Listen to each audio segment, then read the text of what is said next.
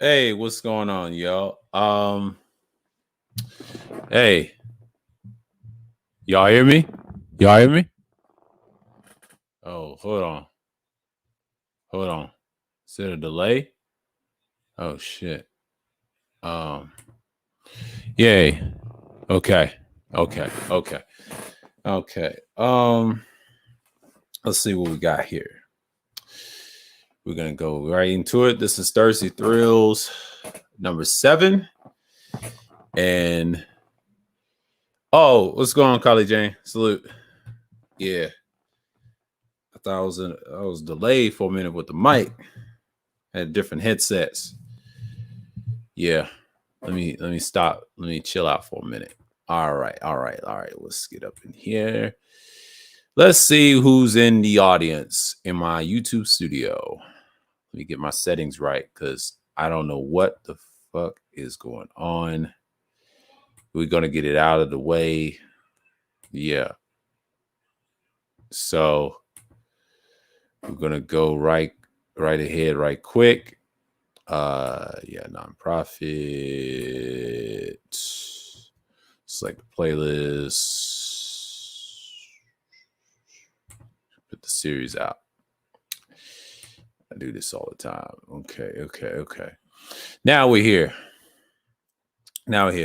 Yeah, earlier today. Oh, what's going on, Malik? Salute. Early on today. What's going on, Nadia? Early on today, I was talking about the effects, what's going on in the world today, and I think I posted on my what you call it, I'll say Discord. I'm gonna read them off to you, and this is gonna be a little different. So we saw what's gonna happen. Oh, midnight is gonna be okay. Grandmaster Troll and okay, yeah, I'm gonna watch that later. If Kuda gets done, I'm not gonna watch him a lot because some days like, yeah, okay. I'm gonna find something interesting on the news. Hold on. Okay. DoorDash driver reveals how tipping affects delivery time, shows MC. DoorDash decided to spill the soda and explain to her TikTok followers how the tipping on the app impacts an order delivery time. And I'm going to read this article.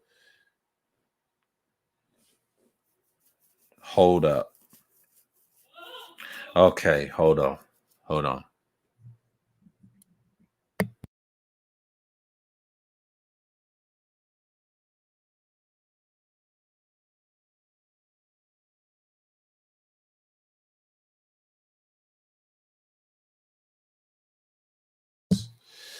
All right.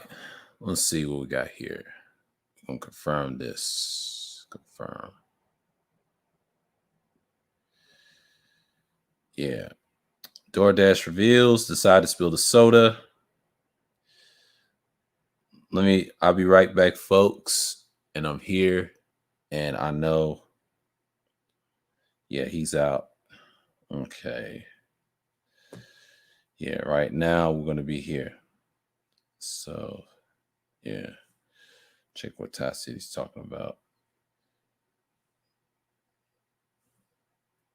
Yeah. I knew that was coming.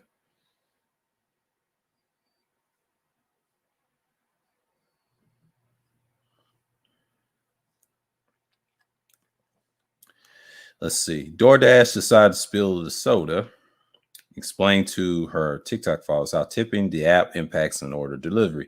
A TikTok creator who goes by the name of Soto Rami, or seasoned in Caucasian, started the video by highlighting that she understands why some people might not tip and that nobody has to make an excuse over it. All she wanted to do is to help people realize that it might be the reason why their food arrives cold. In real life example that showed in her video, but the customers order have been sitting at the McDonald's for an hour until DoorDash raised its base pay, that what the drivers found acceptable even without a tip. Recently, DoorDash driver made a TikTok about one order that sat at the McDonald's for an hour before she picked it up. And so I just picked it up for an order. DoorDash is right. You guys don't like it. Don't like to tip. It's okay. And I'm going to tell you the result of not tipping. It was because the customers choose not to tip to the delivery person. Wow.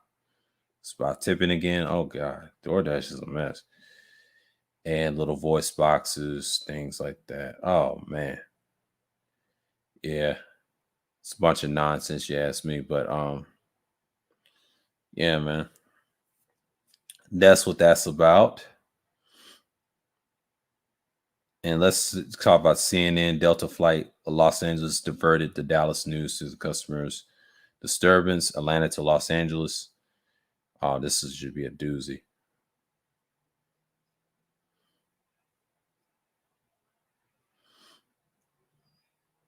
Yeah. Yeah, what's going on? Hail to the gray skull. Ugh. Yeah. Yeah, it's something else, man. Yeah, man, it's some bullshit. I was just reading it off my Discord. And I'm gonna wait on the people to come in. So pull up a chair. Got this from the CNN. Delta flight to Los Angeles diverted to Dallas due to customer disturbance. A customer disturbance aboard Delta Airlines flight from Atlanta to Los Angeles result into the fighting being diverted to Dallas on Monday, according to Delta. The incident occurred on Delta Flight 365 that took off from Hartsfield Jackson Atlanta International Airport. I already know what that is. That's like south of Atlanta. That's south from that's in South Fulton, by the way. That's like all the way down there in that little airport. Yeah. I already know where it's at. I forget what street it's on and like that. That's a popular international airport. A lot of foreigners go, ethnics come through there in that way, things like that. So you're gonna have those things and those problems. So and related why flying is so bad to get worse. Situations like these are rare and regrettable for the vast majority of customers. Delta has zero tolerance for unruly behavior at our airports and abroad. Our aircraft, Delta said, we applaud our flight crews' quick decisions to avert and address the situation as expeditiously as possible so the remainder of our customers can resume their travels. In its statement, Delta did not address the natural of disturbance. As an assault on a flight attendant, one of the worst in airlines history, American Airlines says Bill Moseley, an actor who was on board the flight, said on Twitter the issue was due to an unruly passenger. The unfriendly skies. The disturbance comes amid an apparent rise in unruly passengers abroad fights since the pandemic began. The mask mandates were implemented, but the federal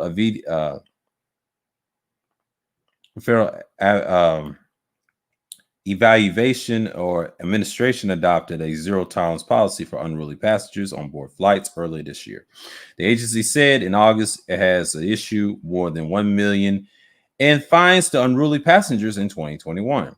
A survey by the Association of the Flight Attendants released in July found that of 5,000 flight attendees surveyed, 85% said they've dealt with unruly passengers in 2021. So, it's apparently a fight. This is common. I don't know if y'all travel a lot, but you know what I'm saying? Like, this is one of those things that you get used to. And that's commonly in these flights. So that's the thing. When you deal with unruly customers and things like that, that's usually where it is. So when you have these things and have these problems, you basically have what you have. So, and that's basically what you wanted. And normally that's what you're going to deal with in so many words, but it's been tough. People have been sitting in for so long. I think probably is how people just get abounded to it. So I'm not really worried about it, but that's one of the things that you get used to. But this is one of those things I just felt like, people are gonna be unruly sometimes. They're just gonna come in and just act crazy. But I'm just reading stuff off the Discord and things like that. The flight. Zillow's home flipping business made no sense. Barbara Corcoran, its online real estate listings probably shouldn't have never ventured into home flipping, also known as I buying, according to Barbara Corcoran, real estate veteran and Shark Tank host. Oh shit. Yeah, this is one of those things, but several district Atlanta, they gonna have a parade tomorrow since the 95 World Series. And yeah.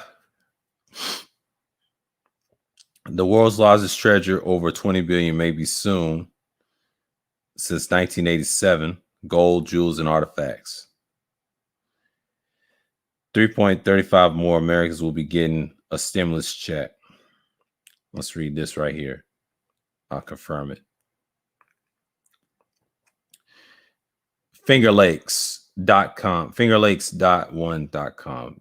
3.35 million more Americans will be getting $1,000 stimulus checks by the end of December. California taxpayers may be eligible for another check worth $1,100 by the end of the year. The Golden State Stimulus 2 checks will be going out, and the California Franchise Tax Board estimates around 9 million checks in all will be sent. Millions have already been deposited into bank accounts, but the next group will be sent by mail in the form of check. Many have already been sent this week. Some of the payments are still being processed, especially if taxes were filed after September 1st. A total of $12 billion is expected to be sent out, but these checks are an effort to give more relief for the California residents that have suffered from the pandemic. When will I get my Golden State stimulus check? Stimulus 2 check. The checks are being sent on the zip code used to file your 2020 tax returns. In the next 2 weeks, checks will be going into people who filed up with the zip codes ending in 221, the 375 or 375. It may take up to 46 to 60 days to process a tax return. So if you file taxes to the October 15th deadline, expect it to take longer. If you're expected direct deposit, then your tax return may be processed still.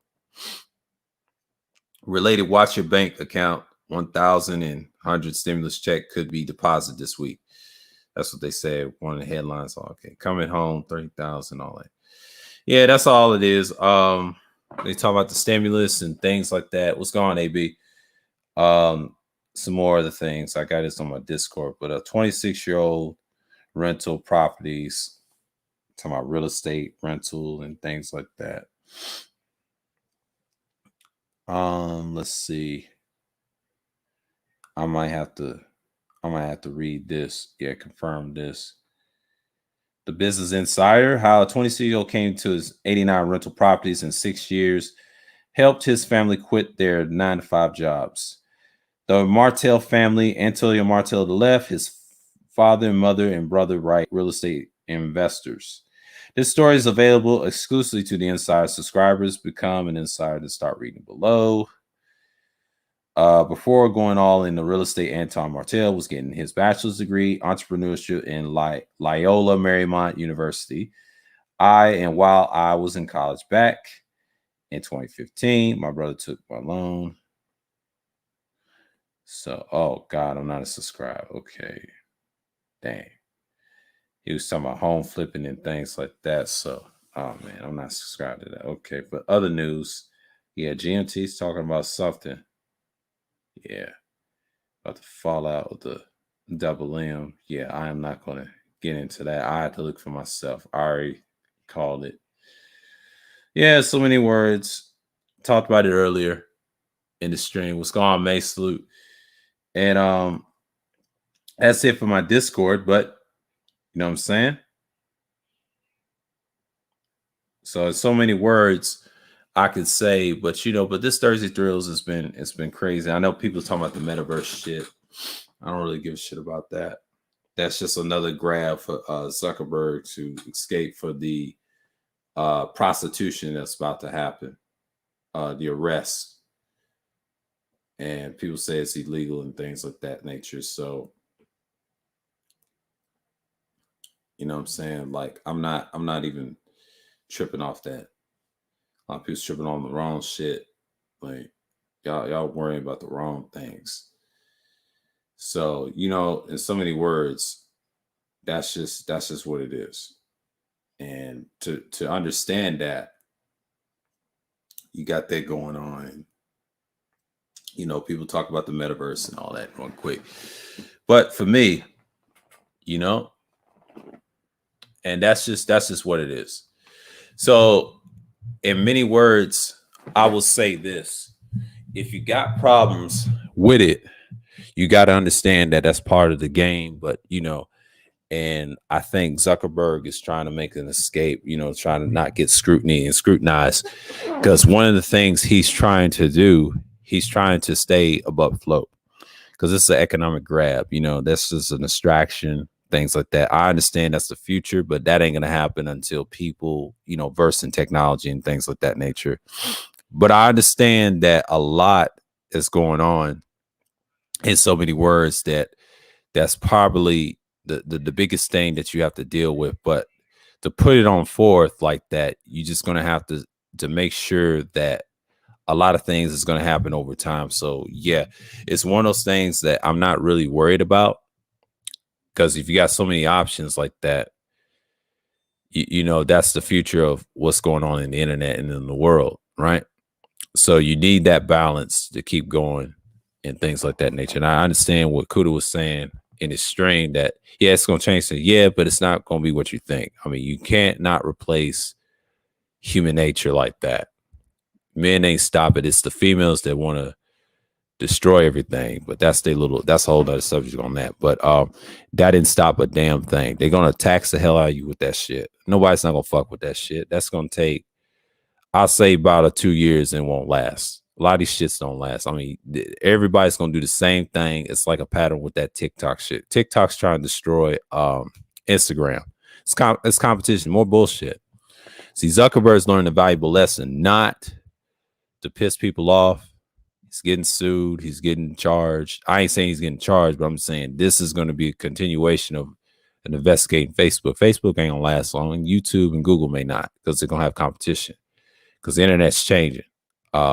I think Google's got enough money to survive. They're trying to survive this COPA shit and try to counter back.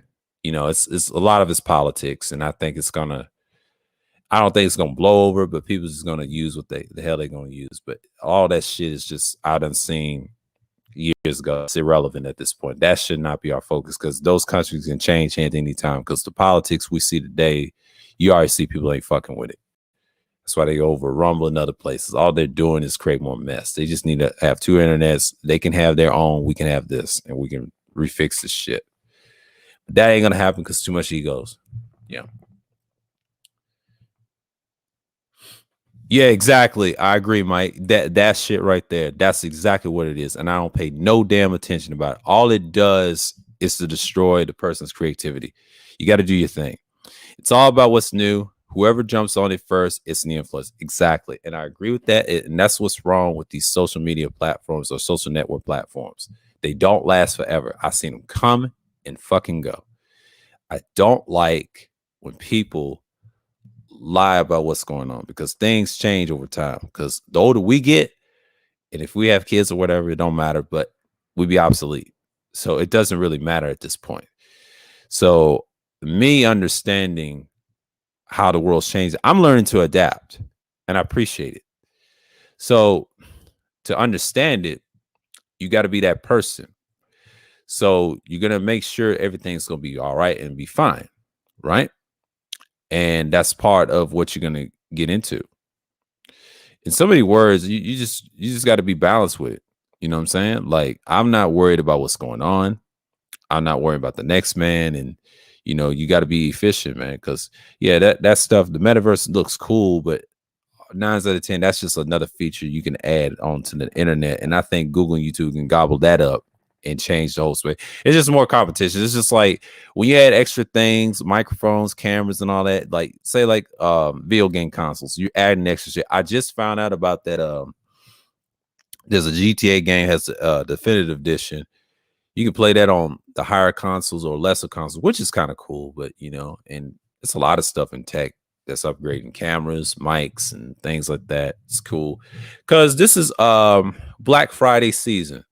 I know it's Thanksgiving season, but it's also Black Friday season as well. If you want to buy something Black Friday season, oh, do some damage. You're gonna be fine. Okay. And that's the next thing you're gonna do. You're just gonna build your confidence up, and then there you are. So yeah, it's all about adapting. Exactly. And so many words, so many dudes just worrying about the wrong shit.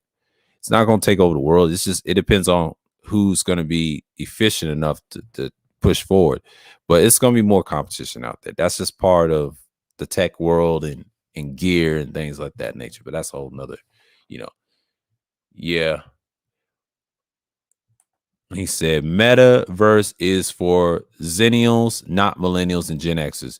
They have to go down to the teens to grab their attention. Exactly. I agree. Let's read that again. Metaverse is for Zillennials, not millennials and Gen Xers. That's us.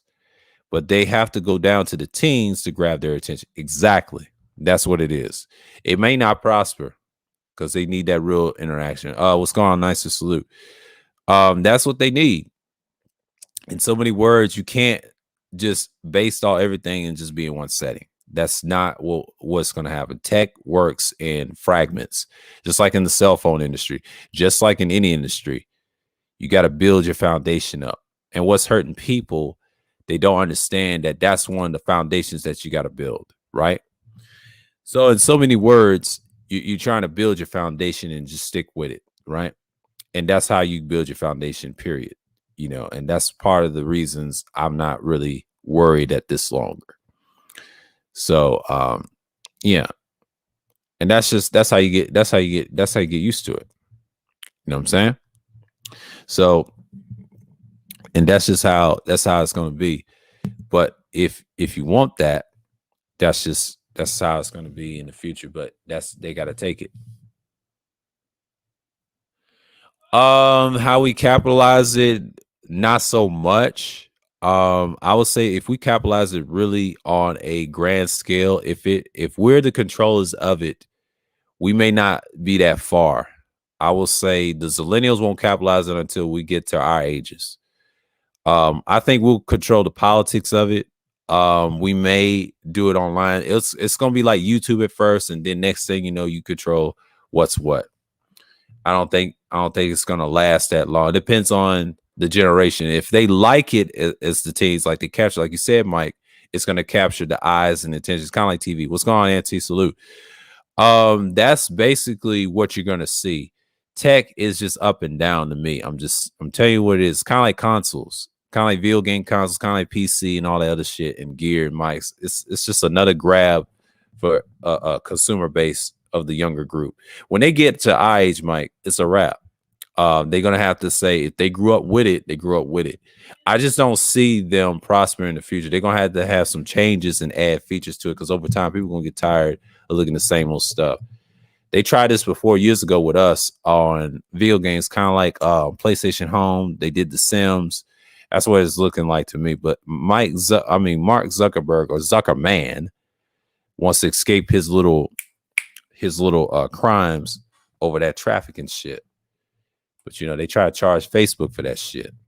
You got that whistleblower trying to snitch and try to say they did it, they did it, they did it, they did it, they did it, they did it, they did it. And next thing you know, if he does this shit, he's a billionaire and he's gonna throw everybody else under the bus. You already know it's gonna be something behind that. They're trying to get money off of that. I don't think we're gonna make money off of it unless we're part of their little fucking system. But here's the problem: you got hackers. They got to deal with that shit. They're gonna have to have two internets because one internet's not enough. They can give us this janky shit and they create their own, and then we got to pay taxes for theirs. You know what I'm saying? That's the fucked up thing about it, and I think it's done.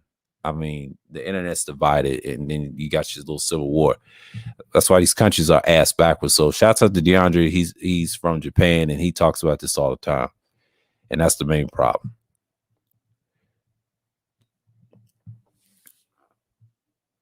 Oh, it's on. Yeah, I agree. Whoever came up with the Kim Mock B's like in Black Panther. It's on exactly, and I think they're gonna still do that. And Metaverse is just another way, a step further in technology. Nobody's impressed by it. They got to see how it's gonna do in the next 5 to 10 years. Next 5-10 years is gonna be devastating for most people, because if we get a hold of it and have the market, we're that society. So we're basically that society long term, and that's what you're gonna have. You know, where I just read some of these articles at the whatchamacallit, at the Discord, I think it's pretty good. And it's one of those things you'd be like, okay, we're fighting on planes, we're acting, flipping houses and acting stupid as hell, and we're not being productive out here. You know, Americans don't give a fuck. They worry about daylight savings times. That's like this weekend. Speaking of daylight savings time, me and my father had a conversation. He said in Congress, they do not want, what's going on, G Salute? They did not want to pass to keep daylight savings time because Arizona's been doing it for years. They never believed in it. Just like in Arab countries, they don't believe in it. And I think shouts out to DeAndre for that one. That's true. They don't believe in it. And he said it'll fuck up people's times, the time zone, how it's going to be this time. And he was talking about Georgia, for example. How is it going to affect people's daily lives and things like that, you know, because it's man-made concept, but it actually created in fun fact, it was actually created for World War I, a bunch of bullshit, right? To fuck up your health and everything else. That's why a lot of people have heart attacks, diabetes, and shit like that because of the time. It's a fun fact. I researched that like probably 3 to 4 years ago. And the reason I say that it's man-made, a lot of people's dying out here left and right before the pandemic because the time, and it messes up your sleep. It messes up your sleep patterns and things like that. And it fucks up people's lives, and it messes with your mental, especially if you're in combat too. So it alleviates what you're dealing with. So yeah, that's going to be a problem. We talked about that around lunchtime, and I talked about it, and I asked him about the changes. He said, no, you know, he was telling about like daylight savings times because it's already getting dark. I tried to tell him it's been darker since last couple of weeks in October because the weather was changing. It's getting dark, and then November's coming around rather fast. So no daylight savings times done came early on the 7th. It's going to start this weekend, but you're going to get some extra sleep. That and the standard time is really the standard time we should all be on, and it makes sense, and get rid of daylight saving times. I think Congress said get rid of it altogether instead of keeping it and putting stress on your body like that going in the workplace. That's not the future. And I think America made a man-made concept. And that's why a lot of the rest of the world, half of the rest of the world don't follow that shit, except for Western countries like America, and a few other places, and I believe Japan. That's first world nations follow that. I believe that's a first world thing, not a third world thing, because most third worlds don't follow daylight savings times. And that's a fun fact. And yeah, that's the thing you're gonna have to deal with long term. So basically, you're gonna have that around you, right? And that's the whole purpose of having that. And you know, it's just a little manipulation and control. So, you know what I'm saying? And I know people's distracted by Metaverse this, Metaverse that, and you know, all this other shit. I don't give a shit about that. I just care about what the future, what we're going to do with it and use it in the right direction. A lot of people just care about the wrong shit, as always. But, you know, people got to have something to talk about this week. You know, it was a little drama earlier last week and this week. So I'm not really pissed about anything. You know what I'm saying? I say what I said in the early live stream I did outside. It was cold. It's gonna be cold tonight, cold as ditches outside, but you know what I'm saying. But fall is here, cold fall. It's part of it. It's part of life. Deal with it. You know what I'm saying? Like, you know, you got to do what you got to do. Okay. So we can't be bitching and complaining about life. You know, just got to move forward and just keep it pushing, keep it moving. Right. So, in so many words, keep it going. Am I correct? You know, just stick with it and you'll be all right. So, yeah.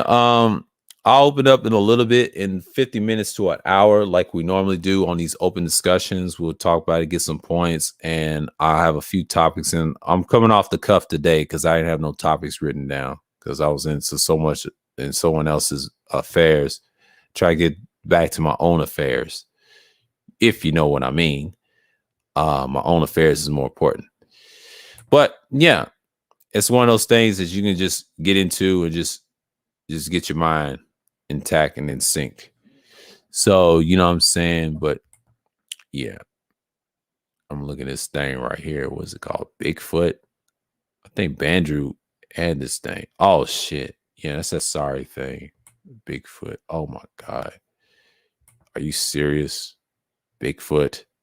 Oh my God.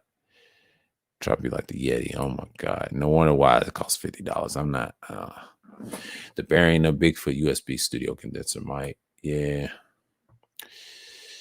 Oh boy, people are so desperate these days. Yeah. That is Sweetwater. Let's see what we got here. They got a silver version of this. And it's all the same. They got a silver version of this. Okay. The black one's popular. My man said he got a G-Track. Yeah, G-Track's nice for the music. And it's still rated 4.6. Not a bad one. But yeah, that's been on. We've been on fire with this one. So in so many words, you know, I've been busy doing a couple of live streams there and there, doing after streams for certain people, certain individuals, and just, you know, just keep doing my thing and just producing decent content, and I'll be all right. This winter, I will make my bones. I don't know what topics I'm going to talk about. I may talk a little bit about Zodiacs on Wednesdays, and we can have a discussion, and I'm just going to drop some jewels, and that's it. I'm just going to have probably some books on it.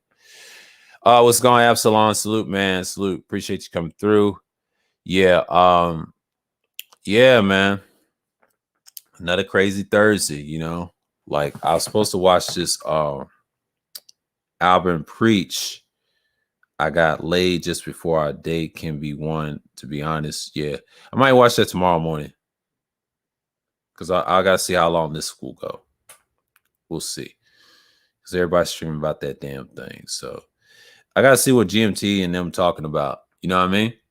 I'm gonna see what the fuck they talking about. Because I'm gonna be in that little stream that he's got and see who's on the panel. Because I post that in my Discord as well. But yeah. I know Friday is where Art of New Style get his thing going with the painting, and Tuesday, you know, I'll be there. Because I ain't streaming Friday. You know what I'm saying? I'm just let y'all know I'm not streaming Friday. I won't be a panelist Friday. I don't know what y'all gonna do Friday. I'll be on, right? So in so many words, tonight, I'm just basically just giving you the outlook, what's going on, right? So in so many words, you just got to build your stratosphere to at this point, but you gotta stick with it. And I think part of it, when you talk about next month's gonna be interesting. I'm not worried.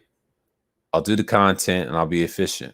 So as I'm saying is we're gonna knock some things out in December. So we're gonna see what type of streams I'm gonna talk about. Self live streams this month. You'll see more.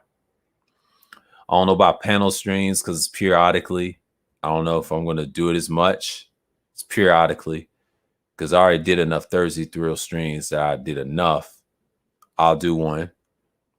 It's going to be periodically. And once I get that complete, I'll probably do Tuesday streams and probably Monday streams just to get the day started. And then after that, you know, the Wednesday streams. Friday streams is not usually my streams. You know what I'm saying? Because usually not my streams because I like Friday Special Madness. If I get a cutoff on those, I'll be done with Friday streams. I don't do Saturday streams. I'm gonna tell you a secret. I do not do Saturday streams. And I'll tell you why I don't do them, because everybody's streaming at the same time. Might have to do them like in the morning and just break it in and just cut it on down. You know what I'm saying? And that's what you got to do. So in so many words, yeah, I've been on longer streams, longer than 11 hours, and just cut it. You know what I'm saying? Get the viewership. That's all it is at the end of the day. So once you have that prowess. You know what I'm saying? And then you build your foundation. But it's not easy doing content, but it takes time. But these streams, they have their purpose. So, I start out small at once upon a time, and the room got full. It got that when the conversation got great. But you know how it is. And I've been on the same numbers before, and this is nothing new because I'm not the most likable guy on the sphere like that. But for me, I'm going up. And Lop said, what did my boy said? I'm going on tour. Well, I've been on tour. I just got to crack some heads. It's a combination of a lot of things. People mess with you. You got to be on certain panels, things like that, and certain audience and certain spaces that you got to go to. And I eventually will this week and next week and see who's who and who's hot. I'll go over because last week I was experimenting. I don't know what the fuck is going on when they got a bunch of bullshit over there. So it's all good. I'm looking for spaces that are more cohesive with me. So, I'm not one-man shows is, to be honest with you, that's very easily. Let me tell you something about one-man shows. One-man shows is best when you self-live stream, when you don't have the stream apps or panel streams. Those are the ones are better than that way. Because when you do these as one-man shows, it's a joke. Because people like to see the interaction of the chat and discussions. And I'll tell you why.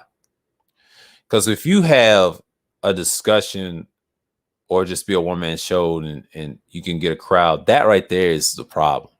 That's already been done by Tommy. And a lot of people like it and then they don't like it. You got to have some nice things about you. You got to have a great, extremely presentation. I studied this shit for a long time. It's kind of like pre-records. You got to have something fancy. If you're not that dude, you're not going to make it. It's not about what group you're in. It's about how you present yourself. You got these one-man shows trying to be like these dudes. Them dudes ain't shit. They're just hustling. Me, I don't do that shit. That's easy to do. And I cut it off for 50 minutes or an hour or 2 hours for it. That's easy. If I have extra shit in the background. But that's not me, because I do these is to interact with my audience, people that's new coming through. We talk about different things. We break down things and I just put it out there. It's not like a show. It's the discussion. It can be about anything. Get your mind pierced. You know what I'm saying? Pierced with knowledge. That's why I like doing these. Because if I did it by myself and showing you shit and information links, I don't get that many views. And I understand why, because people don't like the shit. It's only for a handful over time. But if it means something, yeah, I'll get a full room and things like that. But it doesn't really matter how much rooms you get. It's what your presentation sounds like. How do you sound like? How you care about what you think? Some of them streams I'm gonna have to bring back. Being an independent thinker helps. I will probably bring that stream probably like on a Monday or Tuesday stream. And just utterly break it down. And don't let no one dictate that. You get what I'm saying? I will do streams like that all day. With ease. And just stick with it. You know what I'm saying? And I can have that discussion with you and start dismantling and stuff. But you know what I'm saying? Like, good evening, enhanced utility. But things like that, I'm just trying to stay focused and do things like that nature. So in so many words, I can just say on the top of my head, I'm there. You know what I'm saying? I'm going to, y'all give me 1 second. I've been busy, moving around, and I'm just going to dump this off in here. It's open discussion. So, yeah, I'm here now. So, what's going on, RPA? Peace. But, last night I heard how I sounded sounded pretty good. I did great on that stream. That's the last of the Dark History series. You can check all that on my playlist. I might be talking something different on every Wednesday. I won't get back into the philosophies. They could be non-political and political philosophies. I'm gonna go back to the philosophies that what create them. I'm gonna do a series that are political. I'm gonna do liberalism first, part 1, part 2, like each Wednesday, and I'm done with it. And then I'm gonna deal with libertarianism, and then break all the philosophies down. And then there's another one I can go into that because I have a philosophies website linked all philosophies, and then I'll real research and add more links to it. Is it credible to back up what we're saying? In so many words, I'm gonna switch them back and forth as a topic, right? Like I did with the conservatism streams. Once you do those streams, people get a feel what you're talking about, and then that's it. Get what I'm saying? And have some more folders into it. So, in so many words, political ideology is the problem, and they mix the two with two parties, and two parties are very similar, but the only difference is they both have liberals, they both have conservatives, but the biggest conservatives are Democrats, not Republicans. Republicans is mainly, I would say 80 to 90% of them are moderate and liberals that run the money system, not just the other side of the party. No, that party is very conservative, and they do not like far left people. You see it in Joe Biden. You see it with the Barry Goldwater acolytes and Lyndon Johnsons. The Democrat Party is more racist than them too. But the Republican Party don't care nothing about you either, because they allow that shit to go over on the other side, and they flip-flop to each party. So we already did that in the conservatism streams. We did that a lot with SKC, the first round with Mike V. You saw that in part 1. Part 2 went off the rails in midway to the 3-hour mark. But in the beginning, it was great. It was a great discussion, great build, and we talked. Afterwards, it was good. We ended that. And the next one, I promised him I was going to do liberalism. I ain't going to dread carefully. I'm just going to get some information, ask some questions. Is it valuable? Is the system meant to be liberal? Is it meant to be a process thing that we need? You know what I mean? So that's part of the thing that I'm talking about. And then the next one I'm going to talk about is libertarianism. Is that common? Because we saw last election last year. We're going to find out who was the founding father of that philosophy. We'll get our philosophy research out. We're going to put all the links and all the stops. Is it necessary for us, or just being moderate or modernism or things like that? We'll get into a lot of stuff. I'm going to get into my philosophy bag probably this winter, and probably every Wednesday. I won't stick to that because that's the content I like doing. The history streams is good. They're still part of my history streams. But the dark history streams, I'm done, because that's only a discussion. If you want me to do that, I can do that every other Wednesday.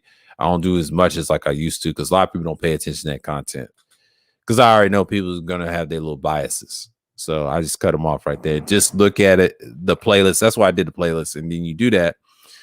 You just have to stick with the time level, my pre-records, what I used to do back in the day, and stick with it.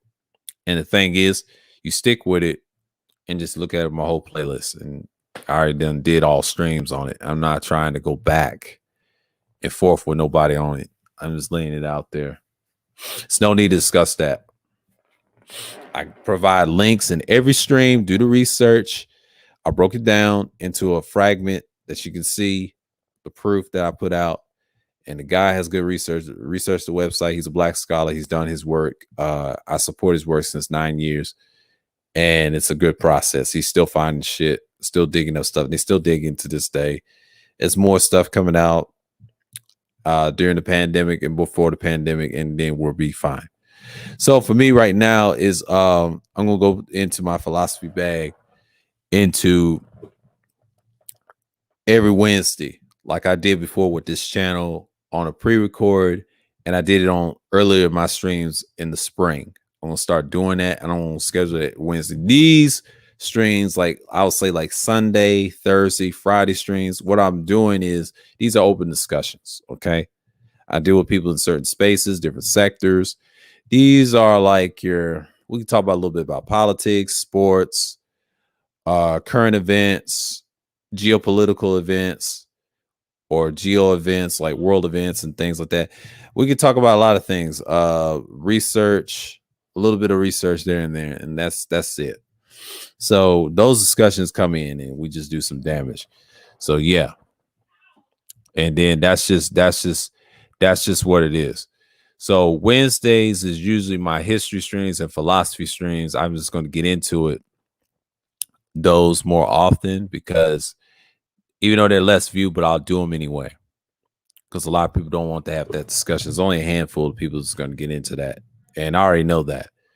But if they want to talk about it and explain what I see in these spaces, what people talking about, and then they just overuse the philosophy terms, it becomes stagnating and things like that nature. So basically you want to have that foundation on your channel. Another person says she won't go back to politics and things like that. That's cool, but you can't mix that with drama.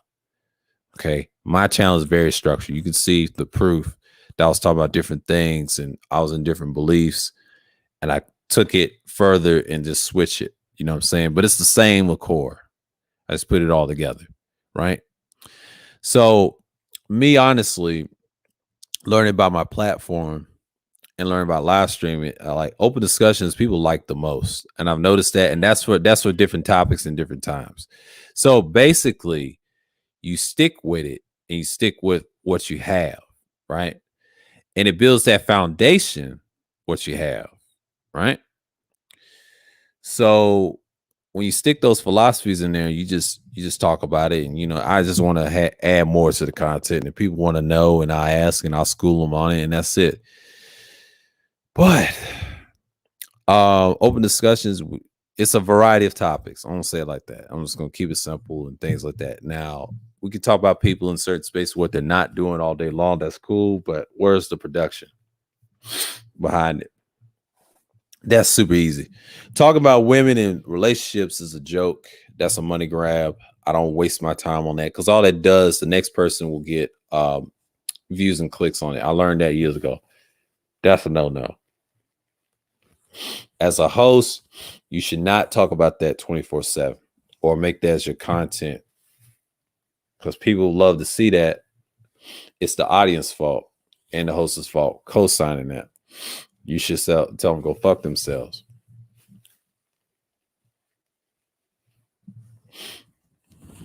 And that's just the whole point. Don't let them dictate your content. And that's another thing. And they do that for attention.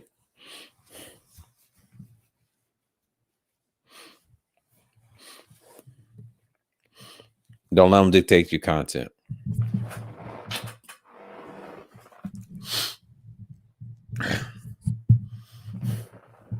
Stuff.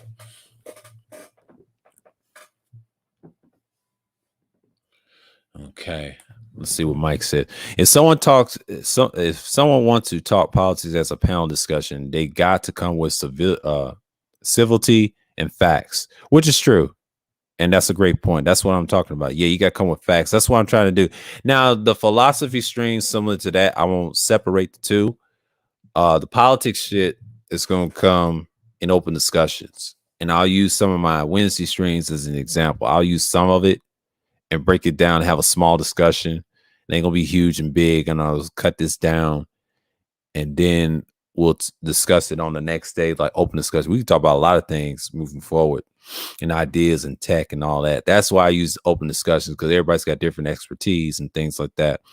So basically you want that foundation. And a lot of people got to come with civility, like he said, and facts. Because a lot of people be lying on here and not producing shit. I don't agree with what everybody says on that. No. Can't use two parties like that. There's other parties besides Democrat and Republican. You use minority parties to fix things and like that. Black people's fine where they are. They got to make decisions what's going on.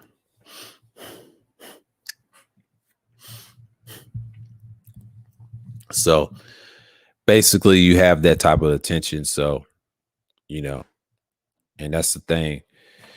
But yeah, I do them and I stick with them, and that's the whole point.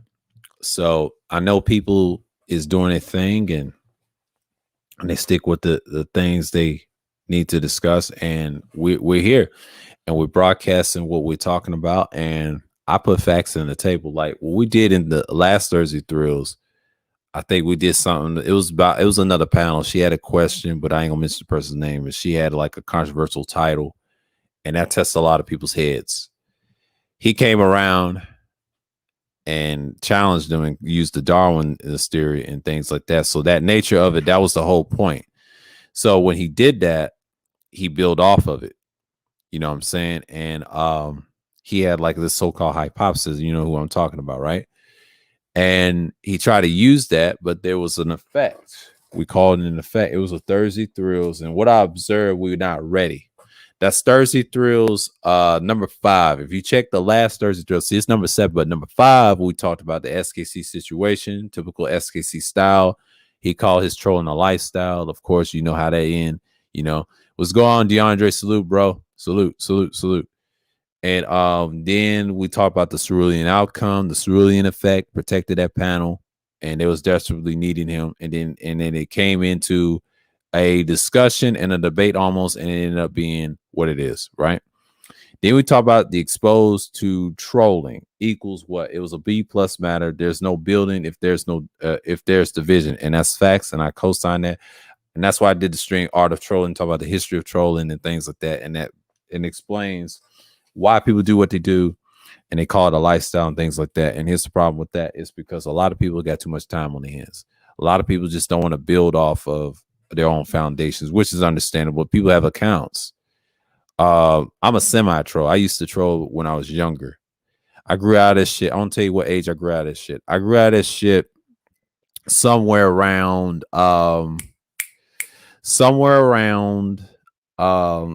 when I got my very first job. I'll say about 27. Yeah, 27. I was off that tip. Because when I was done with YouTube, I was off that tip.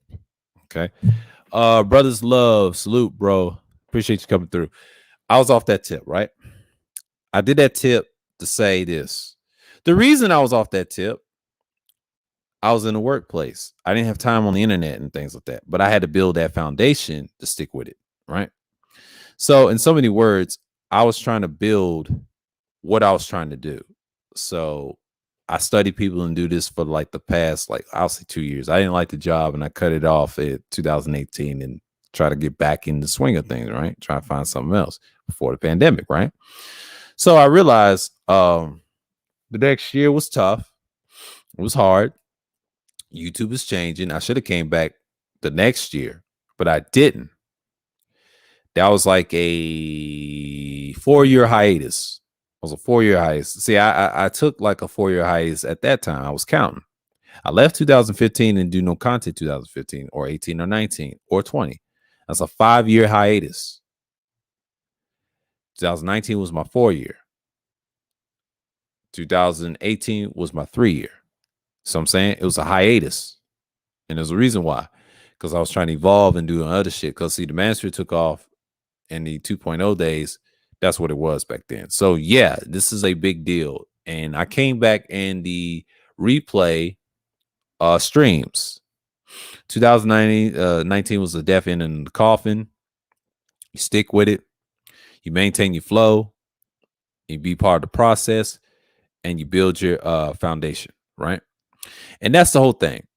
So, in so many words, I will say like the next year during the pandemic season, I learned a lot about in live streams. And my first person that I've always subscribed to, I think was BGS, and he had those good points. I was watching his replays. I watched everybody's replays. He had some good live streams. I started out in the chat. You know the history.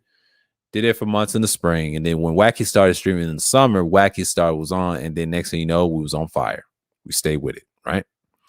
So we stayed with it and stick with it to like almost to stay with it, right? So we stayed with it so long, and it's just like in the summer. And then of course I subscribed to Agent F. Thought he was something, you know. I get caught up with guys that had that right lean thinking sometimes, but come to find out they nothing but culture warriors. But anyways, that's a whole nother story. Him and the other individual will not be named. I don't care for him now. He's on some bullshit right now. He should stop worrying about those two individuals. We know they're fraudulent on the conservative side. He just needs to stay focused and quit trying to be drunk on panels and try to stir up nonsense. Like, it's bad enough on the white side. It's bad enough on the black side. And they don't care if you're right or left.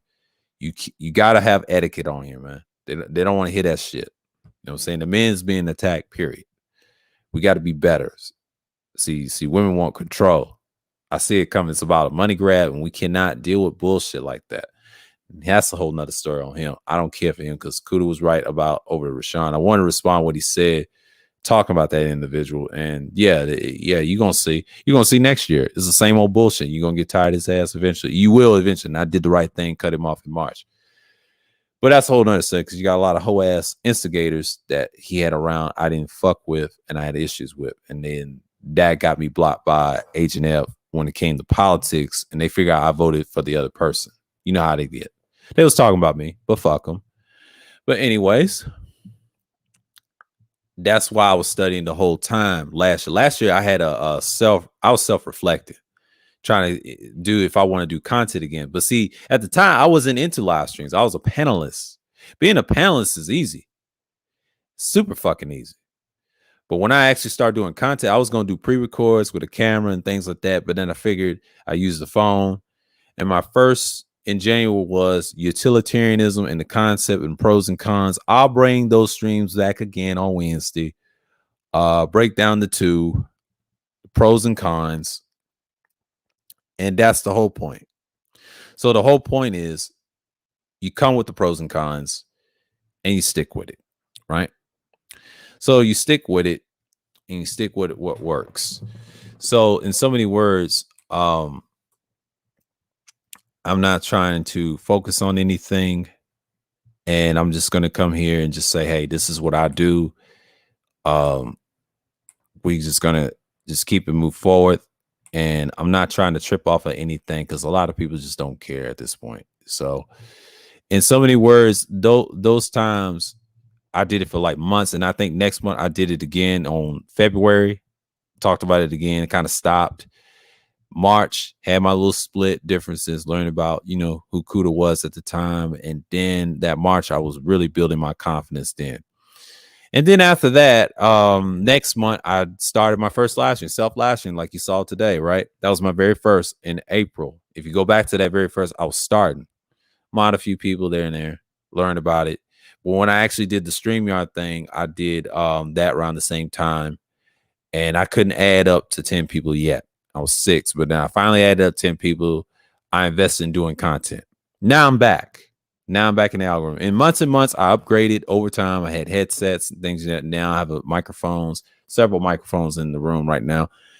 I'm still learning how to produce quality content, just audio based, Only time I cam up, I just do self live streams outside. That's what I'm going to do. That's how I'm going to cam up for y'all. Camming up on here won't matter. I mean, it matters, but then it really don't matter in the day. I can do that too, but I ain't have no production yet because I have to get myself situated next year, whatever. If I want to decide to do that, I can. But to me, I'm not investing in it like that. I'm not trying to be what you would call it in the podcast. I'm in the broadcasting stage. Podcasting takes a lot. You got to deal with certain individuals, lighting, everything else, and topics. That's what makes you greater. Because a lot of people, most people on this shit outside other social media cannot fucking podcast. I'm sorry. They just can't. And they ain't talking about nothing. They talking about the same old circle jerk shit that I've seen for the past, I'll say damn near 7 years. It's terrible. The best one I've seen was, I think, Joe Budden's, Damon Dash a little bit. Gilly the Kid, I would say the $1 Million Worth of Game is the best one for entertainment. That's it. And the other one is similar to entertainment. It was the Devin Wade Show. Since they're by Talk Heavy Podcast, they out of Jersey and Philly together. You know how that is. It's not that many good podcasting out here. It's only a handful. You know what I'm saying? I'm not trying to diss nobody. I'm just calling it how I see it. most people ain't doing shit. They just talk about a bunch of bullshit and they just want to cry all day. You know what I'm saying? Like you see in these damn spaces. They just be on some bullshit. So you gotta have a structured conversation. And it's better than the drama. Talk about something different. Just balance it out. Balance it out. Be consistent. Because consistency is king, right? And you build off your foundation. So, you know, that's what I try to do on this channel. And that's the whole purpose why I do these panel streams and open discussions. And sometimes I do a lot of different things. And Rashawn does different things too. He does music and everything, martial arts. I liked about him. He came through later on, I will say, on my channel. Because my day ones was She Were Here and Wacky World O, the legendary Wacky World O from the 1.0 era, and a few other people. And then Rashawn came in. He was new. I saw him over at Platinums, cammed up and things like that, because that's the first time I've seen a person cammed up like that. He was new to me at the time. But when I saw DS1, the first time, he was my first heavy hitter. My second heavy hitter was Ty City. He's still subscribed to me to this day, and I fucks with him heavy. He's doing great things. Shouts out to the Logic Sphere, and the shit he's doing right now is great work. I know he's live right now, but great dude. So please subscribe to him. He's another heavy hitter. The next heavy hitter will be I will say Soul and Black, but I'm gonna get to Soul and Black in a minute. DeAndre came through later on because I knew he had a channel and everything. He saw me coming through, and then we had that long live stream to get over Kudos, and that's when that happened. This is when my channel was trying to get into the works. The next thing you know, ever since then, that was it. And then Soul and Black came through, and we had that after stream over at Wacky's, and he was mad at Big Truck. That's another heavy hitter. There you go. Next heavy hitter, of course, y'all know DJ Kuda. He came in on the tail end. Not until the beginning of the string, he had his signature icon, PTR icon you saw on the string. I think it was a 9-hour string. I forget the name of the string. It was one of my open discussions. And after that, he dipped, of course. He normally does. And then another string he came on. It was 8 hours with Star Platinum. He did his thing. So the whole point was he did his thing. And that was a great fucking stream. Classic. 8 hours and 55, great. Another heavy hitter. And another heavy hitter I would say is SKC. The first time, the conservatism, that's part 1. And then part 2 was him. And then Ism came through on the panel for the first time. I seen Ism in the chat a lot before he came on my panel in recent months. And months ago, he was in the chat. Now he finally came on the panel, talked to me. Another heavy hitter blow, right? Bam. That was him. And then you had BMT and others, and then you had Big J. A few heavy hitters on the tail end. So after that, I'm doing good. And I have a playlist of that. And what I mean by heavy hitters, I'm talking about content creators that came through on panels. You know what I'm saying? And that's what I track a few times. So then you get the non-heavy hitters, of course. And, I've been consistent with that. And then Cerulean was another one, another heavy hitter. He came in when Thursday Thrills number 5. And he didn't know I had a channel. I was over there with another individual I was used to subscribe to. And it was great. And then we got SKC. It was a discussion. Ever since then, it's actually been me, DeAndre, and Cerulean at this point. But it was Rashawn. Rashawn is consistent, but he has his own shit. He's doing great. Rashawn's doing great things. Shouts out to him. Please subscribe to him. He's got good content. And that's it. Great content. He talks about a lot of various things like myself, and he does different things in music. Please support the brother, man. Make sure he gets like a couple more subscribers or probably more. But yeah, to me, I like to say this. I will bring back the independent thinking. I don't know if I'm gonna make a series out of it. I'll do it one more time. It's one on my playlist. I'll say embrace it. Yeah, I might have to do another one because independent thinker series. Yes, I'm going to bring another one. This time, I'll bring a third independent, and then I'll bring a number 4. I'll probably do 5 series of those because I did 4 hours on the first one. And the second one was an hour. Nobody really cared that much, but the next one it's going to be interesting. we'll see if I schedule that a certain time. But yeah, I will bring that series no matter what day it is. I won't just flat out and just pop up a stream and just go for it, right? And I don't give a fuck. I'm just gonna do it, right? And just build off of it. You know what I'm saying? Embrace being an independent thinker. After pill streams are like my after streams. It could be on anything. I did enough of them already. It's no need. If I do after streams, they're usually short. The longest one I did was called "What's Really Good After Pill Talk." That's the longest one. It's like 11 hours. And the other one is the other long one is that certain individual. You know, that was 10 hours. And of course, you know, that's how it is. Then the 8-hour response to Monday to Tuesday morning. So yeah. So we're all good. We can do this. And that's it. So yeah. Friday's special madness is only 6 of these. I'll do the 7th one probably the end of the month. And that was 4 hours. So yeah, I usually don't stream that long on these series. So I keep it to the minimum. And Thursday Thrills is usually longer. The longest one I did was 10 hours on Thursday Thrills. That was the longest one I did. That's the longest I ever did. And the first one was 8 hours. That was like, yeah. I think that was 8 hours, or was that the first one? Yeah, that was the first one, wasn't it? Yeah, the first one was like 8 hours. Yeah, that was the first Thursday Thrills. And the second was 3 hours. 4-1. Yeah. Yeah, Thursday Thrills was something else. I gotta see what 8 hours I did, because I think I did that for the first time. Yeah, man, it's a lot of content that I've done. But the links in the chat, I pinned it. If y'all want to discuss anything that I talk about, we can talk about something different. Yeah, I got 10 heavy hitters list. I got a lot, and I put them in the right context. And that one's with Cerulean. That's the 10-hour one.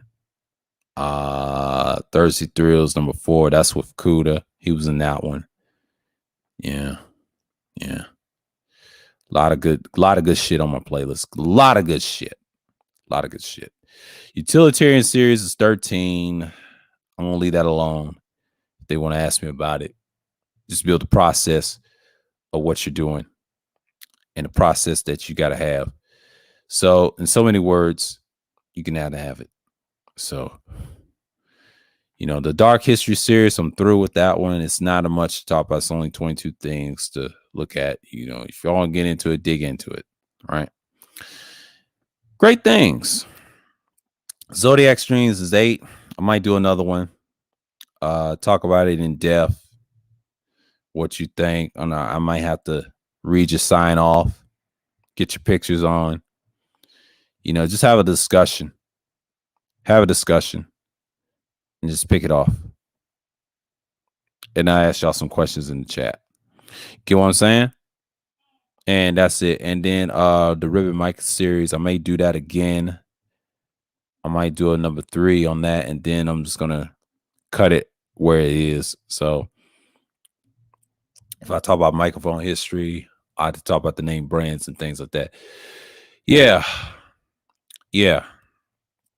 So, you know, I've been chilling lately, so you know what I mean. But yeah, man. A lot of people just doing their thing, man. Oh, Charles, he did 3 hours of that. Great for Charles. Ty City's going through it. Shouts out to the boy. So, in so many words, this is a Thursday night and everybody's chilling.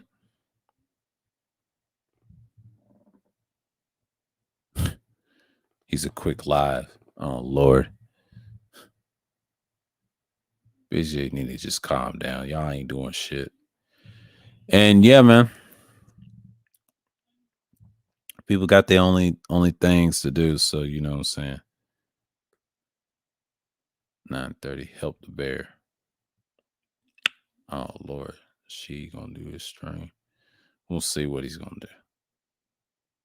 I know people try to say, oh, he ain't getting no room. Golden State has the best defense since the 2000s. Not surprised. Not surprised. Not surprised.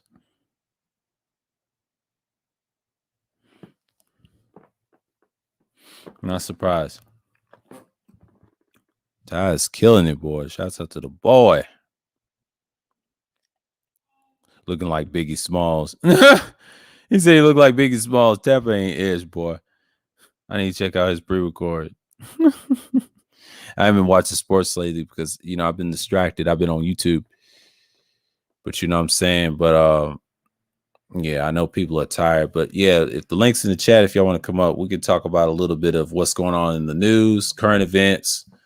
Trying to get away from the little drama we had last week.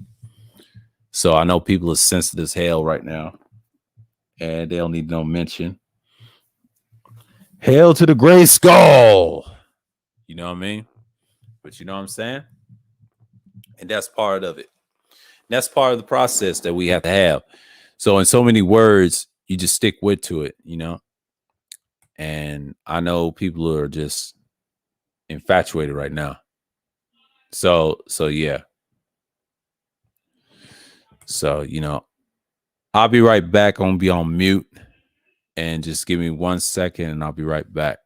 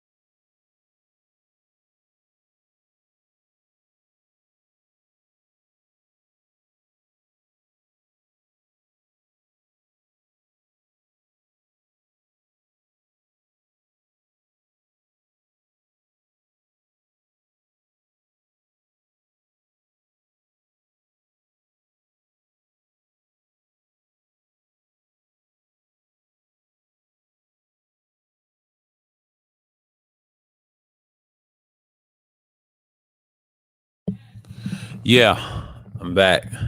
I'm back. I'm back. I'm back. I'm back. Can y'all hear me? Can y'all hear me? Hold on. Shit.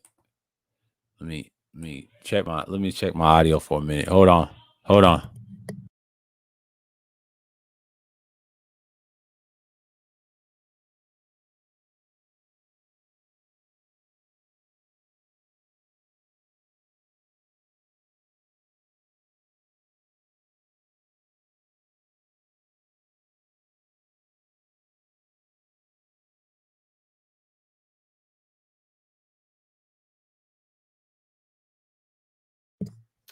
Yeah. Yep. All right. I'm good now. Yeah. Let's see. Yeah. Yeah, it's early. It's like 9:24 Eastern time. God damn. It's probably morning time over at DeAndre's. Hold on. Let me look at something real quick. And get off this mic shit. Gear shit. Hold on. Let's see. International time zones. Yeah. God damn. International world clock time zone. Oh, it's 10:25 in Tokyo. God damn. Yeah, DeAndre's over there. It's Friday morning over there. It's 10:25 a.m. Hell, that's still morning. Shit. And London's what? What time is London? 1:25 a.m. Oh, that's morning. Oh shit, they ain't Friday. New York is what, 9:25? Yes, it's Thursday. It's still 9 something over here. Yeah, I'm in Ackworth, Eastern time. Yep. God damn. Let me. Oh yeah. Yeah, I hear you. I hear you. Yeah, somebody's gonna come on different. I hope Rashawn come through. He's supposed to do one, but you know, it's not easy. But you know, but I'm good. I'm good because somebody's come through. I don't care about no finance right now. I don't give a shit about that. Niggas should have did that years ago. I'm not with that. I'm not on that type of time. I'm sorry. I did that with someone. I'm not thinking about this shit. Fuck this shit. I'm here for the youth. I'm not here for money. I'm sorry. I'm not that type of content creator. I try that shit. Nah. I'm not with that. That's what y'all do. That's your thing. I don't preach that. Because if I preach that, that's bad enough. We got to think internally first before we even go forward with that. Because I see a lot of problems. Once we fix that shit, we'll be all right. That's the future we're on. God damn.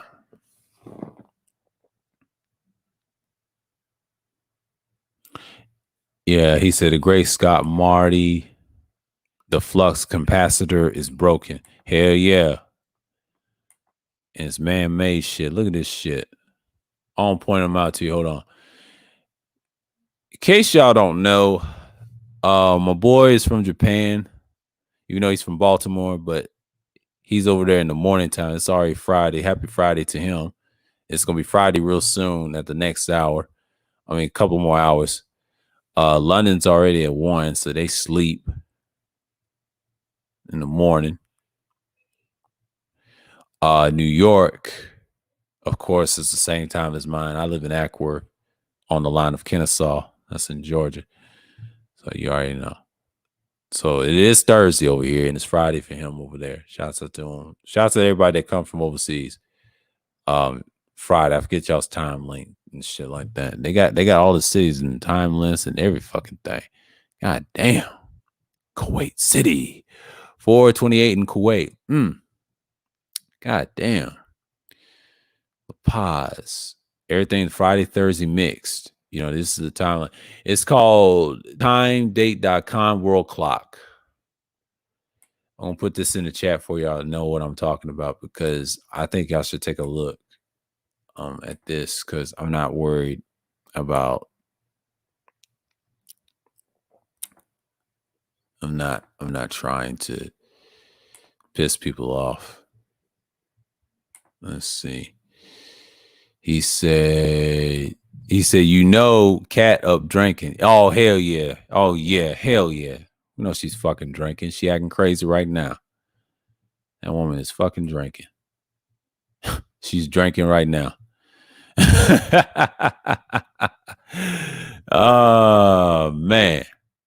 You know she's drinking. She's drinking like heavy like a sailor, man. Come on.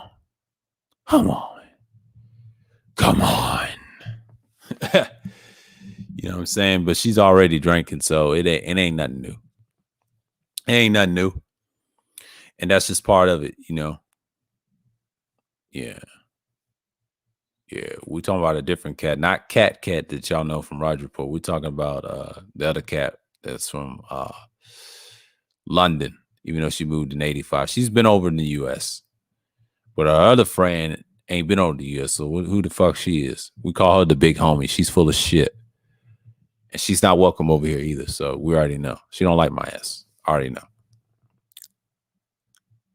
They said, who drinking? Degenerate just asked DeAndre. He just made a joke. You didn't catch that, boy? Come on now. Yeah. There you go. There you go. Libra cat. Hell yeah.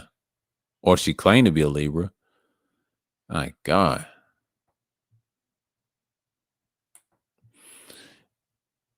Cat thinking about the Grand Marquise of Petty Rashawn. Exactly. She loved Rashawn. She loved me too. She's flirtatious right now. That girl is thinking about me. Be careful, Toya. My man, DeAndre's a Libra too. He'll show you how imbalanced you are. He knows you're the ultimate Leo. You're the ultimate one. The tutorer. You gotta be careful. But a Scorpio. Yeah, that's what I'm saying. She's a Scorpio, but how's she a Libra? I don't understand that shit. Yeah, that's some crazy shit. Yeah, she's probably on the line. She lied about the Libra part. But that's a whole nother story. You know, no shouts out to my Libra core group. I have an aunt that's a Libra too. She was decent, but she ain't perfect either. So they're decent people. They have some goods and bads ones. Yeah. We know. That's why I call you the ultimate one. But yeah. My sign don't matter. You know, I'm a Taurian, so you know I'm typical on the side. So yeah, man. That's just what it is. So in so many words, I'm just gonna go. What X talking about these kids and this shit? Oh man, phone's acting up. I hate when my phone acts up and then it wants to act like a nigga on me. Yeah, I'm just gonna bounce around over here. Yeah, man. He ain't talking about nothing. I'm gonna reset it. Maybe should that work? Cause I'm gonna reset this shit. Cause I'm so sometimes my phone be glitching up like that, but that's part of the game. That's part of the fucking game. Oh boy. Glitching up the game.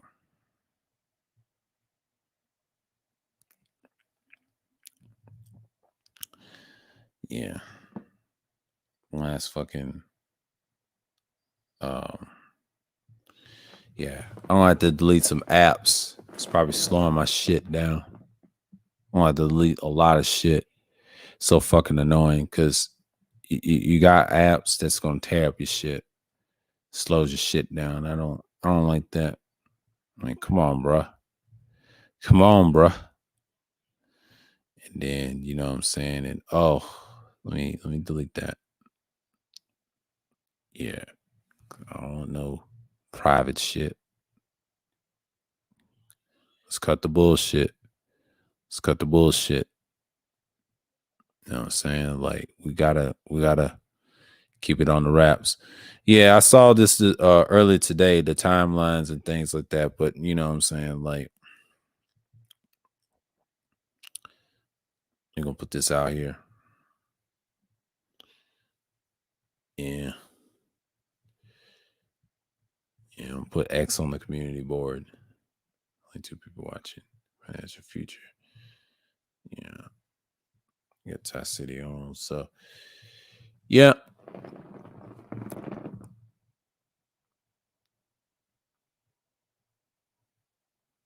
He said new Chrome update was just released, probably trying to load now. Yeah.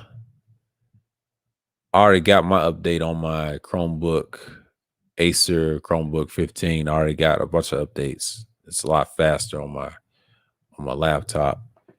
But you know what I'm saying? But they try to do it on phones next. Cardinal Gang.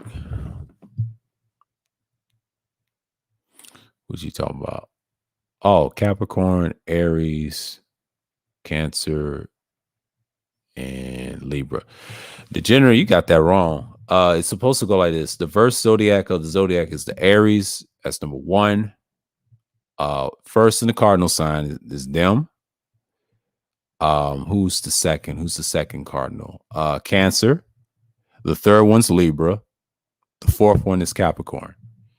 So you got to put the red ram first, and the two crabs, the 6 and the 9, next, then Libra, then Capricorn. That's your cardinal game. It's all in order, based off quality signs. But the actual zodiac tree will go like Aries.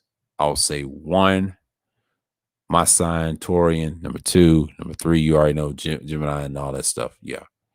That's the whole point. You're right. Yeah, you just putting them together. Some people do that, but it's actually you want to put the Aries, Cancer, Libra, then Capricorn. Capricorn is like the last of the 4 cardinal signs because of the beginning of the winter and the tail end of the winter month, the beginning of the month, the continuation. Cancer is kind of like in the summer. Aries is in the spring. And yeah, she could be born on the cusp. Yeah, I don't believe in it, but sometimes she's more Scorpio than anything. She claimed that she's a Libra. That can happen. You know what I'm saying? Like, yeah, I was looking at these time zones, I was talking about daylight saving times. They was trying to make it stay on certain states, but certain states ain't going in Congress, which is kind of crazy. It's bad for your health. I'm gonna tell you that right now, because I researched that years ago. That was creating World War I. Cardinal signs are known as the initiators. Yeah, they're initiators of change, and 9 out of 10, they are they're part of new beginning. They're about, not only they're initiators, they're the beginners of change. They deal with high quality stuff. That's what it means. A cardinal sign is high quality. They deal with high quality change. And that goes for all those 4 signs I just mentioned in order. Aries, Cancer, Libra, and Capricorn. They're the only 4 signs can do that. Capricorn is pragmatic. Libra is very balanced in situations. As a negotiators, they're negotiators in balance. Your Cancers are your protectors and nurturers and protectors. Aries are trailblazers, and they're also trendsetters and trailblazers. That's all they are.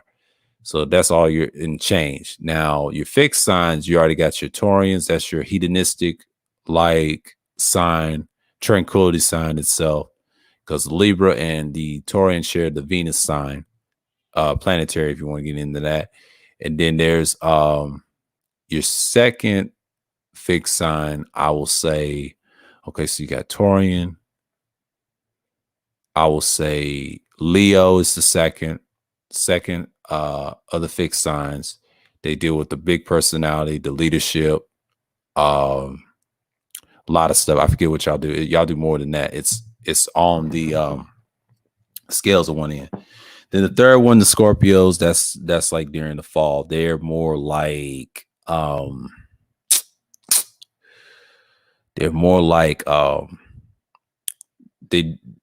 they expose secrets, and I forget what they do. I mean, the Scorpios do a lot more than just being in size depth. I think Topaz said it better, but it's better. They do more than one thing. They're like our magnetic equals, but they're more of, yeah, they understand the depths and people like that. They're numb to it, but they know a lot about everybody's secrets. That's a Scorpio. They're more like the information type people in a way. Then the last but not least, the Aquarius. The Aquarius are, I will say, they're the visionaries. They're the social reformers. Aquarius is our social reformers for various reasons. Like, I give you an example, and your trendsetting visionaries, how they gonna tackle something. Now, Michael Jordan, he's one. There's a couple of Aquarius that are famous too. That's a unique sign. That's an air sign. So they're really the fourth of the fixed signs. That's about it. Yeah, Leos. Jay Sean's a Leo. That's right. You're a Leo too, Jay Sean. I forgot. Yeah, you one too. Art said that. It's a lot of Leos in the space. We already know. My mom's a Leo too. She's an August Leo. Yeah, big personality and all. leadership. But that's your fixed signs. Fixed signs are more like your builders. They sustain it. Those 4 signs you mentioned, there's your Taurians, your Leos, your Scorpios, and your Aquarians are all fixed signs, but they're all builders. So yeah, that's the thing. Then you got your mutable signs. Damn. Okay, Gemini's first. And who else is behind Gemini? I forget the other one. It's Gemini. Because I know Pisces is the 4th one of the last mutable signs. These are quality signs I'm talking about. Okay, so it goes Gemini, Virgo, and what's the other one? Sagittarius, Pisces. There you go. Because the first one, they expect change. That's what that sign means. Mutable is expect change, is how it's going to occur in the future. Geminis are kind of like I think they're more like your community-based people, since they're the ruling twins or the twins, the carrying twins. So they deal with a lot of the social stuff. And I will say the Virgos are great followers. That's all they are. They're good followers in a lot of areas. Virgos is more like, they could be good leaders too, but they're great followers. They're good students. They're kind of like, they deal with what's now and here and now there. They're earth mutable, earth sign, of course. And they expect change all the time. So that's a Virgo for you. Sagittarius, great storytellers. Great storytellers. They're great storytellers. They build off of what's right and what's wrong sometimes, and then they just pick you apart.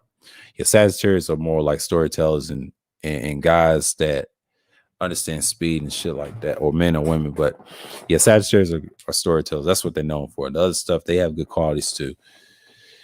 The last but not least, dreamers. Pisces are big dreamers. That's all they are.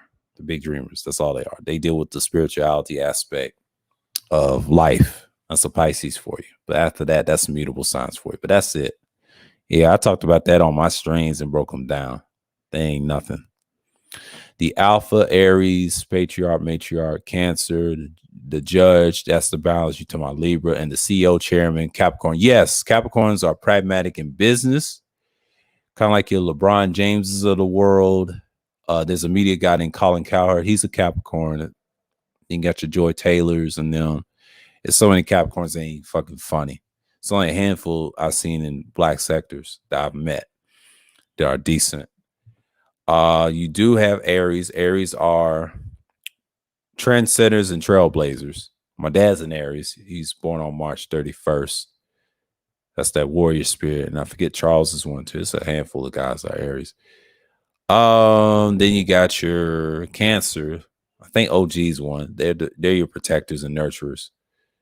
They're more like your guidance counselors. Yeah, the Crab always want to protect.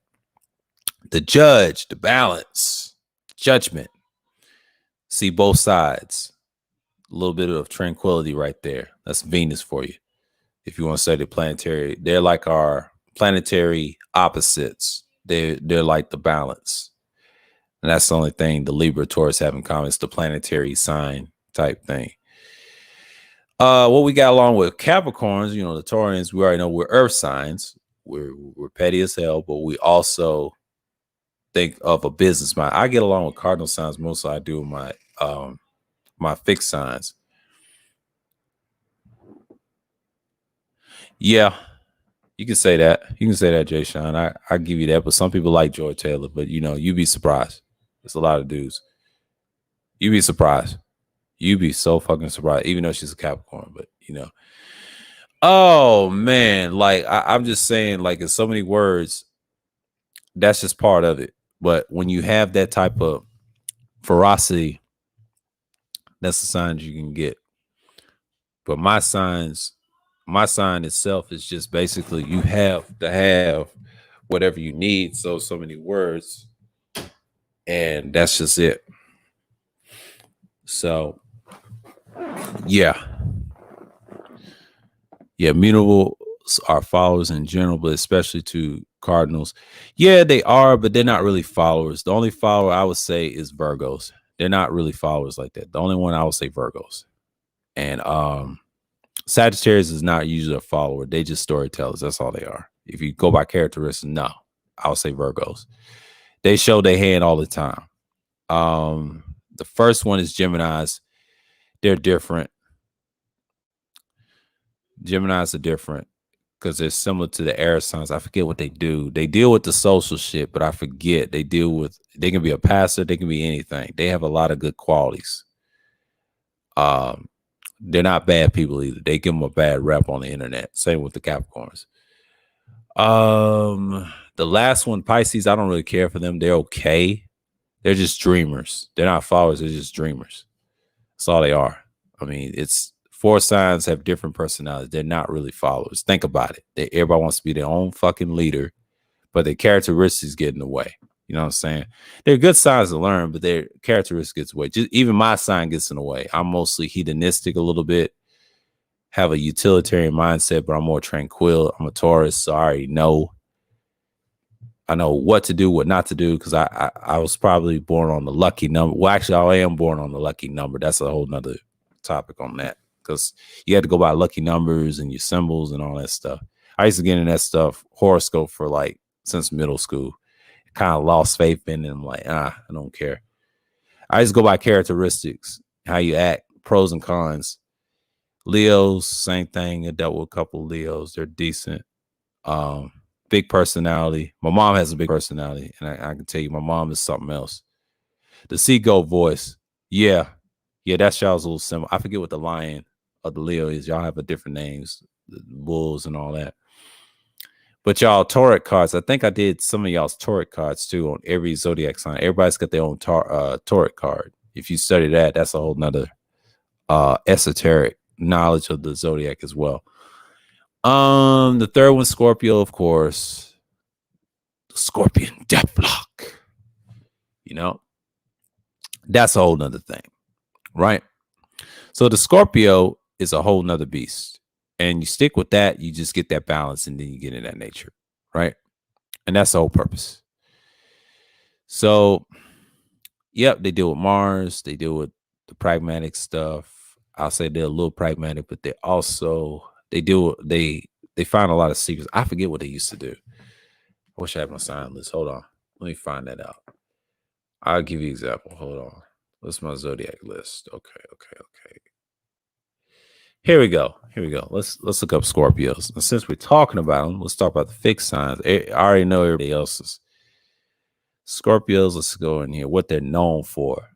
Because we know they deal with the Death Tauric card on this website. I done showed you this. Okay. Shouldn't be taken lightly. They're on a mission. There's no fluff or chatter for Scorpios. Either their folk will zero into essential questions, gleaning the secrets. Yep, that lie within. Yeah, they expose the secrets in people. They expose secrecy. And yes, they're more what are they? Yeah, they deal with a lot of curiosity. They see the world in black and white. They're kind of like that type of sign. They're the type of sign that deals with black and white. And also, they're investigators. Yeah, my fault. They're investigators. Scorpios are investigators. They're like your private investigators. Let's just put it like that. They're like the police in a way. If you're a Scorpio and you're a policeman, you expose the truth. You just crack a nut in the squirrel. You up out of there. That's a Scorpio in the fixed sign sense. And they build shit off of a case too. Then you got your last but not least, the true visionaries. A lot of people try to say Capricorns are visionaries. Capricorns are not visionaries. They're kind of like visionaries, but they're pragmatic with it. Capricorns are very pragmatic. They deal with business all day. That's all they do. The sea goat deals with money, sometimes not money, but they give stuff out and they drop a little gems on you. But when you got the Aquarians right behind them, the 11th house during the winter, midwinter, that's kind of like a fixed sign, air fix. They are visionaries. They are social reformers. They see how social change becomes and they reform people. That's just what they are. It's not a bad thing. They just see different things than we do. They have a different mindset. That's probably one of my favorite fixed signs of all time. I like the Aquarius sign more than my sign. My sign's decent. Don't get me wrong. A lot of people try to say Taurus is number one. Yeah, they can be number one in other areas, but other areas, when it comes to visionary knowledge, I give that to Aquarius. I'm just gonna be honest. The Aquarius is probably better than all the fixed signs. I'm just saying. It's my little bias right there. I'm just gonna be real. I'm gonna be honest. I mean, we have our little cons and everything else. I love Aquarians. They're actually, they guide you to the right direction too. They give you some good points to look at. So that's a whole nother species on that. Not species, but another thesis on that. I can go in depth on those signs. Also, what I mean by mutables being false, they seem to have more within the cardinal signs with the fixed. Yeah, and traits. Yeah, degenerate. Yeah, that's because they deal with change. Both of them deal with change. The difference is mutable signs deal with they deal with expected change. Y'all deal with beginners of change. Now, if you're a cardinal signs, you deal with the beginners of change, the brand new change. That's what y'all deal with. Fixed signs are deal with stability. What's going on, Goats and Salute?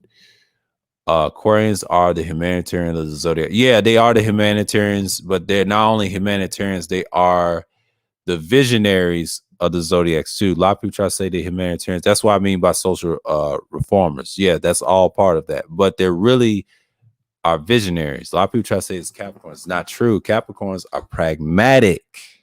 There's a reason why pragmatic is not bad. It's just if you're actually pragmatic in your situation and you have that type of thinking, you're going to think things not just introvertly. You're just going to think things in a different way. You just build shit. It's an earth sign, for Christ's sake. What they do is they break you down to a syllable. That's a Capricorn. That's what a sea goat does. It gives you knowledge. And Aquarius, she's right. They're humanitarians. They're social reformers. It's all in that realm. They're actually visionaries. They're really the visionaries of the zodiac of the fixed sign. Because number one, they see the shit coming if things come left or right. Now, Taurian, on the other hand, deals with the balance, the hedonistic, utilitarian, egalitarian type way. You know, the bull is kind of tranquil a little bit, but it does get vicious. But that animal thinks for himself. You know, he likes to construct. He likes to build shit. Now, your lion, of course, your Leo deals with the courage, the leadership. I'll say big personality and strength, nobility. I'll say the Leos deal with nobility that equals personality and strength. And that's it. You know, not much. I mean, they have a few weaknesses, but outside of that, their other qualities make up for that as their personality shines right through because they deal with the sun. The Scorpios deal with death. They deal with darkness. They also investigators. They break down secrets that no one else can. That's the only sign that sees things from an angle and puts it together. That's why they're all fixed signs for a reason. That's our magnetic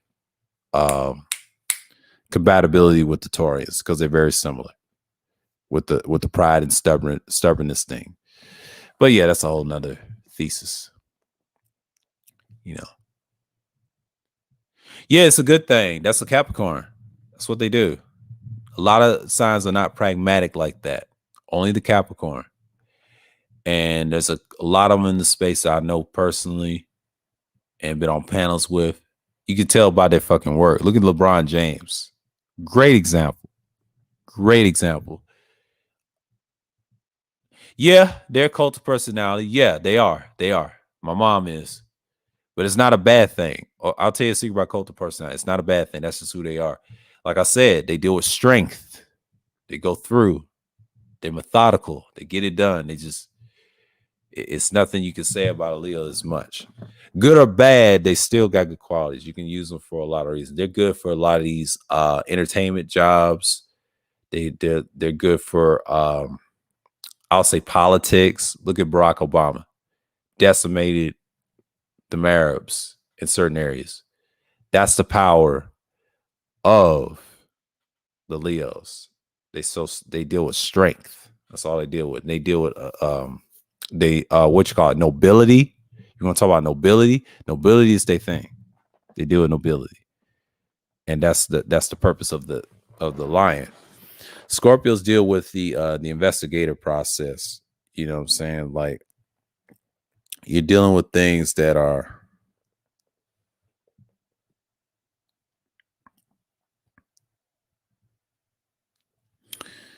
yeah.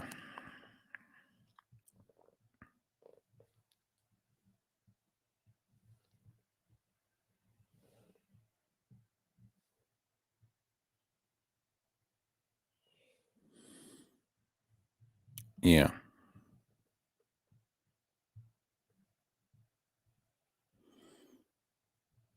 Yeah.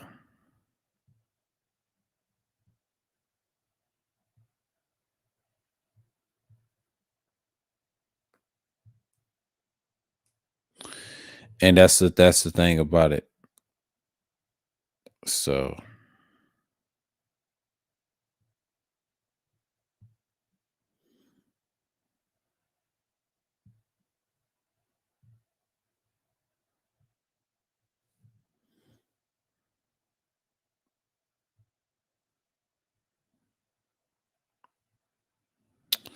and yeah, that's still, and the Scorpios deal with the private investigation, but yeah. The charming twins hair. Oh, you talking about the Geminis. Geminis, they're more damn, they deal with the social shit. I forget what they do. I won't find a key word for them. Geminis deal with a lot of stuff. Um, that's just basic what it boils down to. So I'm not tripping off of anything. So I know people's in the morning time. So that's good wherever you are in the world. You know what I'm saying? I'm good. I'm here for now because I know people ain't coming through. They just give me time, have a conversation, because this may be, we're gonna see what Thursday Thrills is talking about. Okay. Yeah, we talk a little bit of Zodiac because I was talking about random stuff right now.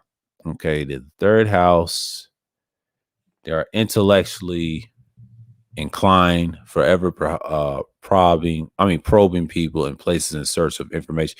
They deal with information, okay. Collects information, sharing the information with those they love. Yes, brilliant. Okay. The Karen twins, they're more the information based type people. They're kind of like your I'll say BGS and Ty City and them guys. Yeah, you deal with that angle, right?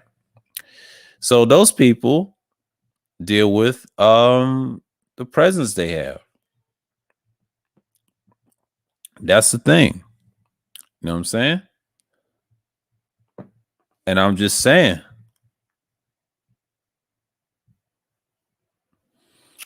And I'm just saying, like, I'm just like, that's what they deal with. But yeah, that Zodiac itself deals with a lot. So yeah, the Karen twins does a lot, but they also deal with information. Yeah, they deal with the social shit and all that stuff. So they're really inclined what's going on. So you know what I'm saying? They deal with a lot.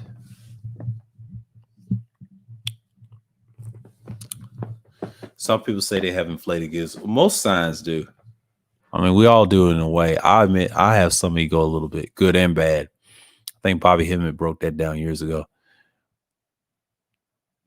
The most underrated zodiac signs, I can tell you right off.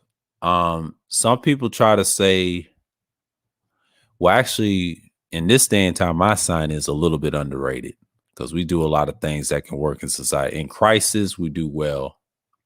Aries do well in crisis as well. I read some about theirs too. They do well. It's a couple of them. Capricorns is the best one. I would say that's the mostly underrated.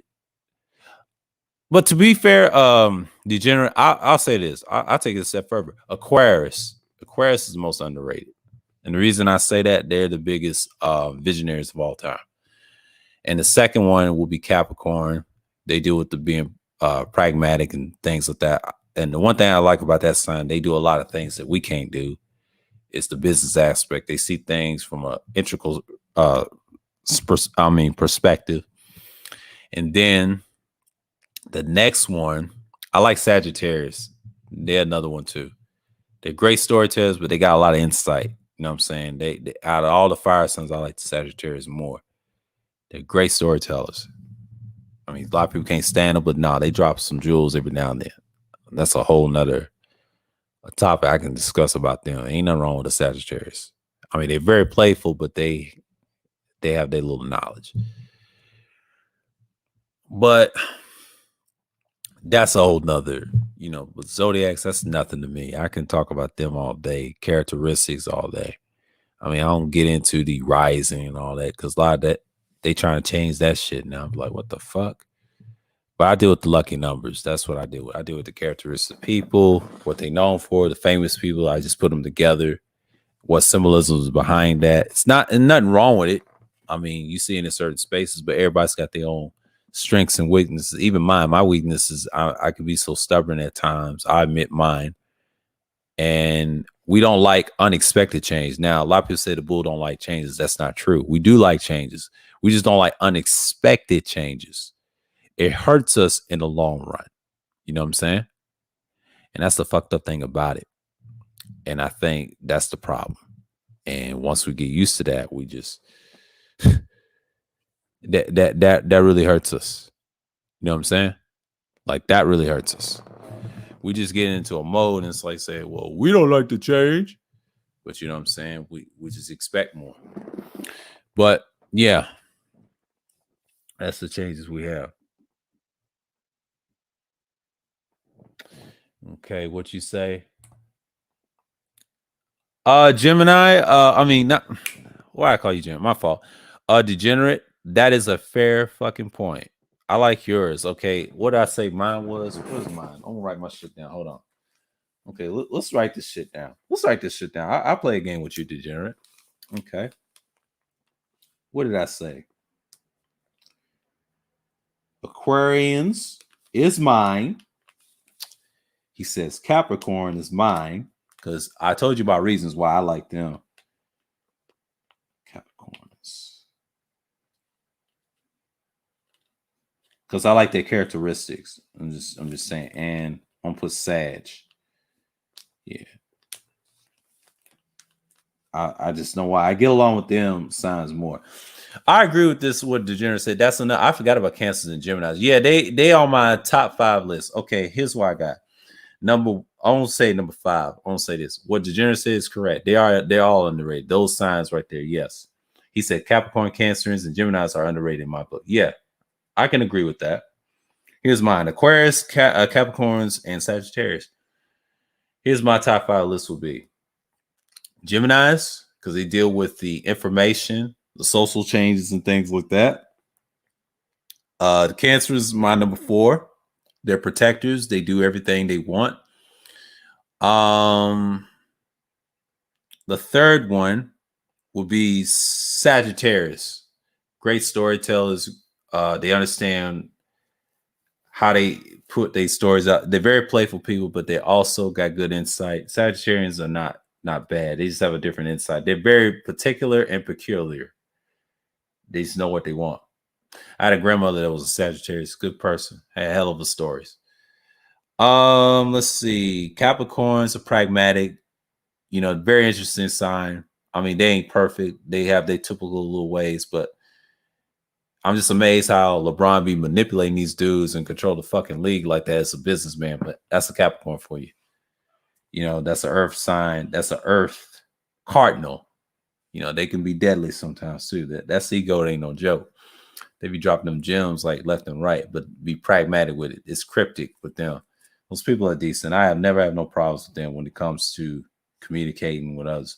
Aquarians, social reformers, all day long. All day long. And they're visionaries, so they know what the hell's up. So, yeah, I can play that game with you, dude. I got my top 5, and I'm just going to add Cancerians. He said, yeah, they're protectors. Cancerians are just, they're protectors. Everybody else is okay. I know my sign's not up there because we do a lot of things, but we're lacking a few things. That's what holds us back. I admit mine. We ain't perfect. My sign's not bad. Don't get me wrong. It's decent. I don't big up it that much. I mean, I do in certain areas in crisis. Yeah. You put that on the list. Everybody else is different. You know, everybody's got different opinions on that, and that's cool. I don't argue about zodiacs like that. I just look at the characters, what y'all do.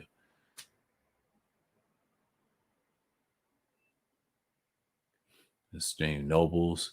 Always gone, Cerulean. I can agree Capricorns to be underrated, but definitely not Geminis and Cancer. They're just crybabies. Oh, she calls them crybabies. Oh, that's how you view them. Oh, don't let them hear you say that. Yeah, Leo is a great sign. It's probably one of the best. When it comes to leadership, I would say all the fixed signs is probably one of the best. My mother's a Leo. She's so tactical with hers. Yeah, their personality shines through, but they can be methodical too. Don't underestimate the lion. They deal with strength. That's all they deal with. They got a few weaknesses, but they'll be all right. But that's a sign I done dealt with in the Zodiac streams I done. It ain't that much. My sign's a whole nother story. You know, we just tear down the door. We pick up the pieces. But we're unkiltered a little bit. I ain't Gino unkiltered. I'm better than Gino. Gino's not me. He just goes head first. I don't do that shit. We just air shit out and just sit back and just pop shot. Yeah, I admit I'm petty because I'm more tranquil with mine. So I admit mine. The Taurians, not so much. We just keep it simple and just build shit. And then next thing you know, this, how the fuck he build this shit? Well, I put it together. Here you go. Boom. The Aquarius, we already know they deal with social reform. They're visionaries of the social reform, and that's their vision. A lot of people can't stand their air sign. It's a unique sign. They think they're water. Nope, they deal with air. Knowledge. You can argue about them, about politics all day. It could be right or wrong. You'd be like, well, what the fuck? I can't be arguing about this shit. And there you are. You're in a trick bag. In a trick bag.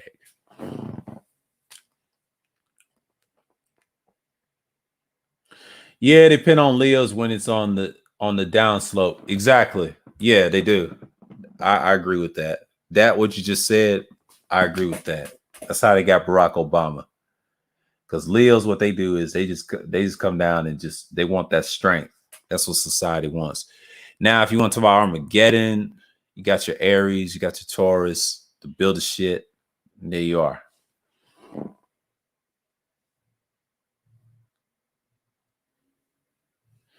Yeah, it's true. That's so true about that sign. A lot of people like Leos, they expense that's the chances too. Me, I don't have to worry about that. I just build shit. I see it for what it is.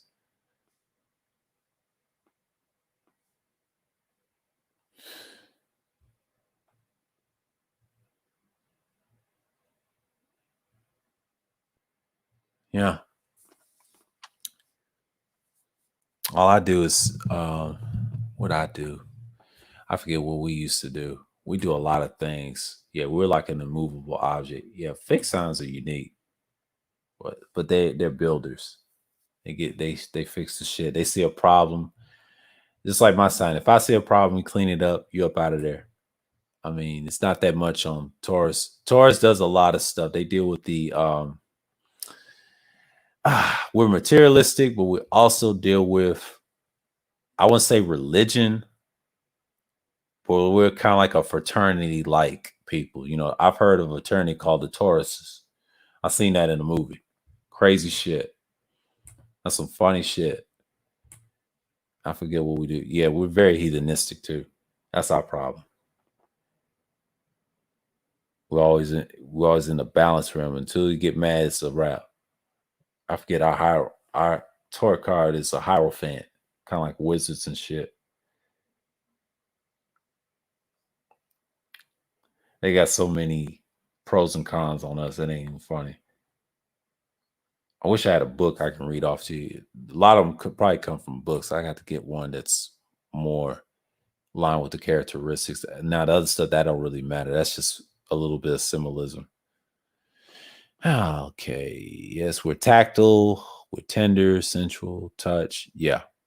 We don't like to be touched like that either. We're funny like that. Yeah. Taurians are very interesting sign. Yeah, we're the first of the fix, but we're second house of the zodiac. Leos is the fifth house. A lot of people like the fire. They want that fire. Yeah. Yeah, they want that fire. So really is correct. They want that fire. They don't want that nonsense getting in the way. So good evening. You know what I'm saying? But that's a whole nother specimen species on that. Yep. Oh, we delve into the zodiacs. I mean, shit, that's a whole nother thesis right here. So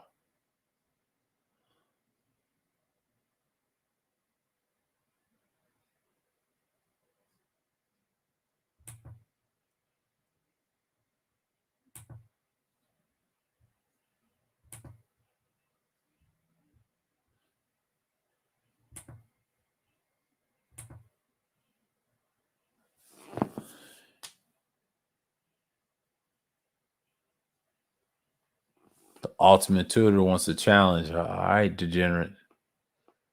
She ain't playing with you. She'll maul the shit out you.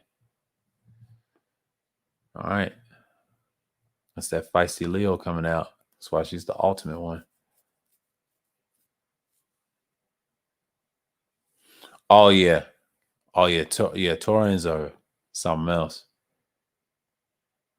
Oh, you smell blood in the water? Yeah, it's like, that's go time. I already know the elements of the colors. I think our birthstone is emerald. I was born on the May. That's a whole nother story. I had a grandmother that was a Taurian. And she was feisty when she was young.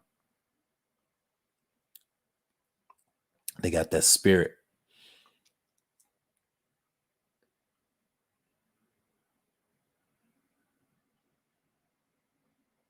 He said, this ain't Animals Planet. Well, you can say. But you know,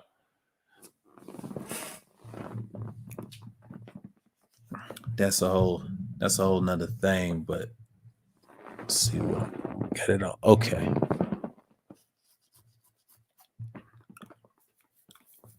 Let's see what we got here.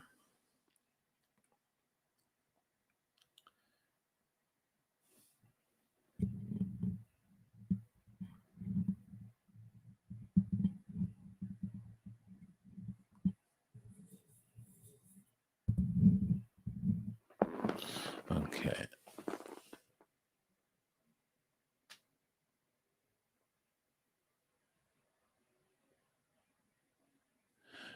Oh, wow. Interesting. She said, I'm a Capricorn. Okay. Interesting. Mom's a Taurus. Interesting. My mom's is a Leo, but her mother was a Taurus. Yeah, they were close. They were fixed signs. 2 earth signs. Interesting. Yeah. Yeah, you could say both of them could be stubborn. I could tell. I could tell. Jared's tripping right now. Oh, Nadia, you're a Cancer? Oh, man. No wonder why you're a protector. Okay, cool. It's not a bad sign. A lot of signs got good qualities. Oh, you don't like Capricorns and Scorpios? Well, okay, Nadia, I will give you the Scorpio part. That's our magnetic opposite, because we deal with that planetary Mars. They get us out. That's our detriment. So that's a little domicile or something like that. Capricorn, I don't know. Y'all in the quality signs, y'all still cardinals. Y'all can get along. You know, Cancers is cool, but since but that's on y'all. Yeah, Capricorns ain't bad. I have no issues with them. Now, Scorpios, I'll give you that. Yeah, that's the ones they have bad traits too. Now, Capricorns is a character too. You just gotta find a little niche and just they can be reasonable. You just gotta understand their pragmatic minds sometimes. That's just how they get down. But they have a different way of looking at things. That's a Capricorn for you. I mean, I'll take that back. My sister's a Capricorn. There's a difference. Yeah, she's pragmatic. She loves art and all that stuff. A lot of them do different things. Not all of them do one thing. So we got a Cancer and a Capricorn in here. Yeah, ain't nothing wrong with that general. I mean, DJ Cool is one. Yeah, you're very protected. Yeah, y'all are.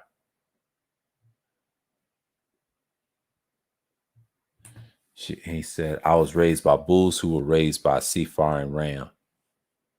Yeah, my dad was an Aries, mom's a Leo. Also, they were Taurus. I see what he mean by that. Yeah. Father was a Cancer, ultimate nurturer. Yep. There you go. Run for cover. Toya, what are you talking about? You trying to be ultimate on me now?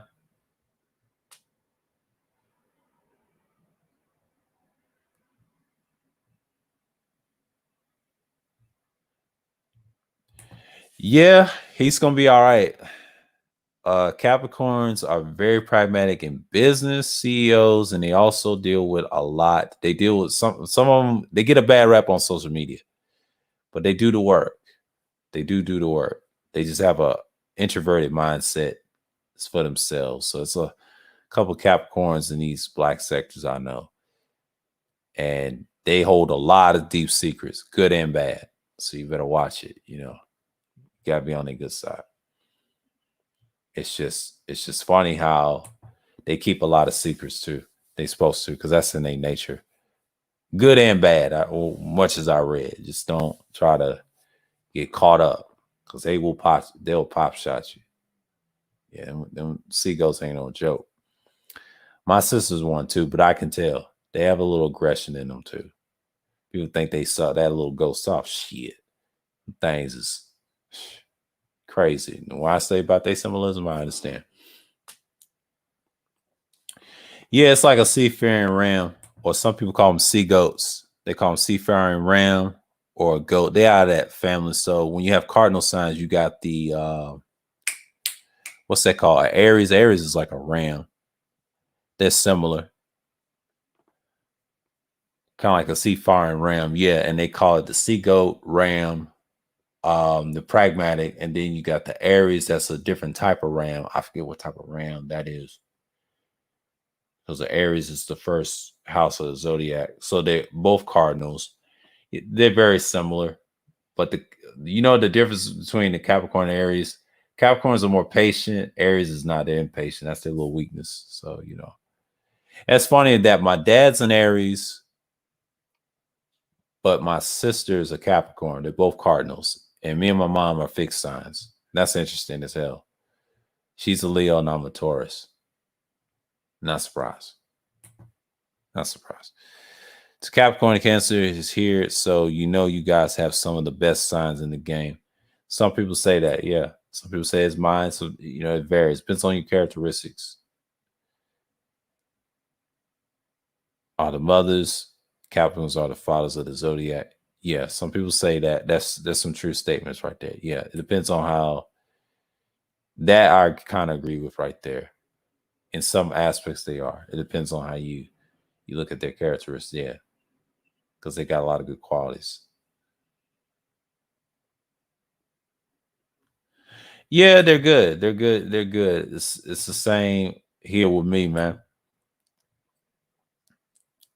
Goats and rams are cousins in the animal kingdom. Goats tame, Aries are not. Exactly, that's a ram. She's an Aquarius. What's going on, Sexy Red? That shit is on. Shit is on point. Yeah, I was looking at this time. Like, man, it's that world clock. I think I put that in the chat. You know what I'm saying? Like,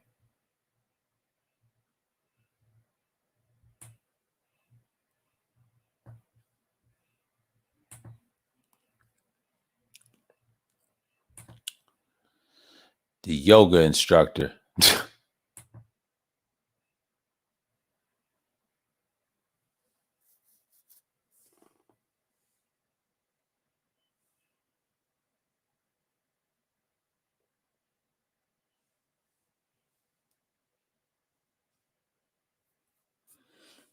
Yeah. But yeah, we was talking about zodiacs and what's the last hour? I don't know when that started. When we start. He said, your name is the voice from now on. Yeah, I like the nickname. Yeah. Yeah, I'm the voice. He's a voice. You something else. He's crazy. She's dealing with the little symbolisms. Okay. Yeah.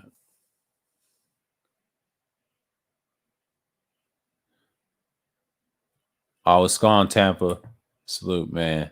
Man, I gotta watch your pre-records, man, about Zion Williamson, man. Oh my God, they tearing his ass up. He's overweight self. You can't be looking like that. That's bad news, brother. You're gonna have knee problems when you get older. I told you can't be the N word. You can't be the nigga, man. All that do is they gonna cut on him and it's over. I feel sorry for the kid, man. When he got drafted, he's like a disaster waiting to happen. You know, he just need to learn to lose weight and eat right. He'll be all right. I would say drop to be, if he's 300 some pounds, if he's that big, he's like what 6'6" or 6'8", he at least need to be 260 in the health range and just stick to being 250. But you know, when I used to play in the day, it was different. I'm a little on the small side, but he's big. Depends on his frame, you know, because over time you get a lot of knee injuries.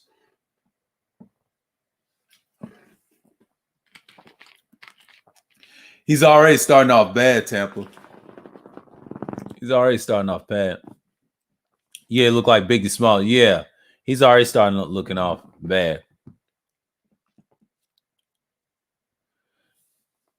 Red don't like sports. Well,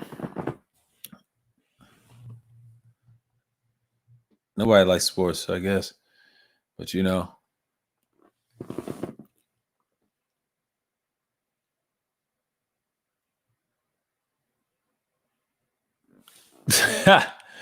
Degenerate, you trolling, bro. You gonna piss somebody off in the chat. You gonna piss somebody off in the chat. That's exactly what you're doing. So, you know what I'm saying? Like, that's just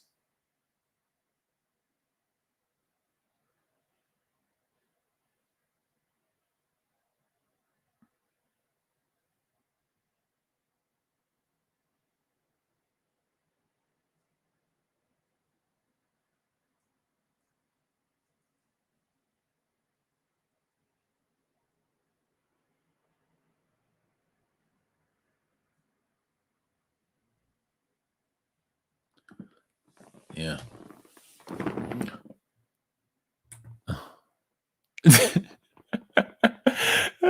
The ultimate warrior is tripping right now. Yeah, she like video games. Of course she like video games. I mean, what did she die on one of them? I mean, she did good on the Wildlands, but I saw that, man. She's happy new moon Scorpio. But yeah. He said you gotta do videos on the Moors. I already did that. Dark history. I already done did a piece. There's no need. I mean, there's so many to talk about. I did pieces on them.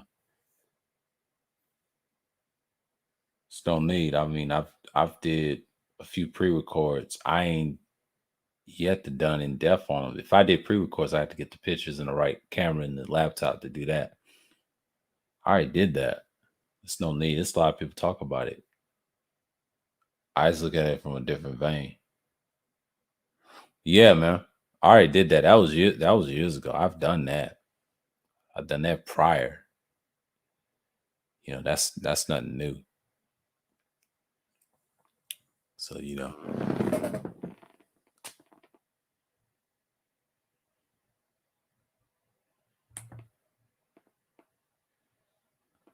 The whole Pride land began their asses whooped by this particular big cat. What particular big cat you talking about, degenerate? What are you talking about? Name it. Name the big cat. I want to know. I want to know who's the king of the big cat. Type it in the chat. I want to know so I can research it. What you talking about? You know what I'm saying? Like in so many words. Because I'm curious about this big cat. You know what I mean? So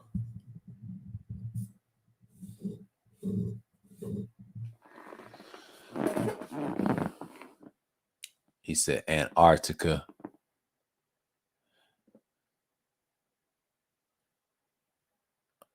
Yeah, some people believe that. But I'll say Central Asia. I still believe Central Asia. Obviously, it's one white people. No, actually, it's multiple. Some were created, some come from us. It's a combination. I don't delve in the black and white thing. That's a whole nother. If I delve into that, that ain't nothing. That site that I got deals with the DNA stuff. It'd be a wrap. But you know, the black man picks it apart. I don't use the black and white terms because we got different names. That's nuance, you know. Some people believe that. You got some people believe that. Oh, they come from Antarctica. They come from this way. Yeah, that's cool. That's nice. Ain't nothing wrong with it. I mean, I'm not saying you're wrong, but that some truth. It's probably some truth to that, but I don't know if that's true or not. But some people believe that. That's what you believe. I can't take your belief. Some people say they come from this way. Okay, cool. My thoughts is Central Asia. That's a whole nother. Oh, degenerate. Oh, she asked you a question. College Jane asked you a question. You better answer, boy. Whoop. You know what I'm saying? Yeah, that's a whole nother. It's a whole nother thesis. But yeah.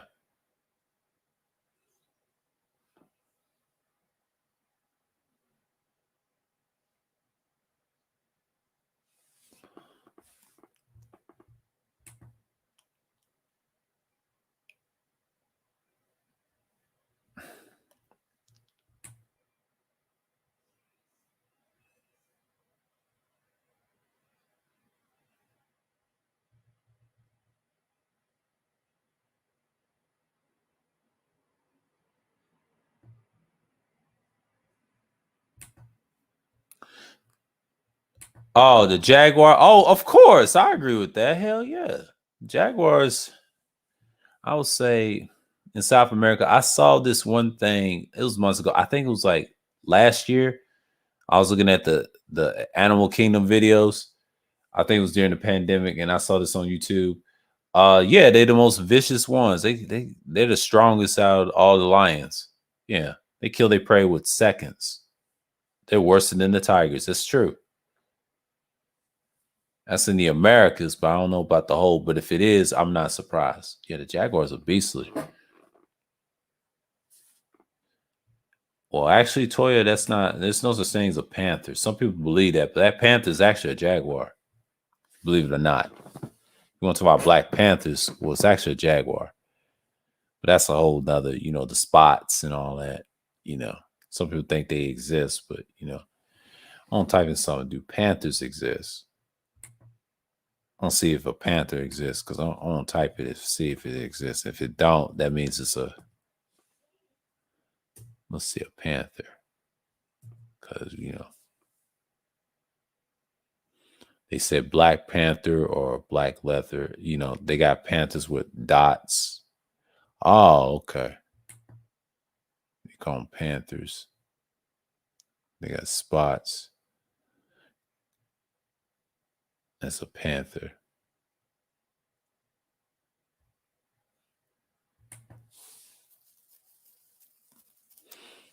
Kind of like spots like a jaguar, but oh man.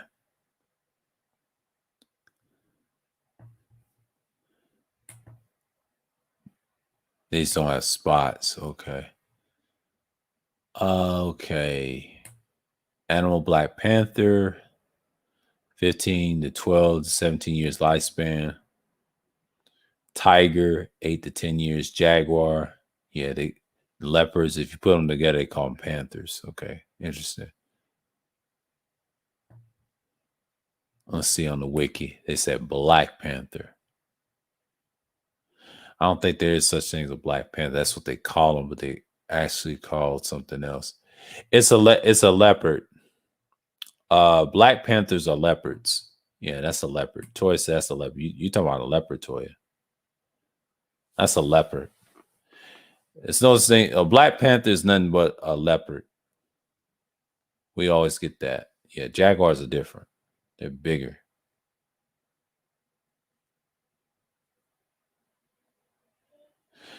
So you calling jaguars leopards? Well, I wouldn't say they leopards. That's a whole nother. Hold on. Let me go on the wiki. I'll show you something. If you're saying that, jaguars, I wouldn't say they leopards. Hold on. That's a whole. We're gonna see something here. Let's stop sharing that. I'm gonna get something real quick. No, it's part of the leopard family. Panthers are leopards.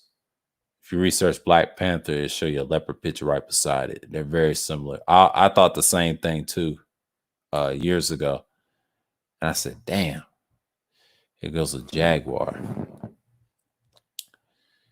Okay. They're strong. 50 miles per hour. Yeah, I can see how strong. The bite force is around 200 pounds per square inch. Mm-hmm.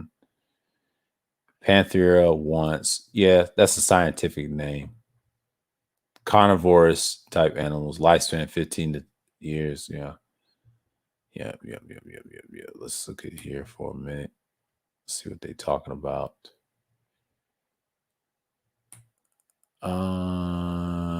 To the Americas. Habitat loss, habitat fragment, poaching. You got poachers killing them. Jaguars has featured prominently in the mythology numerous indigenous peoples of the Americas, including those Aztecs and Maya civilization. I talked about that last night about the jaguar. Yeah, the jaguar is strong. It's in the Central Americas and South American countries. Yeah, they everywhere. Jaguar is not in the leopard family. That's a whole nother class. Panther is part of the leopard family. Jaguars are different. A black jaguar is what you're talking about, Toy, right here. There is such thing as a black jaguar. Jaguars and leopards are two different things. They're not the same. Their species is a lot stronger. Yeah, jaguars ain't no joke. I've seen several videos them ripping people to shreds. A liger that's mixed with a tiger and a lion. Unfortunately, the lion just owns a big old rock just filled with baboon, can pick up a cub. I'm praying to God that this cub will be shit. Man, you wow, man. Y'all wild, man. Y'all wild, man.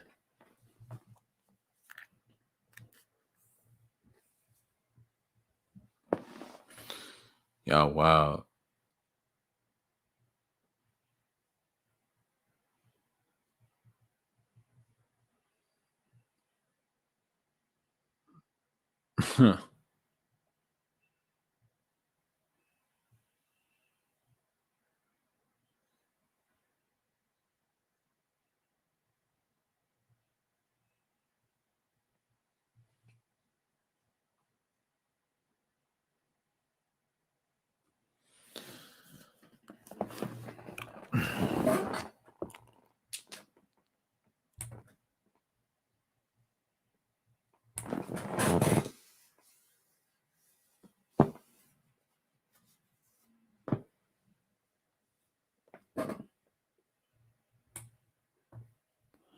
Yes, open discussion. Yeah, I'm gonna. Yeah, I was looking at the habitat.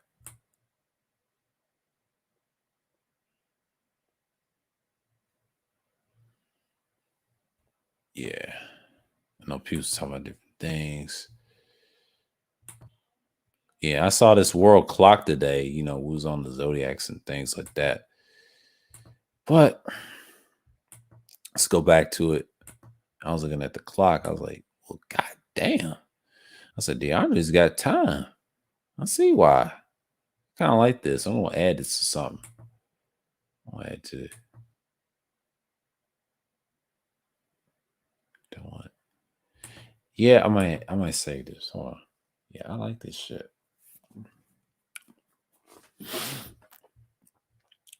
It's 10:35 over here. But you know what I'm saying? Like, that's it. But you know what I'm saying? Like, you know.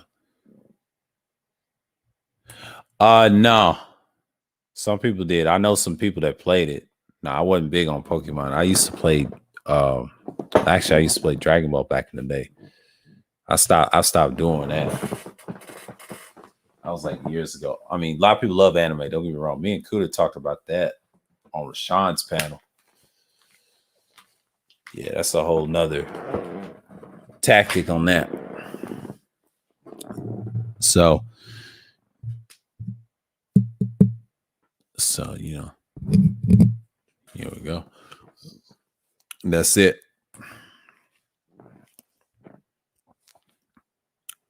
Yeah. Yeah, he's on a whole nother. Woo. It's almost lunchtime over there. That's right, he's in a meeting, but you know, it's all good.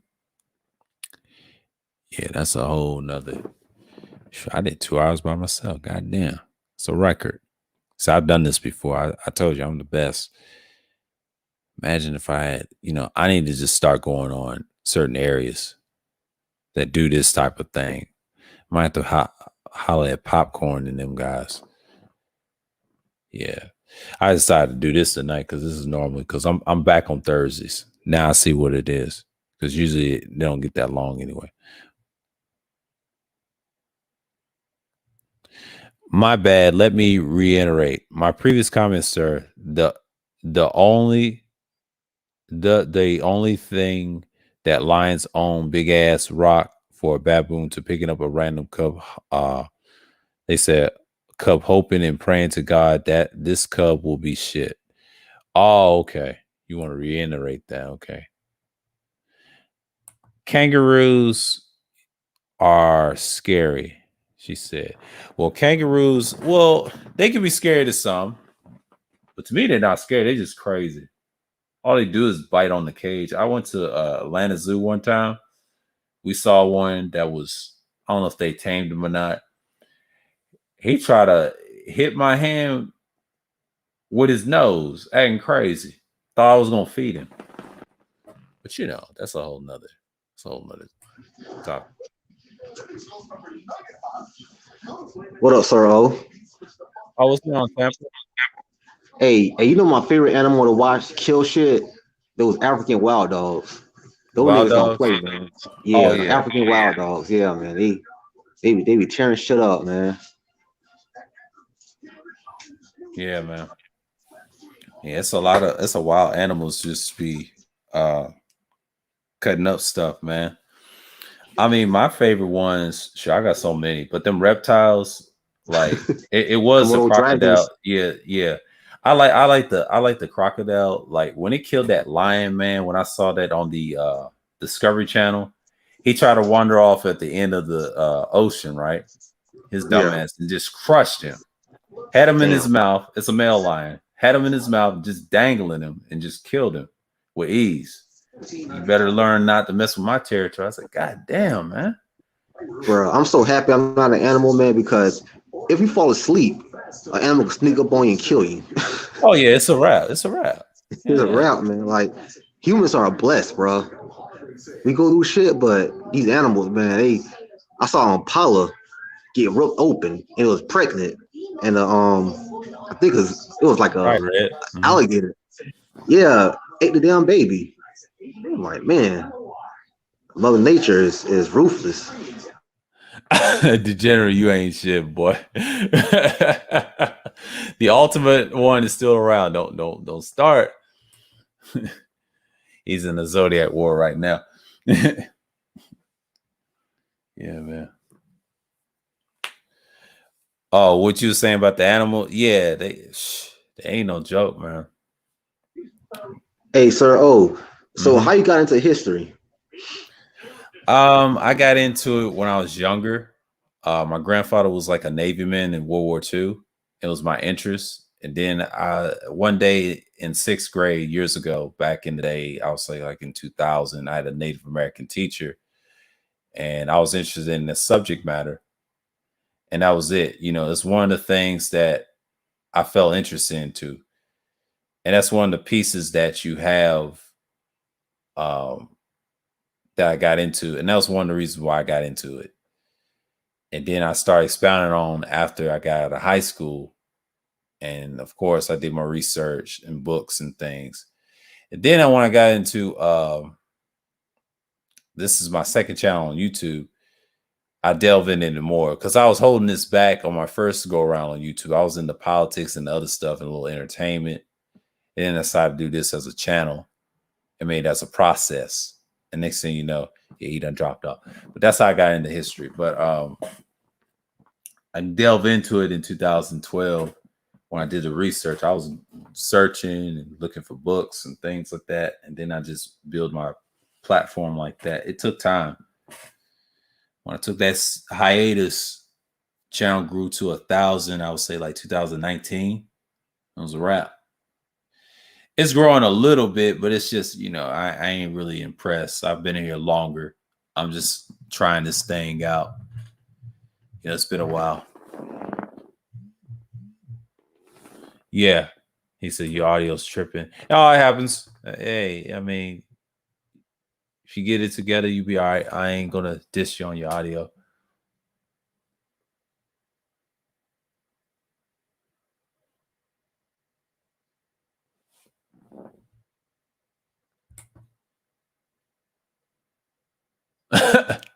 I was just playing. Yeah. But you know, ooh, it's light today. I guess people is chilling on Thursdays. You know what I'm saying? Because normally Thursdays I'll be talking about some wild shit and then people hop on. You know how it is, because I ain't was messing with the drama, right?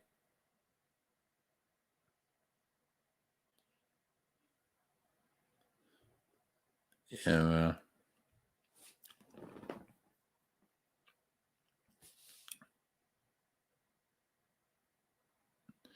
Yeah, some people talk about that metaverse shit. I'm like, I don't even care about that. To be honest with you, I really do not care about that metaverse. Help the bear, she. Oh Lord. She, you better calm down with that bullshit. Help the bear. Scorpio moon. That's the Mars and the red. Yeah, shouts out to Know the Ledge. Talks about that. Damn. I guess everybody had to get something to eat. Charles had a 3-hour live. Been on here for 2 hours. I'm good. You know, normally, because he said after 3 hours, he said it devolves around the fuckery. Yeah, that's true. That's so true. I agree with that. But normally, I don't usually do this like that. But that's Thursday Thrills for you. You know, you get a start, you get a feel good end, you be all right.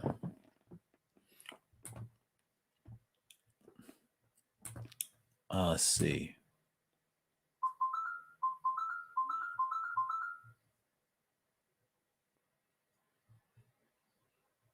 Yeah, they're dangerous. I agree with that. Super dangerous. What's the best way to make your channel grow? You can talk about a lot of things. You don't have to talk about politics or religion. The best way, I will say, if you know a little bit of history, that's good, but that's like, it'll take a while. How my channel was growing, this second channel grew. It grew for like 6 years when I was on the hiatus. I'll say it like that, long term. Because the first coming around, the first 3 years, it ain't gonna be easy. The best way is, I wouldn't say entertainment. I'll say educational stuff about knowing things and learn from yourself. I'll say like not just video game content. You got plenty of that in entertainment. I'll say like news. News is another way to build your channel. If you purport it right, you can talk about sciences and things like that, or strange news. There's a lot of news you can talk about. Vlogs. That's another way to grow it. Reaction channels is kind of like the fifth way to grow your channel. But there's plenty of ways to grow your channel. You can do a lot of things. But when I did that stream on the art of trolling, went down together. A lot of people making money off that. Back in the day when we was trolling, we didn't make money off of it. We just did it. We didn't care. A lot of people take it too far. They use the hacker aspect of it. I'm like, nah, I'm good. I fall back from that since probably, I'll tell you what year I fall back off of it. I'll say 2016. I fall back off of that. And I was going to be 28 that year. Yeah, that's when I kind of stopped. 2015, I kind of stopped because I kind of left the shit alone. In 2016, the next year, I just left it all together. Yep. But yeah, you can start like a news channel. What else you can start? Educational. Start these food channels. You can just, there's plenty of ways to grow your channel. My favorite video. Oh, I got plenty of favorite videos. Let me see what my favorite videos are. I got so many, it ain't even funny. I got so many. I'm gonna go by my old. My favorite video, I would have to say, to be brutally honest with you, I like the Moors of Germany. They got a lot of views. That's one of my favorite pre-records, to be honest with you. On some about Germany and did the research on that website. That's the only reason. That's actually one of my favorites. It's like 9 minutes, 21 seconds. It's one of my favorites. It's probably one of my favorites in pre-records. But actually, I like the 2-part series Hannibal, though. That's like one of my personal favorites because I did a good job on Hannibal. But the Moors of Germany is kind of like my second favorite because, yeah, it gets a lot of views. But the Hannibal joint is my favorite. I like the 2-part series of that. Those are my favorite videos. That's my favorite one. Every time I watched that, I sounded different on that. So, yeah. It's a lot of good pre-records I got. It was back in the day. That's when I was on the laptop and things like that. I wasn't really serious about it at the time. Yeah, the live streams. Now, my favorite live stream, I will say,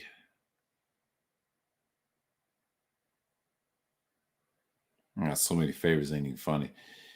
It's probably the Thursday Thrills #4. That's one of my favorites. It's a classic stream with Kuda. That's one of my personal favorites. I mean, yes, Cerulean was on the 10-hour one. This one right here, #4. Oh, shit. Classic joint. You don't usually get a lot. So, yeah. Yeah, this one's kind of, yeah, I'll do another one. I think next week. Because I know people, yeah, it's kind of dead in here today. So I know Thursdays is usually people chill. They usually stream on Fridays. I ain't gonna do that unexpectedly. Yeah, I'm just on a different type of microphone right now. Yeah, I mean, I got them on playlists. I mean, the Thursday Thrills #4 you can watch with Kuda. You was there. You watched it from the beginning, how he came through. That was good. And it's a lot of good streams out there that I've done. But the pre-record, it's the Hannibal stream. I got that on the playlist. They're great.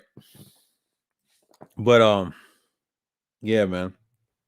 That's one of those things, but you can do that. But that's part of it, And I could say in so many words. Yeah, man. Oh, dang, I got a lot of viewage on here. That's good. No, I don't even get that. So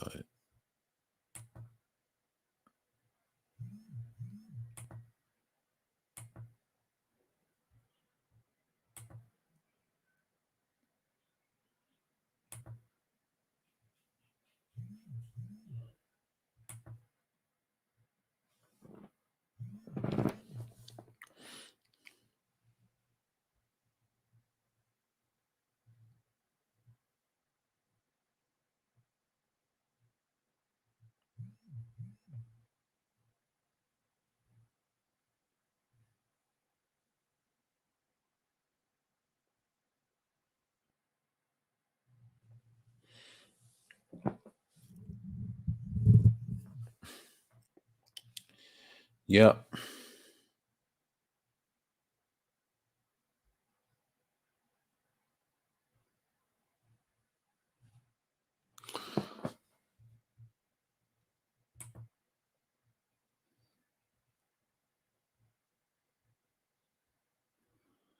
Yeah.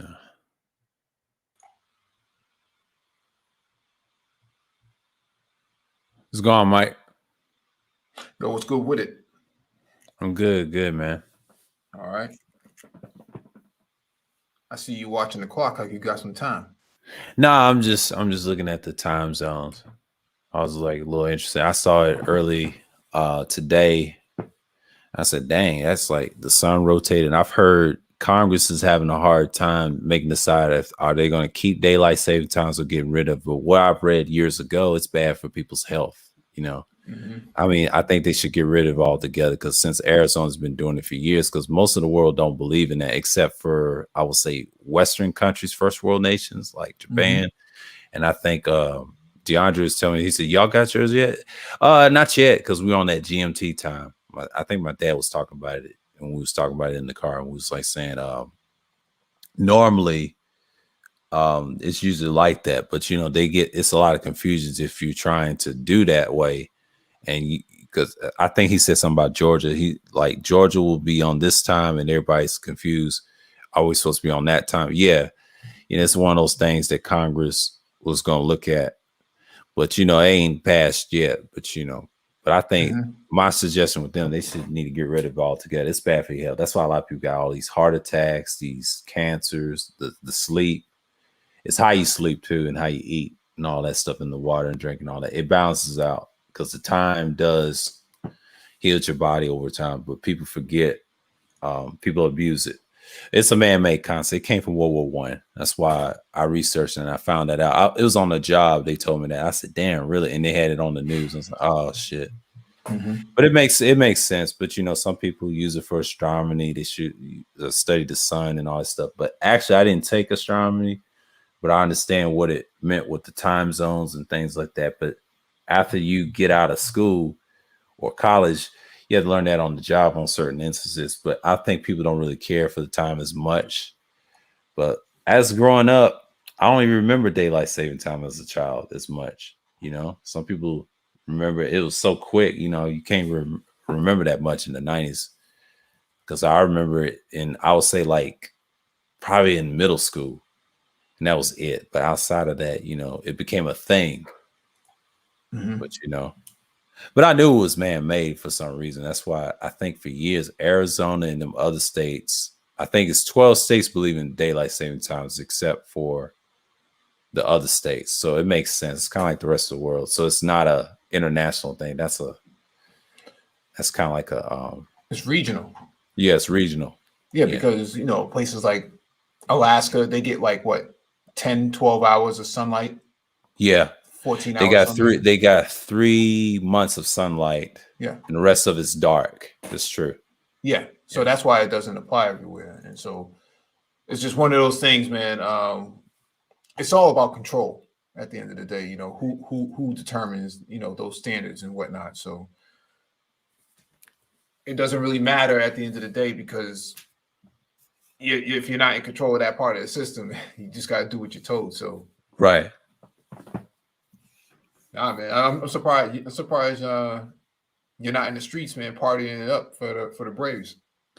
No, they're gonna do that tomorrow. That's Friday. That's tomorrow. That's a parade in the Smyrna. That's gonna be something else. Yeah, I'll be watching it. Yeah, they're gonna televise that. They're gonna do that in Smyrna. So I've seen the thing. Yeah, Thurl was probably upset. His Astros lost, but they got caught with cheating. Shouts out to Wacky for that. Yeah, it's true. And the scandals, and Braves just beat them. That's like their second World Series in Atlanta, but technically franchise. He's trying to say that's their fourth World Series. I did not know that. I did not know that. I think that was from Milwaukee for them too. Yeah, I've been to their museum down in downtown Atlanta, but I'm not surprised they won this year. They had a good team 2 years ago. I was in one of I would say summer games. They did very good in regular season. They just come up short. But this year, I'm not surprised them winning like that. Yeah, Braves is good. I tell you, it's a baseball town. It's not a football town. Basketball's second. Baseball's number one. It's what it is. And then soccer is probably international for them because you got a lot of people love the soccer team as well, MLS. So, yeah. Yeah, definitely, man. I thought that they would be rocking down there because, with all the anti-maskers and whatnot, man, they just want to break the rules anyway. So, yeah, I'll hear about it tomorrow. It was on my feed, so yeah, they're gonna celebrate it. But no, it's good for the economy, man. A big victory like that brings people out. It revs up, businesses and stuff like that. Because that's what happened with Cleveland when LeBron was there. When LeBron was there, man. He brought a lot of money to the city. And so actually that team, period. Cavaliers is not a standard team. It's really the Indians. Actually take it back. Browns. It was the Browns for years. Then it was the Indians, so it's a bit of both. It's really a football town, and baseball second. Cavaliers was just brand new. They came around later. Yeah, he brought it. Yeah, that's the first time I ever won a championship in history. That's the emotion. I said that when I was in the workplace in 2016. That's the emotion that you see him winning the championship. I remember that series too. The Braves is nothing. Braves gonna get a lot of money off of that. That ain't nothing. Now, if the Hawks ever win one, that's history. Now they got to win all three, like the Patriots, the Red Sox, and the Celtics had one. Yeah, their first championship, I think it was in St. Louis. But if they ever win one in Atlanta, it'll be like Cleveland a little bit, but it'll just be another championship in the franchise. It'll be like the Braves. They'll just be a team, and if you're that standard, that team will have a lot more money because since the NBA is giving them more money. Now, the Falcons, you can look at them as the Cavaliers. You'll see a difference. You can see the emotion in the crowd because it's different. You ain't seen one like that in decades, But that's you'll see the football team crying more than the Hawks. Hawks will be like the Braves a little bit because they follow their path. So I've noticed that. Yeah, I wasn't big on the Hawks until like the early 2000s, I'll say like that. The 90s, they were okay, but the 2000s, they got good over the years. So I don't know who's going to win the NBA this year because they're making fun of Zion Williamson right now. Yeah. It's not good for the kid. Yeah, he ain't going to last long. No, NBA's trash now, man. It's not the same. With all this COVID stuff, like people not being able to go to games and then having to pull back, the seasons are just not. It's not the same to me. It's not the same. Right. I went to a Celtics game, and it was so restricted, and it just don't feel right. Like it's missing some elements to it, and I feel like it lost its soul. Like players, aren't performing like they used to. Because I was listening to not Brandon Tatum, which we call Jason Tatum, and he was saying after he contracted COVID, he said his lung capacity decreased dramatically. He can't really, he wasn't the same before and after. And so, same thing with a couple other players. They were like, "Yo, it's just That's why that's probably why you see like Kyrie Irving like, nah, I'm not taking the jab. But Yeah. I'm saying the game itself has slowed down. It's not. It don't feel authentic. It feels like it's kind of just like it's preseason every single game. I'm not Yeah. really a big fan of that. Yeah. Yeah.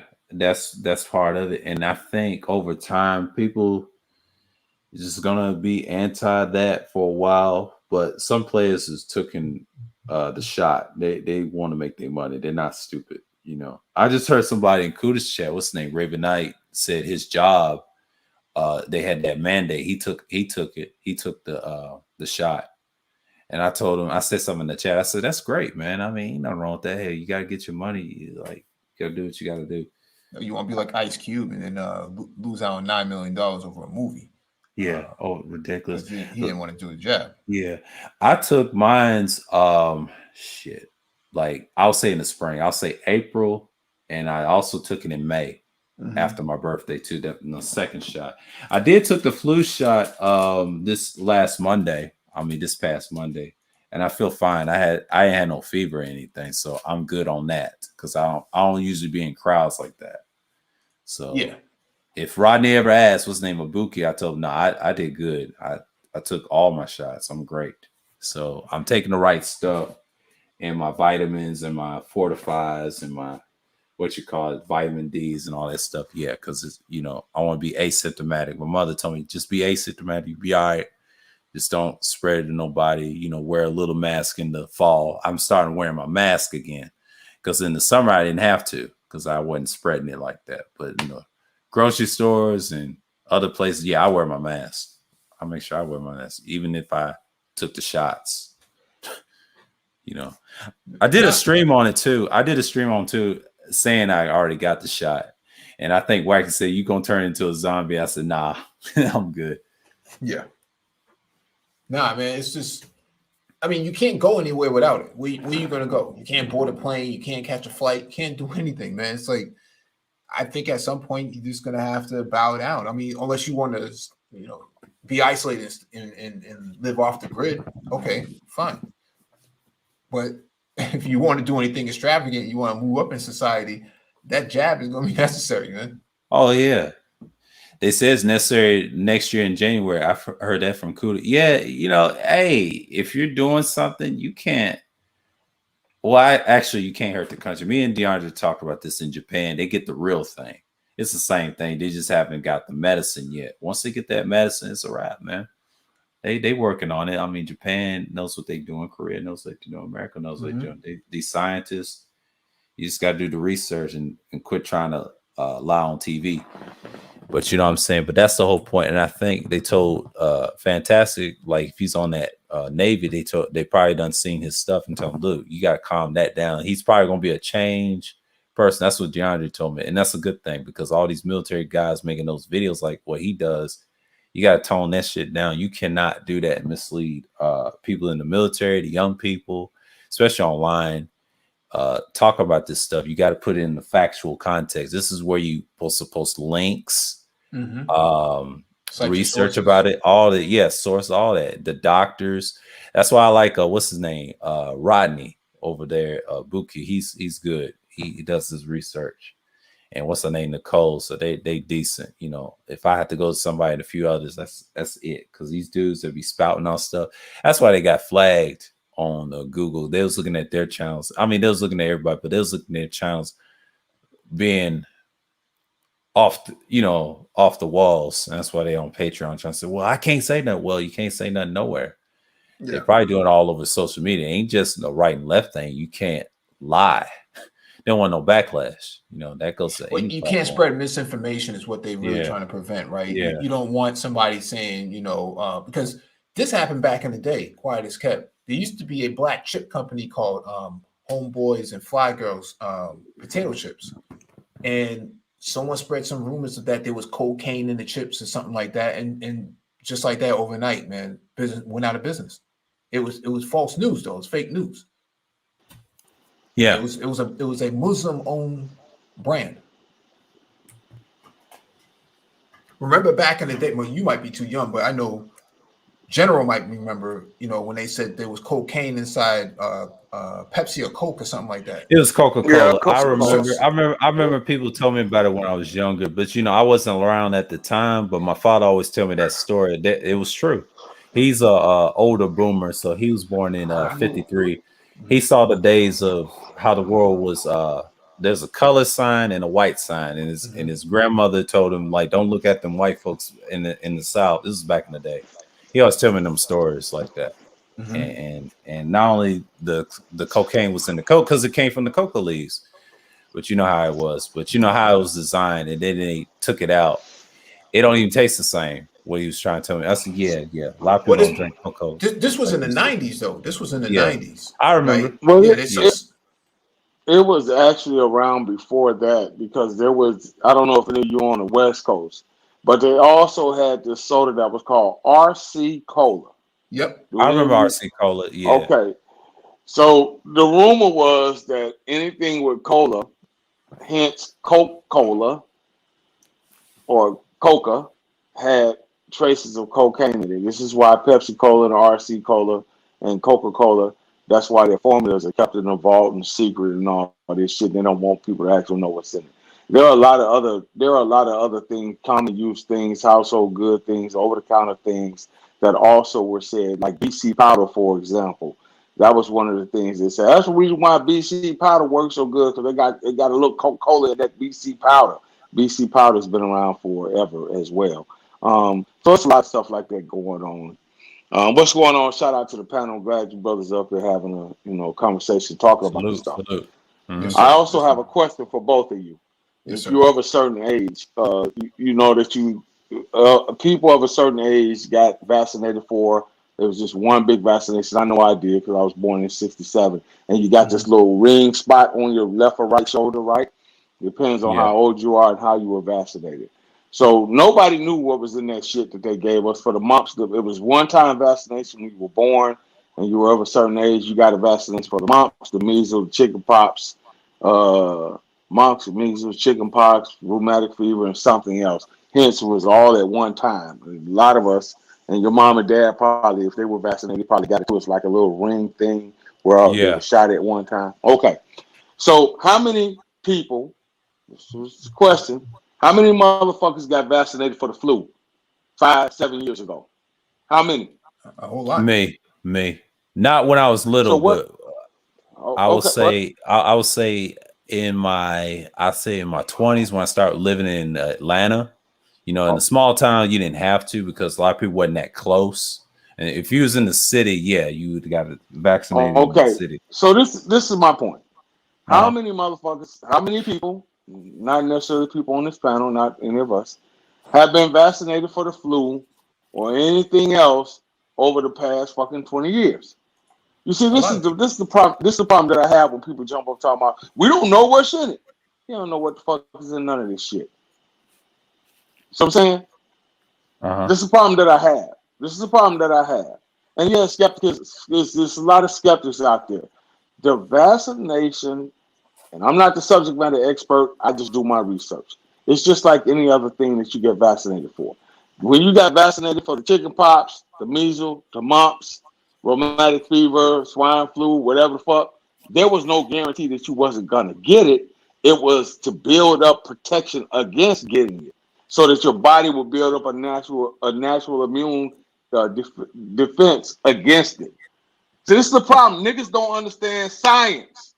I'm so sick and tired of niggas having a problem with shit that they don't understand. Now, if they told niggas, in order to get reparations, in order to get $450,000, you will have to show when you were vaccinated. How many of you niggas would think would go get vaccinated tonight? How many? And I speak passionately about these things because I'm sick of our people being left in the dark and too lazy to actually go do the research to understand. Now, these same fucking Negroes that sitting here talking about, I got a problem with the vaccination and they're trying to kill us. You stupid motherfucker. If the government wanted to kill or starve out a said segment of the population, be it black, white, or other, it'd be too easy to do it. And you motherfuckers would never see it coming. The body can only survive without water for 3 days. Anything after 3 days, some people, not all, most people. Try not drinking water for 3-4 days. Give yourself fucking 4 days, no water intake whatsoever. No water, no juice, no soda, no nothing. Give yourself 3 weeks, no nutrition, no food, nothing. 0. 21 days. 3 minutes without air, you fucking die. The multiple choice of 3. Niggas don't understand this. When you understand human survival, when you're taking different survival courses, when you're on the inside and you understand how science actually works, how the government actually do, why and they do things, right? Then you will understand a little bit better. Take away a person's water source for 3 days. Dehydration sets in. Take away a person's food source, 3 weeks. Hunger sets in. The body begins to feed on itself. The mind begins to play tricks on itself. You get angry, you get mad. All of your senses are compounded. Your sense of smell, your sense of taste. A lot of these niggas don't know this because they've never been through anything extreme. This is why the older generation, Generation X, baby boomers, race generation, the silent generation, this is why they're like, fuck it, we just take the vaccination. We've been through worse. This young generation ain't never been through shit. They never suffered through anything. This is the most climatic scenario that this millennial generation has suffered through. Most of them motherfuckers wasn't even around when 9/11 happened. If you were around, you weren't big enough to understand what the fuck was going on. You saw it on the news, you probably thought it was a fucking movie because you were 5, 6, 7, 8 years old, first, second grade. I was 13 at that time. I remember. Yeah. So a lot of these motherfuckers have never been. How much of an impact did that have on your life when you were 13 years old? How great of an impact was it for you? Oh, it's a big difference. I saw something different. The country changed. I mean, pre 9/11, it was like, I'd say it was normal. People cared about their because you jobs. were in tune. You were 13 years old and you had people around you who taught you, who told you what history was, and they put it in its proper context. The average 13-year-old in this country, 9/11 had little to no effect on the way they operated and went through life. It affected their parents, but not them. See, we have to be real when we have these conversations and stop with all the facades and fake bullshit and the fake outrage. You just got to be real and call it what it is. Point blank, period. If you only knew, if half of these motherfuckers knew, and everything I'm telling you is non-classified, if you only knew what the protocol was for 9/11, motherfuckers would be shocked. They would say, oh, our government would never do anything. They don't even know the atrocities that lie in wait when certain events take place around the world. They have no idea. None whatsoever. So I would employ people who come on these panels, who speak about politics, who speak about, scenarios and things that are happening out in the real world in today's time. And, you're going to talk about it. Know a little bit about what you're talking about. Because if you only knew the contingency plan that they had in effect 21 hours after 9/11 took place, meaning not even the day, they were already talking about the second and third order of effects. They were already talking about a contingency plan to squelch or to control the masses because they were so afraid that there were going to be a run on the banks. They were so afraid that there were going to be mass chaos in most of your urban cities. They didn't even know. Most of these motherfuckers were just going to work. Damn, they knocked the towers down, but your ass still went to work and clocked in. That's right. Nothing really significantly happened for the masses doing 9/11. Nothing. But if they only knew what the actual plan was, say, hey, this is serious. We need to have a contingency plan set into play for just in case.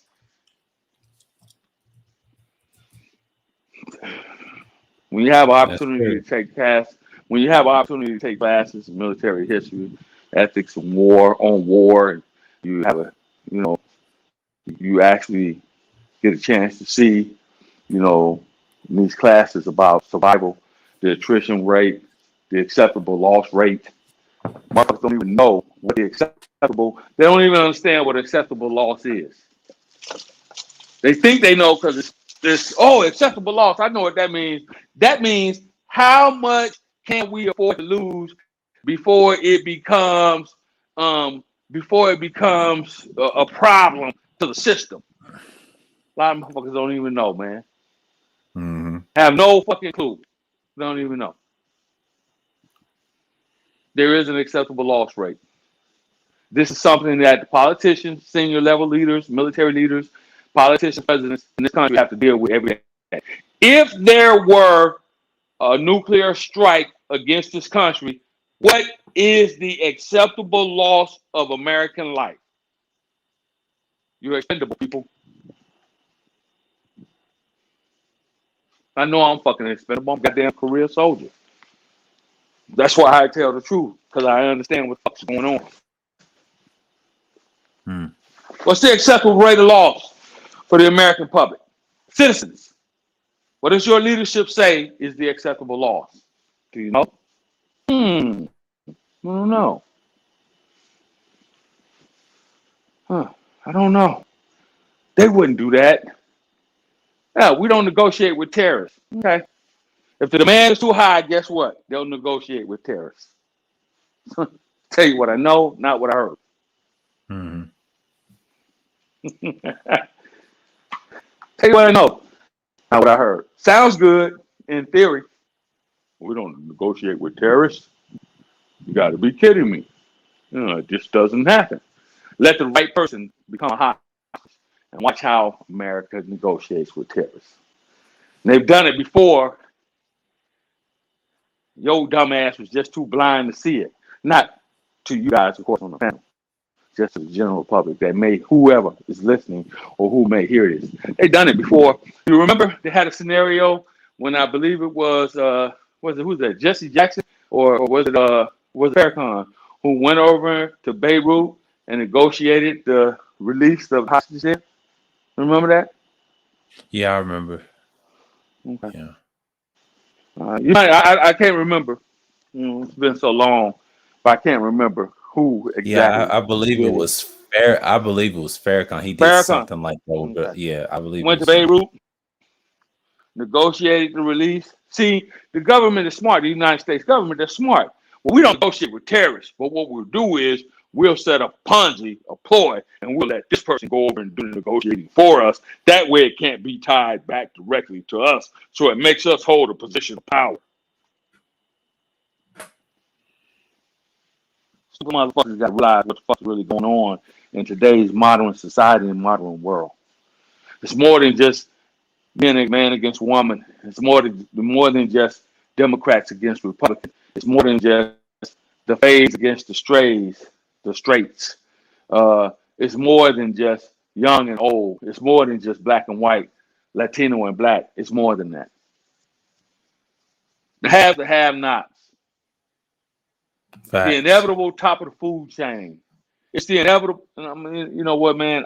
I try to, because of what I do for a living, I try to, keep it relatively calm. But I see now that it's time to just go ahead on and start giving motherfuckers the actual facts. I'm tired of hearing these pseudo politicians, reporters. I'm tired of hearing these pseudo relationship fucking reporters. I'm tired of it. I'm sick and tired of it. Man, You So know you what I find? just got to start calling shit out. what's Gone triple happening, black. man? What's going on, man? I had to come. Hey, I had What's to up? show love to the Sir Obadiah. Am I saying that right, man? You cool. You cool. Yeah, man. Man, I just came from what's that? Trinity Travels chick channel. Shit, Yeah. She actually left me on a pen. I was gonna get smoked with her, but she didn't want to have it. But anyway, man, what type of discussion y'all having? Oh, we was talking about the the COVID shots and things like that. And I think the general was trying to say like information. I didn't want to get into it, but it turned into it because someone in Kuda's chat said he got it because of his job, that mandate. Shouts out to Raven Knight. I told him it's great, man. I mean, do your thing. I mean, you don't want to lose no money. Man, man, that shit right there to me, man, is crazy because I have no opinion on it. It's just like me. I don't take a flu shot, but I don't blame nobody that take a fucking flu shot. I mean, it is what it is. If you want to do it, you do it. That's all on you, 100% on you. I ain't got no political views. I ain't got nothing on that. I just can't understand why people don't have that type of demeanor when it comes to that. You hear me? Everything. I mean, that's on you. That's on fucking you right there. You know what I'm saying? If a doctor tell you need heart, if a doctor tell you need heart surgery, shit, that's on you. It ain't got nothing to do with nobody else. That shit on you right there. You hear me? I mean, right. Yeah, so again, I'm sorry, brother. The HIPAA law was created for a reason. It's on you. Shut the fuck up. No one needs to know whether you did or you did not get vaccinated. You just need to shut the fuck up. That's all you need to do. No one needs to know whether you vote democratically or republically or independently. That's the way the old system, under the old voting system, that's why they had voting booths. That's why they had the little curtains where you go in there and do your business and you get fucked up because no one was supposed to know. Yeah. That's on you. But now all of a sudden, the popular thing to do, right, it's supposed to be. But the popular thing to do is to go with the popular side of the opinion. Man, that shit is that's so that's the whack. popular thing to do. I mean, come on, man. Just cause, hey, listen. If you'd like to drive fucking in a car with no fucking seatbelt, I like to drive with a goddamn seatbelt. Just because I like to drive with a fucking seatbelt doesn't mean I'm anti driving without a seatbelt. Come on, man. That shit is crazy to me. I don't even know how the hell we get on these goddamn low vibrational discussions and shit. Either you want to do it or you don't want to do it. You know what I'm saying? You ain't got to be vocal about it. It is what it is. Well, at one point during the pandemic last year, black men with some of the highest rates of death causes of death was COVID, because they didn't have access to proper health care, and number two, they weren't getting vaccinated. Man, listen. Can you tell a motherfucker with diabetes? Man, I have to do this shit every time. Can you tell a motherfucker with diabetes if shit? Man, I love my fucking foot. Shit, I feel dead if I can't fucking walk around, bitch. Are you gonna tell a bitch with diabetes you gotta cut their fucking foot off? Nah, I'm not in a position to tell them that. I'm saying exactly. What I'm saying, be in a position to tell somebody whatever the fuck you're trying to tell them right now. I'm just saying, I'm being 100. If a person don't want to do it because they want to live a certain quality of life, that ain't your place. That ain't nobody's place to tell nobody what they should do or what they shouldn't do. That wasn't the point. That wasn't the point. That wasn't the point that I was making. I mean, statistics and shit like that. I'm just saying, would you cut your fucking foot off? I don't know. I don't know what the correlation is between that. What I'm saying here is, I mean, a diabetic. I mean, like a diabetic can walk into an office and they say you got to cut your fucking foot off, or you won't die. I don't know the correlation between that and COVID. What I was saying was that I know statistically, you're bringing these statistics. It doesn't fucking matter. I'm making a larger point. The larger point was that there's a direct correlation between black male death of COVID and lack of infrastructure and these other institutional failures and actual social structure failures. And so what I'm saying here is, if anybody should be vocal about advocating for, better quality of care and better conditions within the immediate society and in the local community that they live in, it should have been black men last year. So that's the larger point that I'm making, that black men had an opportunity to make a very political case for themselves that the conditions set by local, state, and federal governments was unsustainable, for their environment and their immediate environment and themselves. And so when we have these conversations, when people say, well, I'm not taking this and I'm not doing that, you kind of isolate yourself from the Man, rest of upward. listen. If a bitch set a trap for you, bitch, you ain't supposed to negotiate. If they set a fucking trap for you, which it sounds like you acknowledging, they set a trap. Yeah, I mean, come on, man. They set a trap for you, so now you want to negotiate with the person that set the fucking trap for you? No, well, not negotiate, because if you look at our previous history with the Black Panthers, that was one of the major things that they argued on behalf of.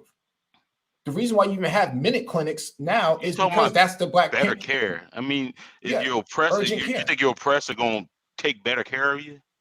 No, but you have a right as an American citizen to argue for better conditions. All right, man. I'll just be If the you one don't that think, just if you don't think that, disagrees. why are you in this country? Mm-hmm. Why are you in this country? My parents brought me here. Well, I mean, you always have to have, you have every opportunity to leave. So why don't you leave? Yeah. Okay. Yeah. Why don't you leave? When I leave, okay. Why don't you leave? Well, not only that, before the conversation breaks down, gentlemen, into some very pettiness, all right, let's look at it like this, and I said it a moment ago, all right? If they started talking about, well, in order to receive your reparations, you will need to show proof of being vaccinated. How many motherfuckers that said about, I ain't getting no vaccination? But you want this $800,000 per family, right? That's what you want. Man, that's what they're talking about, reparations. How many of you niggas would go get vaccinated to get that money? Every Stop last it. one of the niggas, man. Vaccinated. All right, then. And so let's just stop it. So let's just stop the bullshit. I'm sick of this shit, man. Gotta stop the bullshit at some point in time. Have a legitimation. Niggas been getting vaccinations for. Let a nigga get VD and watch what happens. Bet you go in there to the clinic and get that goddamn VD shot to get that burning off the tip of it. You don't know what the fuck giving you. All is some relief. I'm not telling you to get vaccinated or not to get vaccinated. I'm telling you that it's a personal choice, and that's where it should be between you and your God.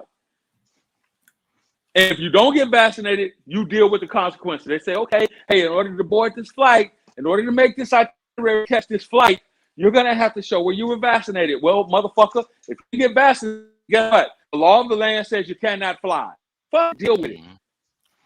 Man, if it comes between me feeding my family, shit, it's you already know what it is. You got to do what you got to do. Is it right or is it wrong? At the end of the day, hey, look, you know what? Here's the scenario, guys. In order here at General Motors and at Ford and at Concord and at here at the whatever the fuck the little mom and pop shop it is. Listen, if you're not vaccinated, we're gonna have to terminate employment because you cannot come here any longer. It's a state mandate, which we agree with, by the way.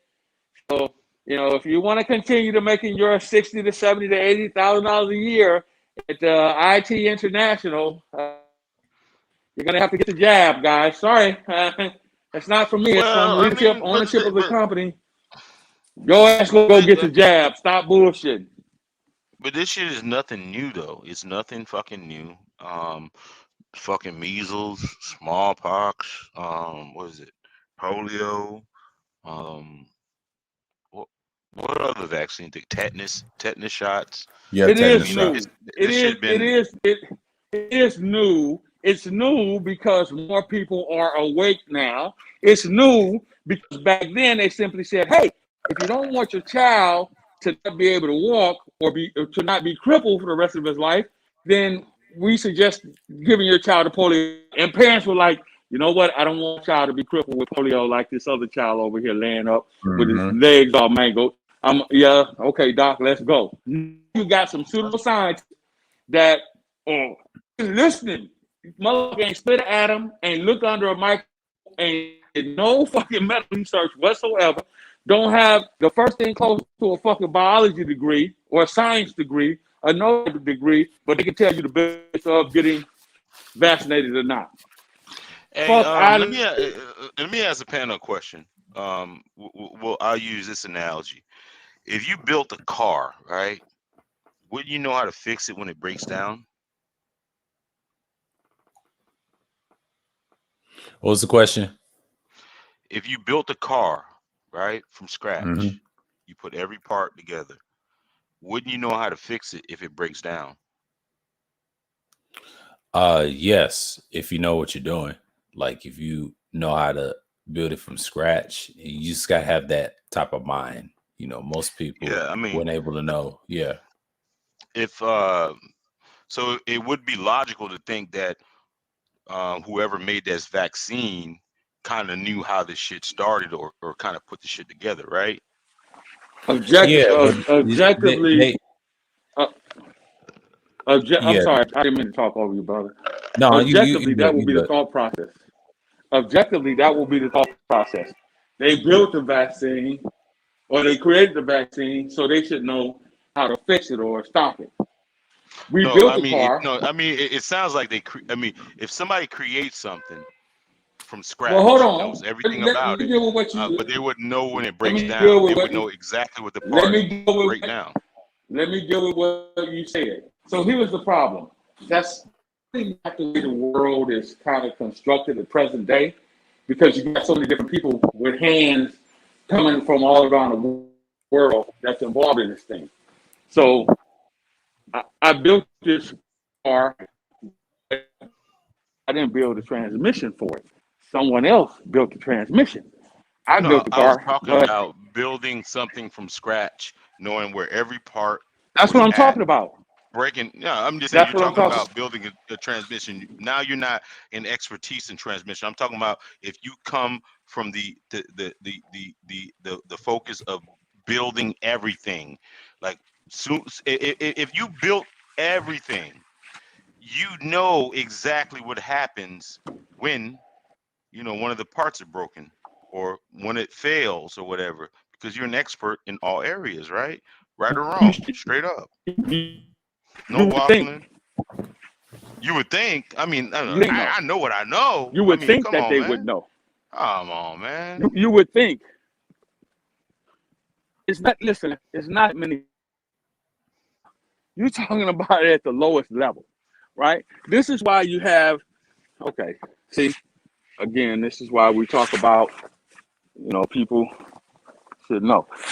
Do you know where a lot of your major doctors and chemists and biologists came from in the modern era at the turn of the century? Man, what does that have to do with the price of tea in China, man? It has everything to do with the price of tea You're in doing China. non sequiturs to try to murky the waters. It's straight up and down. You don't got to do any non sequiturs and anything like that to murky the waters. Like, if you build something from scratch and you put every part together, when something goes wrong, you know exactly how to fix it. What if you're not the one? That's my question. What do you mean? Not the one who built it. You're speaking of the virus. Yeah. The virus wasn't built here.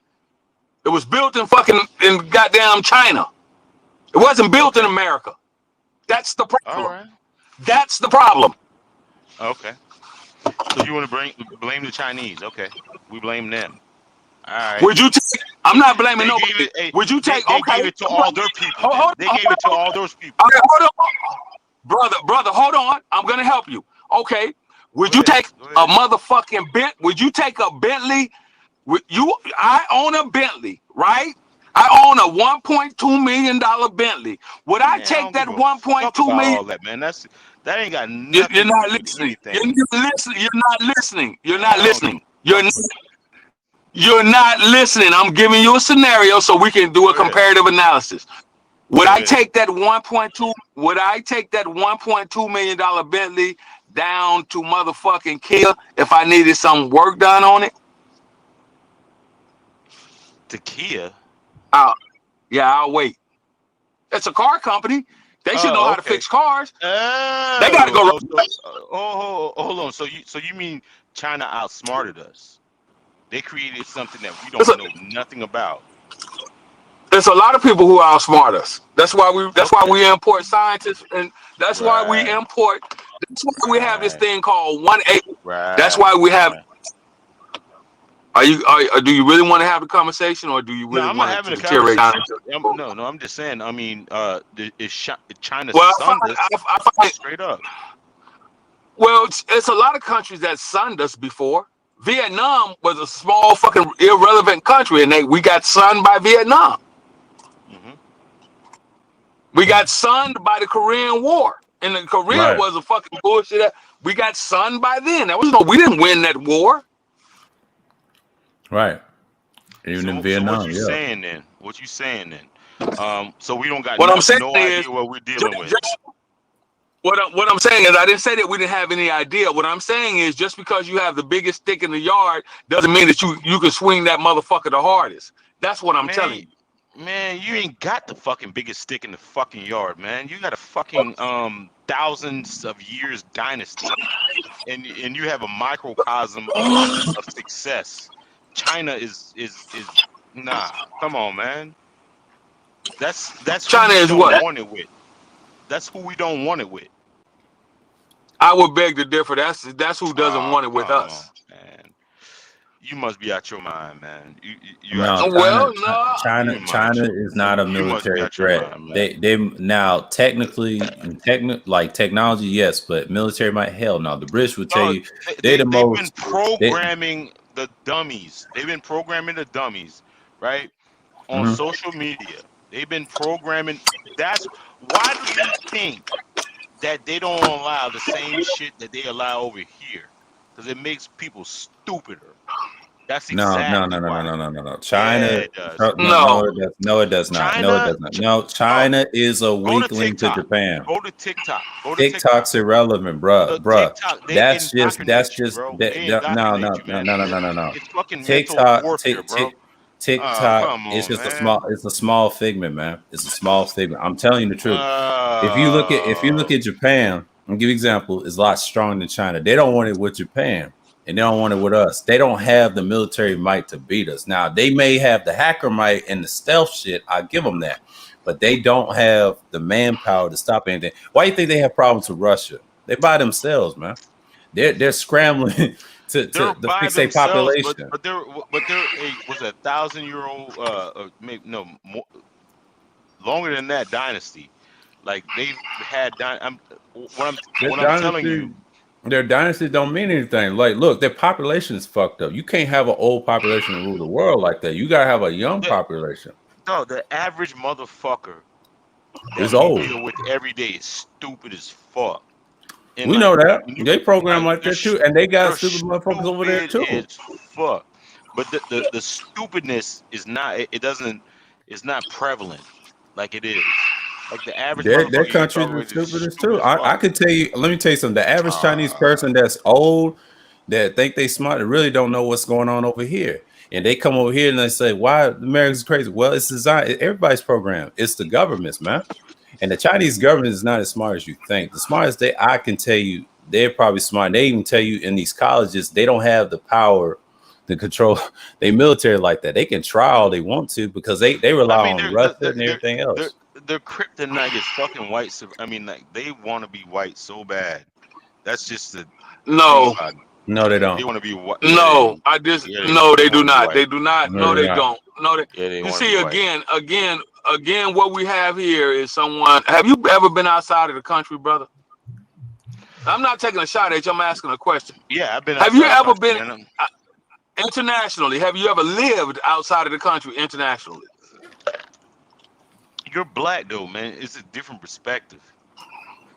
I'm asking you a question. You know, I never. Have you ever lived? No, okay. I never lived well, I have. Okay. So I'm gonna try to just give you some information. Go ahead, man. Go ahead. All right. I've lived outside of the continental United States for 10 consecutive years. 10 years in a row. I was living outside of America. Okay. Yeah. Everybody has this big illusion that everybody from around the world wants to come to America. That is true to a certain degree. Most countries that are developed, Like your Nah. Germany and your France and your Italy's, they're not in that big of a hurry to get to America like they used to be. There was a time when America was the shining beacon on the face of the planet where everybody wanted to come to.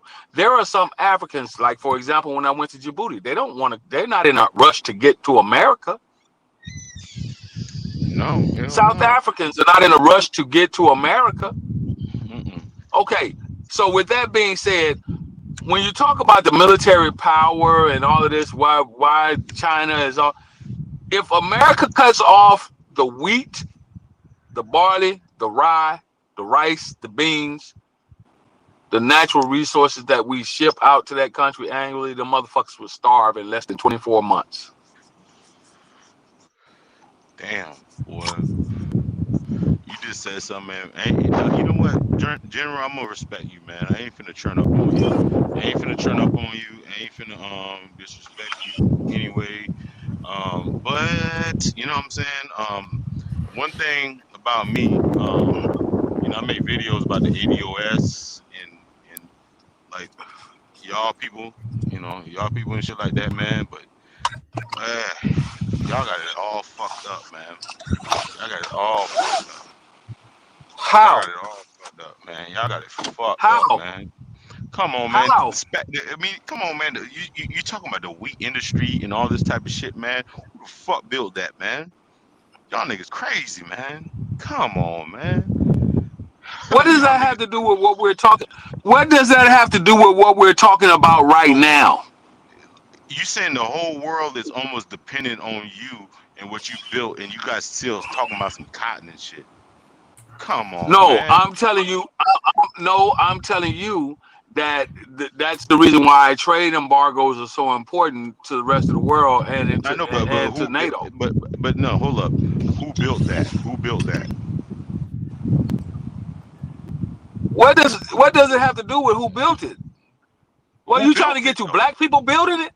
Are you trying to say Exactly. black people built it? So you owed more. Okay, but that's not the part of the conversation that we're at. All right, then, man. No, hey, We're not at that part of the conversation. Okay, then We're why not the hell at you that ain't part. talking We're about not. that shit, man? I'm labeling you as ADOS and y'all guys. You know what I'm saying? Y'all talking about. I am some shit. ADOS. I see. Unlike a lot of motherfuckers who come up here with this ADOS and they put a tagline on it. How many of these motherfuckers that are claiming to be ADOS have actually went and done the research to back up what they're saying about being a descendant of slaves? How many motherfuckers who claim an ADOS have actually traced their fucking bloodline back to the country in Africa, like I have, me and my family have? How many? Probably No, not they just that say it many, because they just say it because that's a popular thing to do. So, case in point, ADOS. I trade wheat. My family and I went on a voyage, motherfucking 12 years ago, way before ADOS was even a thought. And we started tracing our family lineage back. We went back through Alabama, back up through motherfuckers South Carolina, back to the port. Actually went and got the records and started seeing where our people came from and traced it all the way back to various places in Africa where our family lineage started at. But How many motherfuckers have actually done that? No, they just say I'm ADOS because it's cool and it sounds good. Okay, hey, you fell right in my trap too. Y'all don't talk about the Caribbean part, do you? Y'all don't like to talk about that. We talk about the Caribbean. We talk about the Caribbean. The only difference, let me tell you something. See this, now you bucking up. Now you fell in my trap because I knew you were gonna mention that. You know the only difference between the Caribbeans and blacks in America is where the fucking boat stopped at first. That's the only fucking difference. Facts. That's the only Okay then. So we know that our history can be traced back through the Caribbean islands, the Virgin Islands. We know that because we understand that. You understand? I mean, come but on, the man. average, like triple, the average. A lot of people that's bumping their gums about that shit don't understand that shit. The Galageechis, the fucking Galageechis. Where the fuck you think they came from? Come on, man. Of course. Yeah. But You know what I'm saying? Like people. my uncle broke that down to my father years ago. He went down that area where somewhere in Savannah, off the coast of the Carolinas where they at and stuff. It's certain places he couldn't go. Yeah, that goes back. They retain they skin. But here's the thing: those people can't come to America and blend with us because that's a cultural thing, and we understand that. Like the ones that Niggas don't in New know, that's Orleans. just Niggas yeah, in New Orleans, man. Where the fuck you think they came from? Come yeah, of on, man. course. That shit crazy. I'm Yeah, just saying. not just New Orleans, but the Carolinas too. There's some in the Carolinas too, off the island. My dad's Yeah. been there.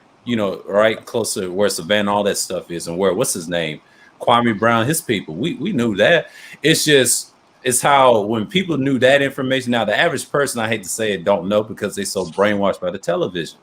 So that goes on both ways in the islands too, because they forget. They get so caught up in the media and the fanaticism all the time. That's why I'm buying into this ADOS and FBA nonsense, because if you want to really get technical, everybody's American. If you want to get technical from the Western Hemisphere, that's how other countries look at us. They don't give a fuck about if you Caribbean or not. If you support that nationality, you good. But that's just territories, Yeah. That's why they did it on purpose. The British don't care about no Jamaicans like that. No, they ain't gonna talk about the slavery part, the derbies part. If you want to talk about black slave owners and things like that, if you want to get there, I'm the only one to talk about that in the sphere. I just don't go in depth on it. The only person that talk about it in media, the shock job, what's his name? Star. Now his dad's from St. Lucia. Yeah, that's the only dude that talks about it.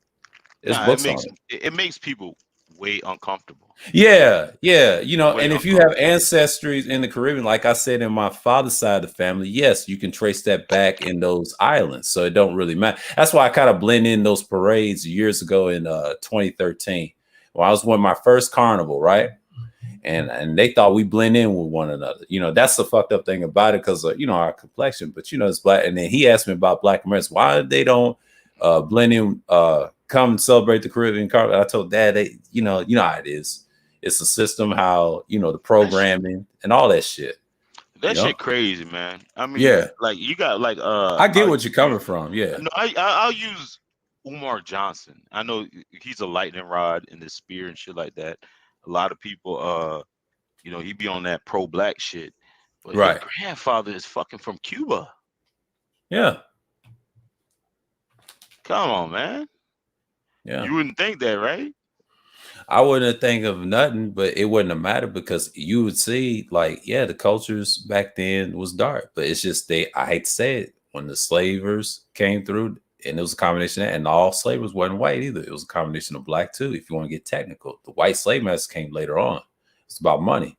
If you study Britain, Spain is different. Yeah, you can say white Spanish, French, but you do have black slavers that were buccaneers too. A lot of people don't want to talk about that shit.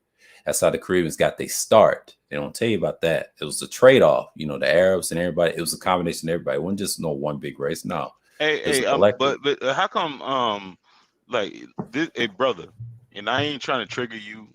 How come I'm Haitian, right? Mm-hmm. And there was a period of time where Haiti offered reparations, basically like but it was in the form of coffee and land and shit like that. And there was a lot of to all the former slaves and shit. A lot of them came over, and they went back.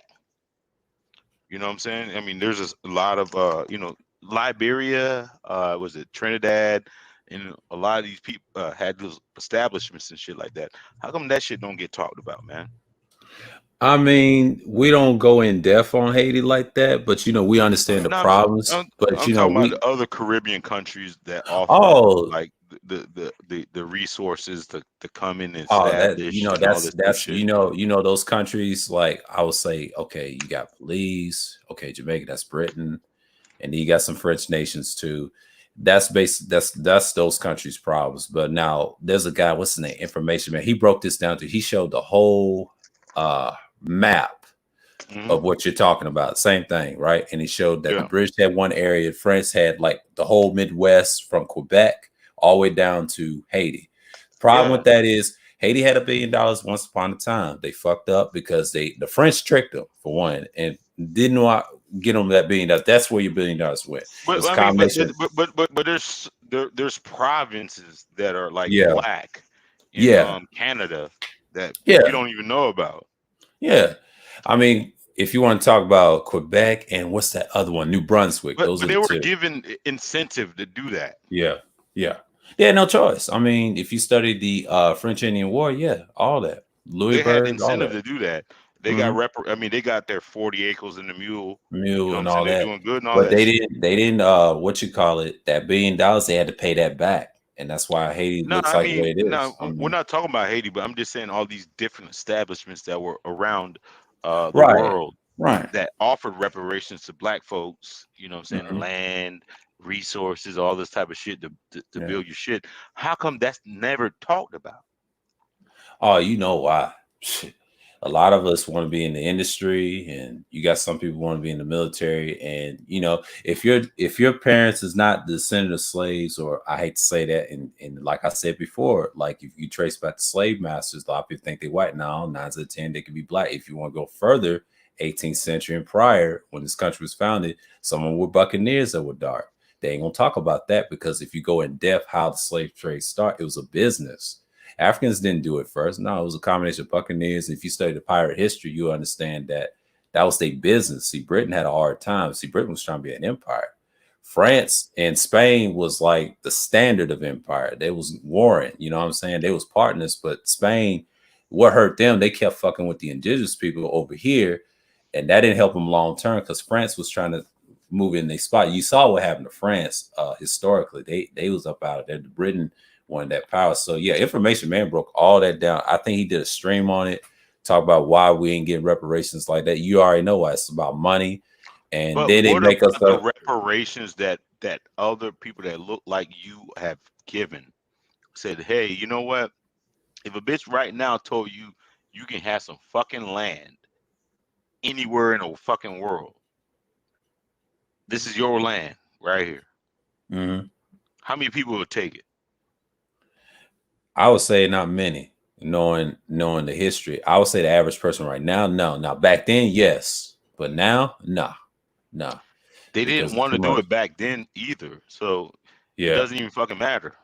Yeah, and it also goes by your, like I said, your ancestry, man. Like I know, I'll say Montreal, New Brunswick, they got some territories of slavery, whatever, and No, you could say there's New Orleans, isn't there a place called Blacktown? Something somewhere Blacktown. around those countries. But that I know the province of France that got. I do know New Brunswick and Quebec, and that's somewhere in Montreal and things like that. Yeah. Yeah. In the Roots, they showed. I mean, a lot of people don't watch that shit, but the inner Yeah. Roots. You remember the last show that they had in Roots when they ran over there, and you know, that was in Canada right there. I think that was around Canada, right? When they were Yeah. free, they were free. Yeah, it was free in Canada at the time, but but in Americas, we wasn't. I'd say we wasn't free at the time until that 1865 came around, and the reparations part is it's not controversial. A lot of it's DNA ancestry and all that stuff, and a lot of people just don't want to deal with that conversation. But I get it. I get it. I mean, but you know what? They've had CARICOM over 25 years. Yeah. CARICOM for over 25 years. I don't think anywhere in CARICOM it made a distinction between American descendants of slaves or people that have slave heritage and Caribbean people. I thought it was all inclusive. Yeah, I'm gonna read this right quick because Wacky's Haitian. He'll tell you. He said back then when it was Andrew Johnson's administration who stopped the descendants of United States slaves from receiving land as reparations as was promised to them by the Lincoln administration, which is true. And this guy's Haitian right here too. But I'm just saying we got to look up CARICOM because I don't think in CARICOM, they've had a movement for over 25 years. 25 years, CARICOM. Right, Wacky. Of getting reparations. But to me, they've never made a distinction, I don't think, in CARICOM that you had to be from the Caribbean or you just had to be from the Americans. Americas, right? Mm-hmm. Damn, that's kind of different, right? Yeah.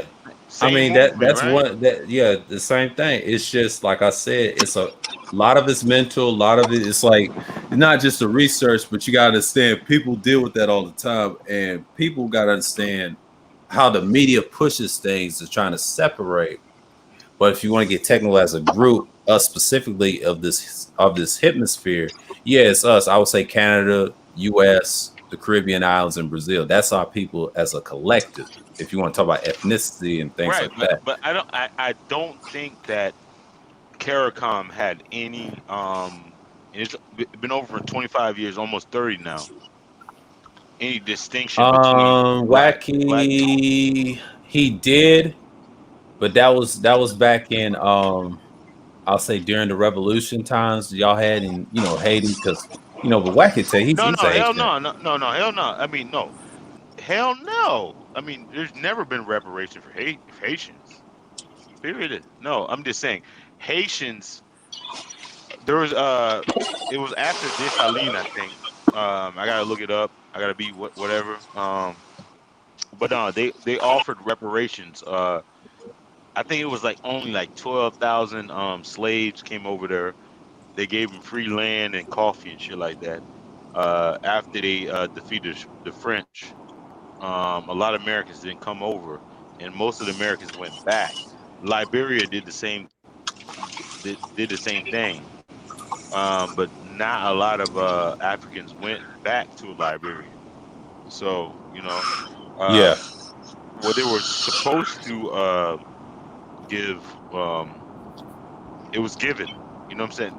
To this day, you can go to Trinidad and Tobago's and be a teacher or a like something in the was it medical industry, and get free education.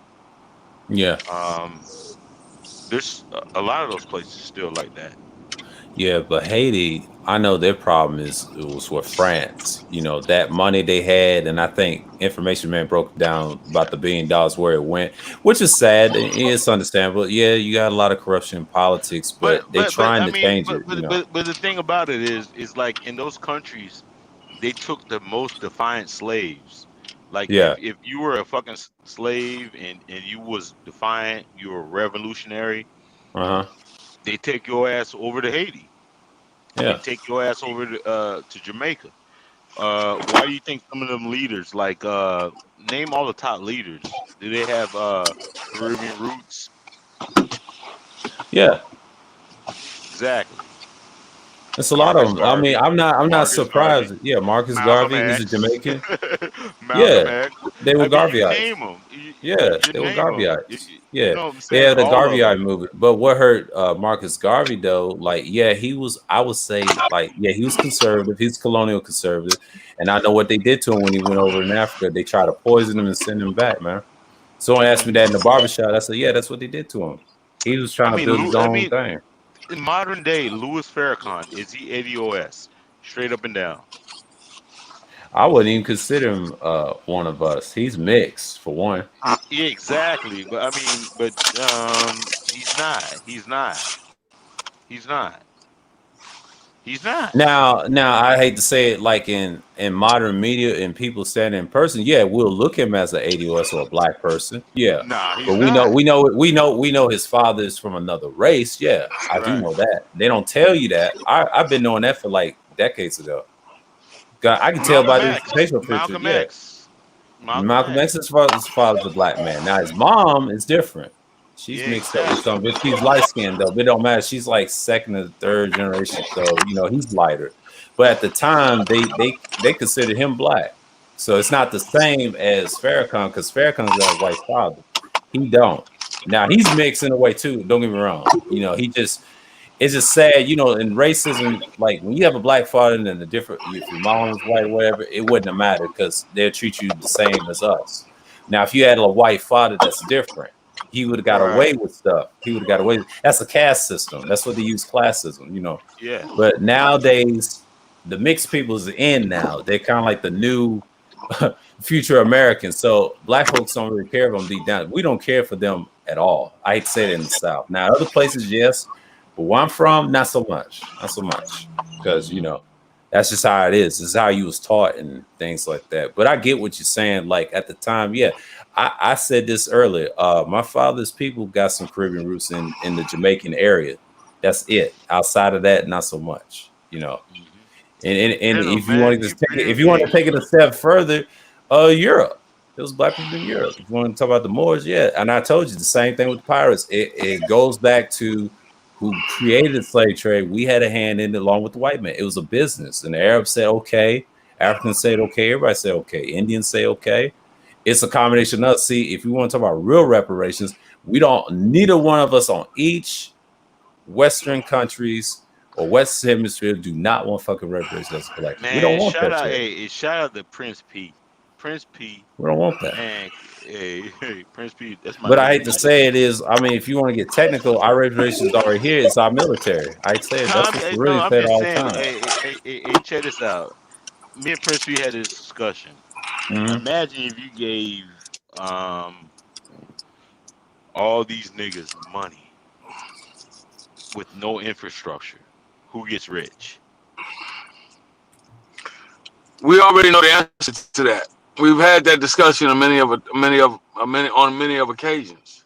Yeah, on these Well, we panels. know the Yeah, answer to that. me and DeAndre, the general, and Cerulean talk about this all the time. Every stream I've done, they talk about the same stuff you was talking about. And then he talked about the guys that are, you know, fake conservative like SKC and all them dudes, and we destroyed them. And they upset with us because we laid out the I facts. thought about it. No, SKC be triggering the sisterhood. Shout out to that guy. Yeah. Anyways, man, what's But he don't come over here because I have Cerulean up here. That's the difference. You know, Cerulean don't be Who's playing Cerulean, that. man? Hey, you talk about this nigga, man. Come Yeah, on. he's something else. He's something else, man. He talk about the same stuff you talk about. It's just he has his own regime, and he actually helps the boys, man. He talks about all the black men. I don't give a fuck. He got away. He got away from that what you call that pro black stuff, the back to Africa nonsense. He realized, no, I'm an American, and when he said that, a lot of dudes didn't want to hear that. He's let them have it. General tell you. Well, I mean, the thing about Africa, I'm gonna steal this a little bit. I mean, there's nothing but green. The American dollar, you gotta turn that shit into green. You gotta turn that shit into green, and that's land, basically. That's the only type of green that matters. That's why that go back to Africa, because the thing about it is, think about like all the dudes that make headwaves in America when it comes to business and shit like that. Imagine if they have an area where they can kind of like have free reign, make their own government, do all that. I mean, it's gonna be popping.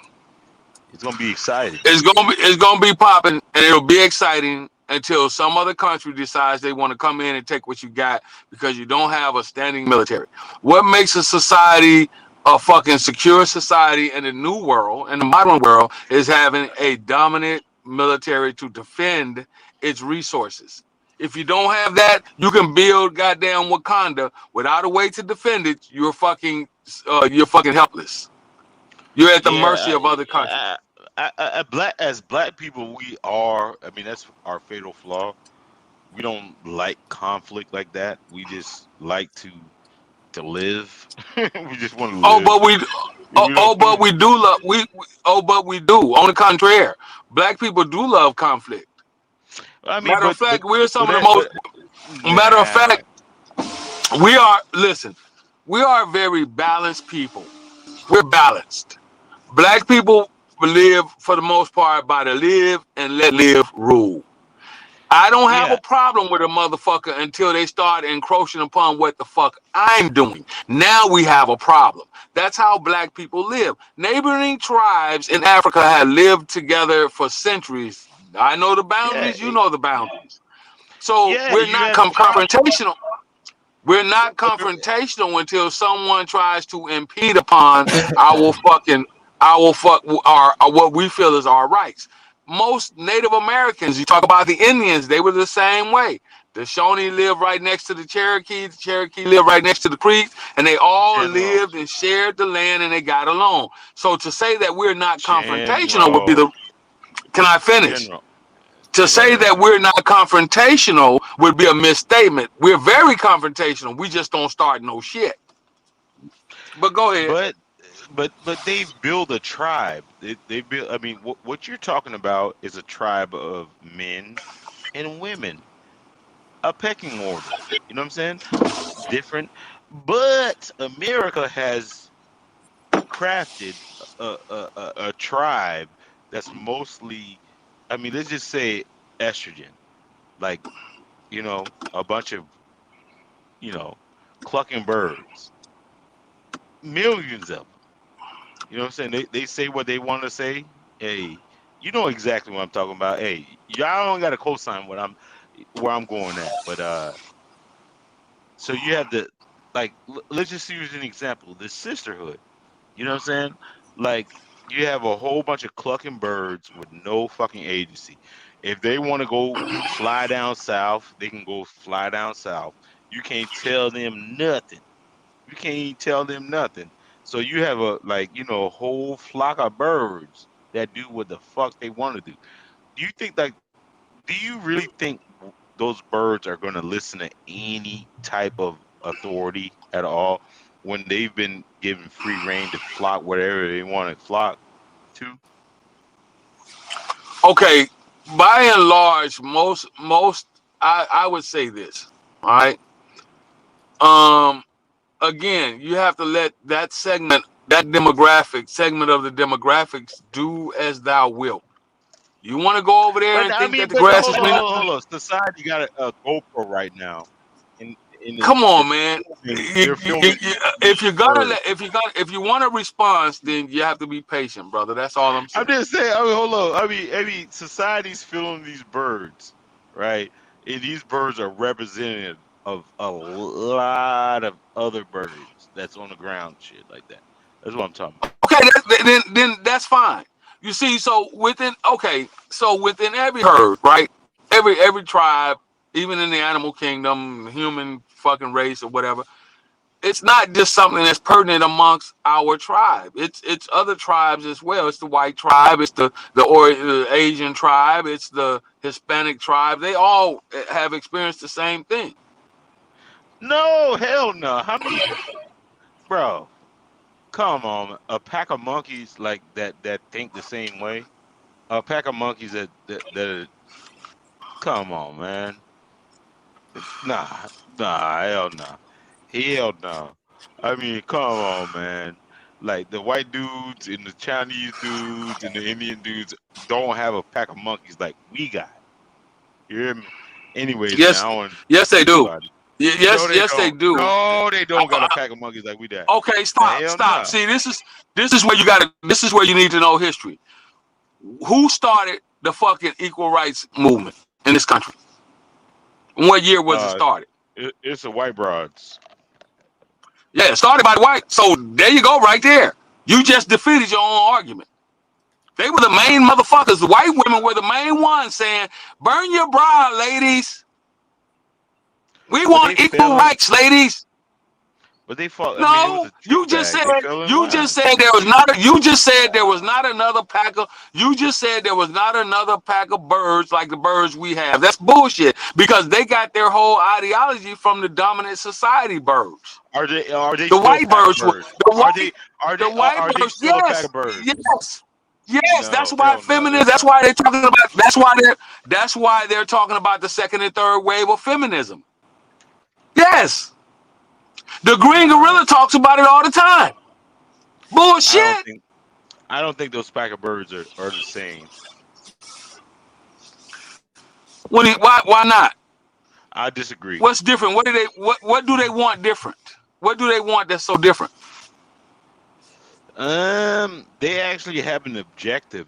The pack of birds that we're What's the objective? What is the objective?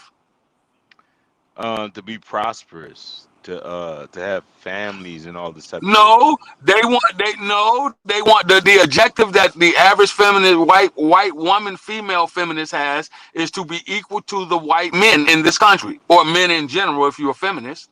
That's their objective. That's their sole objective. It has nothing to do with being prosperous.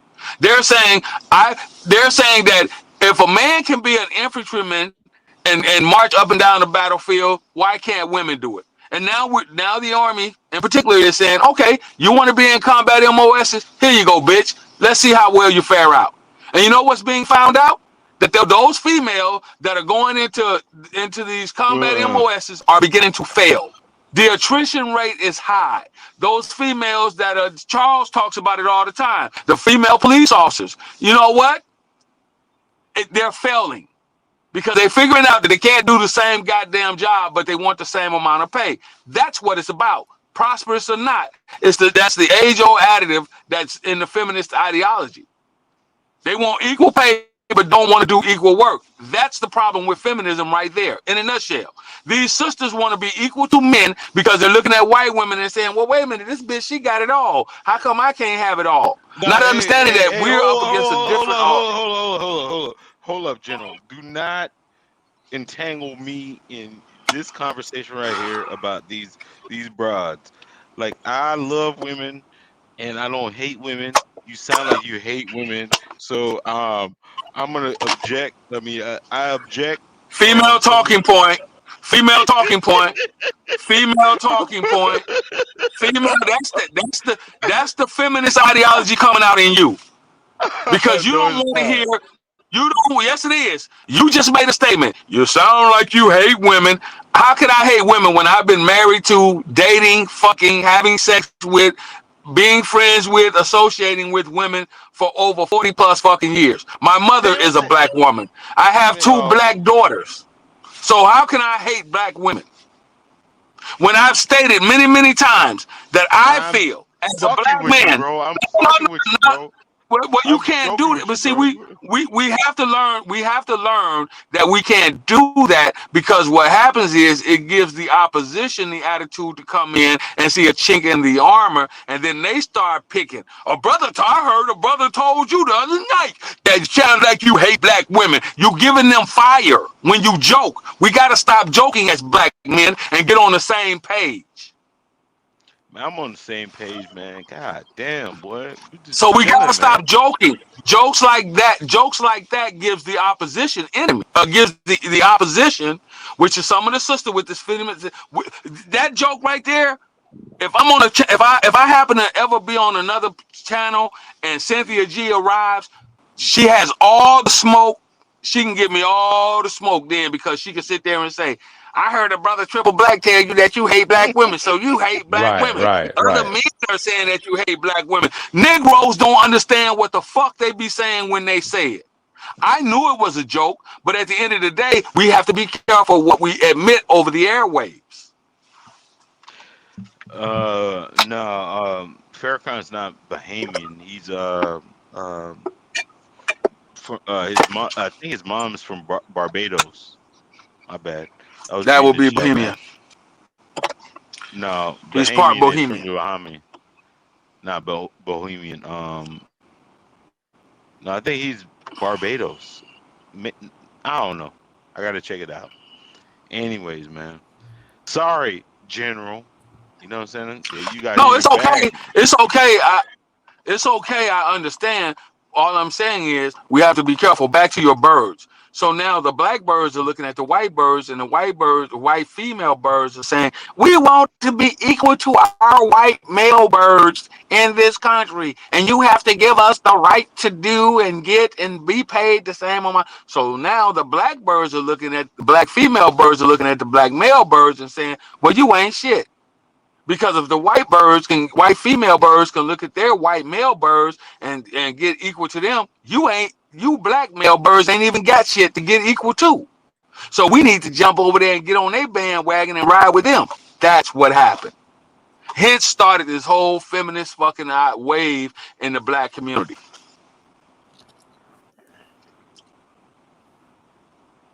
I don't know everything. I just know a little bit about a whole bunch of shit. But you can believe that little bit of shit that I know about that whole bunch of shit, I know it. And I don't have a need to be right. That's not what it's about. I have a need to want to exchange information. Right. You damn right, man. God damn, boy, I gotta get my man. I'm so fucking mad, man. I bought a fucking goddamn Google shitstorm. Hey, I'm trying to get my podcast popping, man. But anyways, man, you spill some shit, man. General. Yes, sir. Man, you I'm right here. You gotta come on No Cupcake Zone, man. I'm gonna put you in a fucking hot seat. I'm gonna bring no problem to your ass. I'm gonna bring straight pressure to your ass, but you can't. Come on, man. You can't bring any pressure to me. You can't bring any pressure to me. Many have tried and failed. You can't. Yeah. So what happens is when I get involved in these conversations with these pseudo intelligent individuals, right? And I'm a pseudo intelligent intellectual. I don't have a problem with being lumped into that category. You know what I'm saying? I think that I'm a pretty intellectual man. I think that I'm pretty well read. I think that I'm pretty well educated. I think that I can hold a conversation with the best of them. But I also understand when to play my hand and when not to play my hand. I also know when to talk out I also know how not to talk above my intellectual level. That's why I shut the fuck up when these brothers are talking. When these brothers are talking about tech and cameras and microphones, I don't know about this shit. So guess what I do? I shut the fuck up when that part of the conversation comes around. Yeah, it's like a bus driver. It's like somebody that's been driving a Greyhound bus for 30 years, and all of a sudden he says, "I'm sick of driving this bus. I think I'm gonna go and apply to fly airplanes now." When he goes there, he can't go in there telling a pilot that's been flying a 777 jet for 30 years. He can't tell him how to fly that jet because he only been driving buses. So he got to learn how to shut the fuck up, listen and learn. Nigga, hey, you in your bag right now, man. Hey, okay, man, go ahead. Salute, soldiers. Go ahead. Keep doing your General. Hey, man. Yeah, I wanted to ask you a question, General. Right now, man. General, I wanted to ask you something because I heard you kind of going off on your tirade about black women and feminism. Basically, is what you're talking about, and black feminism. Hey, in particular. Hold up, soldier. This nigga sounds familiar, nigga. What's happening, man? What's your name? What's going on, bro? Come on, hood. Man? Come on, bro. Me and General know each other already. Okay. Yeah, I know. He done came into the building. Let's go, family. Let's go, family. General, calm down, bro. Like you trying to fight me or something. Chill. No. I'm saying, let's go. I'm with it. I'm with the shits. Let's go. I don't even know. Hey, hold on. I don't even know who got smoked with each other, but hey. Nobody got smoked for nobody. No smoke. Me and General cool. We cool. Come back, anybody. No, it's just a conversation. It's just a conversation. I just wanted to ask a question though, in all seriousness though, because this is what I'm hearing. And General, see, you and I have kind of had back and forth exchanges about racism and issues and whatnot, and now I hear you talking about the problems with feminism, and especially the problems with feminism as it relates to black men, like black feminism versus black men, right?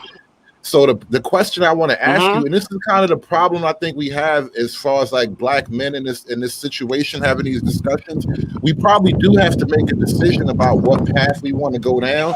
And I don't think we can, one, I don't think both are worth fighting for one. And two, I think we really have to choose. And I would ask you, what should we pick if we had to decide what is the problem? If we had to do triage, right? You understand triage. If we had to do that, like solve the worst problem first, do we pick racism or feminism?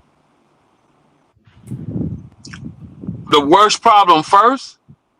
Yeah, racism or feminism. All right. So when you triage, it's like my brother Cerulean, he always asks the question. You know, you got, and I'll answer your question so you don't think that I'm trying to get away from it, right? I think that racism is the bigger scale, the bigger issue for us as blacks in this country. Feminism is something that we can move around. We can obfuscate feminism, right? I don't have to deal with the black woman who's on this feminist power fucking movement, but I got to deal with racism in this country every day by the virtue of being a melanated man. I got to go out here and deal with racism as soon as I leave my front door. That's what I'm facing. I can make a choice not to bring feminists. I have a woman with feminist idealism around me, with feminist ideologies around me. I can make a choice to keep that out of my bubble, but I cannot make a choice by the virtue of being an American, living in America, living in a country that was built on racism, that has racist blood flowing through its veins. I have to deal with that on a daily basis. So that would be the biggest obstacle we need to try and overcome, or try to level the playing field against first, and then we can work on the feminist ideology. That's going to take care of itself because of the second and third orders of effect that exist.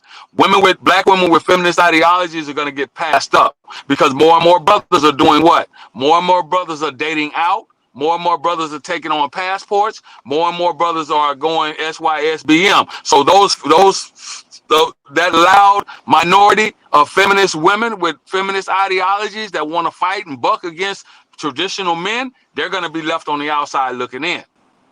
It's called the law of attrition. Racism, however, is the bigger issue in this country. Hey, who's assertive, man? Let me ask you a question, man. And hey, I'm gonna put it in triple black perspective. You hear me? Yeah.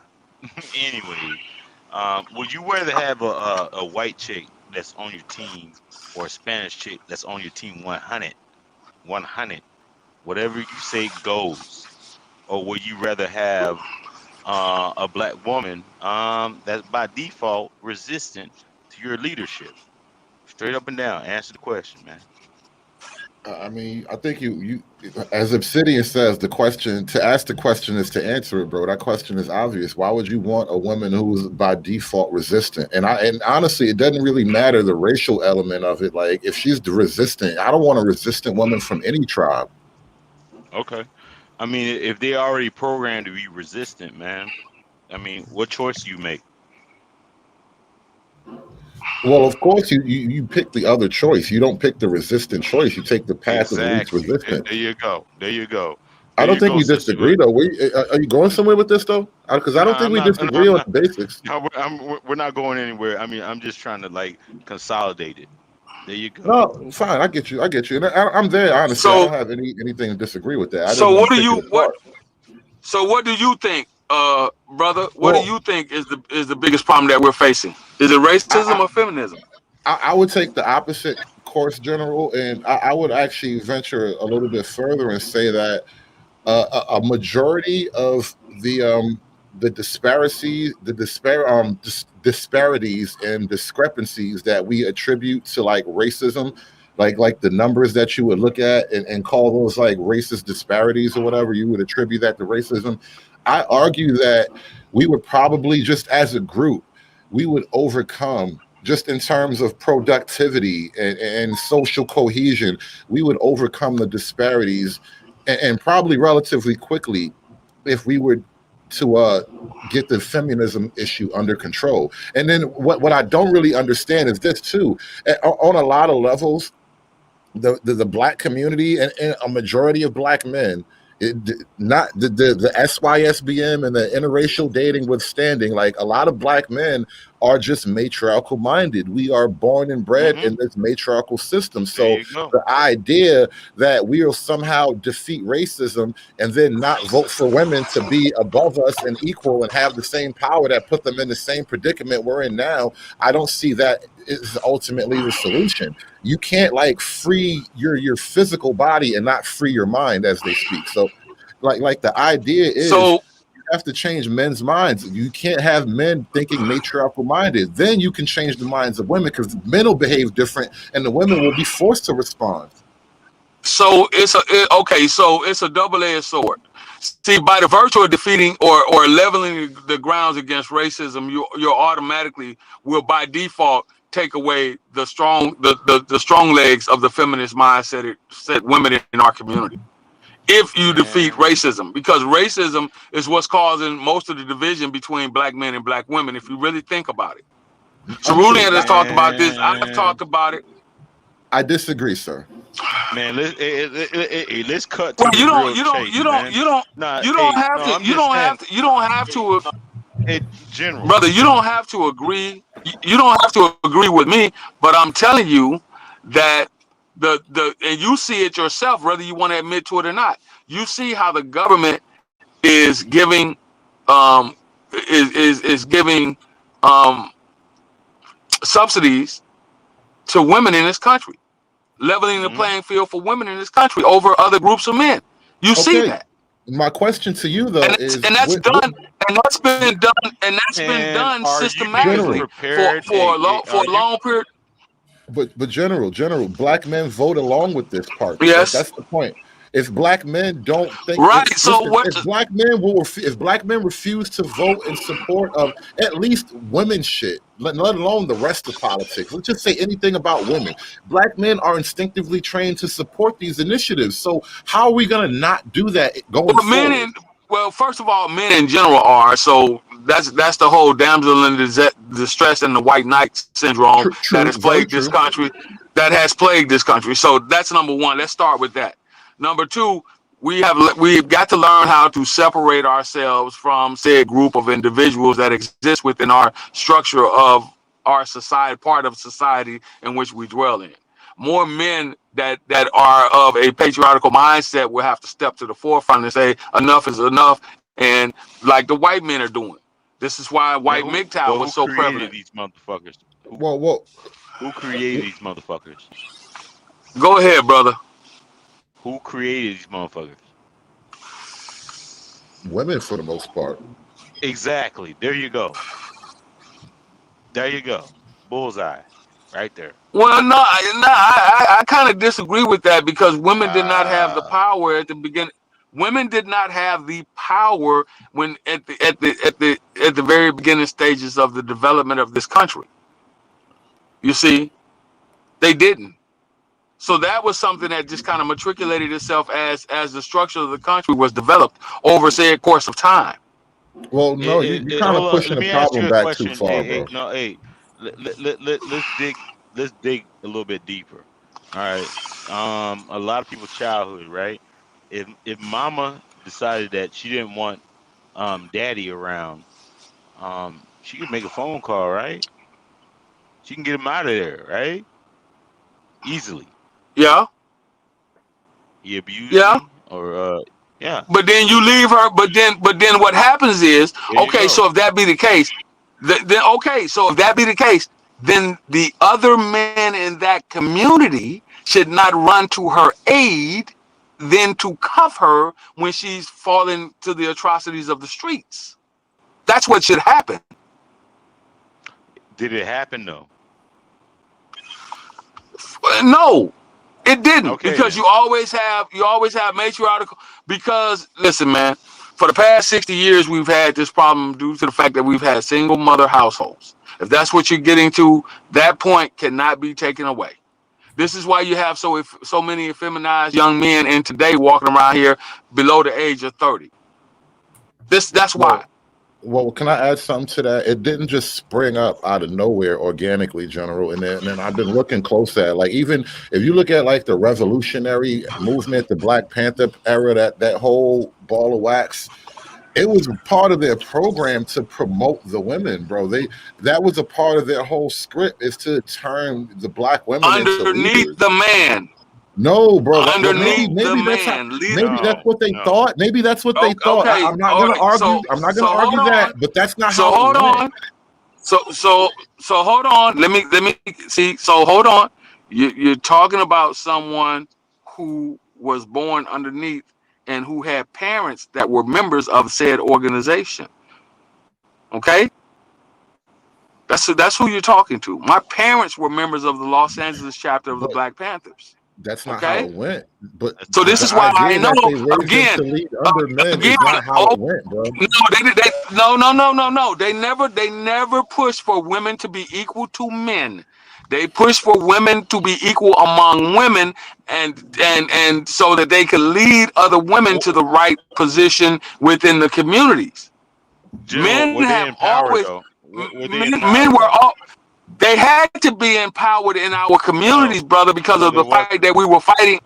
How old are you, first of Come all? on, they're ducking it. You're Hold ducking Wait a it, minute, bro. wait a minute, wait a minute. Hold on. What Wait a minute. ideology were they following? What ideology? Answer that question. I'll tell you how old I am. Answer that. Empowerment of the black race. That's the ideology that they were following, because they got tired of the fucking police. They got tired of the government fucking doing whatever the fuck they felt they wanted to do to black segments of the community across this country. So they were not They following. got tired of just the same thing. No, it wasn't about following a feminist ideology. It was about black men protecting their own, stepping up to the plate, taking charge of their communities. That's what it was about. Wow. All right. Now you got me. Can you now answer this? No. Now answer this question. Ideology. What is the ideology? Now, what is the ideology of the ADOS movement? What's their ideology? Reparations and whatnot. I don't even think that's the thing, because General, you got to go back to what you just said here. If in order to get reparations, you must have power. No, it's not about ADOs. If the black men are need to be empowered to lead the community, what do you need to empower the black women for? The black men are the ones who need power. You get your from the woman's point of view, because you get the power through the men. Let the men get the power. Let the women manage what the power provides. Hold on, and I'll try to explain it to you again. Now you're on the goddamn ropes, man. You saying I'm not on the ropes at all. I'm just trying to fucking ropes, man. I don't want to argue. That's fine. Your belief system is your belief system. You weren't around. You don't know. You only know what you read. You only know what you read. You weren't around. You don't know. You've never seen physically or been in the process of, so you don't know. I do not want this to be like a contentious thing. I just want to ask questions. I'm not trying to make it I'm not trying to make it a contentious thing at all. I'm trying to have an exchange of information, so maybe brothers will go back and they will actually look through what ideology, and you skated it. What ideology were they following? The empowerment of the black community. Bullshit. The empowerment and the protection of the black communities. Can I? Well, General. What do you think hold on. What was the 65 watch ride all about? What was the 64 ride in Chicago all about? What was the 68 ride in Detroit all about? Do either of you brothers know? Were those women? There we go. Were those women? Were they women? No. I didn't say that. No, that's close. Were they women? No, I'm talking to triple black. Were those women? No. I'm asking you. Were they women that was mostly leading those charges? No, it was black men. It was being the charge that stood up and said enough. It was black men leading. So why are you trying to why do we have to talk at the same time? If you ask me a question and then when I go to answer it, you want to just talk over me so the points will be obfuscated. Because I don't be about that fucking verbal gymnastics. I ask you a straight up. I'm not about any verbal gymnastics. I asked you a question, and the only thing you could tell me that ADOS is talking about is reparations. They don't give a fuck. That was men that was ADOS don't. Who's leading the ADOS movement? Men or women? Probably women. No. Who's leading? Yvette Carnell. Who is a who?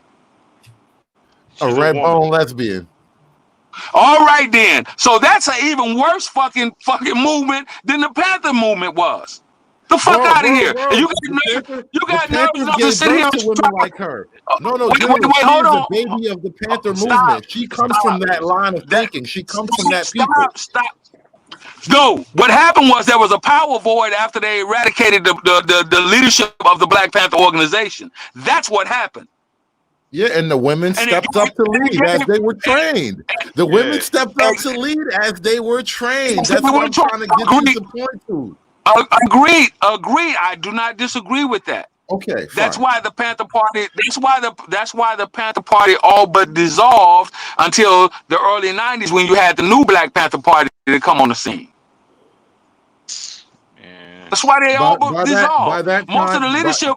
most of the leadership of the Panther Party was either murdered, assassinated, or incarcerated. And listen, because women were the only trained leadership left, you springboarded female leadership by accident or whatever. I'm not even trying to make it an issue of like blame, like you guys are saying, but this is how it went. That's true. I can't sit here. I cannot sit here and disagree with that. But why? The problem is why? You know why? Because you had other Negroes, men, saying, "Oh, look at what they did to them niggas. You better bow down. We don't want that shit to happen to us." We just better acquiesce and bow our heads down. All right, you talking about fuck out of here. Let's talk about Malcolm X. You are a follower of an organization that's led by. You are following an organization that's led by a lesbian woman. Fuck out of here. All right. How did he end up getting killed? I'm gonna get to the Black Panther Party. How did Malcolm X end up getting killed? What was his fallout with Elijah Muhammad? His fallout? Yeah, his fallout. Let's break it down. Oh, it's basically, well, shoot, I can go back to the ideology part of Islam. Once he went to Africa, it wasn't no ideology. It was straight up and down. Like there was rumors that he was taking advantage of the young girls and all this type of stuff, right? Yeah, that's part of it.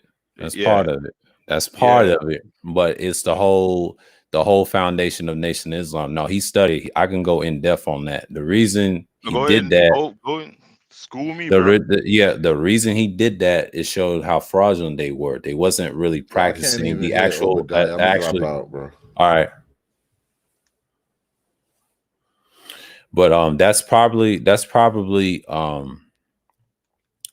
reason I would say he was big on that is because when he actually, now I know he talked about the girls and everything, he mentioned that, but he also, when he went to Africa and those Eastern countries, he actually practiced real Islam, and that's part of it. And then he was studying the whole group, so of course he did his thing with the fruit of Islam, and that was a big fallout after then they suspended him or whatever.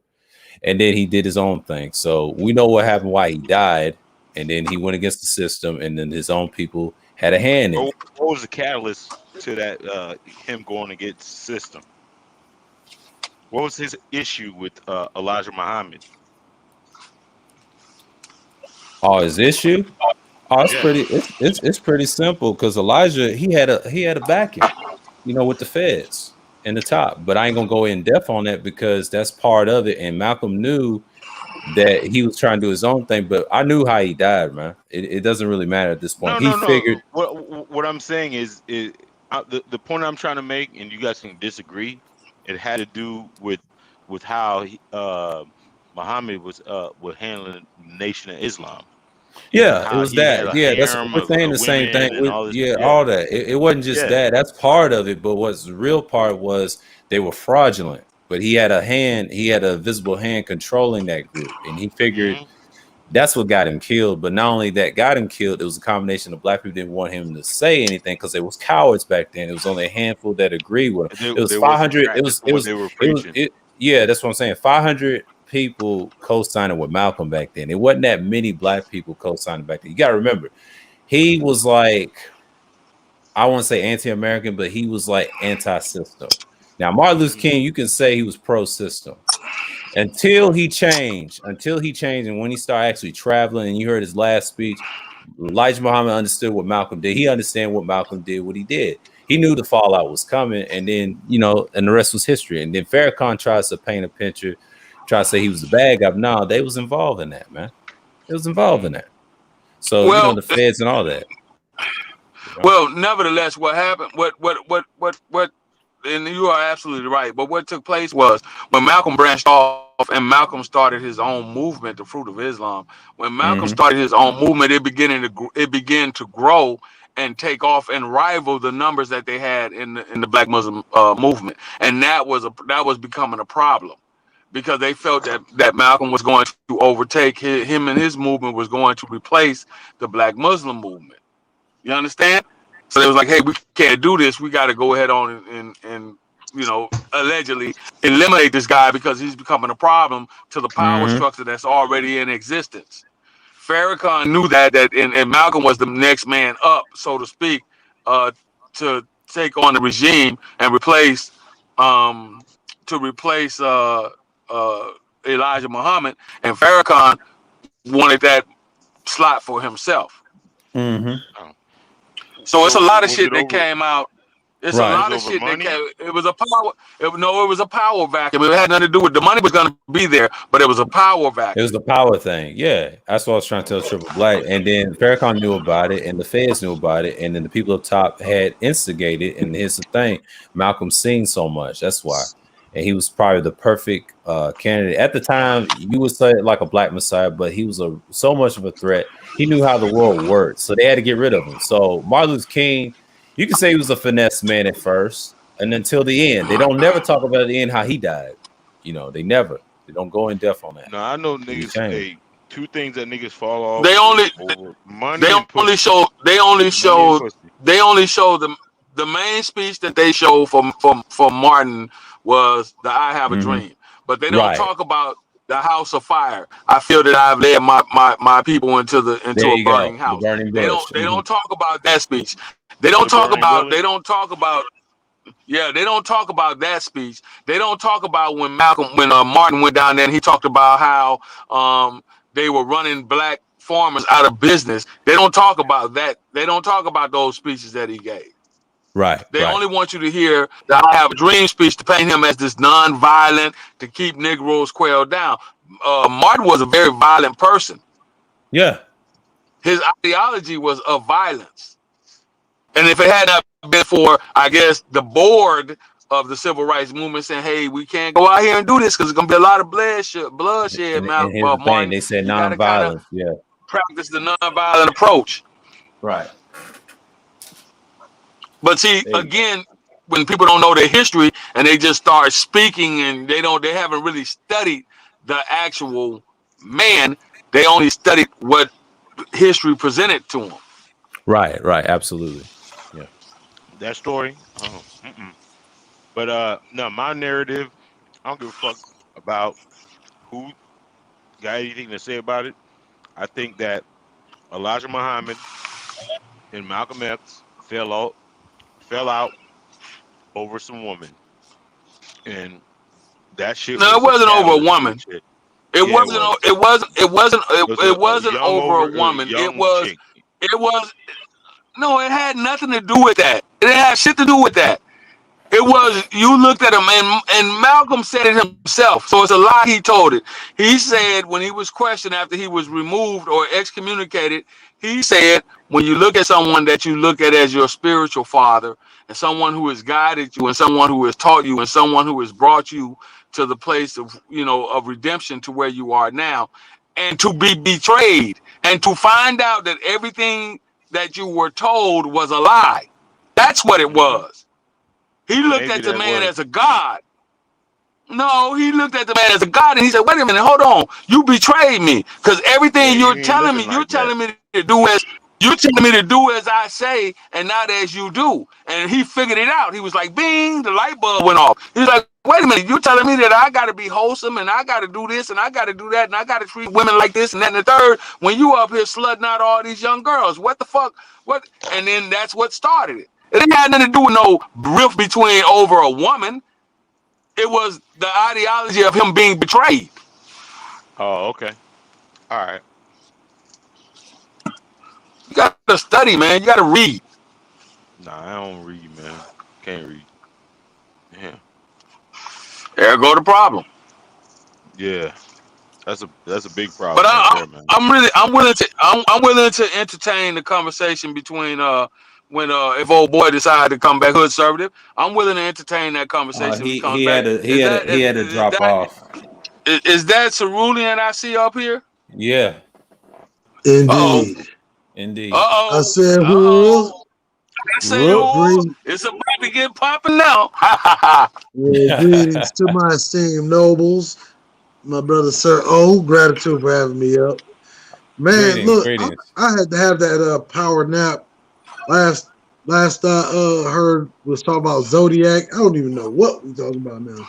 Oh, it delved into the shots, and Mike V came up around the 2 to 3 hour mark, and then it delved into this, and then General came later, and of course Triple Black came through, and then Hood Serpent came out of nowhere first time.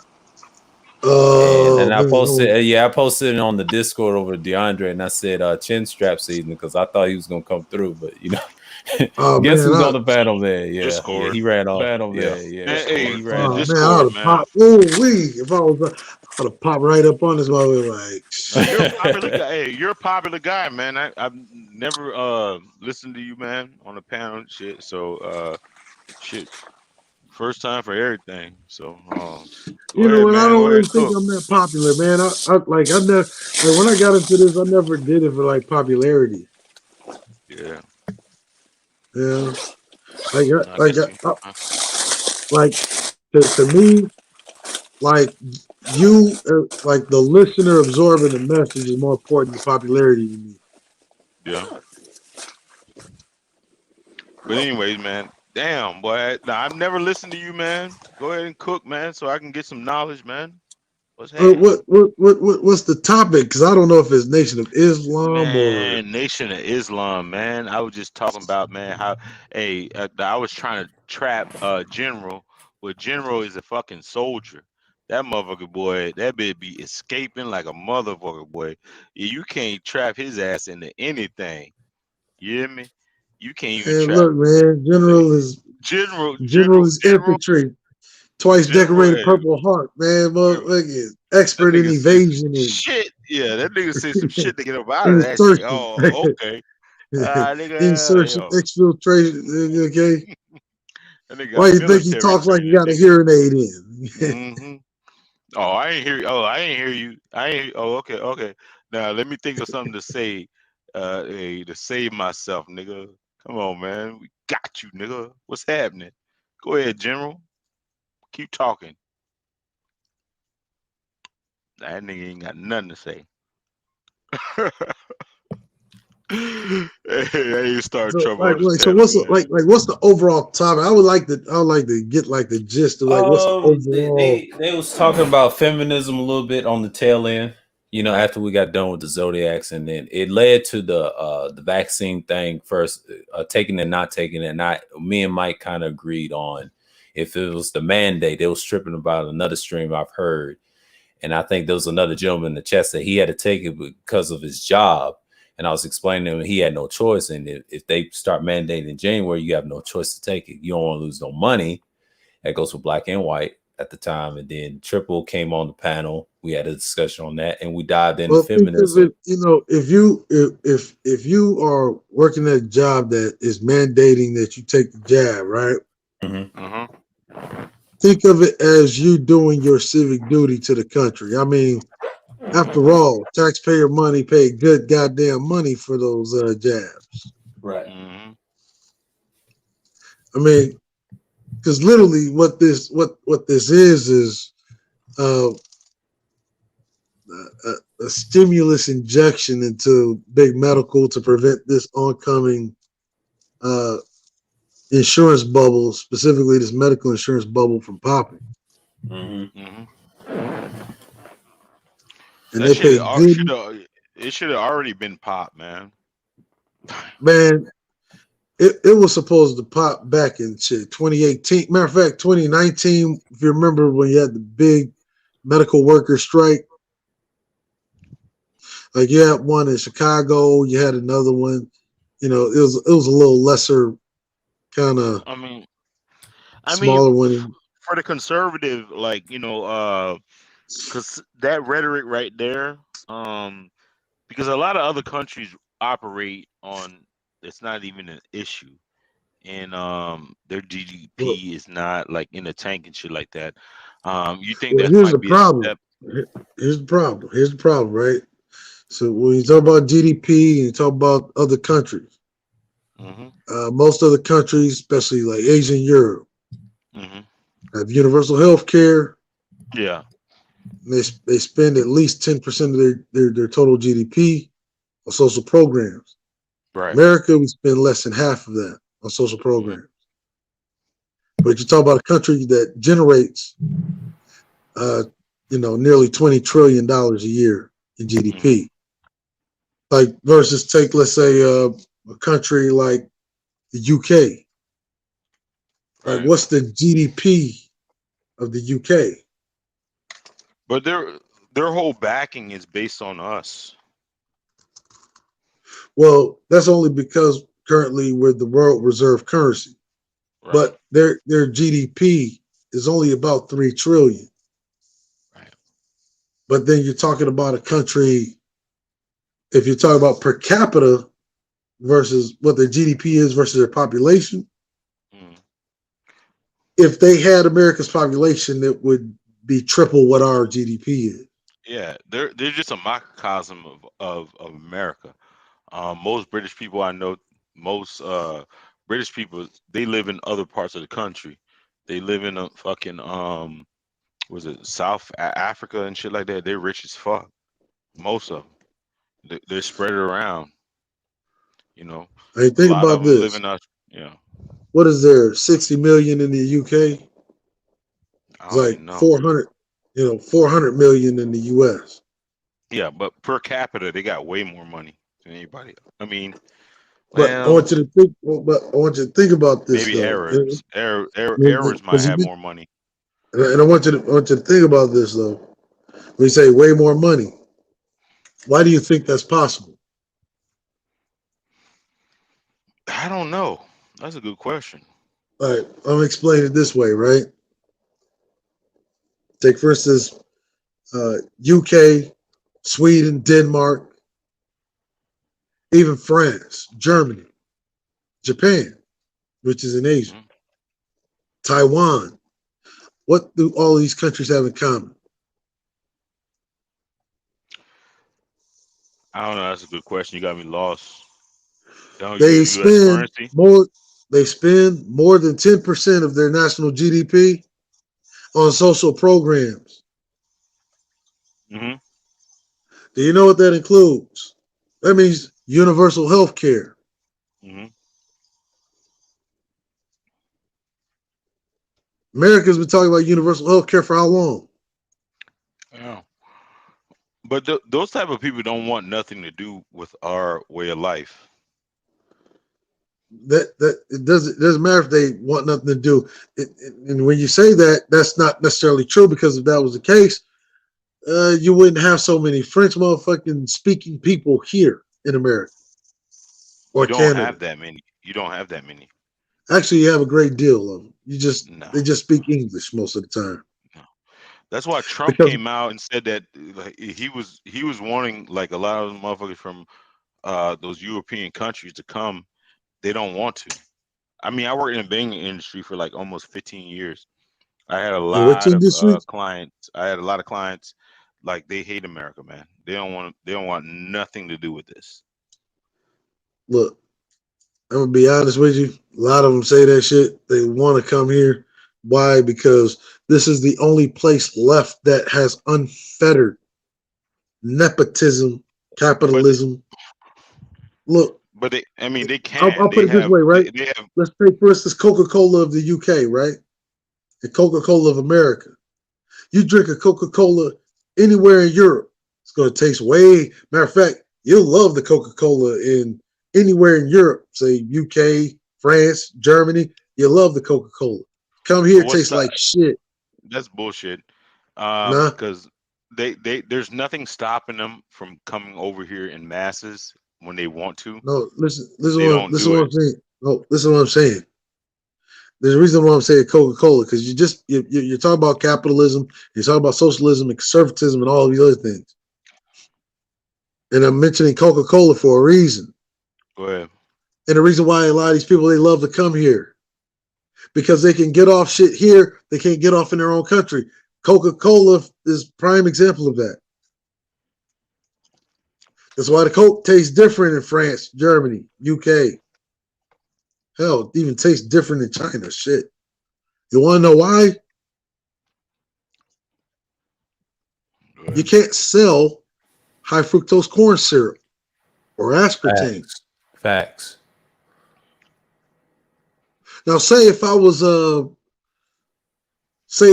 bright-eyed entrepreneur from France and I wanted to sell a new sports drink, but I wanted to make it cheap. That's why they have to come to America in order to sell it, i.e. your Monster energy drink. Mm-hmm. So your argument is like all those people want to be in America so goddamn bad.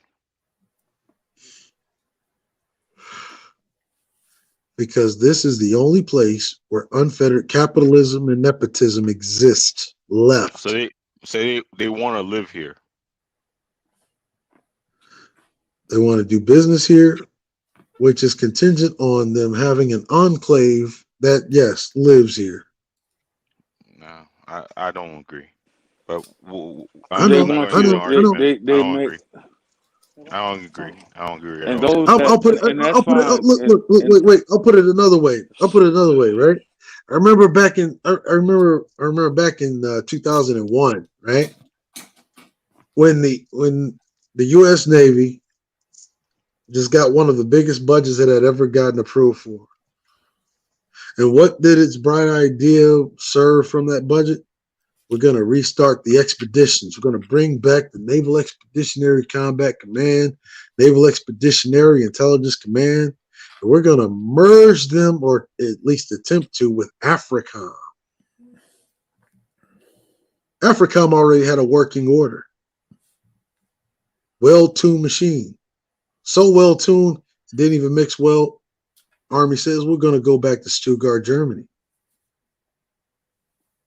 And we're going to merge with, what was it, CENTCOM? Because that was the seat of intelligence for that region. Right? Next thing you know, when AFRICOM leaves the region, do you know what becomes of the Middle East? It becomes a capitalist playground.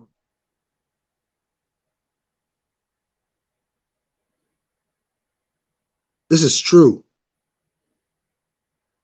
You ever notice in the mid to late 90s, all of your gas stations started suspiciously becoming owned by Arabs?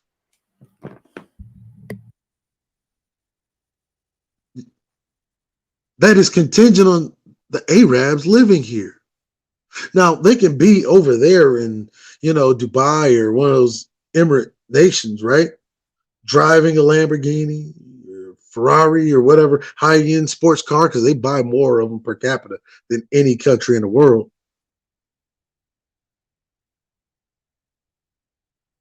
They would rather live right here in these hells of North America, owning a little gas station.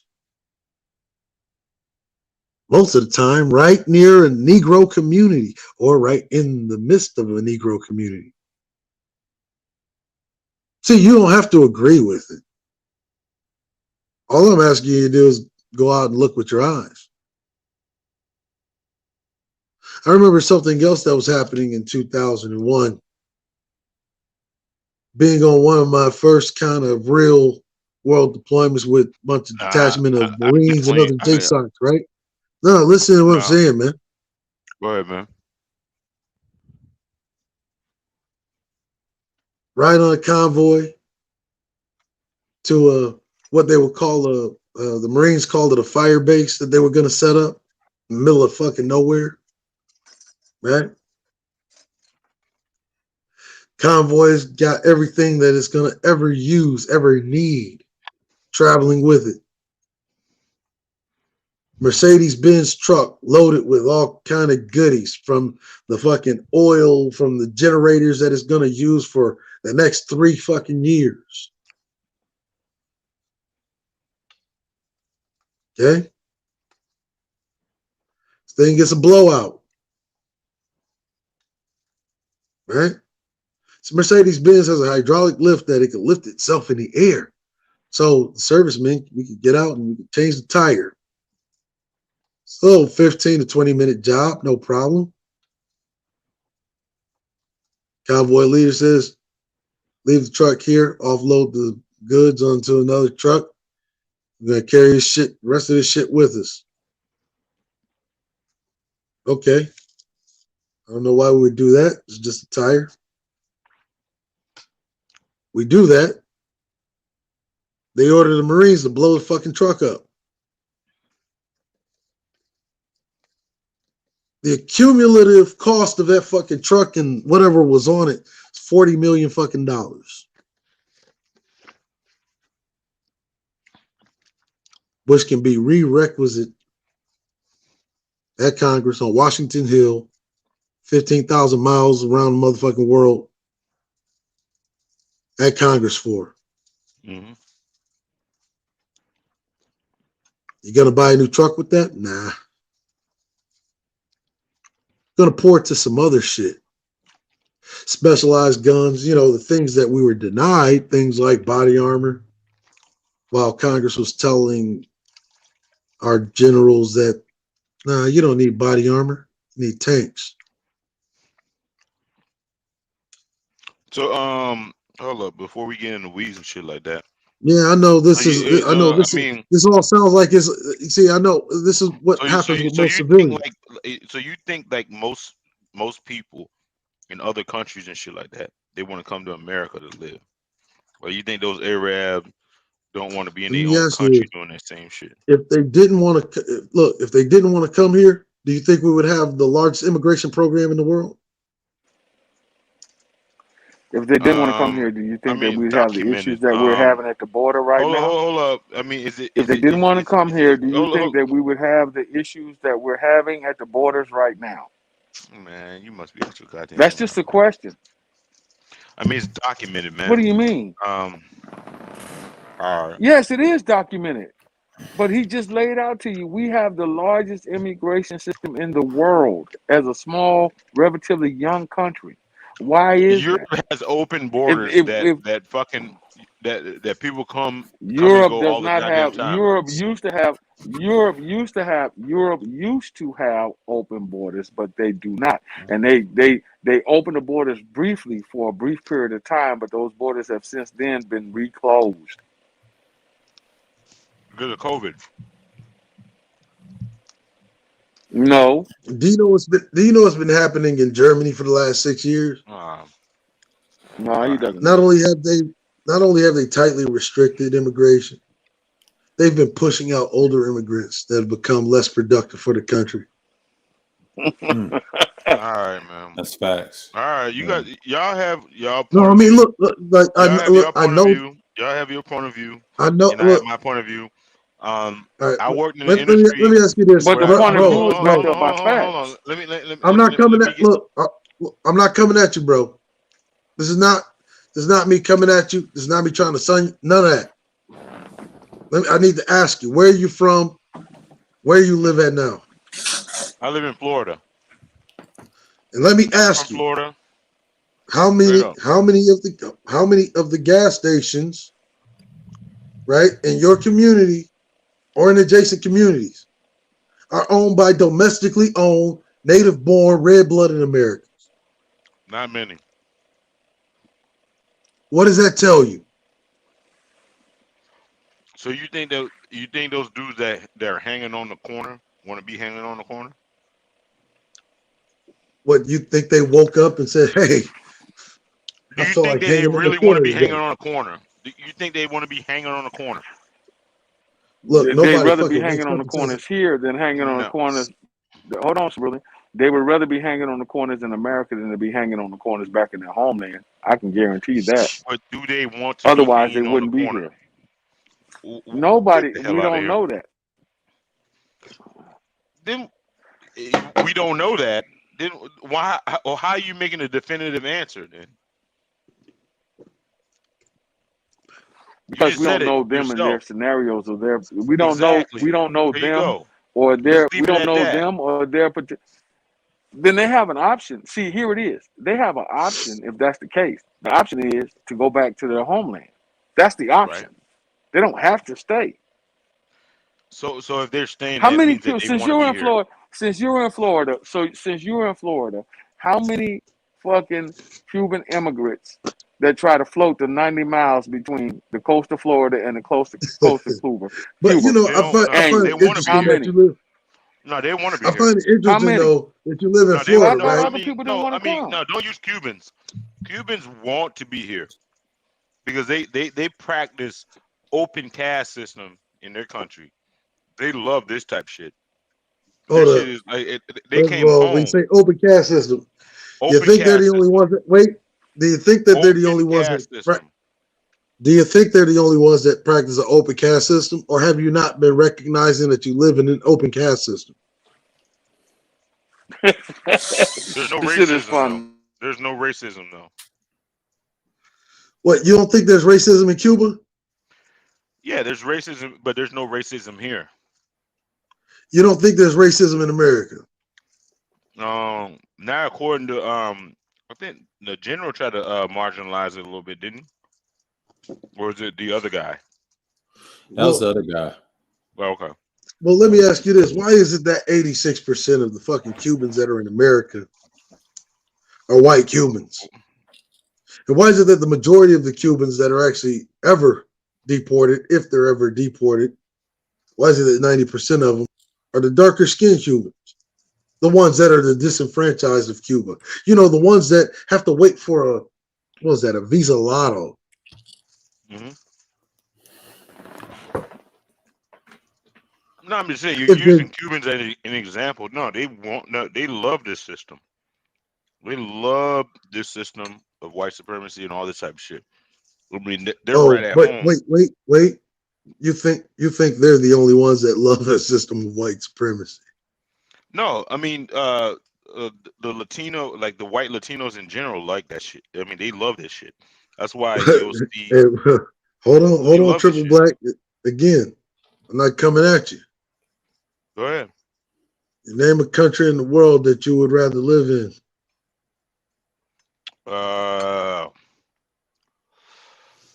Ooh, maybe.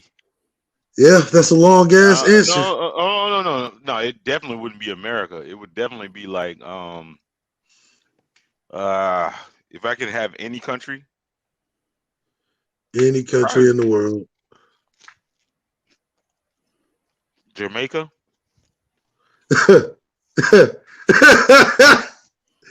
Okay. You know what? I didn't mean to even have that outburst. No, I'm just But saying you gotta think, put some context. But I mean, if it came down to like culture and all this type of shit, it would definitely be somewhere in the Caribbean. you think that a country like Jamaica is without racism? No, I mean, no, I'm just saying you asked me a pointed question. Like, if you can live anywhere that you want to, it would probably be Well, Jamaica. that's the point, weather, right? yeah. That's the point, right? I mean, It if didn't you matter ask what that broad-based the reason. question to any most person, The reason most people, I asked you that, it didn't even matter what your answer was, because I already knew that you were going to answer it in a way that was going to be predictable, and it was going to be a country in which displayed that you love white supremacy as much as any of these other countries, brother. bullshit. You asked a question minus white supremacy. Like, where would you want to live at? They say If you had Cubans, a they choice, love this system. They love this system. Look, yeah, they do. They love this what I'm system. saying is that It's you, open, just like racism. all of us, and in fact, for any of us to deny it, Deny is to what? be calling yourself a liar. Look, we love it just as much as anybody else. So you say we love white supremacy? Look, I'm gonna tell you this: being black is the whitest thing you could be. Man, come on, man. I'm Haitian, man. No, we don't like white supremacy in Haiti. Look, let I me mean, ask you you this. You know, that's a funny thing when I say something like that, and I notice a lot of Caribbeans that get to saying things like that. Well, now you want to claim your Caribbean roots? Hold on. What was Haiti called before it was called Haiti? Because last time I checked, Haiti was a Spanish name. Was it? Haiti ain't the ancestral name. What's the ancestral name then? Haiti? Uh-oh. IET? IET? Man, I thought you were Haitian. You should know this. No, I'm just saying. I'm asking you a question. Was it IET? What I'm saying is that you should know this because you said you were Haitian when I told you love the system just as much as a Cuban. No, we don't love the system at all. There's Oh, but nothing you about my do. background that says to love the system. How? But you do. The modern How? day Haitians, they love it too. How? You can't look. You can't claim the righteousness and legacy of a Dessalines or a Toussaint. No, I If can't you claim went, that if shit. wait, no, what reason I'm saying that? Because if you're really proud of that shit like you are, niggas that are proud of that shit, they not really in America like that. You know where they at? They cutting the heads off their fucking leaders in Haiti right now. Okay. No, I ain't about that. I was born in America, man. What you talking about? Never claimed that shit. Got the wrong one. But you're American, so you love this white shit as much as a Cuban. You Man, love you it must even be out more your than your mind. Haitian roots. Nah. See, we have to be honest. No, we I'm the can. most. We can walk and chew gum at the same time. Like you're just trying to paint a damn narrative that ain't true. Look, I'm just being honest first with myself. All right. I'm not into denial. But what about me? That tells you that the narrative that you just try to paint is true.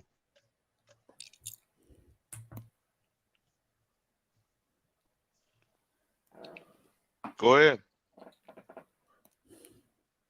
I mean, I asked you what the ancestral name of Haiti was. You Okay, I didn't don't know know. what what's the ancestral name of America, Well, nigga? I'll tell you this: it didn't start with an age. What is the ancestral name of America? And I'm Since you're telling you, so you should know American. this Now, because whenever I said that when I said you loved white supremacy as much as any of us on the panel, you said, or any Cuban, you no, said, well, Hispaniola is fucking like two goddamn countries merged fucking together. Is that what you're talking about? Hispaniola? Huh?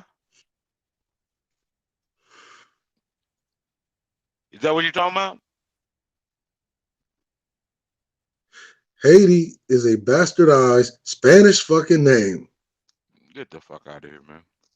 It was taken Hispaniola. from its original ancestral name, and it was given a fucking Spanish sounding H on the front of it. Hispaniola. So that's what you were trying to get at. So And you I don't just think? asked you what So the you original don't name of think Haiti was. you don't think those Tahan? I mean, there's one side that's mostly African, and there's the other side that's like was a Taino in African. Okay, all right. First of We're all, mixed there in with were no. them. First of all, in ancestral Haiti, there are no Tainos. Doesn't even They're exist. not. They're Tainos not. So are Hispanics. so they killed them off before that we got there.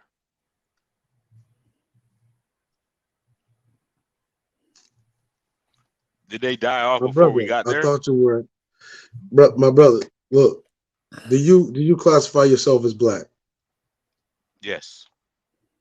Okay, if you classify yourself as black, I'm gonna need you as a brother, as my brother, Man, don't do that as a shit, brother man. who I think. Well, hold up, as my brother, who I consider you as one of the great nobles of the diaspora. To stop every time, whenever some kind of harsh truth comes to you from any one of the great nobles of So society. no, hold up, No, hold up. no, no, no, no. No, Look, answer. listen No, to what no. I'm saying, Let's my go brother. back and answer the question. So there was no Tainos when the slaves came. Bruh, Tainos originate, okay, in Spain. Okay. Oh, okay. So they were Spaniards. They were. Taínos originate in Spain. So okay. These are darker skinned Okay. Spaniards that the Spaniards would regularly travel with. So what were Taínos? Were they Ewoks or was it Awoks or whatever? And You mean Spaniards, Arawaks, right? Arawaks and Spanish people. That's what made the Taíno race. And the Taínos were actually more closely related to Asians, like what you would call East Indians, than natives of Haiti or So they Haiti, didn't as exist they on used to go. Hispaniola when the slaves came. What I'm saying is that Taínos were brought by the Spaniards. They were brought to the island. That's what he's saying. So Taínos wasn't a race of a mix. There wasn't a mix. It was it what they call them mestizo or whatever. So they came right from Europe. Taínos did. Taínos originate in Spain. So they came right from Europe. As a matter of fact, it becomes adopted whenever they fucking annex the land you know as Mexico. I got you right here. Simply neat. Hispaniola was the name Columbus gave the island, and it wasn't two countries at that point. Exactly. Right. It was called Santo Domingo. Island. It's called Santo Domingo. Yeah, Samingo. My fault. Santo Domingo. Okay. So were they Indians on there, or were there African slaves? Okay, let's get it together real quick. Back it up. Go ahead. Back it up. Right. What is the current demographics of Haiti right now? It's African. Mostly African. Most of the people there are of what descent? African. Okay, so for some reason, you believe that somehow that a group of magical Indians were able to somehow, who are more closely related to East Indians, which are Asians, outpopulate a domestic population that pre-existed that were more African than Asian. No, that were brought with the Hispanic. I think there was a population of Indians there, and they mix with the culture, and that's how you have the Taínos. I mean, you had the was it? I can't What even you say call it? What you call an Indian? What you call an Indian? There were no such thing as a fucking Arawak. Arawak is a made up name. Columbus made that shit up. So what were they? What were they? They were East Indians, Asians. What were they before? I think we need to do a geography class or something. Now go ahead, man. I'm learning right now. You said that there wasn't no Indians on that island, on Hispaniola. Let's see. There are no Indians. Then what were those people then? Do you even know how Columbus people? Who are the indigenous people? Okay, so let me ask you: indigenous people. How does a island whose historic name literally comes from a historic language that's more closely related to Yoruba than fucking any Indian language that you know of the Americas, and yet you're telling me the magical motherfuckers called the Arawaks existed? Then what? Who are those people then? School me. Woo. I ain't in front of a computer, man, but school me. AAA batteries, man. I mean, who were those people on Hispaniola before the slaves got there? Supposedly. Allegedly. There were slaves there before Christopher Columbus. Okay, who was those people? People were made slaves by the Spanish and Portuguese Empire. Okay, so they went on those islands and enslaved those people.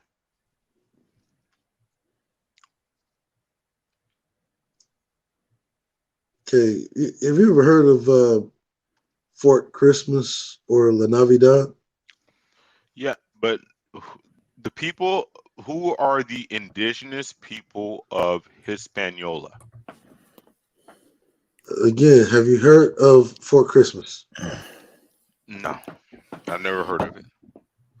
How this is why I say it, whenever there's a harsh truth that any other noble is bringing before you. All right, bro. As my brother, no, listen to what I'm saying. As my I asked you a brother, direct question, bro. Who were look, the indigenous I'm people making, of Hispaniola, I'm going to bro? tell That's all you you, gotta but I'm do. making, I am going to tell you, but first I'm making this statement, Go ahead, man. and I'm not just making it for you. I am making it for anybody that is listening and may Go ahead. listen in the future. I hope it's not cap. That if you consider yourself black and you're in America, okay? Anytime there is a harsh truth that is being presented before you, okay? Go ahead. I'm gonna need you to stop using your fucking island motherfucking heritage as a fucking crutch all of a sudden when you've been saying that you're black the whole time. All right. Go ahead. You're a black American, a great American Negro, a motherfucking noble. Listen to what I'm saying, brother.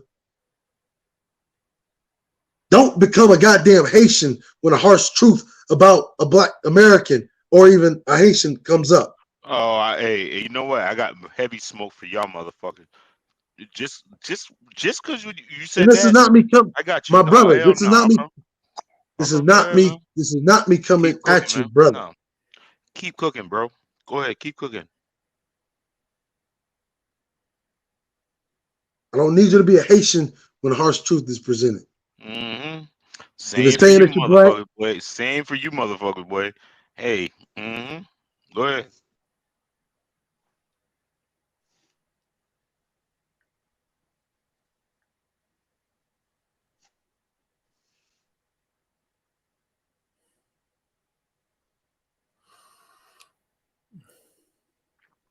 Those people that were already there. Again, I asked you the ancestral name of Haiti. What was the ancestral name? No one ever even fucking H's in the damn language before the Spaniards show up. The island name began with an A. It was Haiti. Okay, you didn't know that. I said it early. IET. I said it early. I said you know the etymology. Wait, if you know the etymology of it, oh my God, you know that this is a word. Come on, man. This is crazy right here, man. I don't know why the fuck did you just do that right there. I said IET. Come on, man. Stop. I didn't hear you say that. I heard an H. Oh my God. I heard H when you said it. IET. The Hispanics. Come on, man. Or the Spaniards. Man, you gotta be. I mean, rewind that shit, man.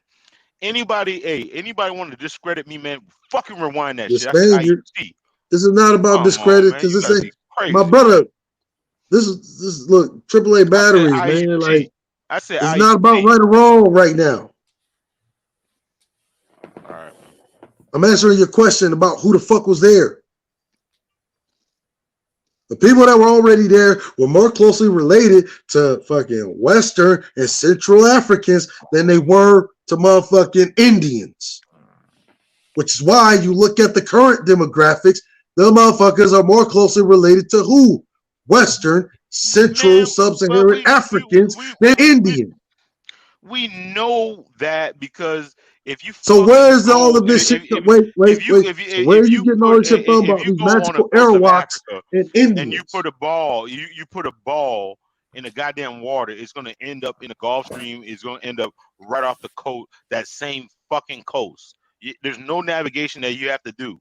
What I'm saying is the indigenous people there were, I guess, the air. I can't even say the airwalks or whatever. And then somehow they became the Tainos, which somehow came a divided island of like of Africans, and then you had Tainos. The Tainos is basically a mixture of whoever the fuck was there and whoever the goddamn Spaniards were, and they fucking overran that shit. That's what Hispaniola was. But I could be. I mean, I'm probably way wrong. Okay. Let me ask you this, right? If and I want you to peep this real quick, right? If that was the case, why do people in Haiti, right? Second largest language in Haiti is what? Second language, it's probably Spanish. And second largest language in Haiti is French. Second language. I mean, what you talking about? Creole is French based. Is basically French. Creole is French based. Haiti's largest language, most popular language is It's English. Creole. The most popular language is English. Bullshit. That's bullshit. Can somebody Google it real That's quick? Just bullshit. Google what That Google is what the most bullshit. popular language in Haiti is, please. Somebody Google it. Okay. The most popular language, the most spoken language, or the most popular language? Popular I'll just look it up real language quick. in Haiti. I may got it, and I may pull it up. Creole. Holy shit. They say Haitian Creole, but it's kind of like it's like French, but it's also got English, Portuguese influence. No, it's Bantu in fucking French. Hold on. I'll pull it up. But he said Bantu. English. English is more common than French, but they still speak French among other people. Of other languages, but majority of people in Haiti speak Creole. And if they don't speak Creole, their textbooks are in French. I mean, you gotta be out your goddamn mind, man. God damn, bro. Come on, man. You gotta If you be out your travel fucking to the mind, country man. of Haiti, if you travel to the country, Gotta be out your goddamn mind, look. man. Let me ask you, Don't do Triple that, Black. man. Do you speak? Man. Look, Triple Black. Do you speak French I speak or French. Spanish? I speak fluent Creole, and also Spanish and fucking French are fucking so goddamn close, or Creole and close. I mean, if you look at a lot of, I mean, it's Latin.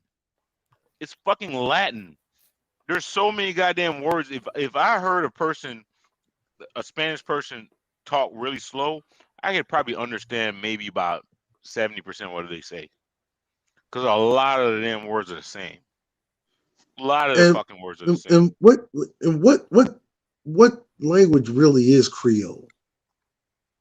What is the majority of them? It's French and it has Bantu. Was it Bantu? Bantu is an African language, so a lot of the root words are mostly Latin. They're all mostly Latin root words, but there's a lot of slang term. I mean, now it's just like it's all over the place. And here's the thing on the bottom, it says, but with other influence from Spanish and English, Portuguese, Taino, Western African language, but it has English in it. You know, the influences of that. Yeah. But English is a Latin language. I mean, it's Latin. Yeah, all of it's Latin, but English is highly influenced in this side of the world. Yeah. This side of the world right now, of course. I mean, that's how you French is actually the second most spoken language in Haiti. Period. The second, what is the first? It can't be English. Obviously, it is English. Creole. That's why if you now go, it is. You gotta be you gotta be out your that's mind. Why if you that's why if your black ass go to Haiti as an American, the motherfuckers can understand you no matter where the fuck you go. Everyone can understand you universally, which means that it's more popular. You're crazy, man. But if you weren't around, guess what? They're gonna speak that French Creole. My dad didn't speak. I mean, my mom and my dad didn't speak English, and they were over here for 30 years. You out of your mind, man. You out of your mind.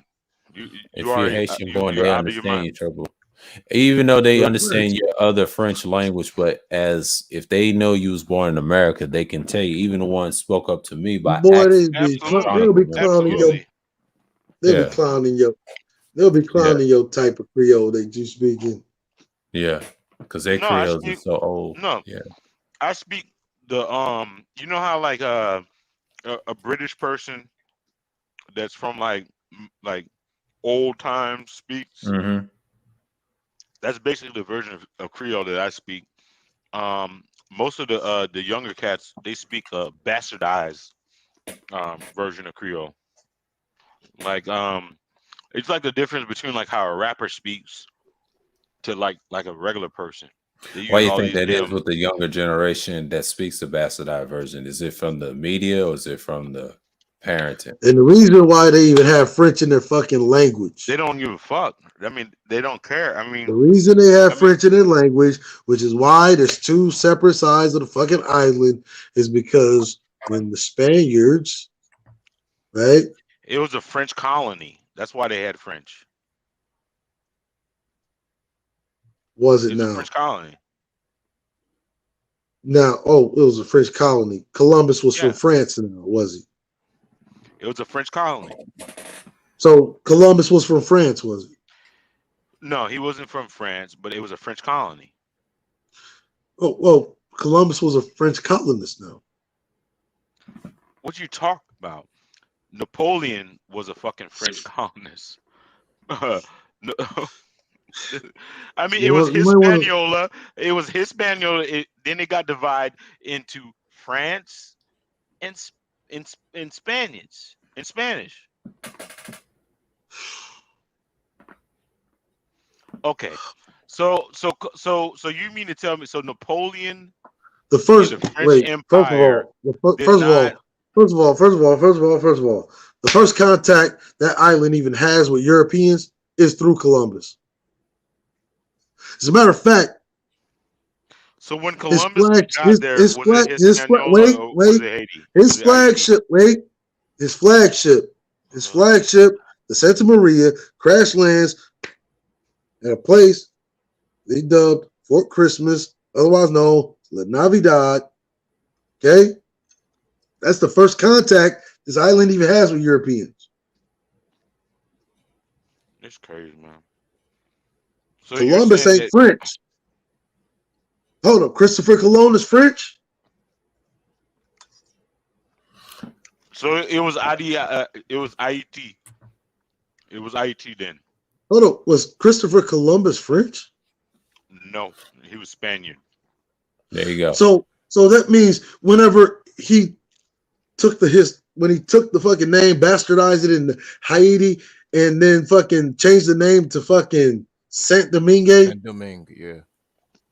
Santo Domingo. That's a Mingue or Mingu or Mingue. Santo Yeah. Domingo. That's a capital of Dominican Republic. No, but at one point in time, it was called. Well, okay. Of course, Columbus called it Hispaniola, but at one time, that whole entire island was called Saint Domingue.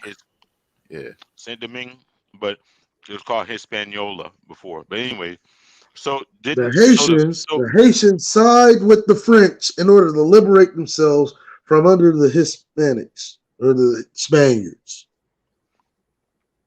Yeah, That's why they have French influence in their language. Facts. So there wasn't a leader that was killing off slaves and all this type of shit because he wanted to whitewash the whole that island. comes way that see you're mixing the timelines. That comes way later. That's In fact, that's bullshit. Whenever they want to liberate themselves in 1804, it was actually becomes a perfect storm because what was happening in 1799? the French Do you Revolution. know what's happening? Do you know what happens in 1799? Do you know what happened in 1799? No, I mean I don't know what specific event, but go ahead and school me on it. The French Revolution happens in 1799.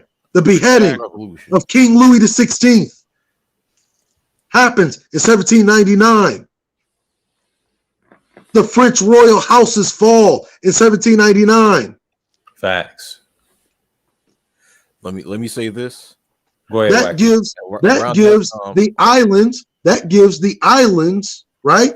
Because if you have an enclave, right, of French oppressors that realize there is no reinforcements coming to the islands because a revolution is happening, that gives them the opportunity to overtake said oppressors. Okay. Now let me say this. Well, how does that change history, though? Hold on. Let me say this. Okay, because in general, I'm not saying that both of you guys are saying that, but I'm just being in general. When people speak about the Haitian Revolution, a lot of people don't even understand that there were two Haitian revolutions. One that started in somewhere in the 1700s, and another one which ended in 1804.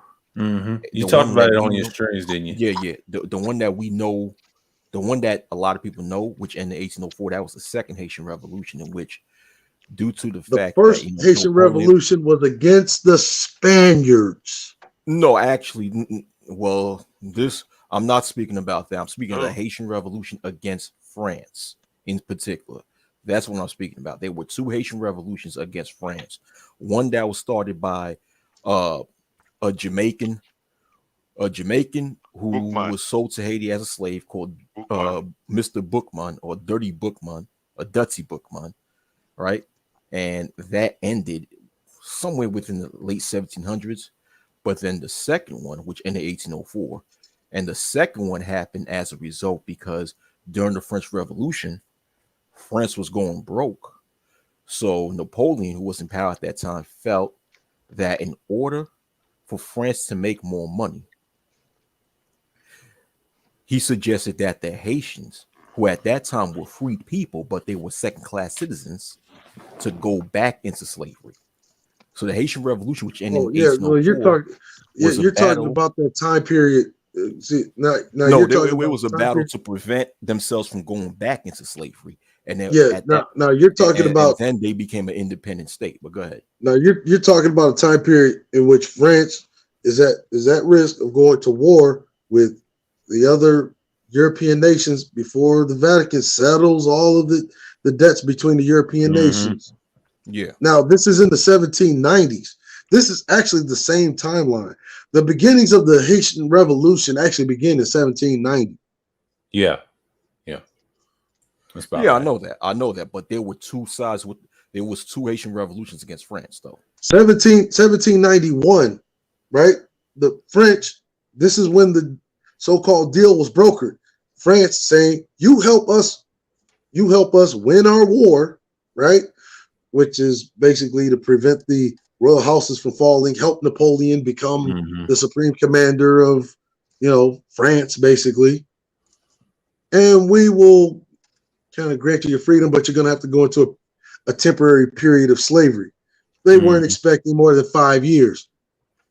But people like, Toussaint and Dessalines, they didn't like that deal. That's why you're really talking about the same timeline. Okay. This is what happened from 1790 all the way to what happened. Hold on. So this is what happened during the first Haitian Revolution against France. During the first Haitian Revolution against France, where the Haitians had an uprising against the French, the colonists and the Haitians brokered a deal where the Haitians, where they agreed that the Haitians were going to live, where basically was not going to be free, but they was going to be more so like second-class citizens. So that was the negotiation process. But then what happened with Napoleon is that Napoleon suggested that Haitians go back into slavery. And that's what happened, that another Haitian revolution started, which ended in 1804. Yes, that is the same timeline. Okay. Well, I'm just saying they were just two Haitian revolutions against France, which a lot of people know nothing about. That's all I was talking about. See, what happens in 1791, French literally wants to ally with all of its all of its assets in the Caribbean. It says you help us win the war, we need assets and all that. These are the agricultural cows of the French Empire. Mm-hmm. Right? So but the slave. I mean, why the fuck would they want to do that when the slave ratio? It's so control. It's control. It's control. It's control. Y'all know they had no power though. I know, but French wanted control of the people, and then you saw what happened. The end result, I would say, 1804. That's what most of us know, but we don't know the beginning. Like what started? I mean, it was like 16-1. 16-1.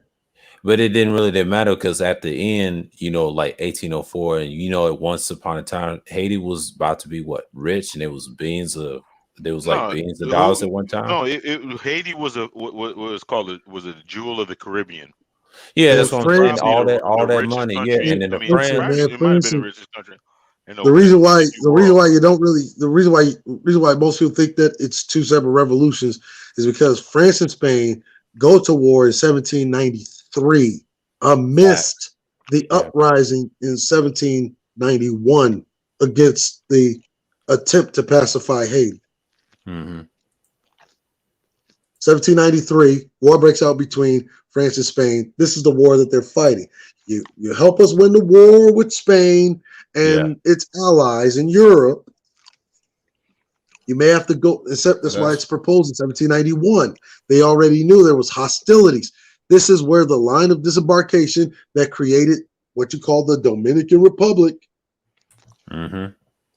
When Spain invades French territory. That has nothing to do with what I'm talking about. I'm speaking about that there were two uprisings between the blacks in Haiti and the French colonists. Yes, it's the same. The French colonists were vastly outnumbered. They had way more slaves, because they were pumping that work. So really, you're saying it's like 1791, the Spaniards and the French going at it.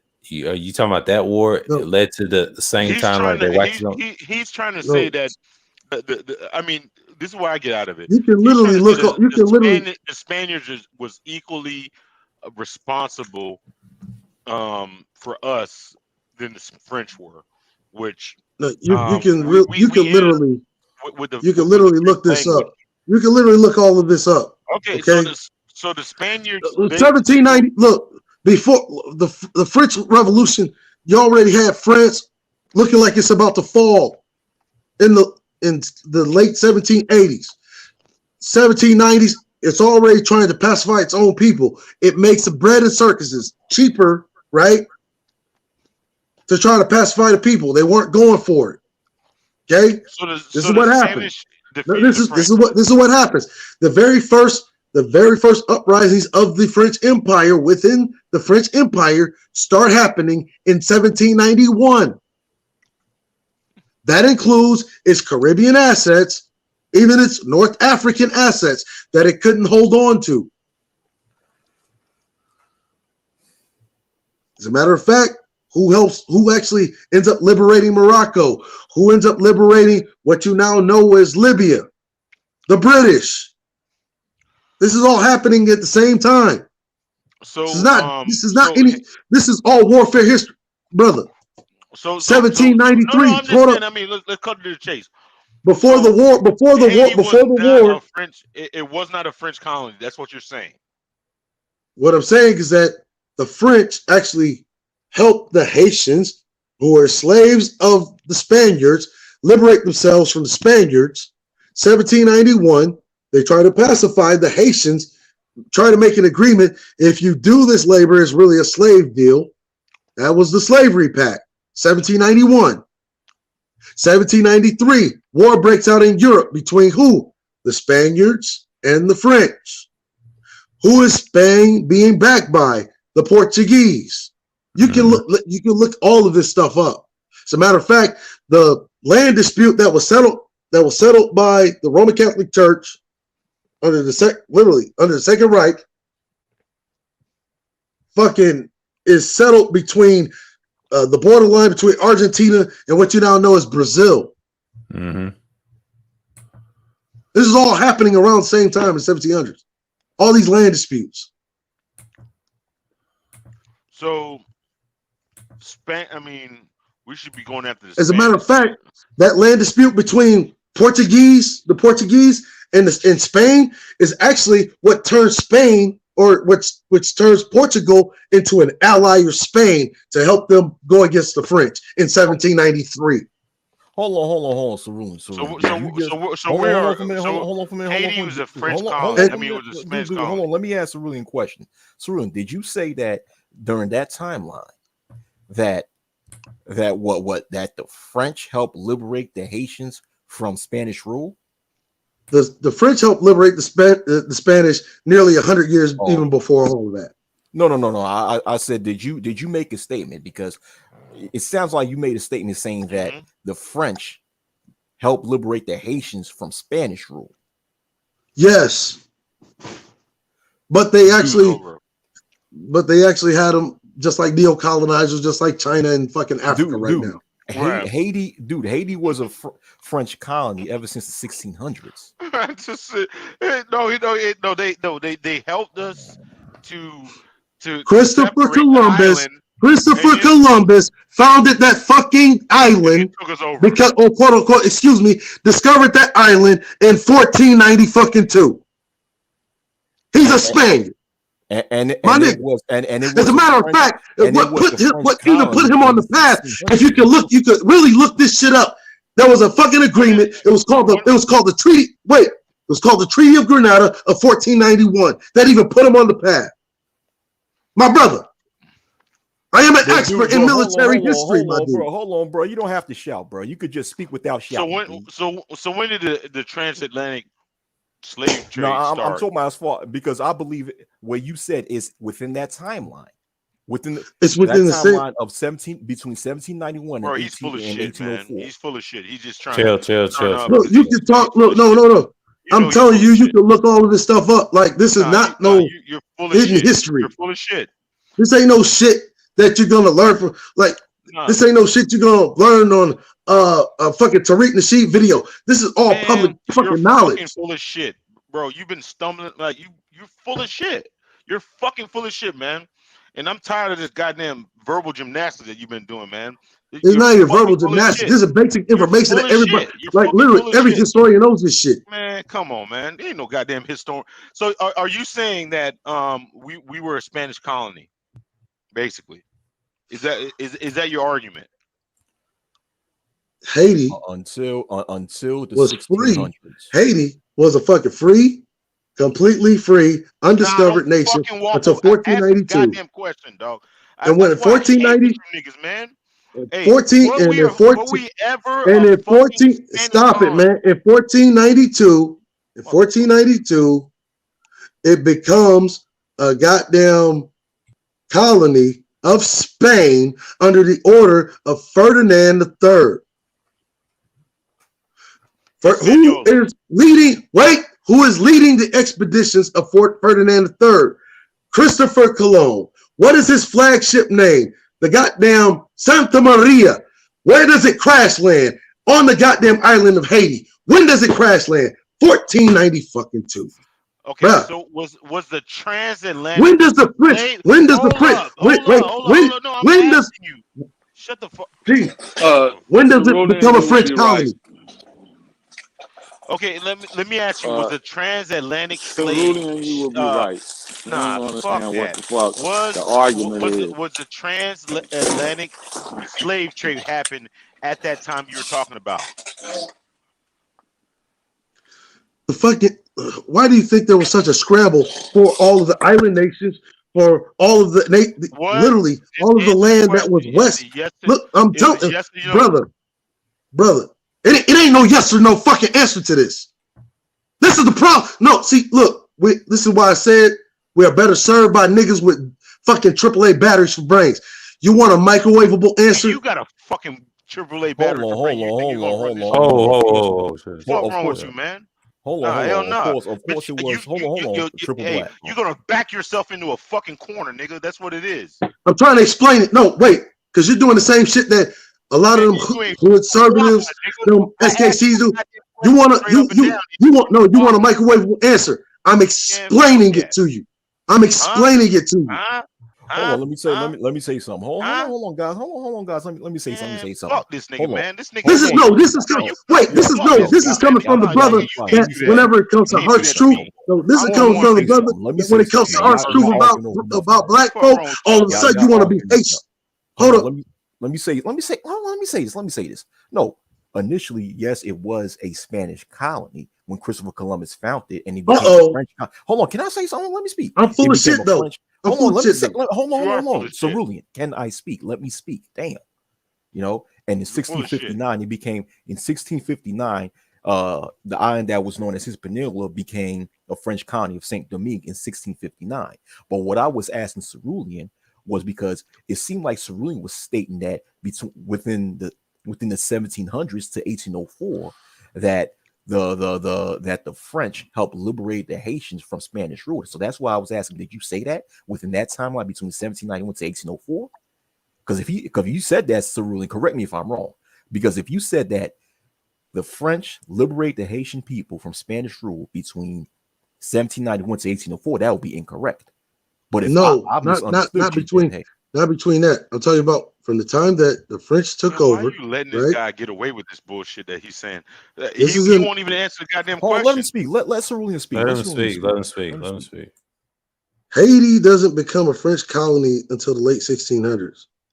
Right? Correct. Was it Haiti? Or the mid 1600s, you could say 1659. Or was it still Hispaniola?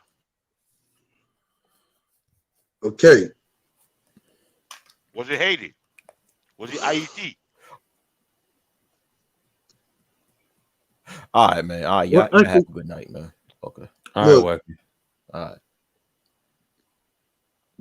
Becomes a French colony officially in the late 1600s. Okay. And yes, they sided with the French in order to liberate themselves from Spanish colonizers. This is a fact, a historic fact. Mind you, there had to be concessions made, which means even though it was some level of freedom, they were not, quote unquote, an independent nation. They actually become a protectorate, what you call a quote unquote protectorate nation of France in 1691. Was it a Spanish colony?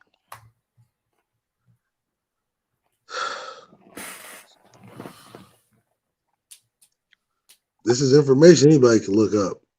I mean, you got Google. Don't break dance, nigga. Was it a French colony or was it a Spanish colony? Haiti, as we know it. It was both. It was first a Spanish colony. And then wasn't Hispaniola a Spanish colony and the French came over there and took half that bitch? Well, let me ask you, is Hispaniola a French or a fucking Spanish name? It's a Spanish name. Okay, so why the fuck would you ask me if it's a French or a Spanish colony? It's a Spanish colony, motherfucker. That's what it is. And then when the French came over there, so where do you think? So wait. So let me ask you. So let me ask you. Whenever the French invaded the shit again, okay,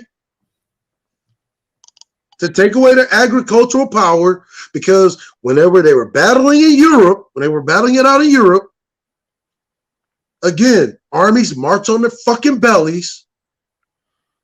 Good amount of their fucking resources are coming from the islands, are coming from North Africa, which is just across the goddamn Mediterranean.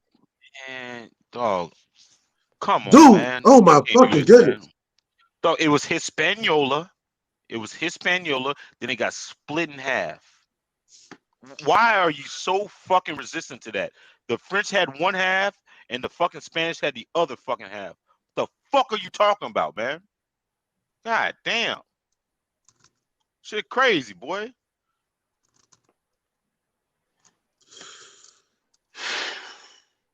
Wow.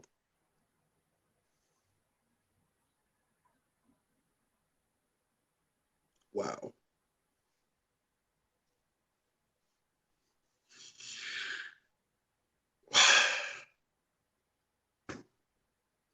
Cerulean, what did I say? And now you see it coming, full circle. I told y'all that the problem with black people in this country is that they want to be anything other than a black or African American. Bro, man, Keep get telling your y'all that. fucking head out. Both of you motherfuckers, get your fucking head out your ass.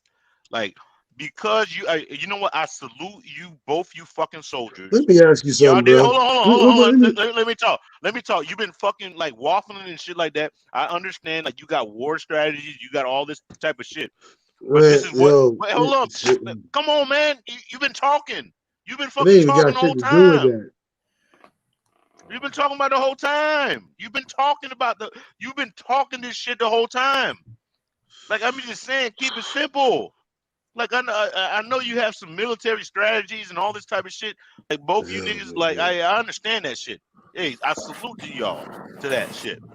But at the end of the day, there was an island that was Hispaniola that was probably ruled by the fucking Spanish people, and the French wanted in on the fucking New World. You know, they wanted on the New World, and they split that bitch in half. That's why you have the Dominican Republic and you got Oh my Haiti. Haiti. What's wrong with that? That's what happened, right? Is that what happened? Okay, let me ask you. When did the Don't let me know. Ask you, is that not what happened? Hispaniola got split in half between Haiti and the these Dominican guys? Republic. Where'd you learn that? What is it today? Where did you even learn that?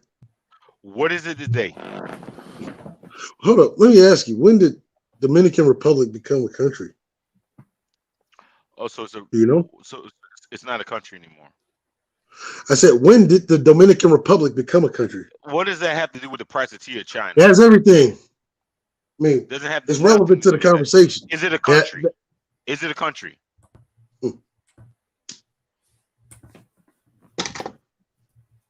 There's a lot. Is it a country? Ain't no weird. Is it a country? Batteries, sir. Oh my god. Is it a? I mean, don't know. I mean, come on, bro. I mean, is it a country? So it's not a country. What is the Dominican Republic then? Is it a city, province? What is it?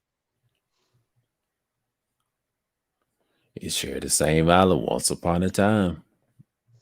I mean, it wasn't a country. I mean, they had their own little revolution later on. So what happened was there was a political split between two countries for control yes, of said landmass. Yes. Okay.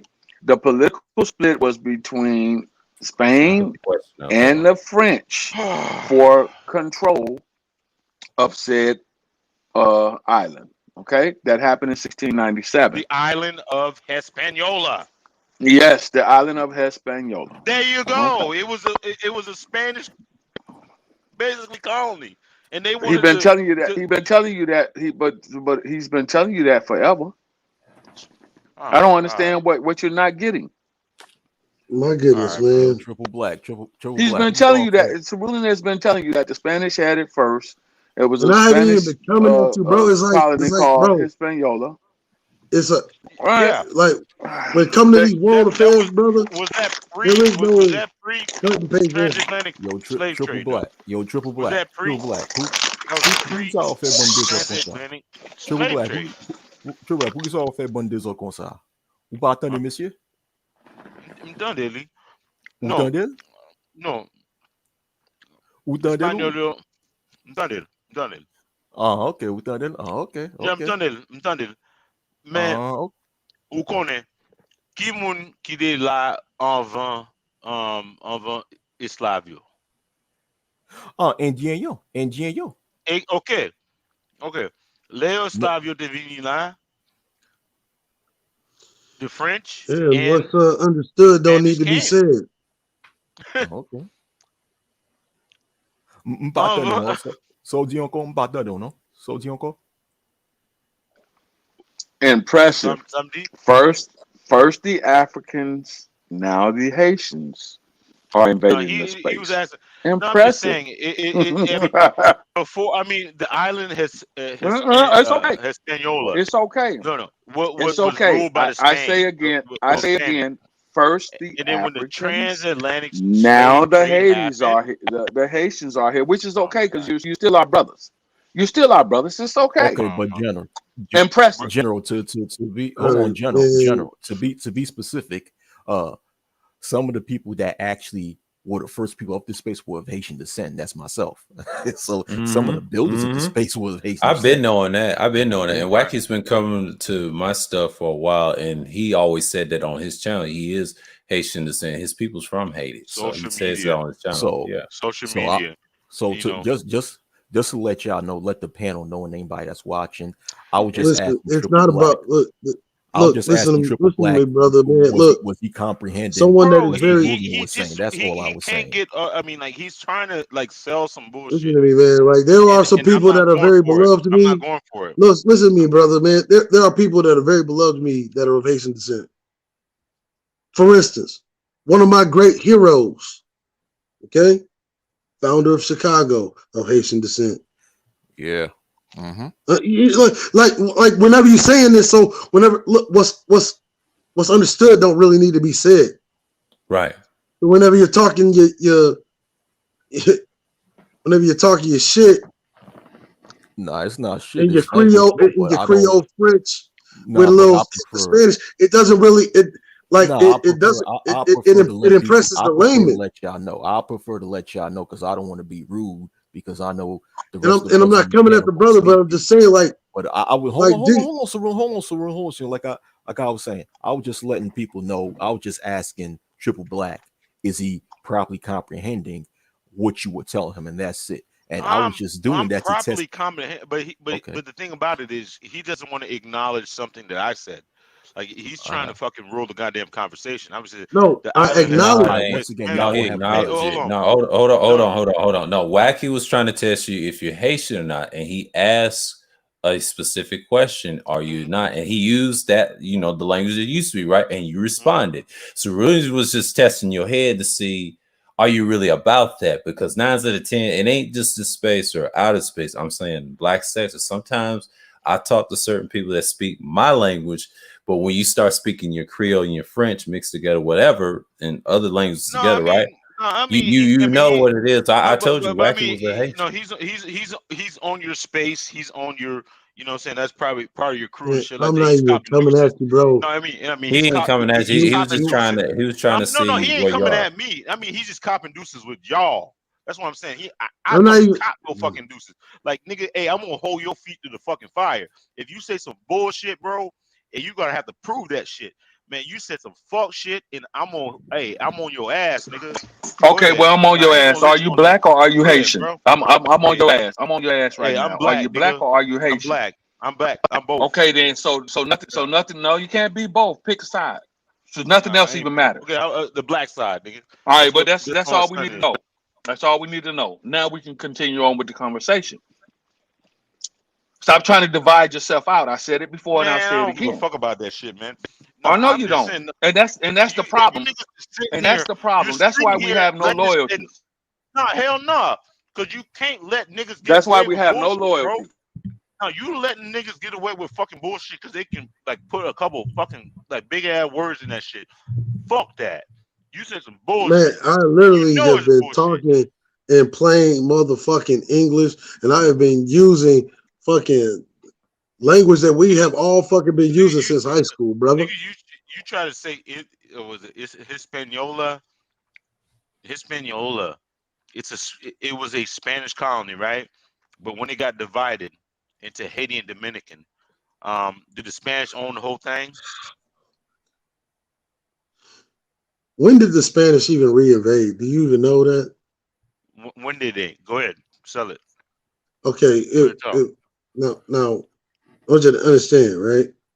So If was Haiti under Spanish rule? Spanish was under Haiti rule until when? Till 1690 What? Spanish went under Haiti rule. I'm just saying, was Haiti under Spanish rule? Haiti had been under the Spaniards' rule till 1691, right? You gotta be out of your mind, man. Really? So why don't we speak Spanish at all? Because you become a French protectorate in 1691. Oh, okay. That's why the French re-invades in 1697. That's why you even have a split island. You're because when the French fucking military semantics to sell your fucking oh my God! overall. Look, brother, Come brother, on, man. don't you know? Dog, I don't you know the history, niggas, man? I hate you niggas. Don't man. you know the history of the damn world, semantics. brother? Don't you know the history of the goddamn world is the history of military warfare? Man, the history of the world. Okay. The history of the world. History of society. The history of humans is the history of warfare.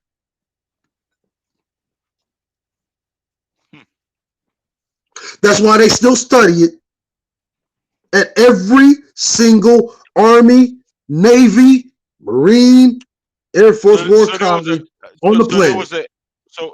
Let's talk about, okay, since you put me on some game, let's talk about the Haitian Revolution against the Spanish. Let's talk about that shit. How the hell did the Haitians get away from the fucking Spanish people?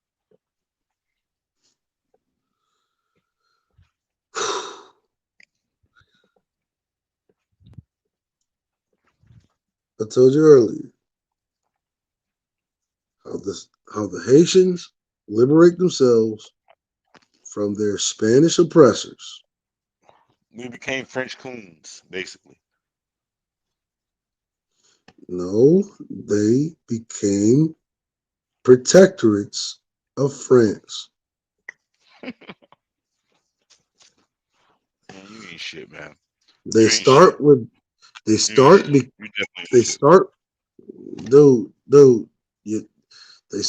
becoming agricultural allies, trade partners. We produce these things for you. This amount of our resources will be exported to you in exchange for your help with liberating. So you mean to fucking tell me a country under fucking Spanish rule is gonna let that shit fucking happen?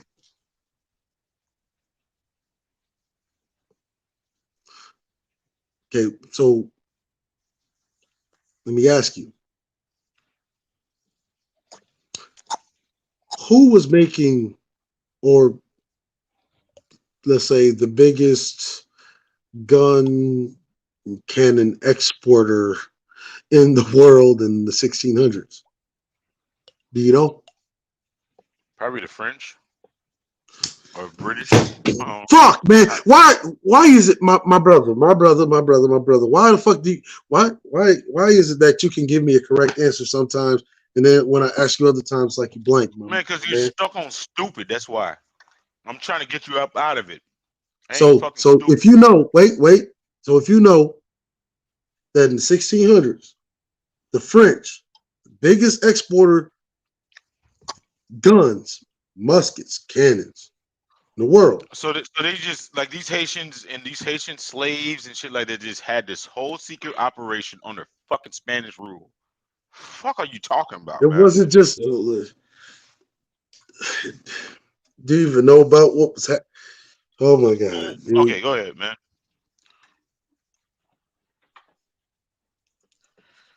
God damn, bro. I swear to God, man, you think a motherfucker's fucking stupid.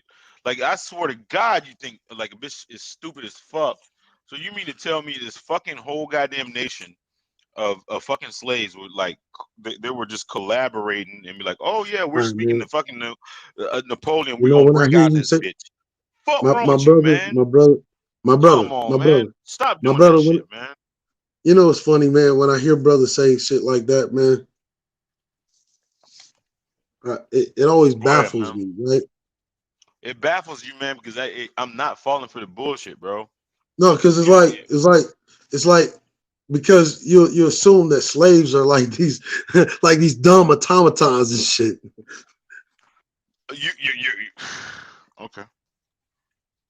Like you assume that like slaves are just like these dumb motherfuckers, but you forget that. Don't you know that fucking it was slaves that invented most of the shit that you use and still benefit from Man, today? don't No, do that. Don't go there. Don't go I there. always find it Don't funny, fucking right? go there.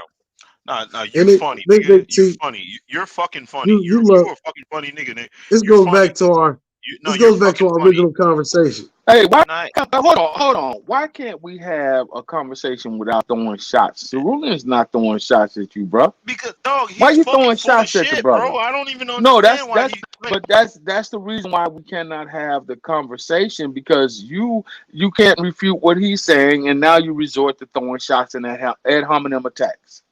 bro, See, That doesn't make and sense to me. directly.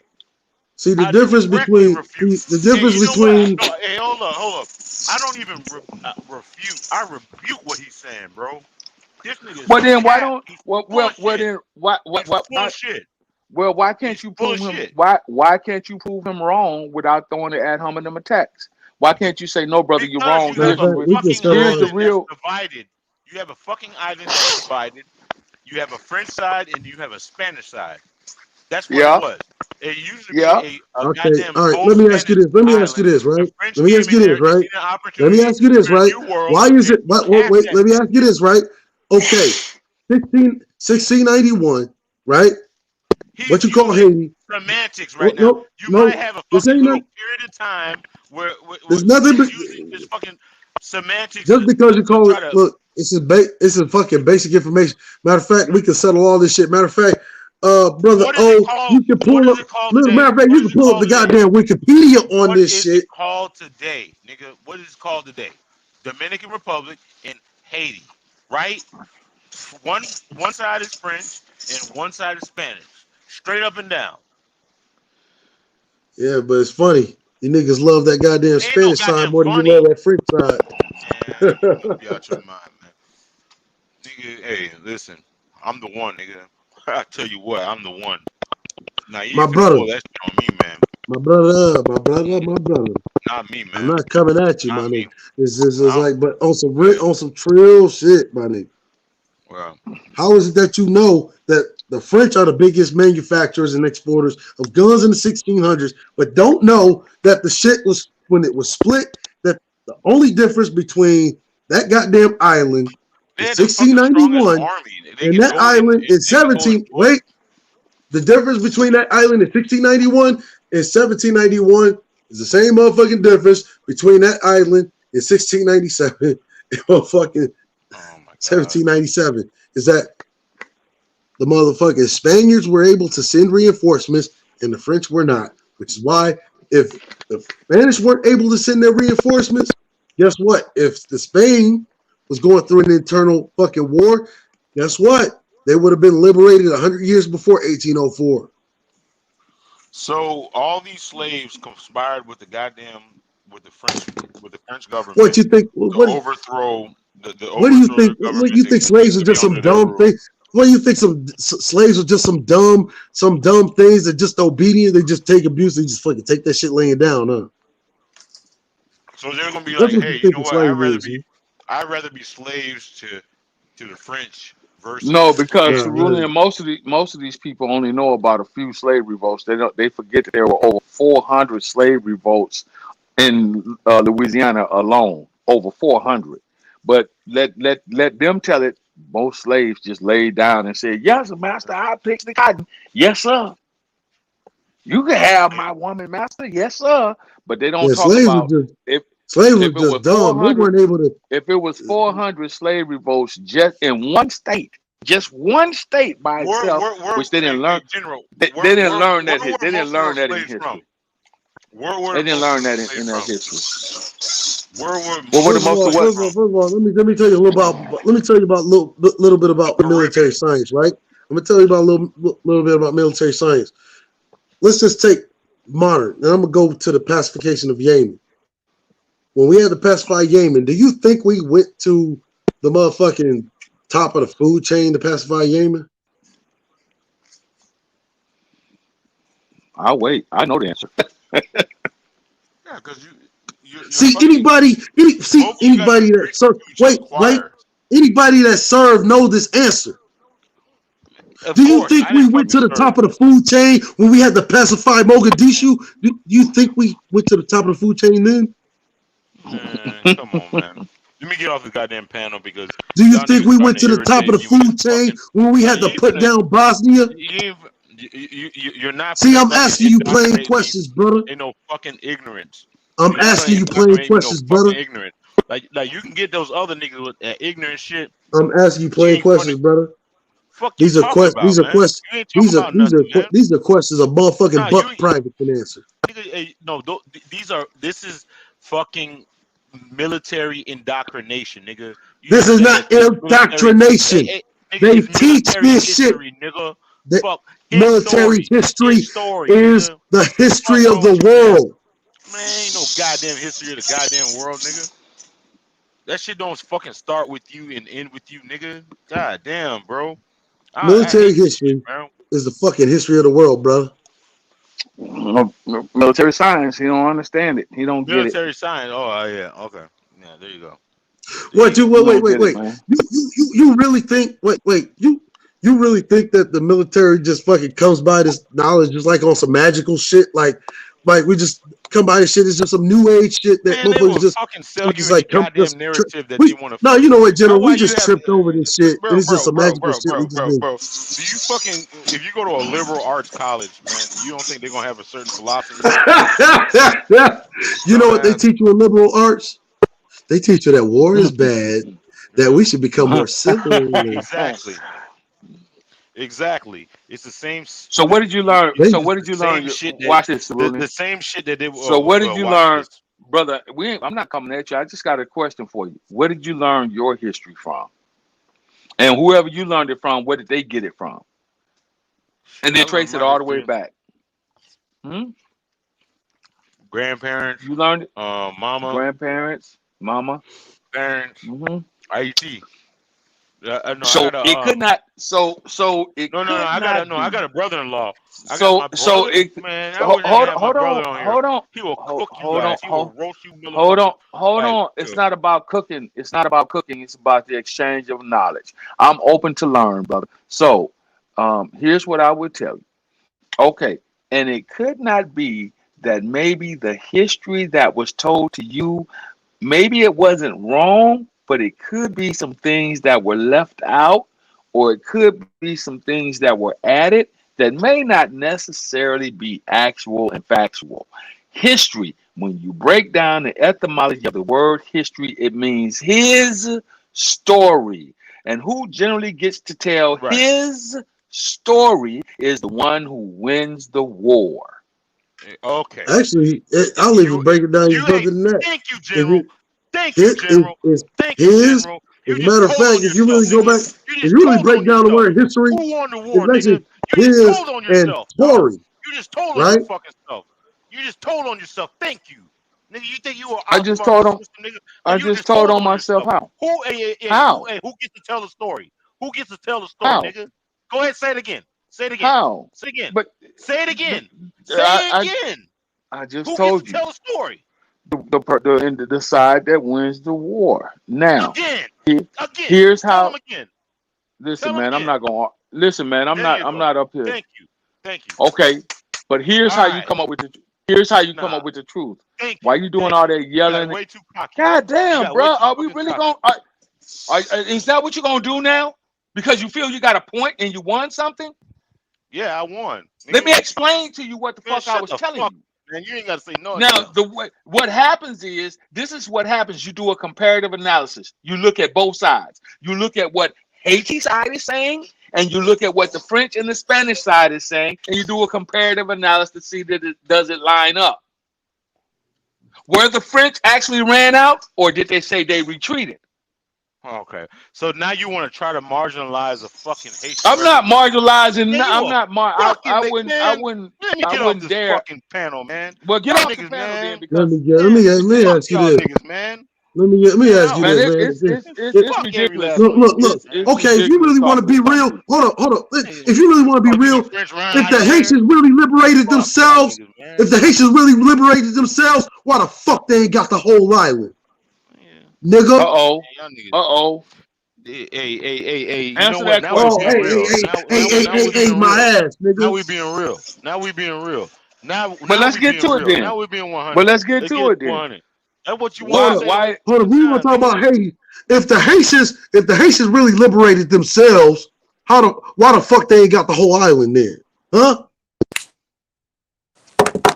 They ain't got the whole island. Nigga, the whole fucking island.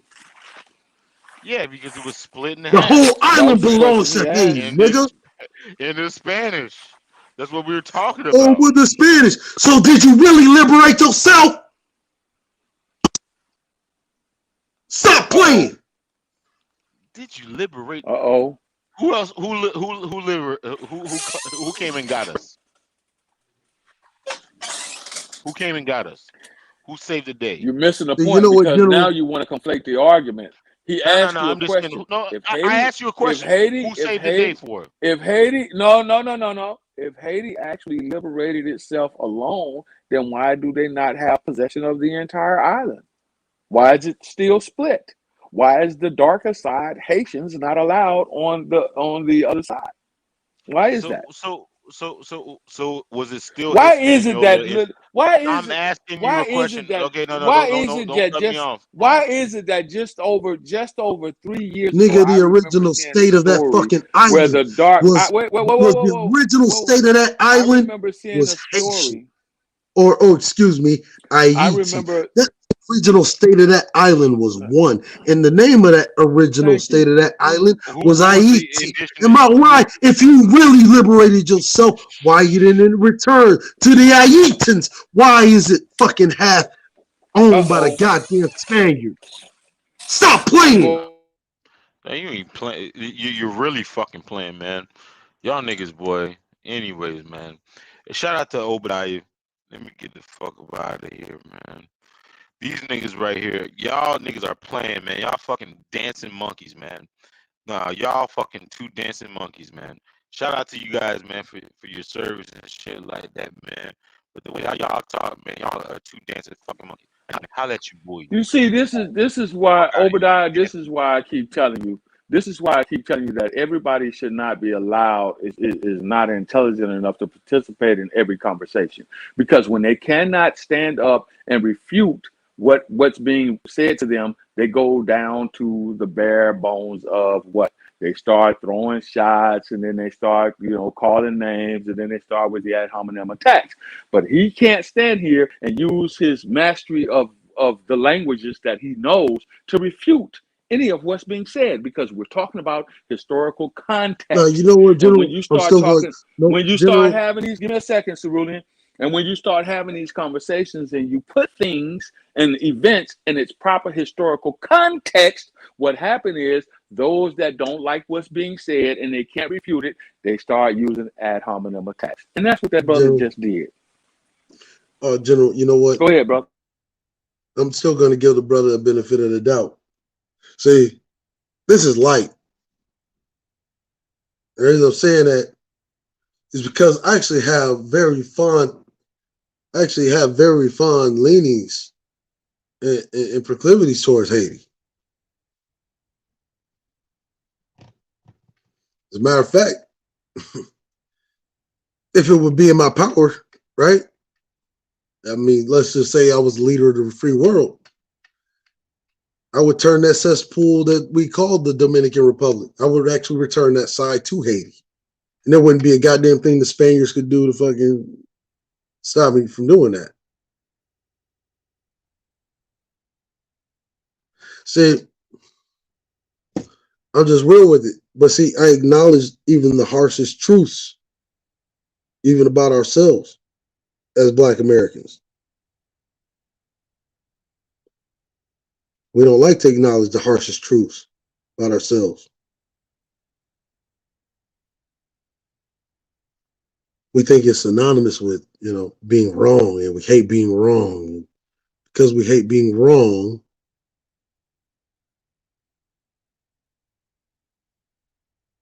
that leads to the other problem.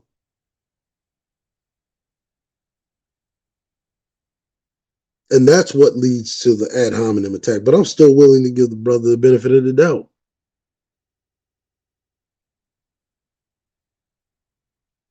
I know why that island is split the way that it is. Same way I know the reason why, say, North Korea is split from South Korea. Same way that I know once upon a time, North Vietnam was split from South Vietnam. Just the same way I know why, say, North Sudan is split from South Sudan. Same reason I know why fucking Northern Ireland is split from Southern Ireland.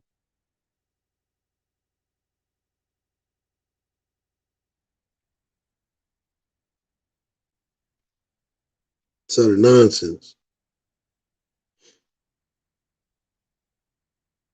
Haiti would have been able to liberate itself 100 years prior to. Only difference is the Spaniards were able to send reinforcements.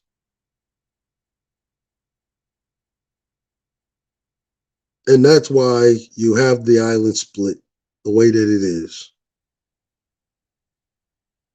And that's why the capital of, said, the DR is named after the old name that Columbus gave the island, which was Santo Domingo.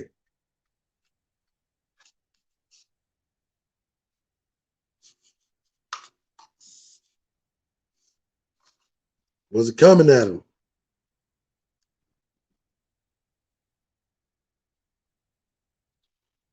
But I really don't like that. When everybody say, okay, I'm black. Okay, we black, we on the same page, we on the same level, we on the same wavelength. Let's stick with that. Don't let us get to revealing the harsh truth about what it means to be black. And then say, I ain't got to worry about that because I'm Haitian. You know an interesting thing about that? You know what that's akin to, Cerulean? That's akin to, I hate to say it, but that's akin to how the modern, and you know where I'm going, but that's akin to how the modern woman operates. Not just black women, but all women, most women. I know you were going a to few, go there. but not some.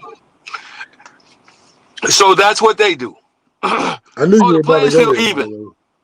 Well, I'm gonna show you. I'm gonna give you. I'm gonna drill it down to the military side of it. So I have females that are the same rank, get paid the same amount of money, they do the same job as I do, right?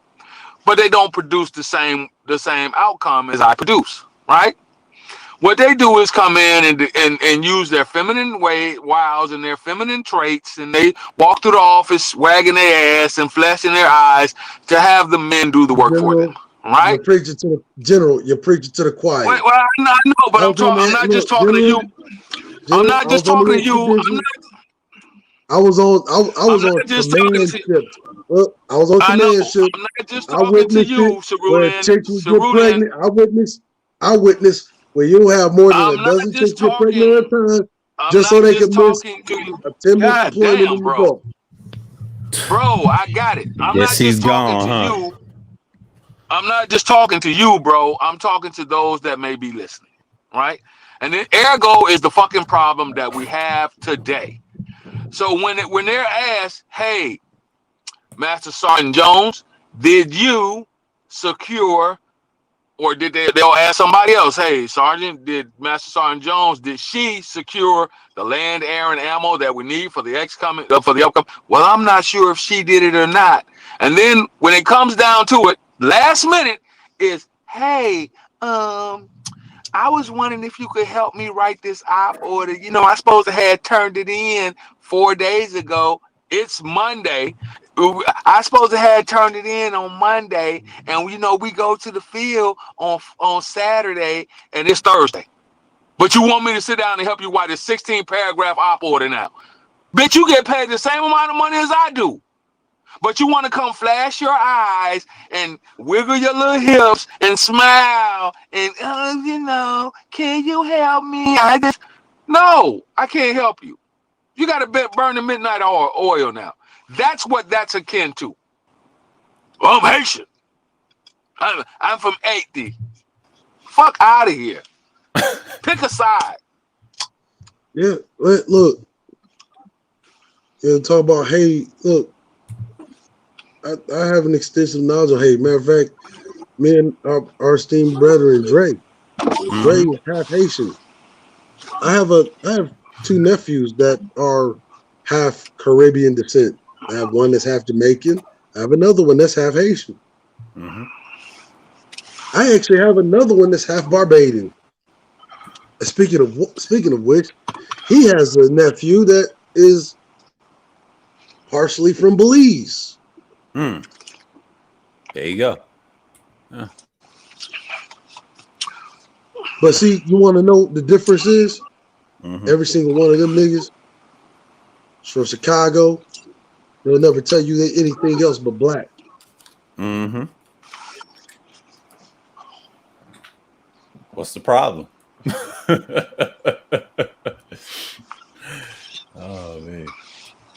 So when it comes to we talk about Haiti, and people like to, and don't get me wrong, I love that about Haitians, and I love any nigga of this generation of Haitian descent or even half Haitian descent that is drawing on that pride and nationalism of that era when they would openly slit the throats. That's why I made that joke. Celine probably went around and asked, like, do you like croissants? Right. Like, grab this nigga. And that's the funniest part about it. That's the funniest part about it, man. And then these same people will come up with these feminist ass talking points, these effeminate ass ideology talking points, and try to use them against other men, knowing that shit's not gonna work. Fuck out of here, man. Like, don't you know? Look, I could have been anywhere. I turned down $2 million. So I'm able to talk about it now. Minnesota Institute of Policy, $2.1 million a slave contract. Fucking publicly speaking, write books and bullshit, doing the same shit that Jordan Peterson and all the motherfucks does that at these fucking think tanks. Could have been teaching at the goddamn Naval War College if I wanted to.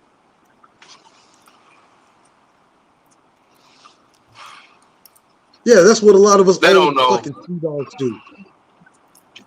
They don't know. Because do you know what they learn at the Naval War College? Oh, you think they just learn about World War II and all this bullshit? Yeah, they learn about Christopher Columbus over there too. Mm-hmm.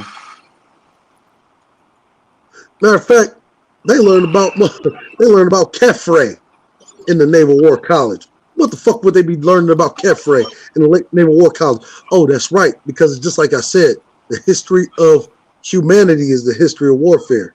Mm-hmm. Conquest.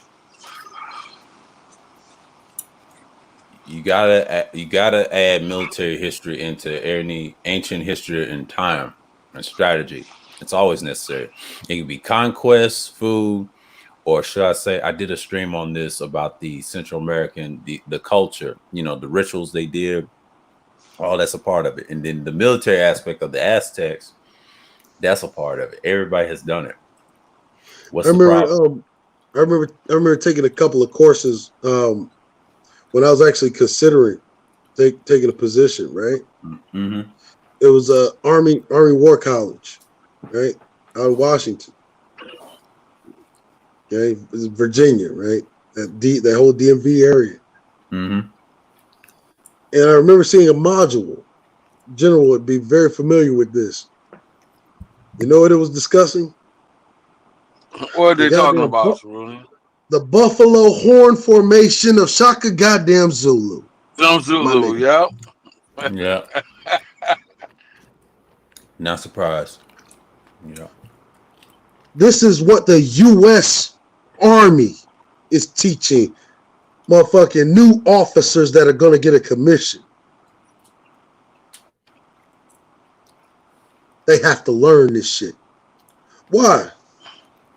Well, they're gonna be leading men in the motherfucking battle. Oh, but guess who else has to learn this shit? Every goddamn senior NCO that is on that goddamn yard that is teaching them how to fucking lead men. Yep. Mm-hmm. Matter of fact, you have to learn it first.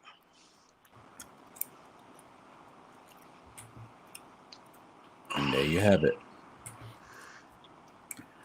That's why the U.S. Army is a U.S. Air Force, the U.S. Navy, even the fucking Coast Guard, the Marine Corps. Mm-hmm. That's why they're as effective as they are. Nigga, I was in a fucking undermanned unit, Camp Lemonnier.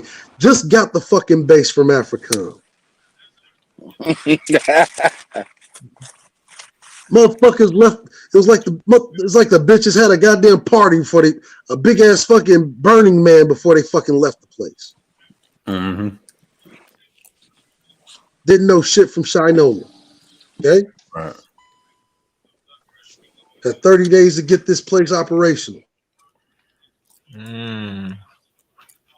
Okay? In 30 days, not only is this place operational, we're already doing motherfucking mock missions outside. Mm-hmm. Within 60 days, I'm watching brothers that are coming in new, mobile infantry, already with their airlift motherfucking command. These are motherfuckers in the helicopters. You ever seen the, Army guys? They're rapid response infantry motherfuckers. Mm-hmm. They come in, they drop down, one after the other, like real fast, like 60 seconds. 24 motherfuckers out of helicopter like it ain't nothing. Mm. Shutting down city blocks. You think Chicago got some city blocks? Yeah, try looking in motherfucking Afghanistan and see what those city blocks look like. Mm. Villages wide. Yeah. Non-tell. 600 hours. Wheels up. By 600 hours, that shit shut down.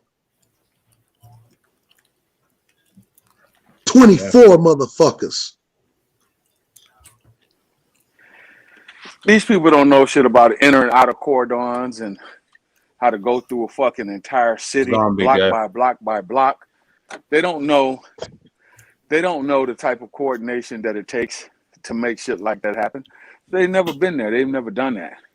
Mm-hmm. But they can tell you any and everything else about how it's supposed to go and the operations of it. Half of these motherfuckers is running their mouth, never been near a military installation, let alone on one. Never really seen a motherfucker, actual soldier or sailor or airman in person, unless they got one in their family. Yeah. The 600 hours next motherfucking morning, I'm already looking at my motherfucking screen set up, surveillance, motherfucking mobile motherfucking surveillance and reconnaissance trailer already good to go. Mm-hmm. Within 24 hours. By 1800 hours, the whole fucking, I'm talking about the whole goddamn area is shut down. Yeah. Wow. That's within 12 hours. Yeah.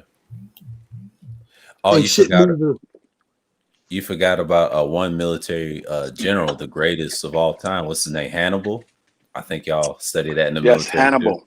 There you go. Oh, we talked about it. Me and Dre talked about when I did that stream. Yes, and he said the greatest general. We went to by his brother has durable. Oh, yes. Yes. Every branch. And they still use, the Army still use those tactics today in the 21st century. Mm-hmm. Oh, yes. Yeah, them stealth tactics. I mean, you forgot about that. That's military too. But Serena's right. No, he's right. He's right. He's right. I'm not saying it to down the brother. It's like I'm saying, because you need to understand this. All of these things are military strategy. And I know probably Christian minded or some kind of religious minded, even Christianity You look at every single one of those fucking books. The Bible, the Torah, the Talmud, the goddamn Quran. Even the Septuagint. Yeah. Which was started under Philip II. Who was Philip II? Philip II. Oh, yeah, that's right. That was Alexander the Greek's father. That's who Philip II was. Don't you understand we still talk about this motherfucking strategies in every branch of service? Matter of fact, you find some of that shit in some of these fucking field manuals. Oh, yeah. Oh, yeah.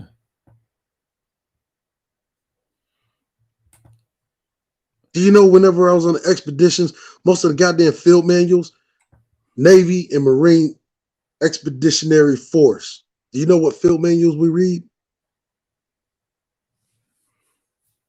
They were Army field manuals. FM series. This motherfucker's been doing the goddamn history on this shit all the way back since before the founding of the fucking country.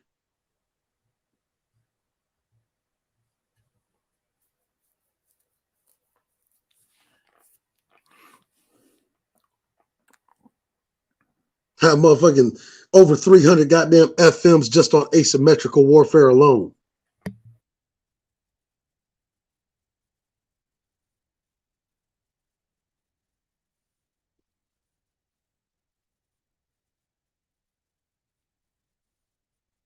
Oh, but a part of that asymmetrical warfare, what's a part of those books is a little known book, one of my favorites. We used to talk about it all the time when, back when the BGS Hangouts used to be something. It's called the Fabian Strategy. You know where the Fabian Strategy actually comes from? The Punic Wars. You know who fought in the Punic Wars? That's Hannibal's wars. Yep. As a matter of fact, there's the Fabian Wars. Is when Fabian enters the wars against Hannibal, who really deals the major blow to Hannibal. Because what does Fabian do? Cuts off Hannibal's supply lines. Yep, he did. He was a part of that. Him. I won't say African, all of them. Yeah. Yeah, I talked about it. I actually did 2 pre-records on it. Yeah. Me and Dre talked about it on this very channel. I said, yeah, he is a great general. He wasn't a great ruler. He told me the difference, but that military, what America rules today, oh yeah. They took his strategies. I know that. As soon as y'all mentioned the other strategies and other cultures, yeah, we adopted that. I'm not gonna lie. The great Hannibal, Caliph, Ibrahim, Barca. Motherfucker from fucking 2,000 years ago, still being studied in modern warfare strategies. You said it, Khalid. Like Caliph. Khalid. Oh. There you go. I remember when Khalid Muhammad was given a name. It meant something. There you go. See, Big J said the same thing. There you go. Star of the enemy. I talk about that. I had 2 pre-records and 2 streams on it. Big J's ratchet ass. I mean, you can even look at the history of the world. It's the history of fucking men going to war. Yeah. Matter of fact, whenever we become a dynastic people, when humans become dynastic, we stop going to war with the animals. They stop being our primary fucking threat. And that's when man becomes our primary threat. Oh, yeah. Yeah, man. That's just the nature of the beast. Yeah. From then on, man has been our primary threat, and man, from even today, still our primary threat. As a matter of fact, the feminists, if we're getting to feminism, have been running on that shit for the last 6 motherfucking decades. And are they wrong? Men the number one victims of crime. Men are the number one perpetrators of crime.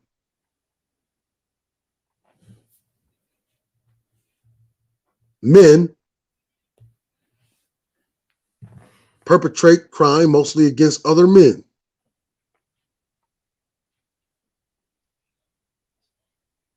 The greatest threat to men are other men. Men are a greater threat to other men than they are to other women.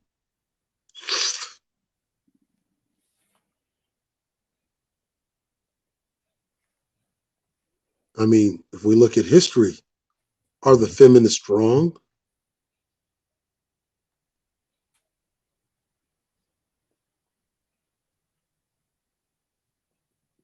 See, we talk a lot of shit about feminism, but are they wrong? No. See, that's the harsh truth.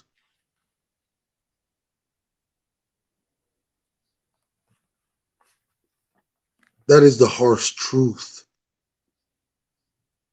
But conversely,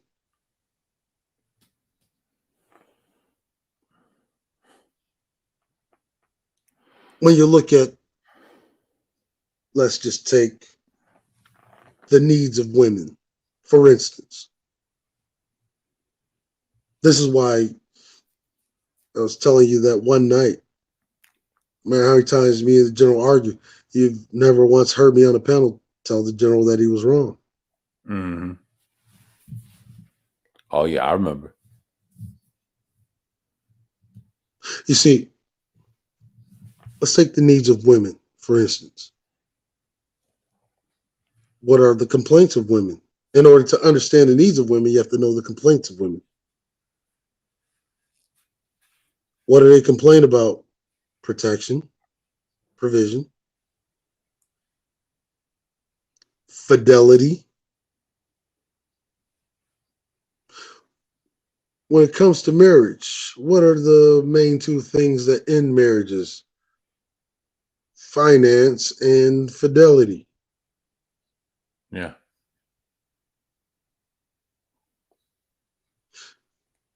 You can fix fidelity, one, through strict discipline.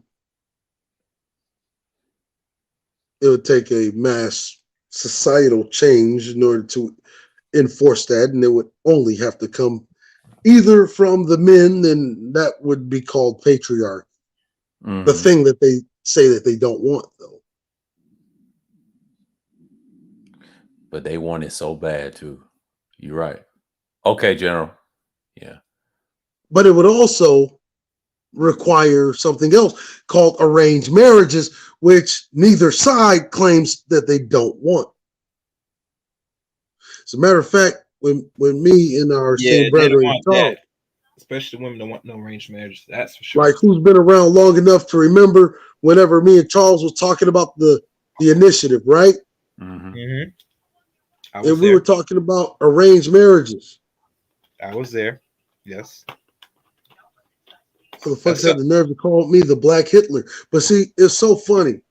They compare me to Hitler. They compare me to Otto von Bismarck and Vladimir Lenin. You know, all of the fucking, what they call, quote unquote, socialists of old. Mm-hmm. Problem is that none of those people are actually socialists. Facts. Mm-hmm. All of those people are authoritarian patriarchs. That's all they are. Yep. Mm-hmm.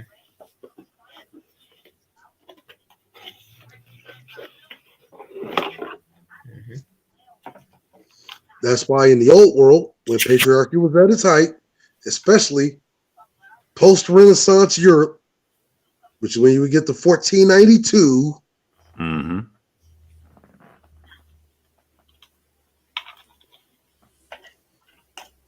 Europe was a top-down patriarchal monarchy. Oh, yeah.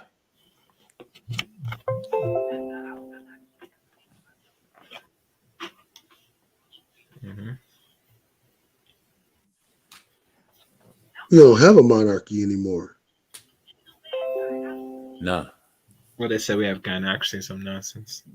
But see, you're telling me that you're a conservative, that means you must be for monarchy. Because that's what you had before liberalism. Oh yeah. Oh yeah. See, that's what you had before Rousseau. But that's right. Rousseau is a philosopher that only comes along pre-French Revolution. Mm-hmm. He's one of the philosophers that inspires the French Revolution. Yeah. Yeah. Jean-Francois Rousseau.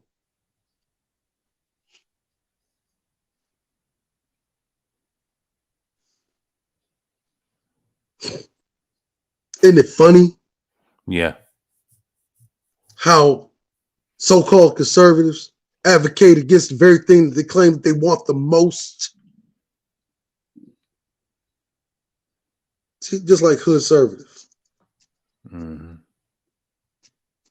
Talking about, well, women didn't want to be married.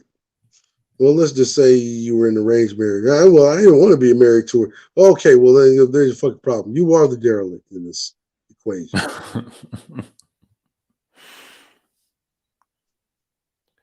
I wish he would have stayed. He said I had audio problems. Yeah, right. Well, it probably since me waking up. Yeah. He was going back and forth about that feminism with the general. And as soon as you came up, I think he dipped before it came. And I said, yeah. Mm-hmm.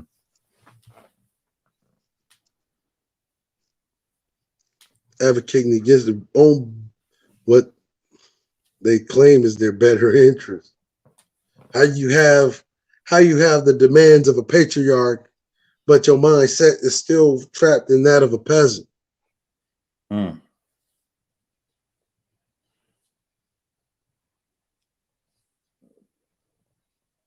Uh-oh. Hmm? Yeah. Mm. See, I think some people forget what it really takes to be a patriarch.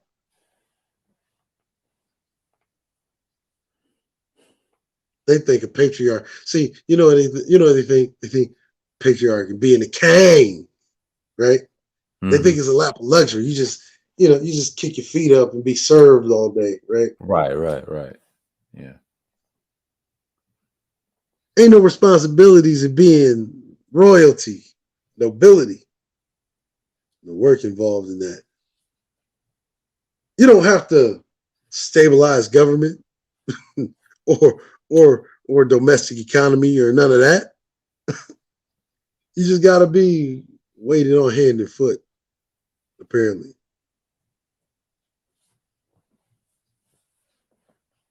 Everybody else is the servant because you're the king. Mm-hmm. And what it really signifies is that what little they know of patriarchy. Yeah. Oh, it's a lot go into that. You got to show military might, and it ain't just sitting on your ass. You got to do something. And kings back in the day win the war and fought along with the generals. Hate to say that, but our country, the president, no, he does go. He don't go as much. I mean, back in the day they did. That was what, Washington. Yeah, that's a whole nother. Andrew Jackson, I can name. But Obama, yeah, he used them drones. That's about it. But outside of that, yeah. Well, Trump did. I ain't gonna slight him. He did decent. But there you are. You see, the reason why I wasn't coming at him about Haiti. I have a deep respect for Haiti. I have members of my family from Haiti. And from other places within the islands. Family from Coronado. Family from Jamaica. Family, like,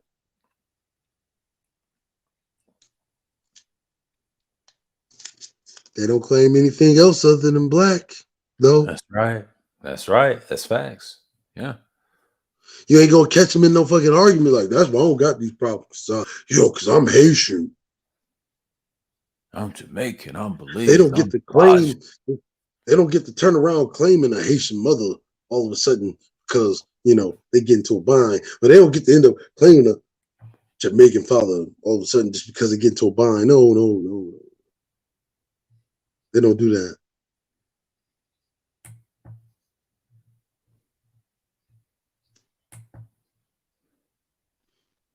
Under no circumstances. And then, especially if they around me. No. And even still, I'm liable to give a nigga the benefit of the doubt.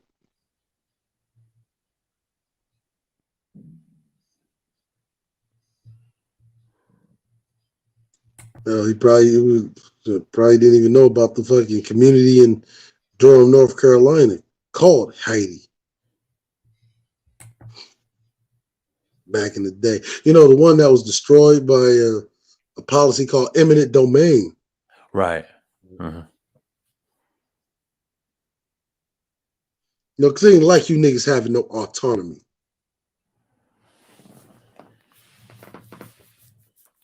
No culture that existed outside of the greater American ethos. See, because whenever you're talking about integration, that's what you're really talking about. You're not talking about, just sitting at a ice cream bar stool. You're not just talking about sitting at a public toilet, et cetera, et cetera. Mm-hmm.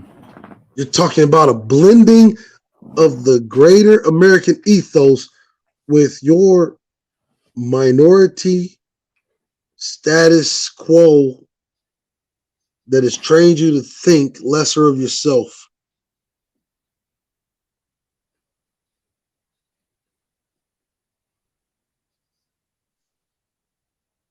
Which is why it didn't matter what you answered when I asked the brother, what country would you prefer to live in?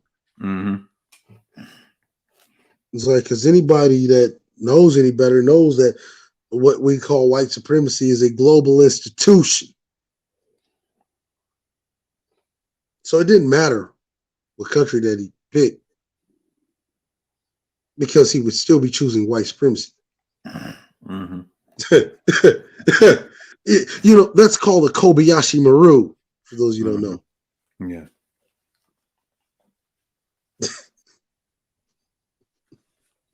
I can't believe he picked Jamaica. This is funny. Yeah, man.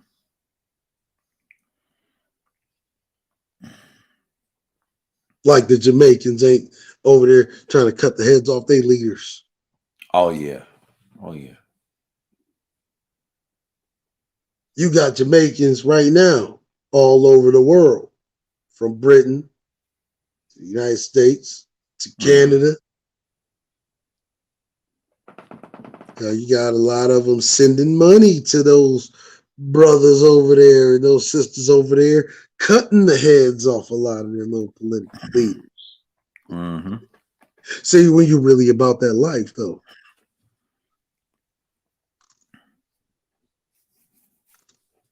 He said, I was born in Florida, which is obvious. And he said, I'm Haitian, but he said, I'm black. Okay. But the funny thing was, an average Haitian will laugh at him. I hate to say it because I've served them when they come to Haiti. Nigga, there's a considerable amount of niggas in the goddamn United States that got Zoes in their goddamn family. Yeah. Telling me you're from Florida. Yeah. If you really want to get technical, fucking dread his. Yeah. If you really want to get technical, there's a rapper named Plows got some of that ancestry too and speak that language like he's speaking. And the funny thing was, and I tried to tell him the last time he was on the panel pounds ago, and I told him, no, he has it in him. Just because he's that descent, he's still black, but it doesn't matter. He has the ancestry. But even though he's a black man, to us in America, it didn't matter. You come to these shores, it's a wrap. You can't deny your heritage. I'm sorry. White man looks at you, a black man over here. You don't care what you speak. No, I don't got nothing against bro. No, I ain't got nothing against him either, but I'm just saying, hey. We're coming at him. This is like these are questions. This is why I say, like, even with fucking strong face chick, like coming at him, motherfuckers, it's like you need to be at this level. So that whenever we're having these conversations, you don't think it's a game of semantics. When we're just speaking plain English.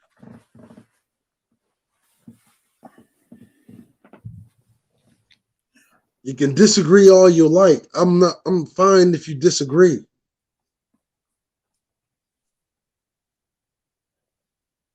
But if you really think that people don't prefer to be in America than the fucking country that they come from, then tell me why the fuck we got more immigrants here per capita than any other country in the goddamn world. That is facts. That is facts. I mean, you can't deny that. I don't see no other countries allowing the Caribbean and us. Well, we're exception. I know. I mean, sometimes they don't want us, but deep down, but we got that what you call the American dollar in that military. But I ain't gonna get into that. But them other ones, you Canadians are mixed with the Caribbean in your ancestry, whoever. The whole Western Hemisphere. I try to tell them, no, yeah, we can go there, but we ain't accepted like that. But here, it's a different ballgame. Oh, we're accepting, all right. Mm-hmm. So like, niggas don't even understand. We give more immigration than the world gives to even Americans. Like, aside from race-specific shit, like, there's more Africans here than there are Black Americans on the continent that have permanent residency, some kind of permanent visa, like a HB1, H2B. Mm-hmm. Or even dual citizenship. Mm. There's more Africans in America that have dual citizenship than Black Americans that have dual citizenship within the African nation. And nobody finds that as a travesty. But see, I knew that all the way back when I was serving, though. And then people would ask me why, how the fuck, what I mean when I say stuff like I lost my Pan-Africanism in Africa. Like, what the fuck you mean?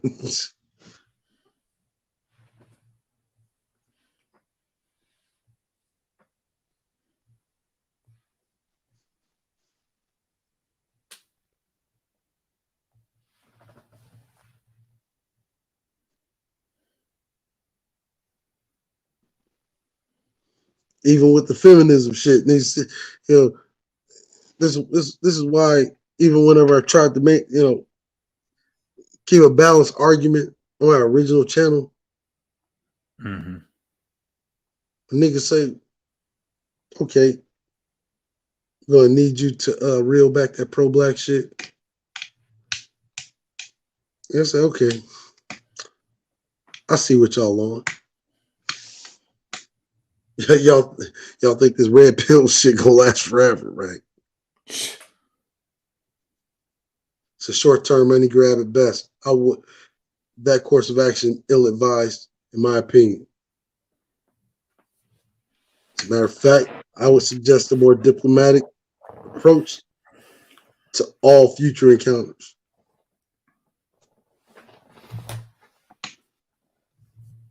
Stop trying to X everybody out. Stop trying to beef with motherfuckers. More diplomatic approach. Otherwise, if you do, alienate the whole fucking spirit, the whole fucking sphere if you have to. So motherfuckers get in their head that the old way of doing business is no longer acceptable.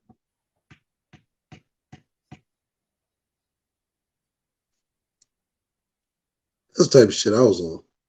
Mm-hmm.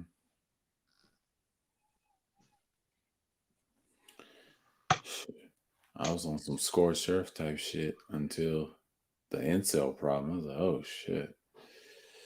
I don't know what happened. Because that's what was happening. Yeah. Mild-mannered man was starting to pander to the incel infestation. Mm-hmm. I just saw a stream of GMT said Sheep Slave Steep and the whole Double M Fallout had all their pictures in the thumbnail, and I posted on the Discord. I said, not surprising, we called it. Y'all called it. Yeah. And he did a stream on him. He talked about him subliminally. I watched that stream. Tore his ass up. But you know, I was there at that stream earlier. And the whole time, when I'm telling niggas directly, what you think you see is not what you actually see. It's pandering to incels. The more it panders to incels, the more you start to take on the characteristics of one.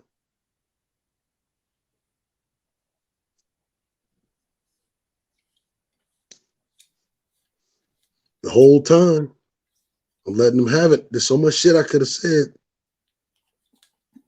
Let them have it.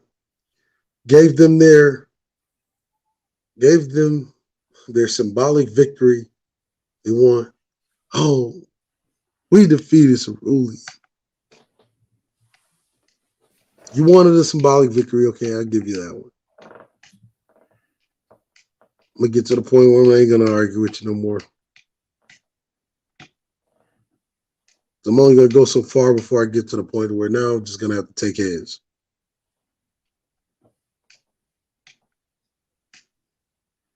I prefer to give it to you than take your head.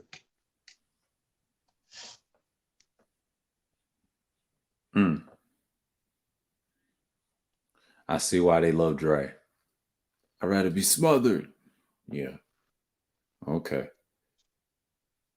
Because just imagine if I was on it, if I was on there, and if I kept it up and then say I'll just blurt it out, like Rich, you keep telling me about some motherfucking record, nigga, and you're a whole fucking cuckold while you sitting there talking about cerulean as a simp.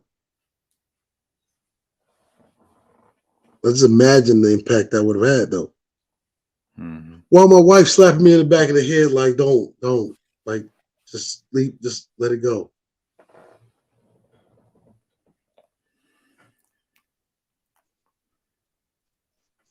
I'm gonna let it go. I'm gonna have it.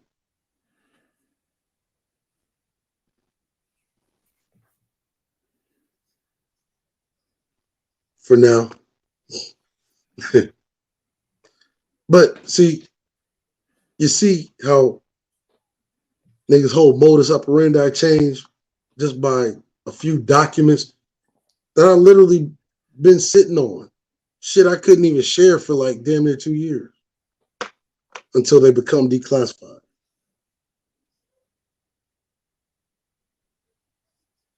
In a moment, it becomes declassified. These hippie up and fucking, you'd have sworn that he just got the best pussy he'd ever had in his life. He was like, yo, you won't believe this shit. Even though I did a stream about it like 2 years ago. When I was telling niggas directly. Reason why red pill never helped niggas. Red pill raging ain't gonna do you no well. White boys gonna start backing up off of that shit. Gonna start making you the face of the shit. So that whenever these documents like these bills like the VAWA Act come down the pike, now your dumb black ass is the face of it. And now you're looking at the shit happening. And instead of just saying, man, Cerulean was right the whole time, you know, we just change their message and shit. And they delete the, you know, they make the, they hide the evidence, you know, because they hide the. Oh, yeah. It's so hard-headed. Yeah. And it just said to stay in that shit. They just come with the same old fucking lines in their titles. Like the main reason why. The main reason why this and the main reason why that. And this is the main reason why. But I'm still waiting for that one stream where the nigga say the main reason why I keep saying the main reason why. That's kind of like a running joke.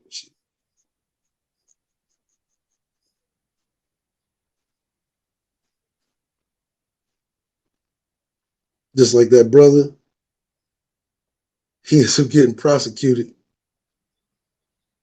for the January 6th attacks, and he wasn't even at the Capitol.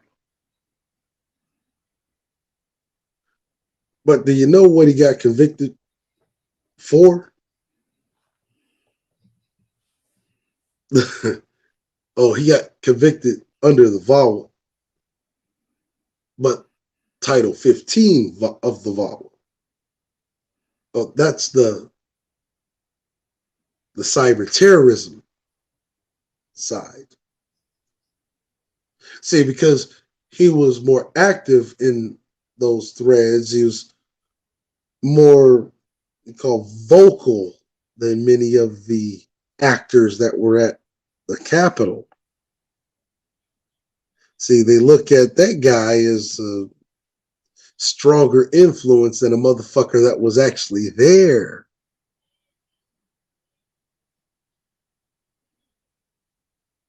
History of warfare, or rather, history of humans, history of warfare. You don't necessarily take out the motherfucker that was actually there, but you can take out the motherfucker that ordered it. You know, kind of like the Bolshevik Revolution. All you hear about is Nicholas II. You don't really hear a whole bunch about the Romanov family.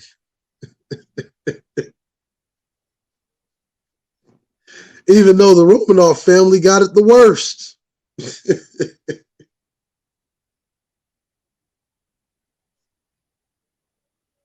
See, and the reason why I'm bringing up that parallel, because it's just like that guy. They got it worse than motherfuckers that was at the Capitol. See, the Romanov family, they were just kind of like, I wouldn't even say innocents, but they were just kind of like white people when it comes to white supremacy. They're just kind of like the unfortunate beneficiaries of white supremacy. Just like the Romanovs were just kind of like the unfortunate beneficiaries of Nicholas II, who was the patriarch of the Romanov family. But they got it worse than Nicholas II. Mm-hmm. Just like that guy who's got more time than motherfuckers that were at the Capitol. It's just kind of a unfortunate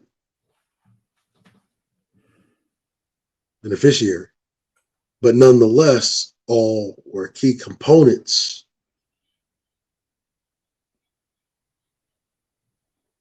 when it comes to influence.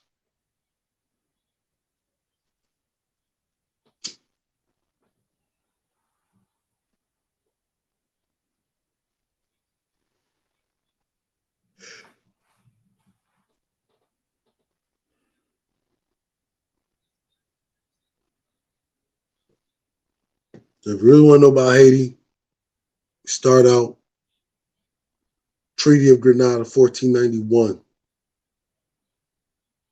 Why Grenada? Last Moorish stronghold at the end of the reconquest of Spain.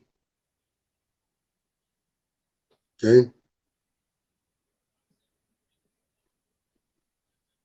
It's called the Pacification of Grenada, which ends with the Treaty of Grenada of 1491. That's why Ferdinand III.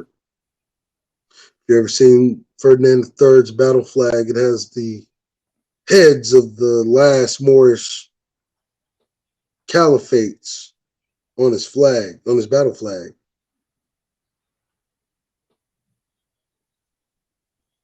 And that was actually a common thing during the Crusades.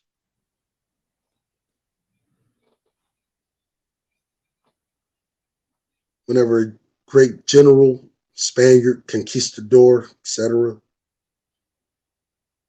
they would kill the Moorish generals or ship captains, admirals.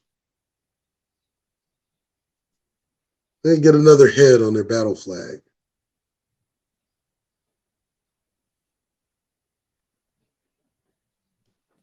(1491).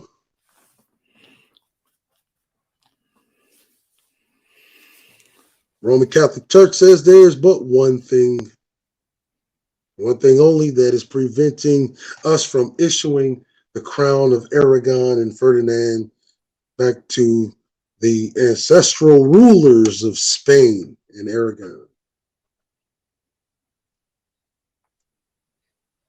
And that ends with the fall of Granada, Muhammad X, the last Moorish ruler of Spain.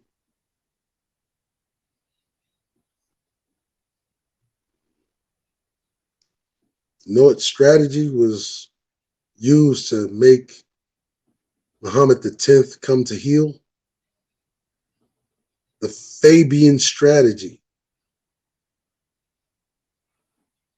To cut off his supply line to the stronghold. When the people within the stronghold, his people, began to starve, they began to revolt from within inside the walls.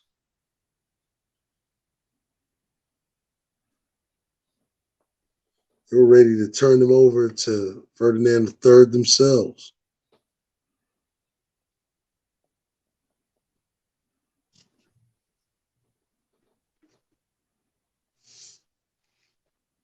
This is all history. It's all basic history.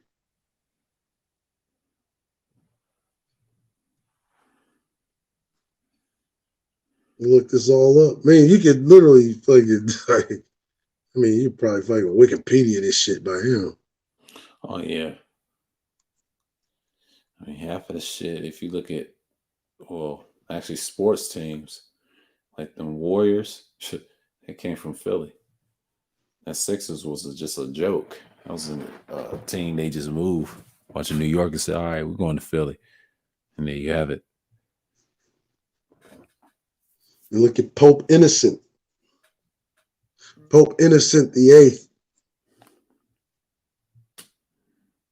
Pope Innocent VIII is the man who drafts the Treaty of Granada, 1493. But actually, all of the input comes from, man, you know him as Rodrigo Borgia. He becomes Pope Alexander VI.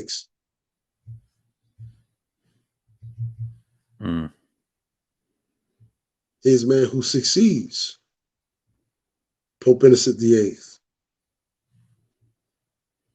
He is the Archbishop of none other than Spain. He's the Archbishop of Spain.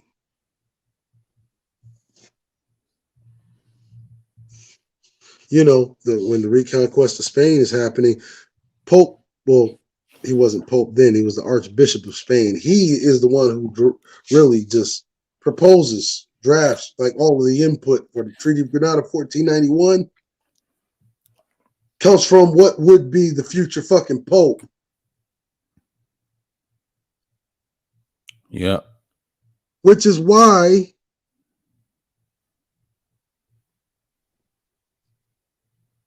whenever Pope Innocent passes,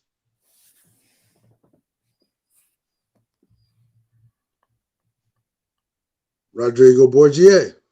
Yeah. He is selected. Why? Because this is the man who brings to an end the era of Moorish rule with the Treaty of Granada, 1491. Yeah.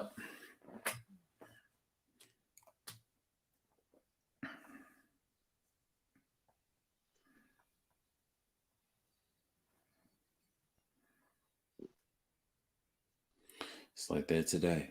Yeah. Pope Innocent dies in the summer of 1492. When does Christopher Columbus set sail? Yeah. There you go.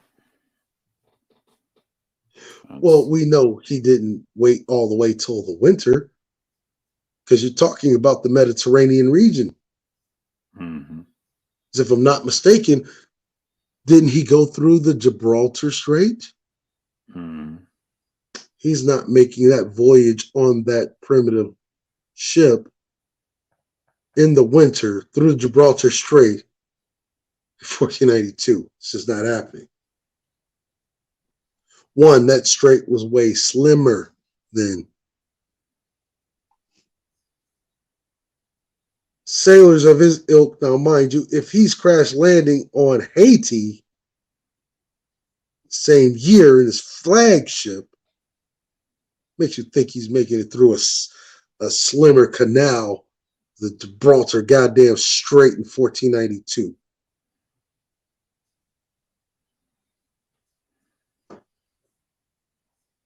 A canal that takes way more skill. It actually takes even a lot of skill, even for modern ships today. But this Spaniard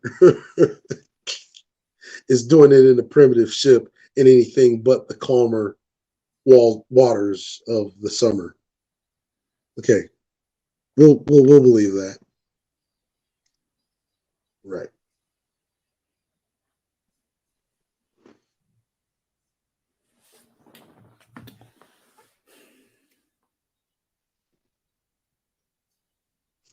Rodrigo Borgia, Pope Alexander VI.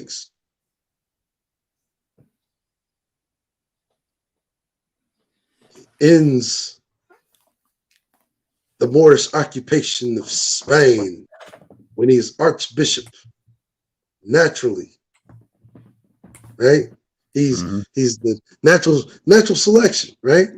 Look, hey, he's the guy. Yeah, patriarchy. Yeah. That's when everything starts changing, right? Your new era style Bible, your picture of Jesus, right? Mm-hmm. Oh, because it's modeled after his son, right? All of that. Caesar borders you. Yeah, Caesar. People It's pronounce Jesus Christ. Yeah, there you go. They pronounce his name was Cesare, and then they say Caesar Borgia. Yeah, Borgia family. Yeah, they had something to do with that. And it's in the Vatican His vault sister to this day. Lucretia is the Virgin Mary. Mm-hmm. There you go. A lot of stuff's in the Vatican vault or the Vatican. Yep. Yeah. As a matter of fact, it's so funny because this is also the same timeline of Leonardo da Vinci. As a matter of fact, whenever you're drafting Mona Lisa, a lot of people are not going to tell you this. They like to tell you, oh, well, Mona Lisa is actually Leonardo's gay friend. Actually, the Mona Lisa is a picture of Lucretia Borgia in her 30s. Mm-hmm. It's fact. It's also in the video game too. Your famous Assassin's Creed with Ezio, based off that timeline. All that. They didn't talk about Christopher Colon because he came later on. They mentioned 1492 though. Oh yeah, he was involved in that in certain texts. Yeah, see, a lot of that stuff is in your little entertainment. Matter of fact, I want you to do me a favor. Mm-hmm. I want you to pull up a picture of Da Vinci's Last Supper. Last Supper.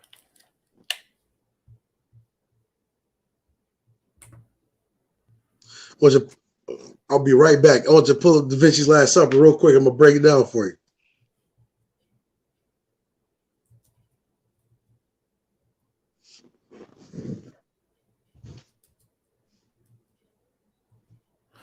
There you go.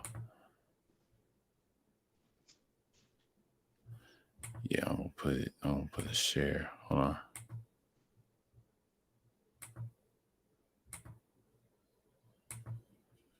There we go.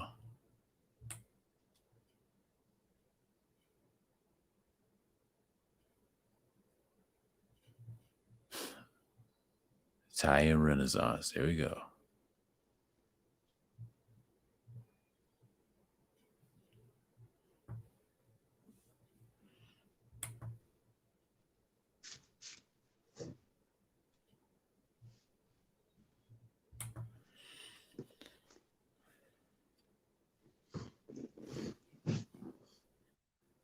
Da Vinci's Last Supper. Let's pull up the Da Vinci picture.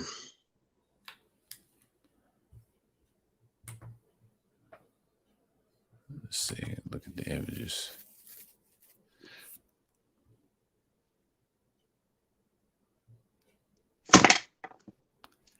Good one right here.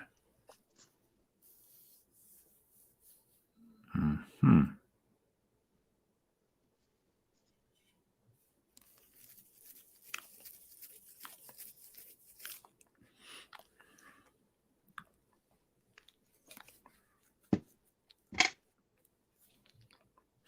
See, when me and the general aren't going back and forth, butt heads.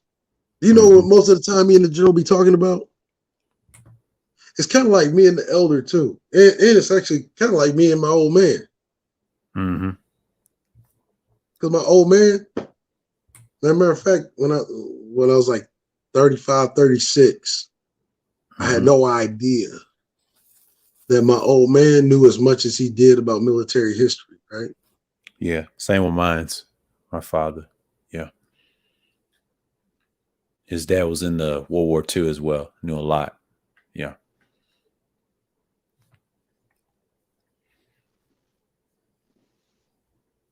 If you can make that one the big one. Leonardo da Vinci literally draws himself into the Last Supper. This is where your Dan Browns get it all fucked up. They talk about Merovingians and all of this other fuck shit, right? Well, it had nothing to do with any of that. Had nothing to do with any goddamn Sangreal or any goddamn the Holy Grail or any goddamn child of Jesus.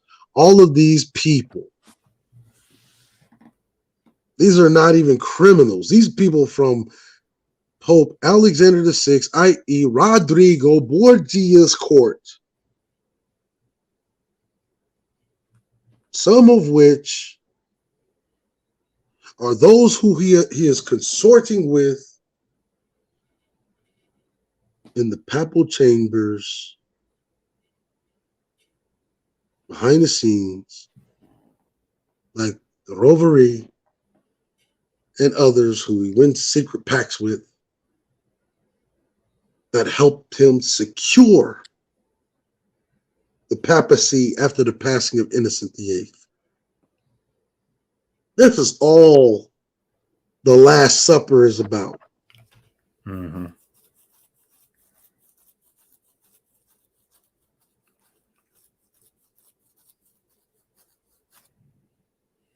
It's called the Last Supper, but it's really the First Supper.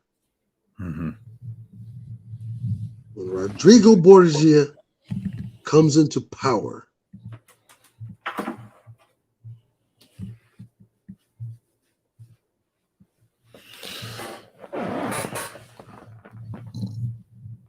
this is not something that typically happened when people die, but when people came into power, like a pope or a king or a general. Mm-hmm. This is a celebration. This isn't a time of mourning. But if you look dead center, you see Cesare Borgia. Directly to his left, you see Lucretia. Leaning even further left, and you see none other than the sly, charming devil himself, painting himself into his own painting, projecting his own death. Yep. None other than Leonardo da Vinci whispering in the ear of Lucretia Borgia.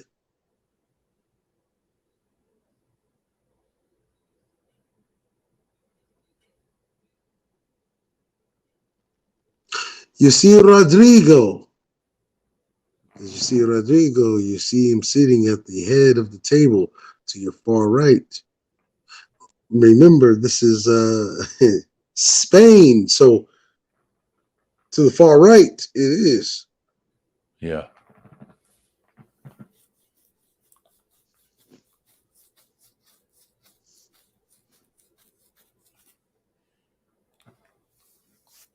You're looking at a celebration.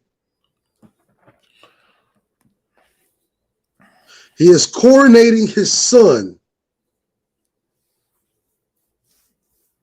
becoming the fucking Jesuit goddamn general, the Papal Guard. This is what this whole fucking process is. Mm-hmm. Papal or Papal Guard. That's genius. Yeah.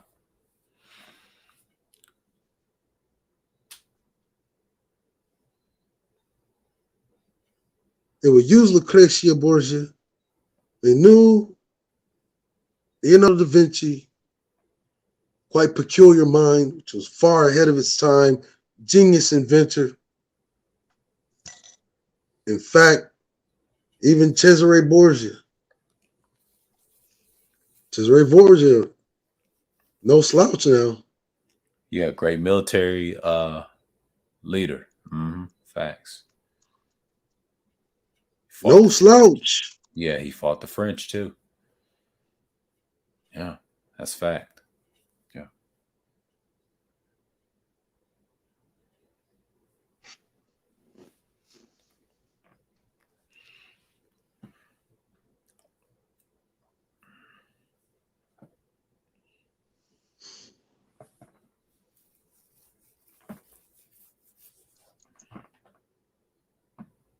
Isn't it interesting? Mm-hmm.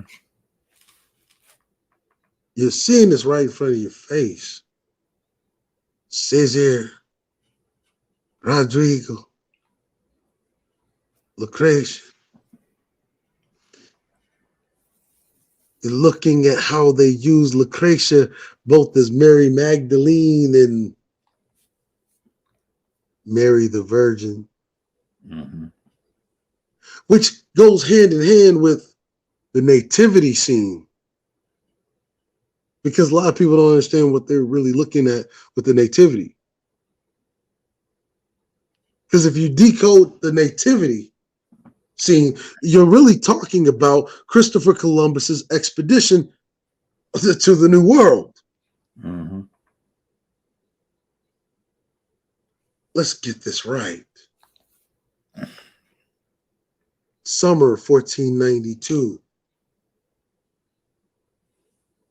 All of this is taught, and it's so funny. All this is taught in the Naval War College. Right? Wow. I'm gonna give you, man, look, if this game starts getting a little too deep for you, right, you are welcome to terminate this game and tell me to stop at any given time. No, please continue.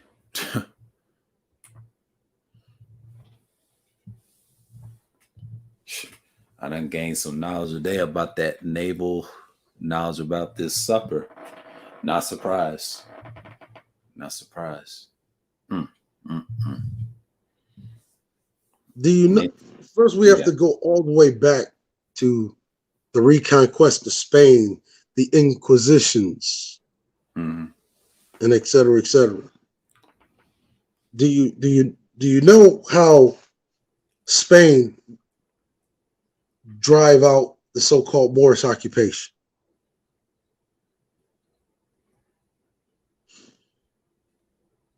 They form up under religion, as historically humans have done, old world propaganda.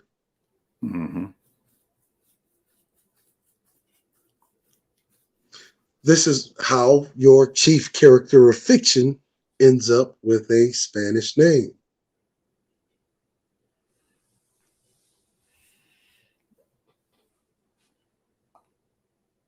Uh-oh. Your chief character of fiction ends up with a Spanish name. Why? Because, well, Spain organized itself under a religion. They basically took religion of the Greco-Romans, reorganized it, Why? Because it's still the Holy Roman Empire. Yeah, same Holy Roman Empire. People forget Italy, France, and Spain. Yeah, Spain was important. Yep. Still the Holy Roman Empire. Right. It's just reorganized for a new time in which Europe is warring with itself. Yeah. France, England, Germany. Yeah.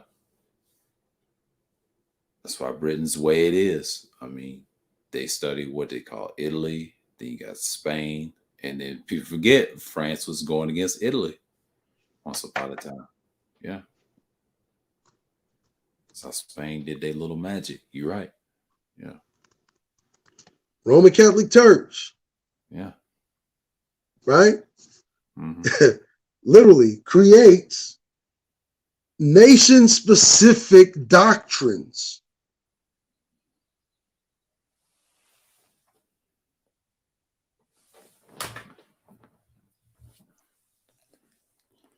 That's why your chief character of fiction during the European Renaissance for your French version, right, Mm-hmm. of Christianity. I mean, think about it. What was the name of what would so-called Jesus' name be if it was in English?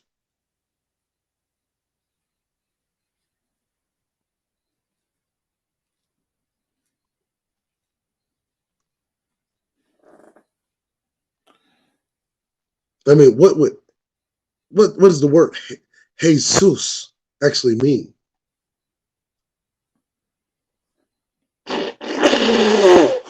Shit means Zeus. Means hail Zeus. Hail Zeus. Yeah. It's Greco-Roman. Yeah, Greco-Roman. Yeah. First Reich. It's Greco-Roman. Hail Zeus. And plus, there was no J's back in the day. That was just added. Yeah. Mm.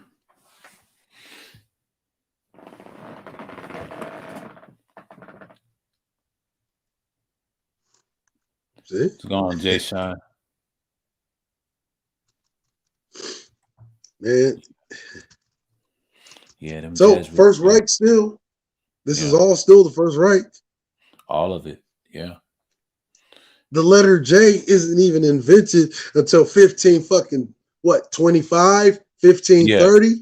1530. And then they reinstituted in the 18th century as well. They didn't actually gave it to the rest of the world. It took time. That's why if you find that's why if you find the first editions of the 1611, you don't even find J's in the original King James Version. You find eyes. That's why. Eyes. They put eyes As a on matter of fact, the original King James Version is the King Ames. Yep. It ain't even King James, it's King Ames. Mm-hmm. Yep. I got the 1611 Bible too. It's got eyes in it. Yep. They got the Apocrypha. Even James' name is spelled with a fucking I. It ain't even spelled with a J. Yeah. Ames. Yep. King Ames. Got the Apocrypha, Septuagint. Mm-hmm. Yeah. It's got the story of what? The Maccabees. Yep. There you go. See, all of this is really old world subversion, old world propaganda. Mm-hmm. The First Reich creates region-specific doctrine for all of these European countries that are warring with each other during the Renaissance period.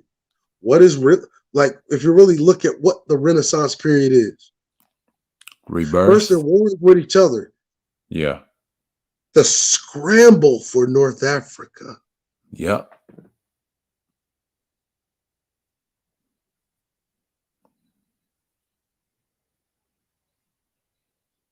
Hail Zeus.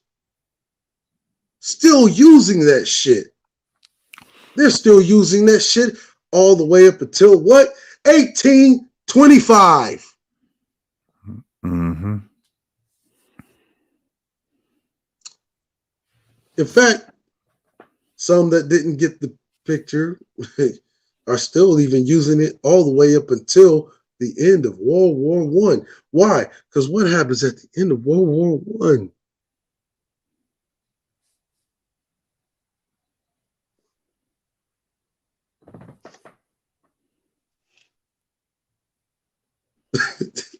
Yeah. See, I mean, Mm-hmm. like if you look when the Second Reich, when did the Second Reich end? 1945.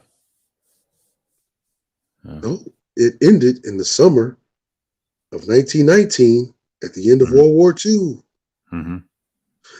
which also is the same year you have the Red Summer of 1919. Mm-hmm. That's the end of the Second Reich. Ah, I got you. There you go.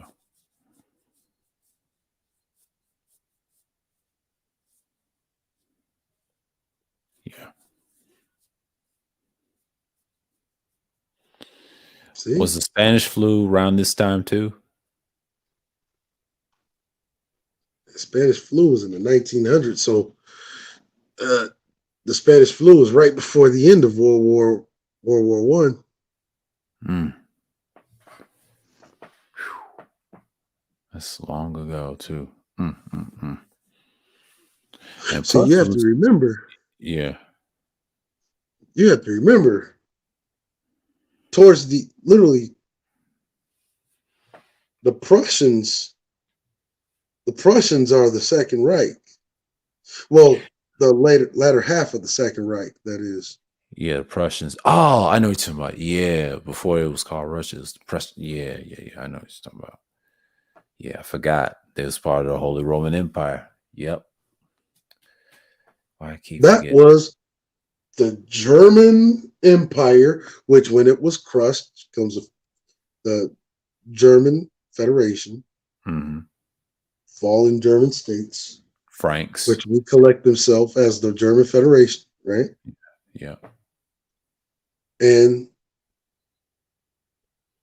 the various fallen Russian nations loosely called the USSR, along with the Slavic, quote unquote, Slavic nations, Mm-hmm. and Eastern Europe. Yep. Which is why there was a wall that you call the Berlin Wall. Mm-hmm. You remember around 1986, 1987, 1988? You had fucking Reagan on national TV. They were Gorbachev, break down this wall, right? Yeah, Berlin Wall. Yeah. What was that built there for? Why was it built for? It was built to keep fucking Prussia from coming back together. Yeah. To keep the Second Reich from becoming a thing again. Yeah. But what happened?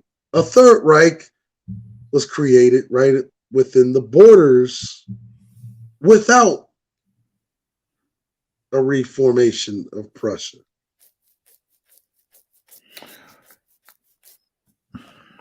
So the Second Reich ends with World War I. And the last ruler of the Second Reich was the Prussians, who was the last reigning rulers of Holy Roman Church. Yeah.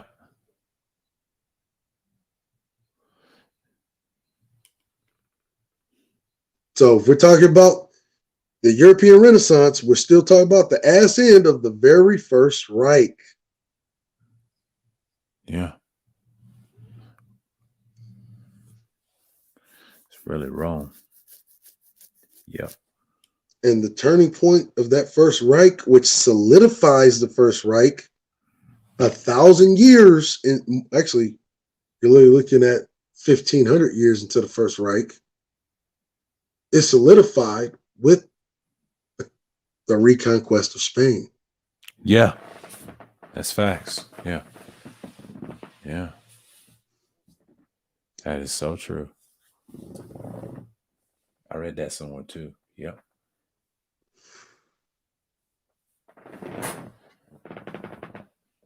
You see, the Roman Catholic Church, Uh-huh. the Holy Roman Empire, Roman Catholic Church,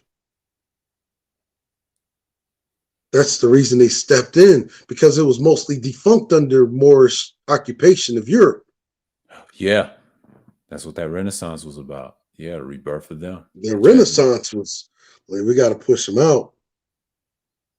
That's why you have those blank spots in European history. Yeah, they You don't tell you about that.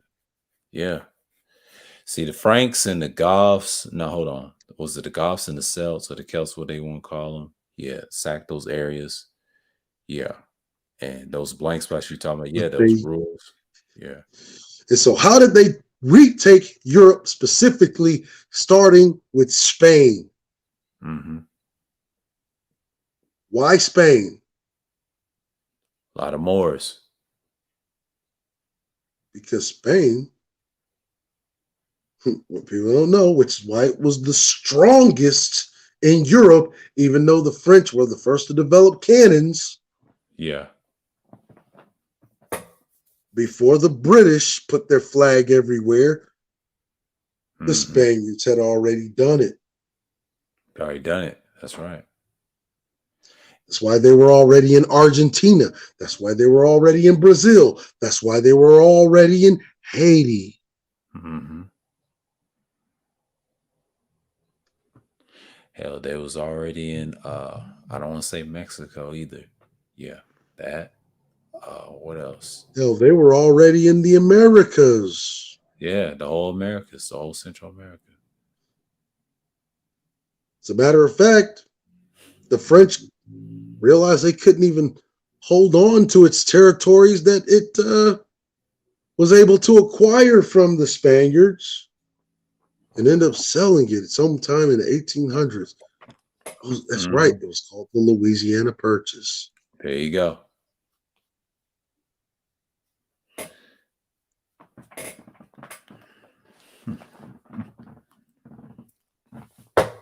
Classic Louisiana Purchase. Since we want to be technical, I know people want microwavable answers, but let's look at this Da Vinci. Then we get to towards the end, the reconquest of Spain, which becomes a turning point, which solidifies literally 1,500 years, right? Mm-hmm. And really, you're looking at 1,800 years since Philip II. You're looking at 1,500 years, 1,800 years since Philip II. Alexander the Great, going into Egypt, turn it over without a fight and all of that shit. Great stuff, right? That's why they call him Alexander the Great. I was able to take Egypt without a fight. Yeah, you had a lot of environmental factors that helped you, but whatever. Who's counting? 1,800 years since Philip II, something that he's always wanted to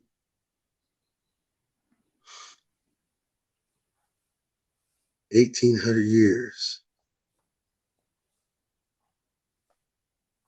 since the fucking very seeds of the First Reich were planted.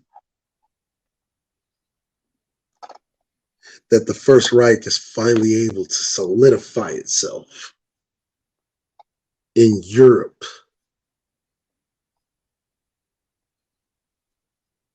Comes on the heels of the reconquest of Spain. Speaking of transatlantic slave trade, so when he's talking about, was transatlantic slave trade going on? Well, you do know that Treaty of Grenada, 1491, also brokered the agreement between the Moorish Caliphate, or rather Muhammad X,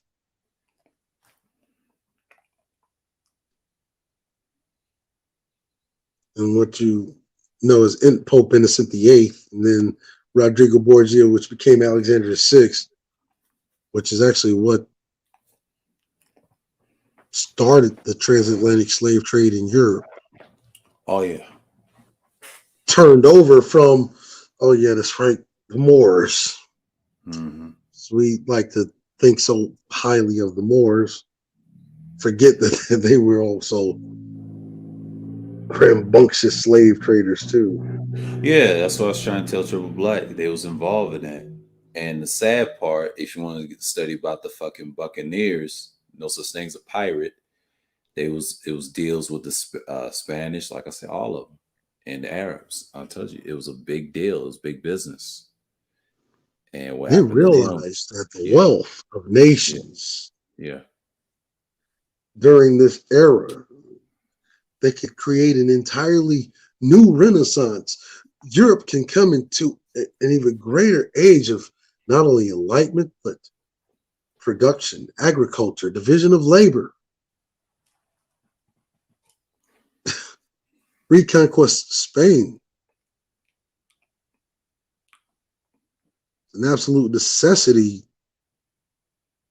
for them to get their hands on trade routes, specifically slavery. They needed to know. They need to become a productive nation. They needed to restore. See, remember, demagogues always talking about the restoration of a bygone era of greatness.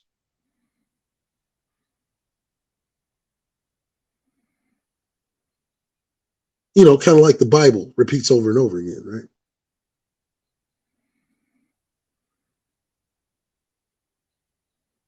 For what thou dost not achieve on earth, thou shalt get in heaven. Right? This bygone era of greatness. Even though Christians will never, they don't never recognize it as that. You know, it's basically Right. fucking over, right? Fucking narcissistic piece of shit, fucking posing as a goddamn god. Mm-hmm. So they still fucked up worldwide. Even don't get me started with the cap. They're all full of shit. They bow down to the Pope every day. They make me sick.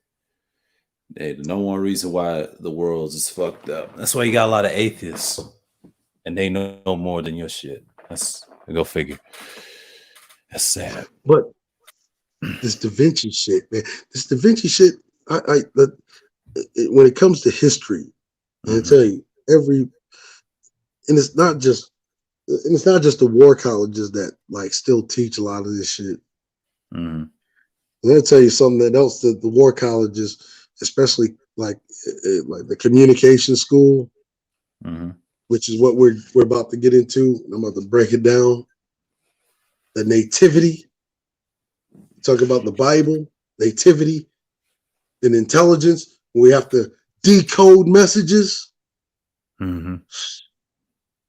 There's a fucking damn good movie you should watch. And it's with Leonardo DiCaprio. As a matter of fact, when I watched it, my motherfucking mind was blown. Because I couldn't believe it was in a fucking movie. Leonardo DiCaprio had to fucking contact his handler at the CIA back in the United States. That motherfucker's message was a goddamn Quran passage. Mm. Didn't even know what they're talking about. Because when we're talking about Haiti, let's just get into it real quick. Mm-hmm.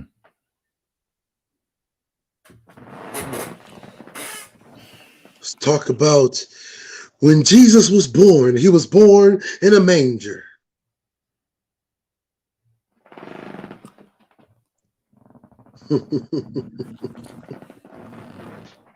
What's inside of a manger?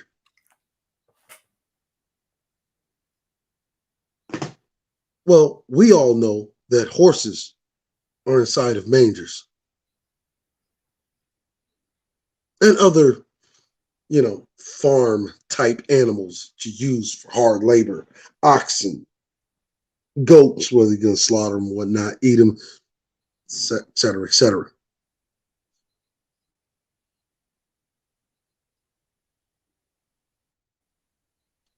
oxen are used in the 14 and 1500s. You know what they're primarily used for, especially in a place like, I don't know, Spain? You know what oxen are still used for during this time? They're used to tow the lumber that would go to build ships at the shipyard.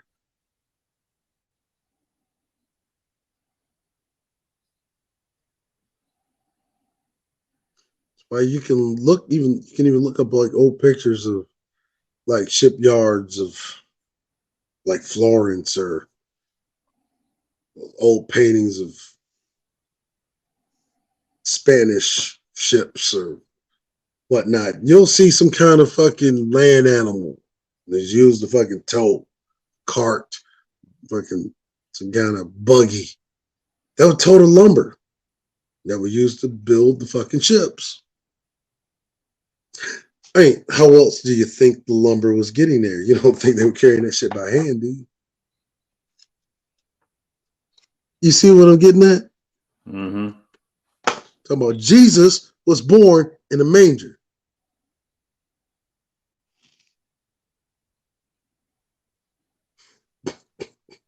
Who the fuck was Jesus for real, for real? Mm. Think about it. Jesus walked on water. Yeah. Yeah, that's easy to do when you're a fucking ship. Good ship, Jesus. I love it. Mm-hmm. See, Yep. now we tying in the shit, brother. Yeah, I did a pre-record that years ago. Jesus, good ship of Lubbock. Yep, and that's actual fact. You can research that. That ain't nothing, and that's all it was. And I was gonna say that to Triple Black, but I let him have it because he's part Haitian. I didn't want to do it to him. I said, nah, just gonna do it. I got so much Now, content. I want you to do a favor for me real quick. Mm-hmm. You can look this up. The name of Christopher Columbus's ships, not just the main three that we know as the Nina, Pinta, and Santa Maria, but the ships that were on his expedition. Expedition ship. Okay.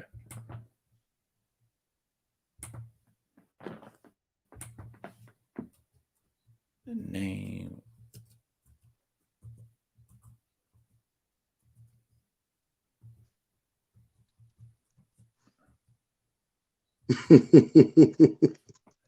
And what you will find is one of the names of his ships.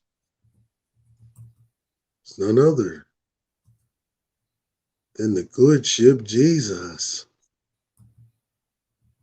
It was the only one of his other ships that actually landed, but didn't crash, in Haiti.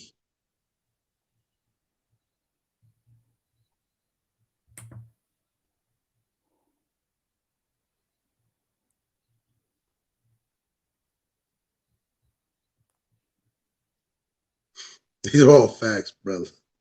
Yeah, it is. It's so wild. Yeah.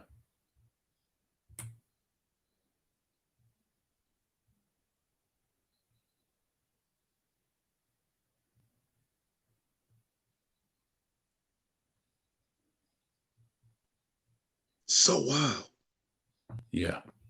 The niggas read it, don't even know what the fuck they reading.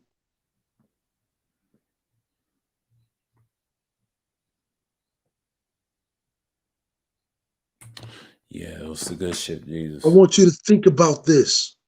Mm-hmm. What was the first disciple of Jesus? What was his name?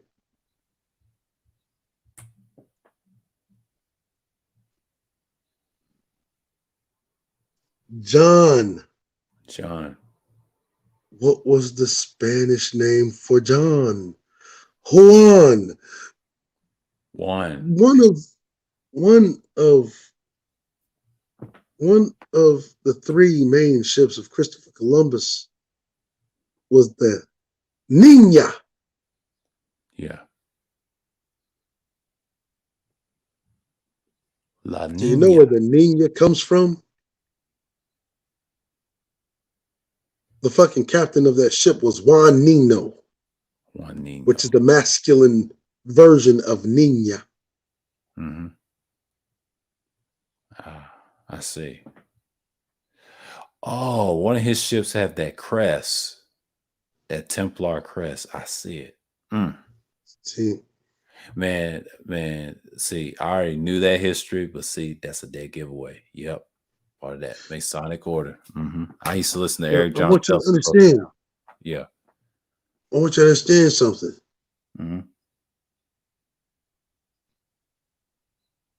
Santa Maria is the flagship of Christopher Columbus.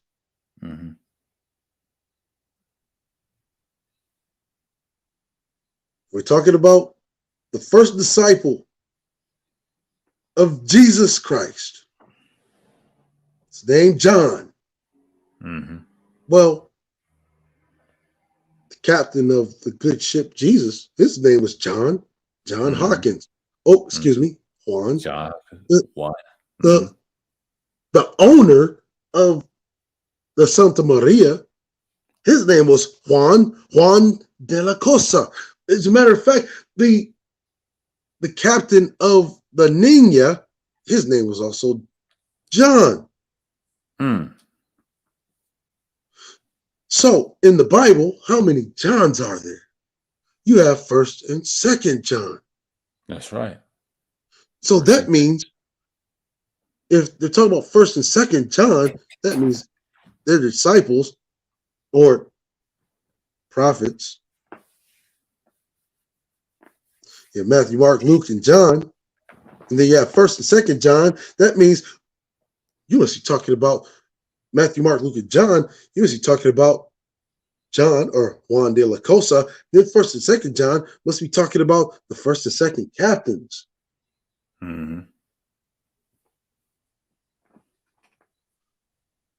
What? Yeah. Let's put it in perspective. As I was stating before, the Gibraltar Straits takes a lot of skill, even for modern ships, even though it's been widened for modern ships. Today, back then, it was a lot slimmer than it was now. So in order for you to get through the Gibraltar Straits from Spain back in the 14 to 1500s, you had to go in the calmer summer months, which means that you had to go before the fall. You had to go before August. You had to literally go before September, October. You literally had to be out of there before September. It was on August 3rd, 1492. Yep. And that is Leo month. I mean, Leo season. My fault. Leo season. You got to go around somewhere around July and August. Yeah. Zodiac. I already knew. Because that is when the Gibraltar Strait is at its calmest. In Leo season. Yep. In Leo season. And we was just talking about zodiacs early in the stream because I got bored. I was talking about something else in the news. What was going on in America? It led to this conversation. And I talked about the Leos is what strength and a lot of things. The sun, yeah. The mid to the high months, the fifth house of the zodiac. Yep. There you go. Now, Pete, this shit is still taught. Naval War College. This is why I say I could have been fucking teaching at that bitch. I could have been sitting cozy, $70, $80, probably even a $90,000 cushy ass motherfucking job, and not fucking have to teach probably 2 or 3 times a week.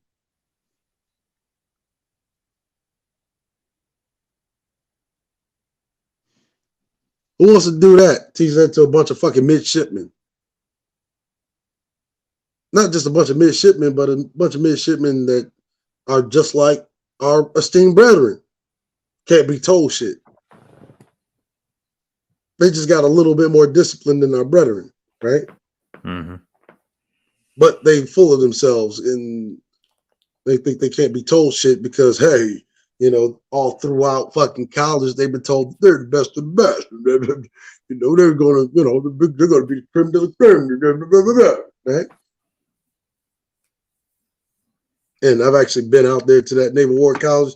Motherfuckers be calling themselves correcting professors and shit. Look, I ain't got no time to fuck with little midshipmen. Fuck around and punch one of them motherfuckers. You look all this stuff up. December 25th, 1492, the Santa Maria on her maiden voyage. Do you know what a maiden is? It's a virgin voyage. Very first time out. That's why she was called Mary the Virgin. Mary the Virgin, Virgin Mary. Mm-hmm. The Santa Maria is on her virgin voyage to the New World. She crash lands on where? An island that Christopher Colon calls Hispaniola, later name Santo Domingue.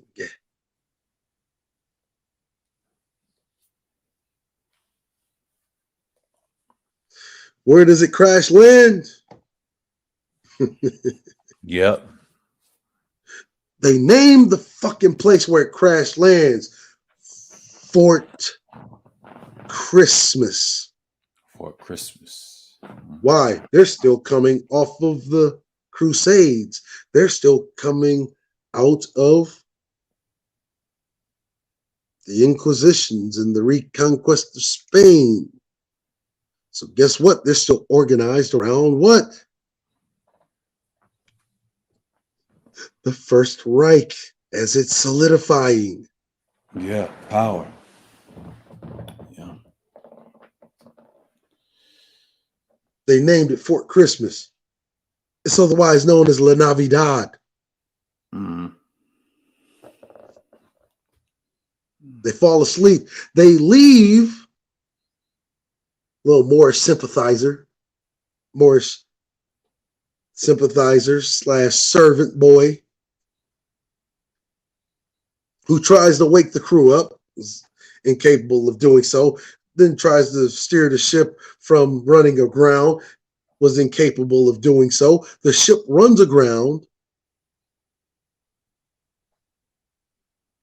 and gives off and says, I've discovered this and I'm going to name it Hispaniola.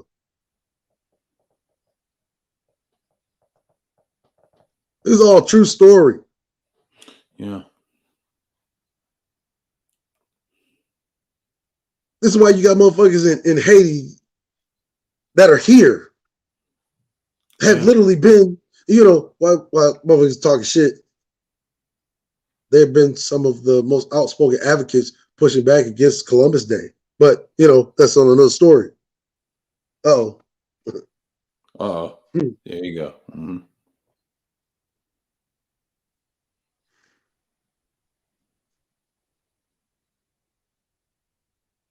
So her virgin voyage, she crash lands, runs aground,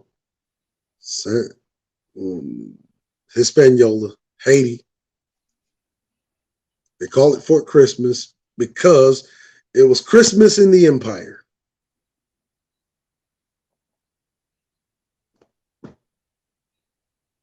December 25th. By the time they crash land, mind you, they leave in August, they crash land in Haiti in December. How many months is that? Oh, let's see. September, October, November, December. That's a 4-month voyage, and it's her first one.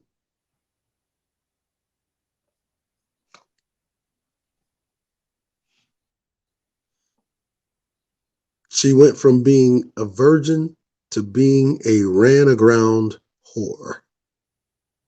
Oh, because that's what you call an old world ship whenever it runs aground or quote unquote runs afoul. That's because a lot of our terminology that we use to disrespect women, it comes from really how we talk about breeding animals like horses, dogs. Oh, that's right. It also comes from a lot of our terminology as in what we talk about ships. That's why most of your ships are called women, or referred to as her. Yeah. Not no he, it's her. That's facts. There ain't no male ships. It doesn't exist. Even the frigates, female. Yeah. It's thin. Frigates are all male ships, but ain't no females on frigates, but there ain't no female frigates. Every submarine is all motherfucking male, but ain't none of them called a he. Even though it's shaped like a motherfucking penis. Yeah. Huh? That's an excellent point. There you go.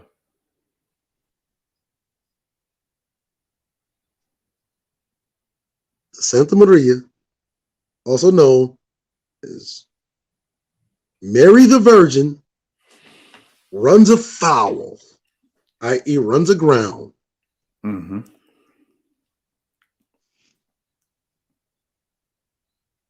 Okay? Off the coast of Haiti.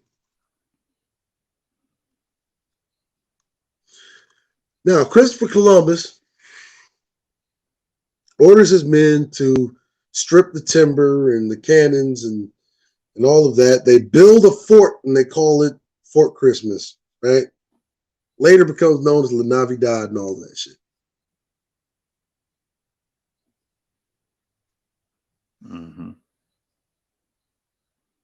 Sends coded message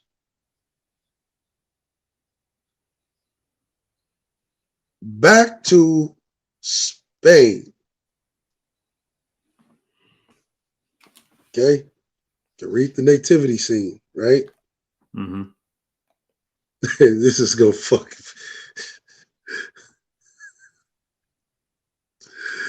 Oh man, this is gonna fuck you up though. Says stranded, need help. What next? Send Jesus. Yeah. What Jesus are we talking about? Exactly. The one that walks on water, nigga. Yeah. Shit. Yeah. The Jesus, the good ship Jesus, temporarily becomes the new flagship after the Santa Maria of Christopher Columbus. You can look this shit up. This is real history. They teach this shit in the Naval War College, while niggas still think that this shit is about Jesus being born in a manger and all this other bullshit. Bro, they teach this at Naval Intelligence School. Right. It's in the military. Yeah. That's the first thing I think about is the ship, and it makes sense. I remember doing a pre-record about it. Jesus of Lubbock, that ship of Christopher Columbus, all that. It's many ways to look at it. And the Naval, what you call it, Academy, you said, yeah, they teach that. They teach that. If you want to learn how to man a ship. And people forget Buccaneers had Spanish ships and brigs later on. Yeah. A lot of those ships they had were Spanish. They weren't British. That was later. You know what I'm saying? The French sided with the pirate. People don't know that. And it's like they side with them. Like you said, and this all goes together. And then next thing you know, the French-Indian War, that came later. All that time period. Britain didn't really came into power till later, you know, and after that, you saw what happened to that. So a lot of those ships, yeah, Spain had them. French had the cannons later, those big ships, those pretty little frigates they got. But you know, but Spain, people forget, yeah, Spain had a hell of a ships. And they little naval. There wasn't no army back then. No, the Navy. Why is the Virgin Mary referred to as the whore Mary Magdalene? What is a Magdalene? What is a Magdala? You know what a Magdala is? Magdala. Magdala actually means fort. You can look that. I mean, this is all fact. A Magdala is a fort. Mm-hmm. That actually comes from the Aramaic or the Arabian or Semitic language, Aramaic term, the Magdala. Mm-hmm. As a matter of fact, to be specific, in the Aramaic, it means tower. Mm. You know, kind of like the Tower of Babel. Yeah, Tower of Babel. I was about to say that. Yeah. I ain't gonna say which tower, but from Babylon, Tower of Babel.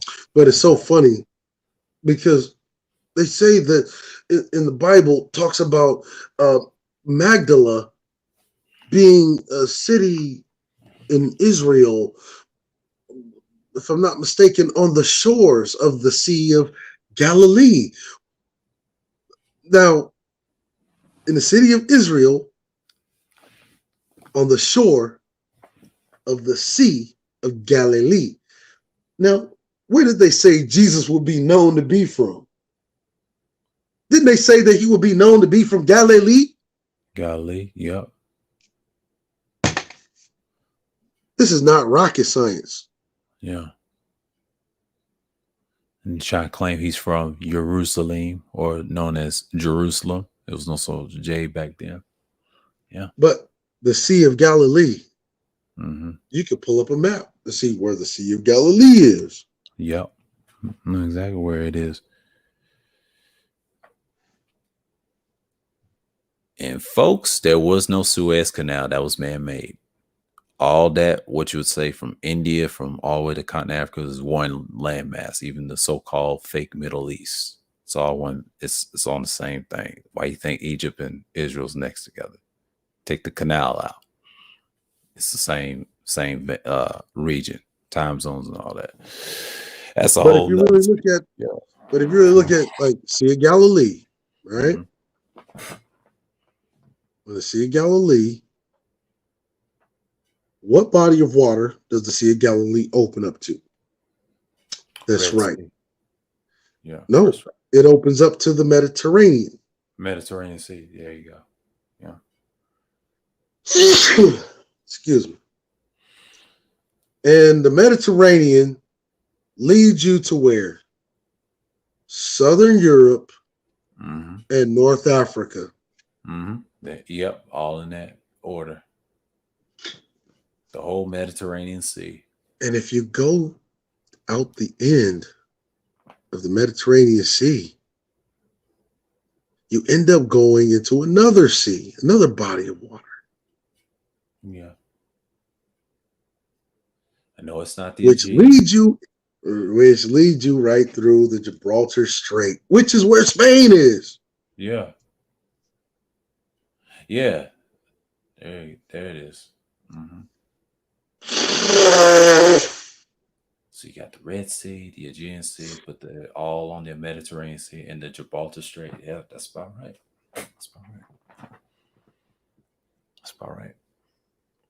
See, a lot of you play with this shit because people are so superstitious about shit. Mm-hmm.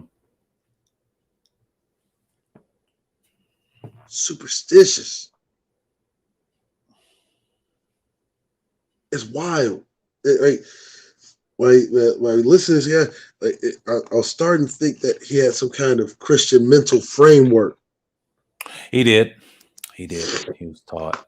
Even though if he was a Haitian American born and his parents was Haitian, that's usually where it is. I mean, most Caribbeans, if you actually talk to them that's born here, they don't have the knowledge of that country. I mean, yeah, they made a visit, but he didn't fit in. You notice how Wacky and his people was, well, actually, he was born in Haiti and then he moved to New York later on. That's what he told me. And spoke that language to him. He was trying to use the example, and I'm glad he did that to expose him. He didn't know much if he know about that tongue, that native tongue, and it got him. It was a psychological damage. And that's what happens when you deal with the real thing, you get exposed.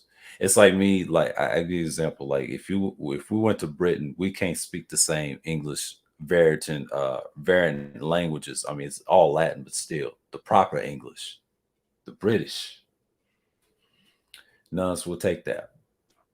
I'm just tell it like it is. You know, isn't it interesting, right? Mm-hmm. All of this history has been so linear. 1491, Treaty of Granada. 1492, summer, Christopher Columbus. 1492, the same year of the winter, this nigga crash lands. Fucking calls himself discovering Haiti. Yeah. Did not land foot in, I would say, the shores of America, but he was in Haiti the whole time. Not surprised. Makes up some bullshit about running into these magical Indians. Why? Because he doesn't want to look like a fucking idiot to fucking Ferdinand III of Aragon. Yeah, and the Spanish nobility. Yep. He didn't want to look like a fool in front of him. Yeah, as usual it is. Oh, I saw some Indians. Yeah. Pete, it's so linear that you get to same year, summer, even before Christopher Columbus takes sail. 1491, summer. Just after the summer solstice, a king is born. Matter of fact, it's so funny because you can also use that nativity scene, 3 wise men. Mm-hmm. Yo, this shit is so crazy. Yeah, it's wild, but you know, I understand it why they did that. Yeah, this is why they used it. This is why they used it. They had in all of Europe finally aligned under the Roman authority.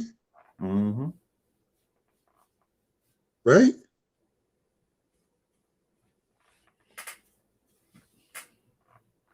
The summer, just after the summer solstice. When does the summer solstice happen? All right, that's right. June 21st or 23rd, depending on whatever happened that year. that's Cancer season. Shit. And then it falls and see Cancer season ends on the 23rd, I believe, or not 23rd, 22nd, my fault, 22nd. Now, peep this, right? Yeah. What do we know about Cancers as a zodiac sign? They are protectors. I mentioned it earlier. They are protectors, but they are also what? Manipulative. But see, as women, we know they're deeply emotional. Mm-hmm. That's why they use the crab. Mm-hmm. Very hard outer shell, very soft inside. Yeah. And the crab is also not only it's manipulative, that's part of their cons, but also that's the water signs is also emotional intelligence too. That's what a Cancer is. It's probably one of the best of the 3. Pisces are dreamers. Scorpio deals with the information of the investigation, kind of like the police. They deal with the darkness, death. But what about a male Cancer?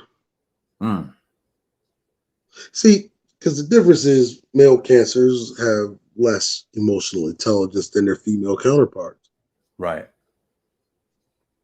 And one of the shimmering examples of that was Born, the summer of 1491, before,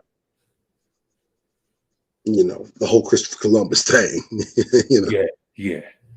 His name was King Henry VIII. This is a funny story. King Henry VIII, who would have thought? Cancer, male, very poor, emotional intelligence, 6 wives, beheaded all but 2.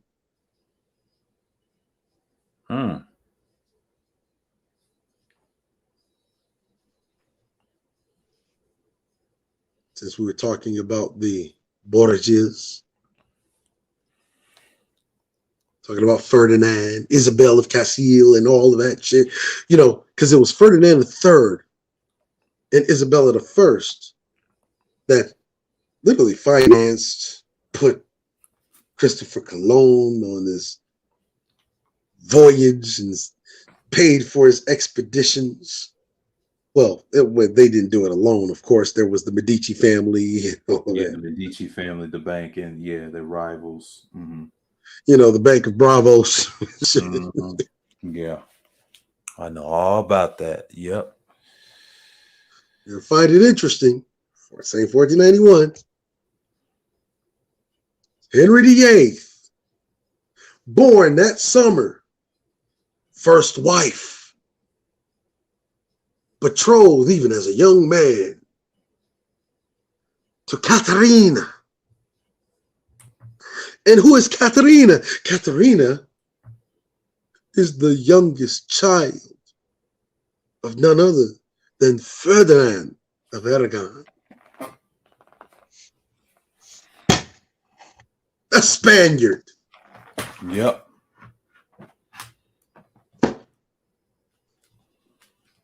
That's right.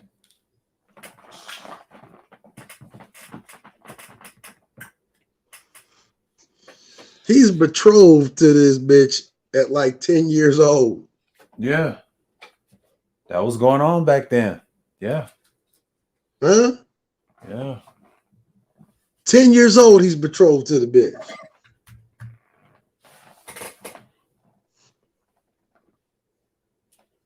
In fact, it's how Spain maneuvers Britain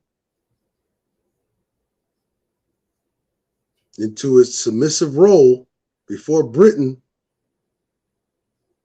becomes the new Spain, basically.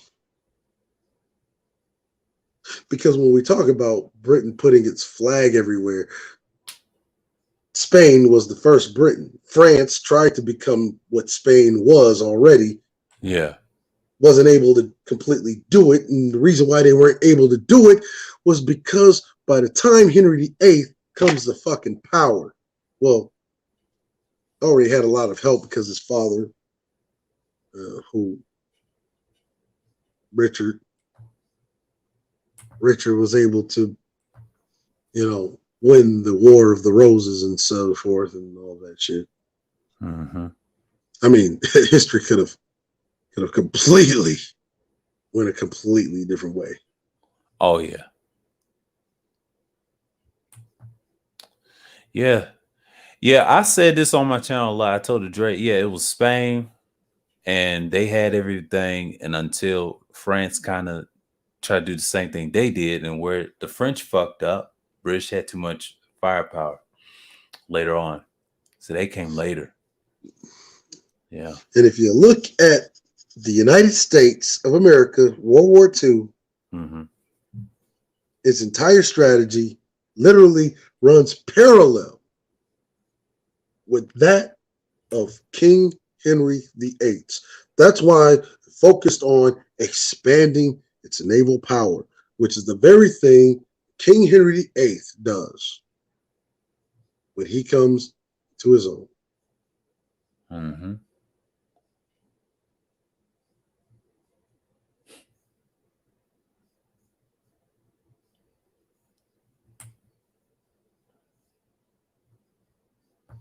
I mean, this dude literally could go down in history. He did go down in history, rather, as a fucking legend. Yeah.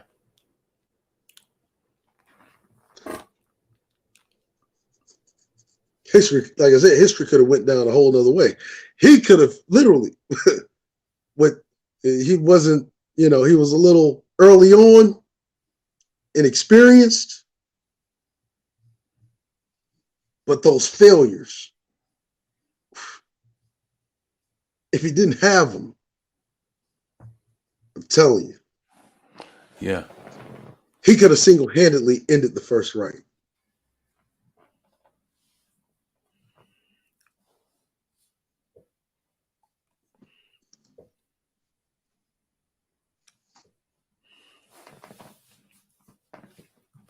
His problem, he didn't want to marry Catherine of Aragon.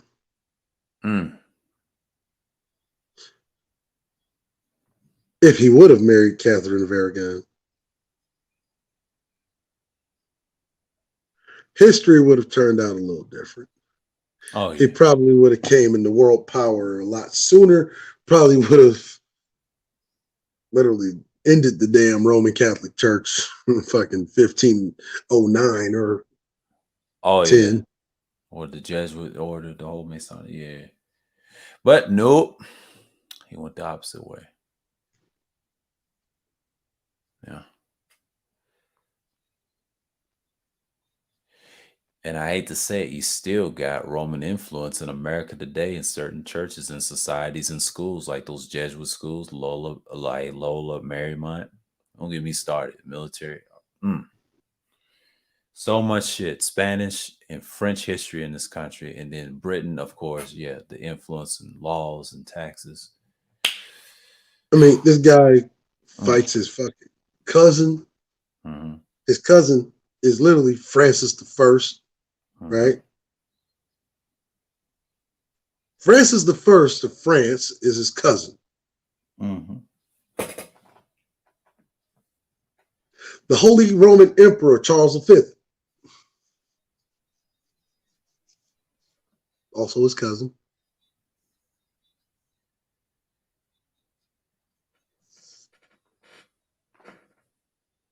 King James V of Scotland is his uncle. His dad's brother, Richard's brother.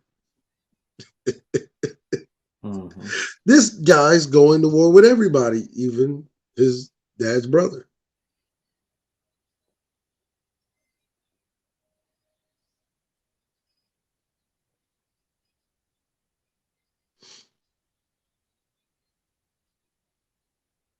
All three of those wars he would have won if he wouldn't have made the one fatal mistake, and that was denying Catherine of Aragon. Yeah, that's true. Because not only was she Ferdinand's, which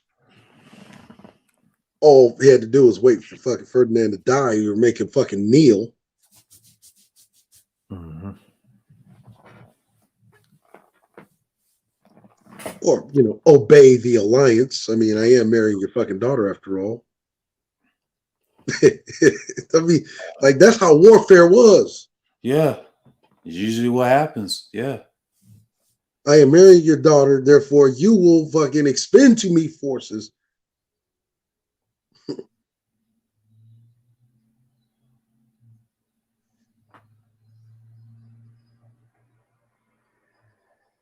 That was kind of what was going on. I mean, that was what the deal was. Yeah. Every culture has done it. If you want to go to the Mesopotamian culture, all of them did. The Egyptians, they did warfare like that until when Hannibal came along, that changed the whole. And they did what you just told me. Yeah, they did that too. See, humans always fought humans. Yeah. That stuff is well researched. Yeah. I ain't have to pull it up on them. They got it everywhere at this point.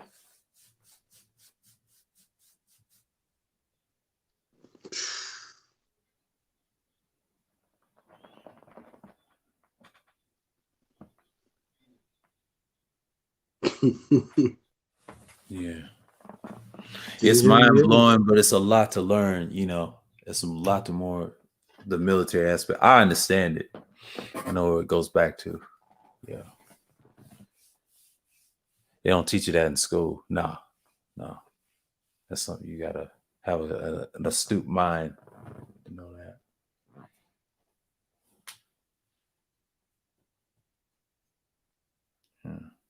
But he did have a child with Catherine of Aragon. And that's who becomes Bloody Mary. And you know who she gets that from. Oh, yeah. Yeah. I mean, come on. Her fucking grandfather has fucking Mort's heads on his war flag. Yeah.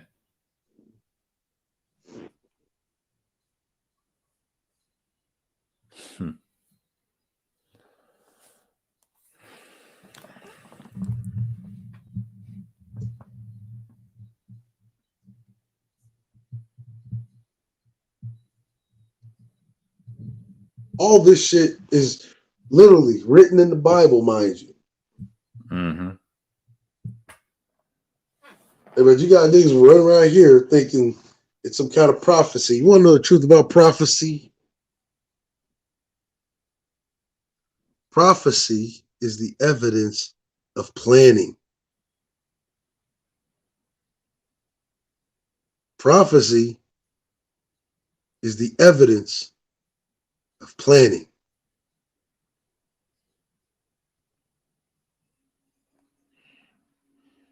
See, King Philip II, going all the way back to the very seedlings of the First Reich,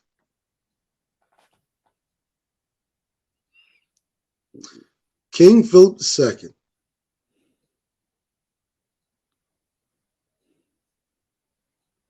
had said, I shall take place we know as Ethiopia.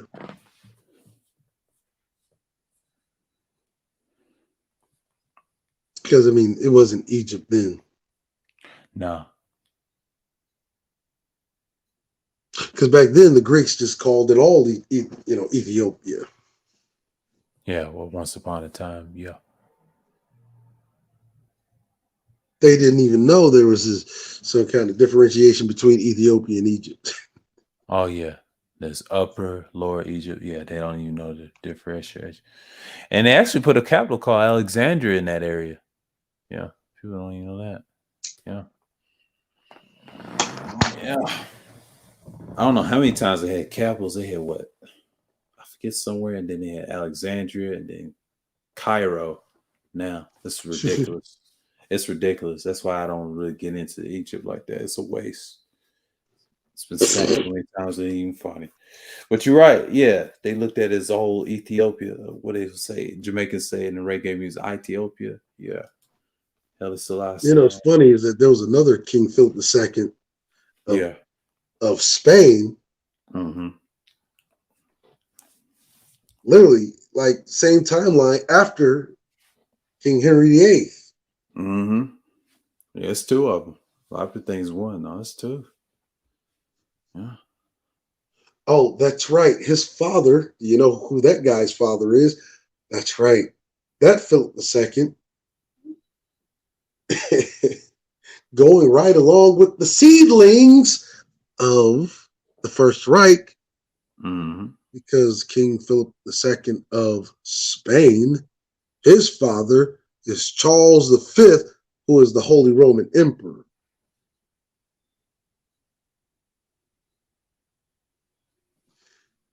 And he was named after Philip of Macedonia. See, these people knew who the fuck they were. So when we talk about, we prophesied, and they prophesied. No. They planned it out, which is why they would give these ancestral names and shit. Mm-hmm. So that way, whenever it would be taken back over by, I say, Philip II, North Africa, which, that's right, King Philip II of Spain did come back in the 1500s and did take over North Africa.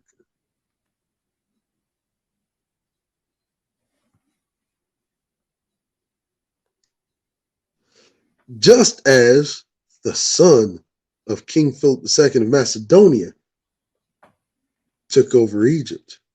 Yeah, that's very true. Capital city. Yeah, capital city. See how that correlate? Yeah.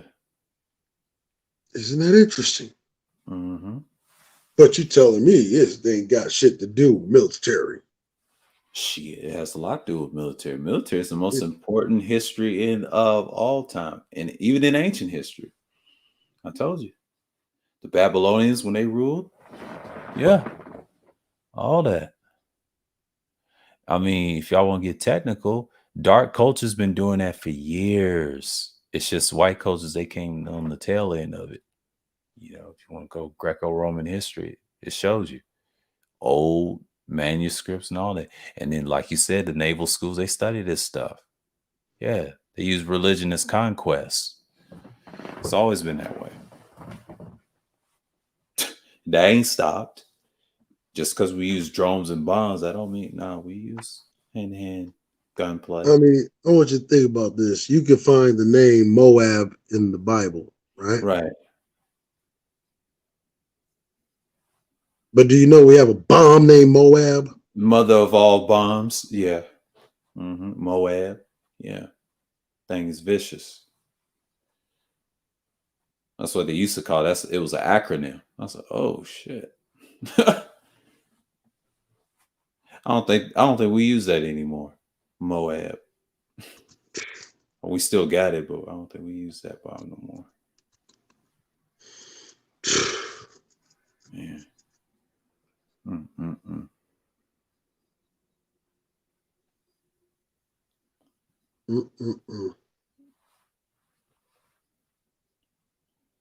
And then they come up here and say, well, this ain't my military. I'm like, okay. And then they try to say it's a white. Even military. Take, for instance, the Soviets, right? Mm-hmm. The Soviets. The Soviets have a bomb. Yeah. Called the RDS-220 hydrogen bomb. Yeah. Do you know what the name of it is? It's called the Tsar bomb. Yep. Or the Tsar bomba. Where does the name Tsar come from? Well, that's right, because remember, Russia used to be a part of Prussia, which is a part of the original Holy Roman Empire. Mm-hmm. Them Tsars, yeah. Tsar is from Caesar. Yeah. That's what it means, Caesar. Yeah. Or should we say Julius Caesar or Caesare? It goes together too. Yep.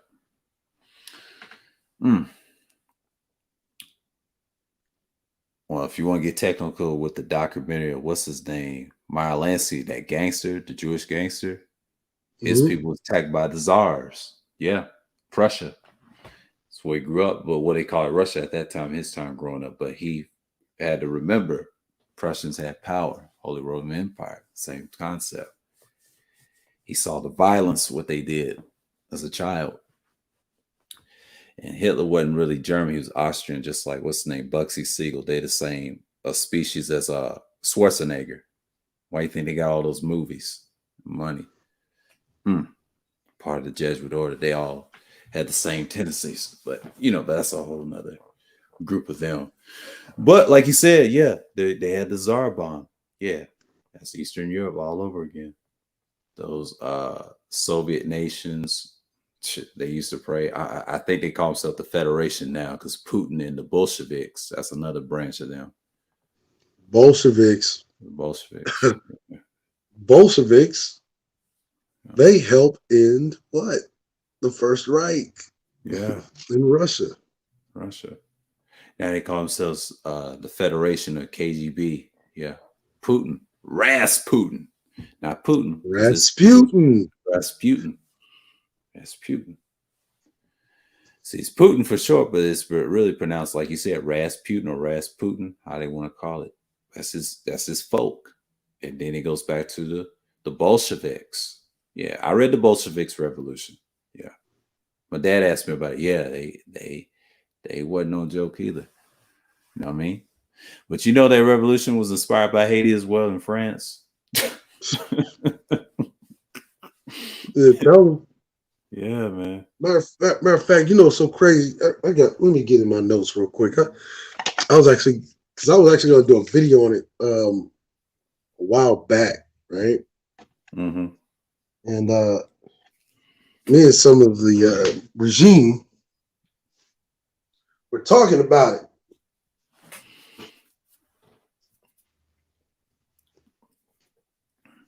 Like when you're talking about the history of the world, you're talking about the history of periods of basically fucking new regimes taking over old regimes.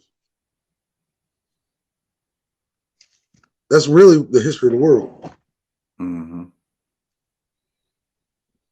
Let me get a second here. I gotta get to my other computer. I actually gotta get to it. Yeah.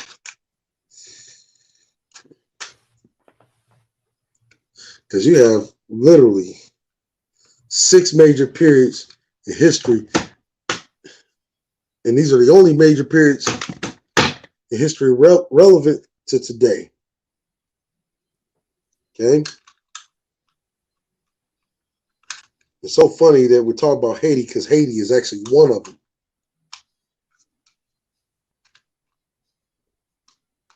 See, Haiti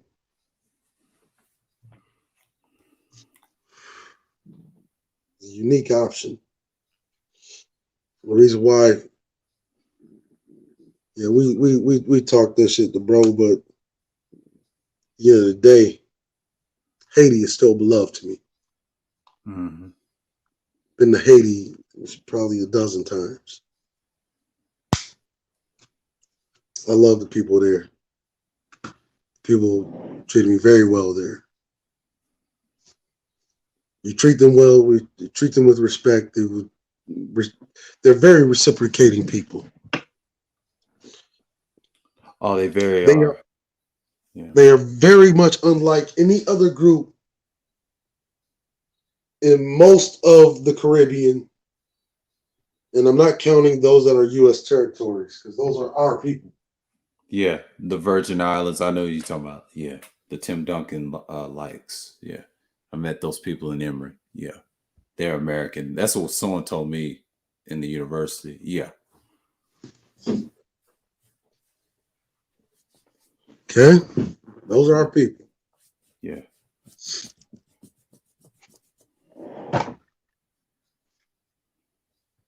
Let me get to the notes real quick.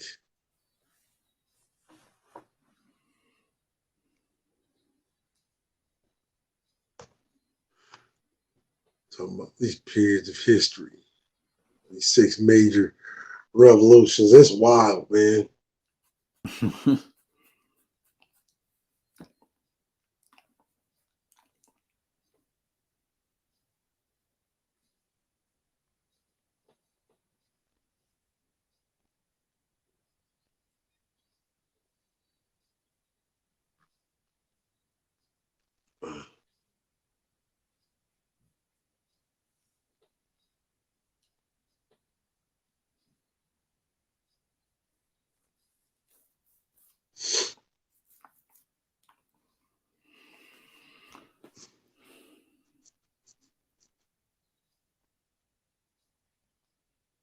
I got so many notes. I got to really literally. I mean, I'm talking about if I compiled all my notes into PDF, it's more than 2,000 pages at this point.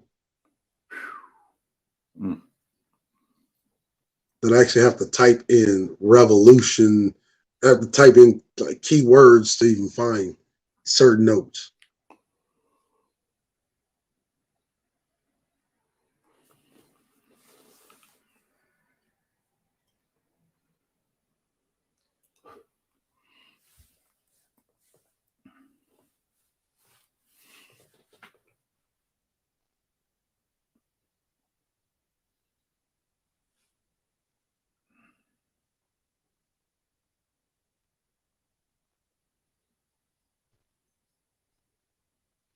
It's really, it's actually way more than 2,000 pages.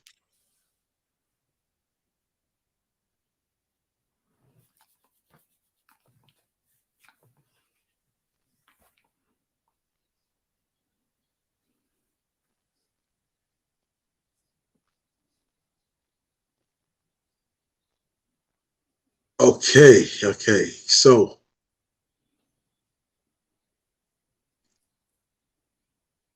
oh, that's right. It's got a whole abstract thing.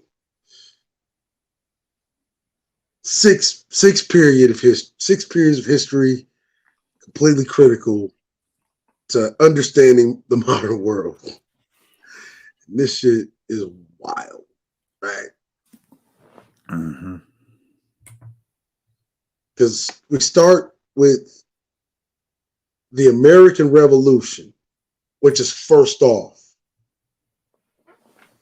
Why? Because it's the creation of America, right?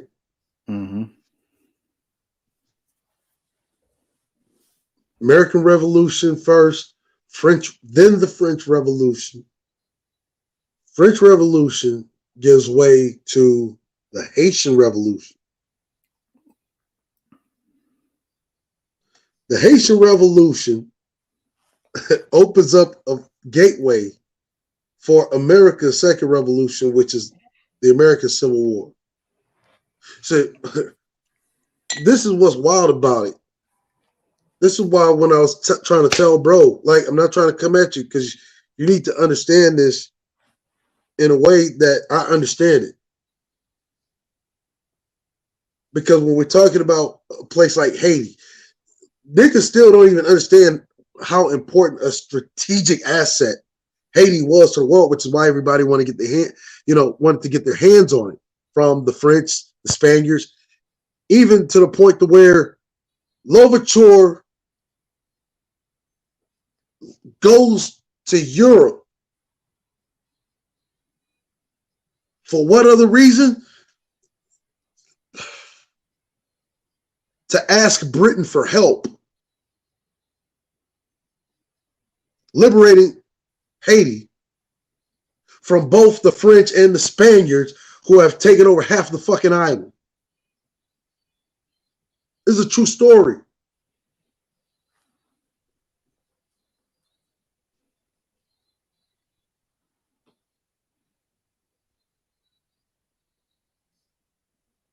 It's such a strategic agricultural asset, the biggest producer of what you would deem old world luxury goods, from coffee,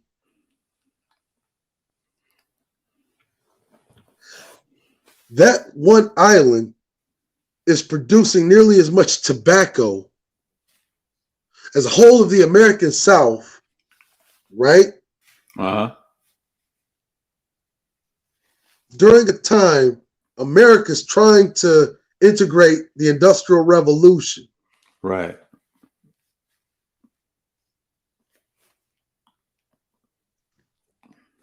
During this time, this shit is happening. Slaves in America are trying to make slavery, the peculiar institution, too expensive to continue to practice. That's why you had even America trying to broker with Louverture.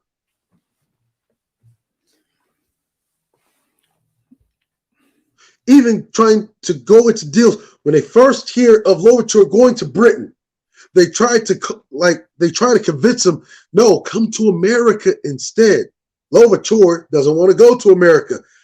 I will not. Now, mind you, Britain ends slavery. It's like 70 years before America does. Louverture is not going to bargain with any nation that still has the institution of slavery. That means he's not bargaining with France. He's not bargaining with Spain.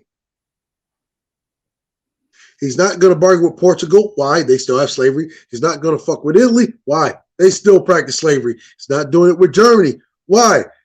They literally don't ban slavery until 10 years after Britain does. This is Germany. And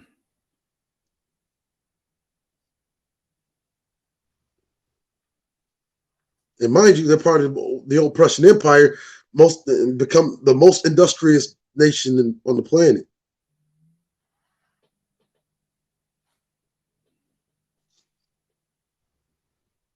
That was America's second revolution, which was the Civil War. After the Civil War, right? I'm not counting World War I, which begins with the assassination of Archduke Ferdinand. Ferdinand, why is he named? Ferdinand is named Ferdinand. Yo. So you're saying that Toussaint Overture in Haiti That Toussaint you talking about? Yeah. So he will not do no business with any European nation because they have the institution of slavery still existing. Toussaint Louverture, when he goes to Europe, he will not do any. He will not broker any agreements with any slave trading nation. Okay, and I didn't know about that. Okay. Why do you think he's still celebrated as?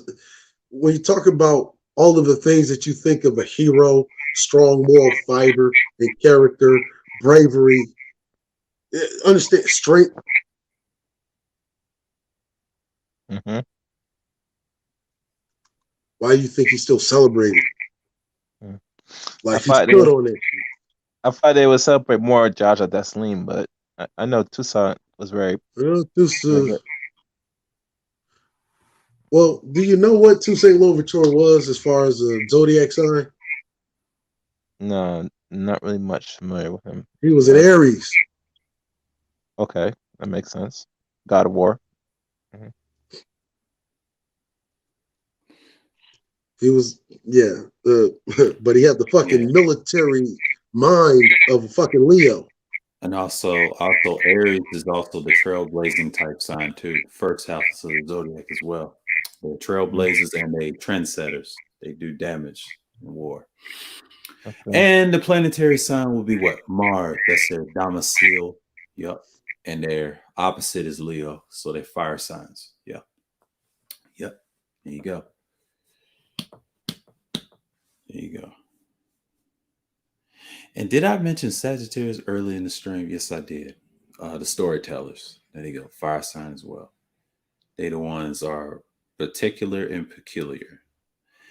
You don't find them in military history, but you find them writing novels and stuff. You know, that's a whole nother, Yep. I see how the zodiacs and the military people correlates as well too. Yeah, that matters. Yeah.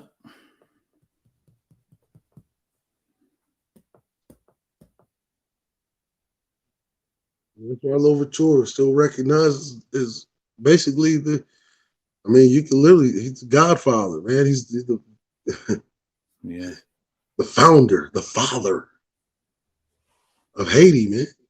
Yeah. The leader. Yeah. Motherfucker that got shit they got shit popping off. Yeah. All those dictators though, that's what bothers me about Haiti. Dubois or Dubois, how they pop a dot. And it's I don't know how they did it. But I remember hearing them having $1 billion one time, which they did. French did them dirty. I mean, yeah, we did them dirty. I'll admit. And well, actually, they did it to themselves. It's a balance of the two. But we can't save them. You know what I mean? That's something's out of our hands. To me, the French did them dirty twice. I want to say that. Matter of fact, how he even fucking died. He set up by a motherfucking straight up French sympathizing tragic mulatto coon named Jean-Baptiste Brunet. Mm-hmm. Yeah. Yeah. So, if the French want to parlay. Well, that's what happens when you deal with the French. They ain't forgot what you did. You think they're gonna he actually denies the parlay. Yeah. They actually he actually has this motherfucking fucking croissant eating fucking tragic mulattoes fucking, take him into custody. They turn him over to the motherfucking French. Even though history, I know they changed the fucking history books where they say that he went to the parlay and the French arrested him. Like, no, he was set up. That's why the history books, look, the history books read way different. Mm-hmm. In other places, like, that's why whenever that happened, and Dessalines is expecting the arrival, the debriefing by Louverture. And that's why whenever he did not arrive, Dessalines did what he did, which was called the massacre, right? Right. Do you like croissant? See, that's why I made that joke. Like, that's why I made that joke. It's not even a joke, though.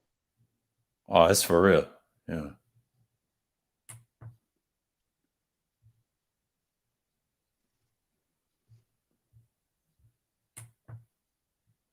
So this guy, his name was John Baptiste Brunet, tragic mulatto, French sympathizer, convinced by the French if he could get Toussaint Louverture. Matter of fact, he says, look, he's bribed with position. We're going to make you the provisional, or was it the French provisional, like general, or like some kind of like acting general or head or something like that, right? Mm-hmm.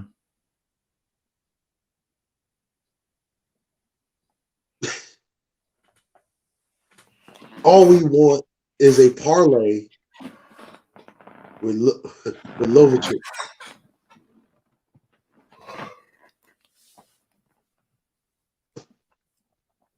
Nigga, you now this is all before Dessalines even becomes hostile towards French and their sympathizers. Because mind you, even though they still have a fragile but working trade agreement.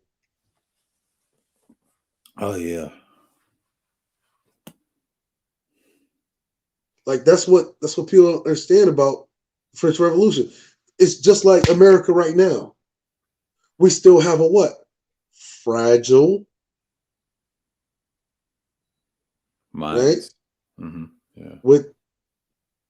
But nonetheless still fragile, but still kind of hostile trade alliance with China. Yeah. Even with your fucking enemies, they still fucking. You can't turn completely hostile.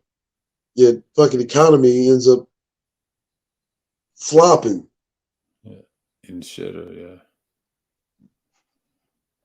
That's why I say we talk about someone like Louverture. This is a guy who has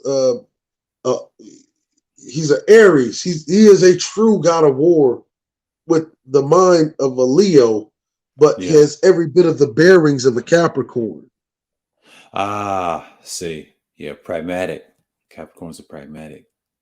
What you would say, yeah, they could be a sea ram, but it's also a sea goat, so they're cousins. Yeah, that's about right. Cardinal signs. Aries is cardinal, Capricorn as well. The fourth, what you say, cardinal sign of the last of the three, behind Libra.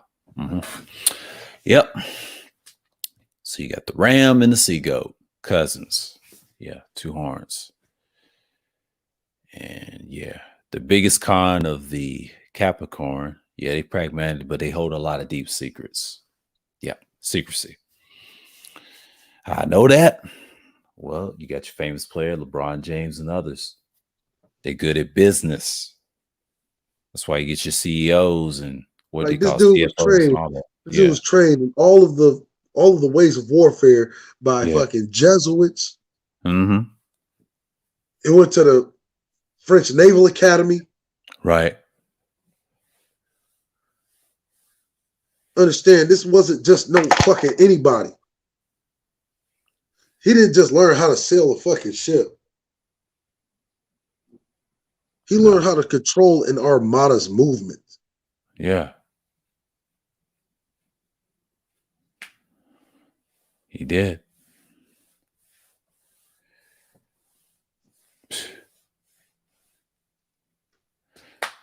There's your military history, folks. Yeah.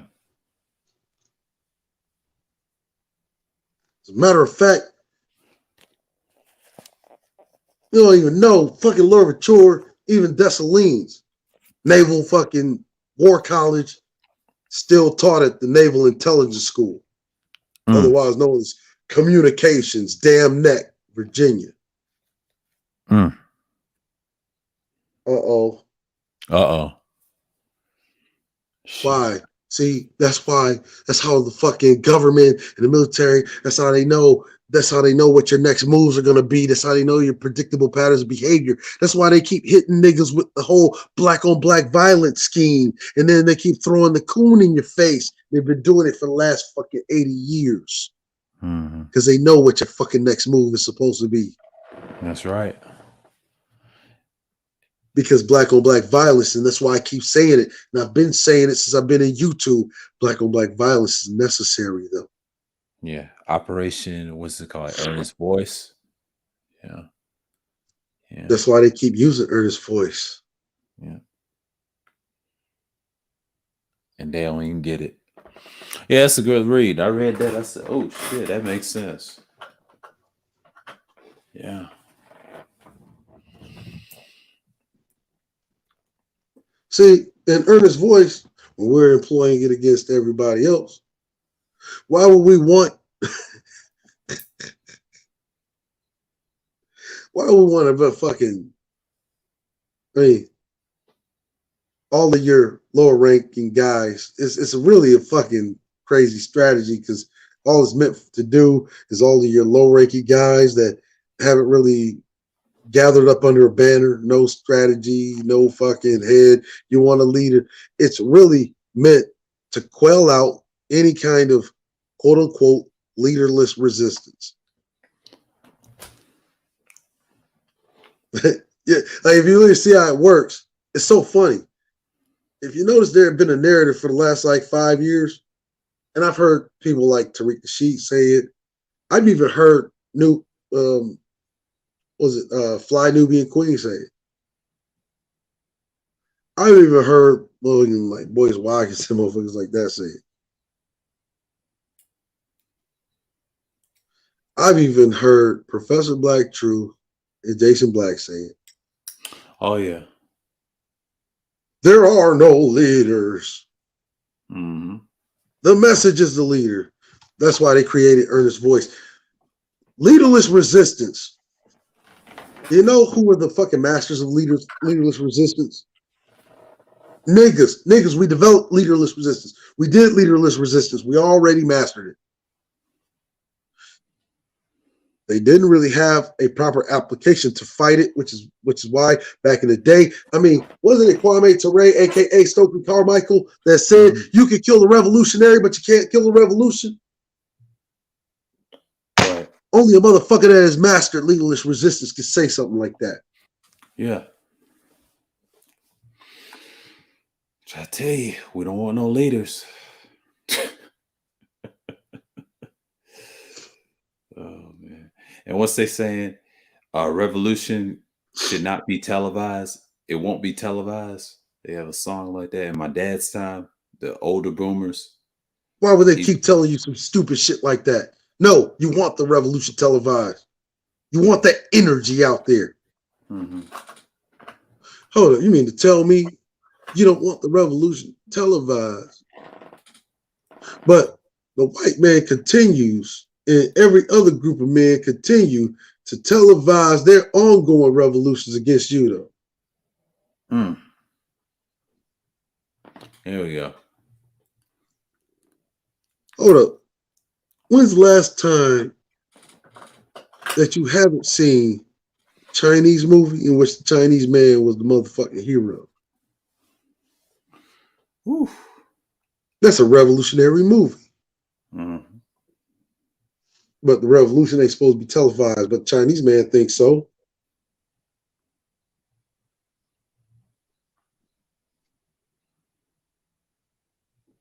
The movement ain't got no leaders. Don't know whether.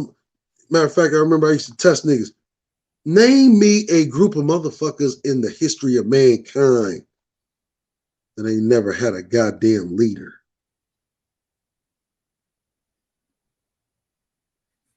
And then you wonder why your fucking women don't respect you, nigga. Cynthia G again. Yeah, we talked about it earlier in the stream. No, wait. Let's examine that shit. Well, see, because we can fucking sit there and rag on the motherfucking women all day and all the other shit. Understand? How you gonna sit up here and say, right? Stupid shit. There are no leaders in the movement.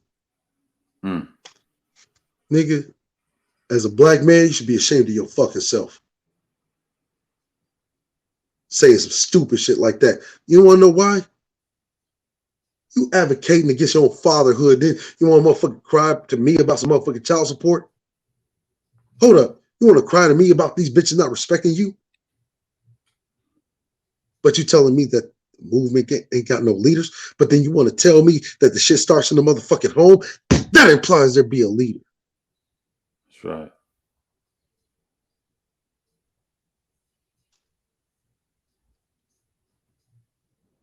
These niggas don't even be understanding what the fuck they be saying, G.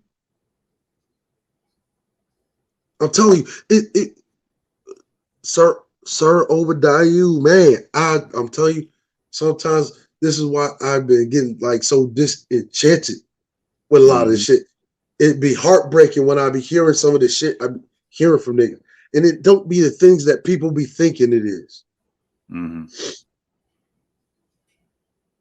When I hear shit like that, that's just heartbreaking, bruh. Yeah, it is. I think about it all the time. When I get off here, it's sad. I have my disagreements with our women, but I understand their program. But it's our fault. You know, historically, it's our fault. I'll never forget these Hebrew Israelite group guys back in the day. I would say like 9 years ago, the House of David, and somebody on the street asked them, "What is wrong with our women?" It sound like these niggas from the master, right? And you know what one of them told them? One of those Iman guys and those guys, those messengers told them, no. We got to get right before they get right. It's tit for tat. I said there early. I did an early self live stream outside, and I said, they said the same thing to him. We got to change before we have to do anything. And it's common sense. I mean, the guy did not want to hear that back in those days. He did not want to hear that because it's really plain and simple. Yeah. How you expect, right, for a group of women, right, without leaders, they don't respect your fucking leadership.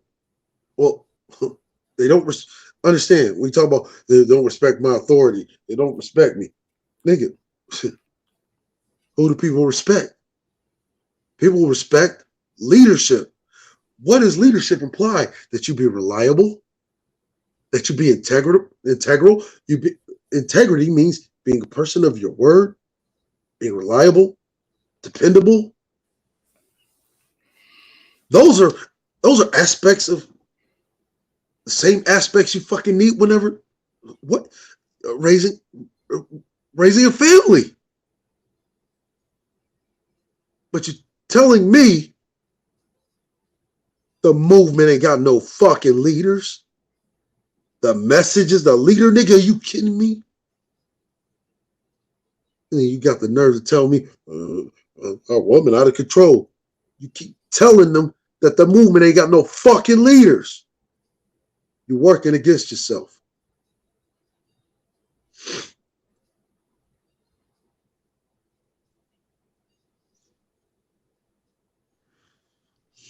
This is how my mind really works.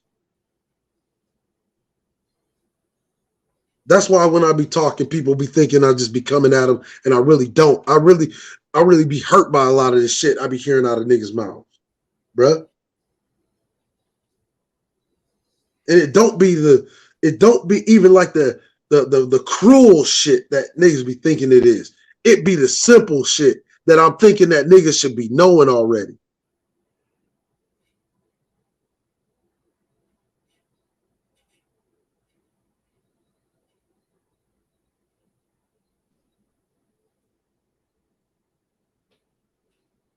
Let's get this right. Women who, especially a lot of them, who you're saying that it's 70% out of wedlock birth, all right? So you're saying ain't no fathers in the home. Okay, we get all that, right? Then fathers are head of household, but these women have had a head of the household. Heads are leaders. They haven't taken into consideration that they don't respect the leadership because they haven't seen what a fucking leader looks like.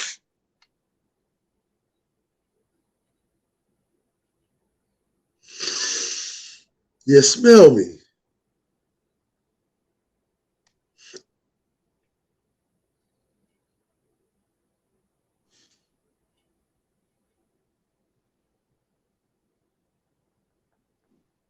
If she wasn't raised in a house with a leader, how the fuck is she supposed to know what one looks like whenever one fucking comes plopping down in her lap? Or when she comes plopping down in one's lap? Oh, she's supposed to fucking just meet that nigga on YouTube and know what the fuck he looks like or sounds like, and just supposed to fucking bow down and kiss your ass because, you know, you're a man and, you know, she's a woman. So she's just supposed to bow down and just recognize your leadership just because you say so, though.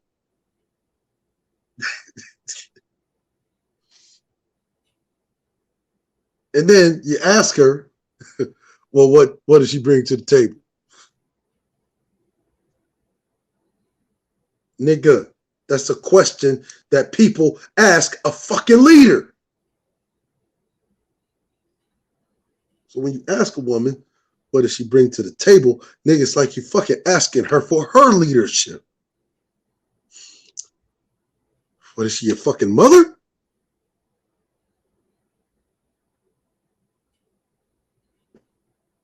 And I be listening to this shit. And I be like, fuck, where the fuck was I for the last fucking 3-4 fucking decades? It's like, it's like I must have been under a rock for like 20 years or something.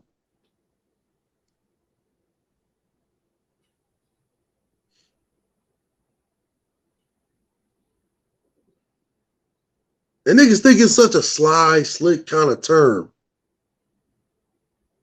Slick phraseology. Well, what do you as a woman bring to the table? Nigga, if you're a man about your shit, what a woman brings to the table is dictated by you. If you really must know. Aren't you the nigga that holds the keys to marriage?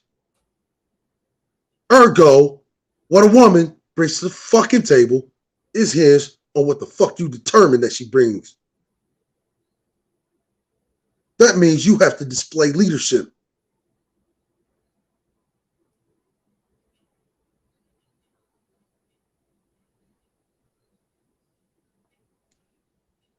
Teaching is synonymous with leadership.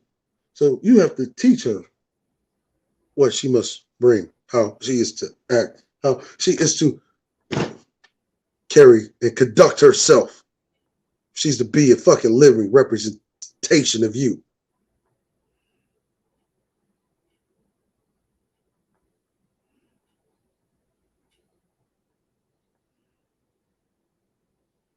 And if she can't get down with the program,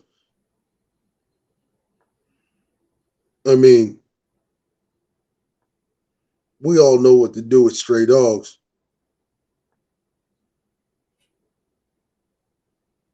I mean, that's what the Humane Society is for. And look, the world is one big Humane Society. You hear me?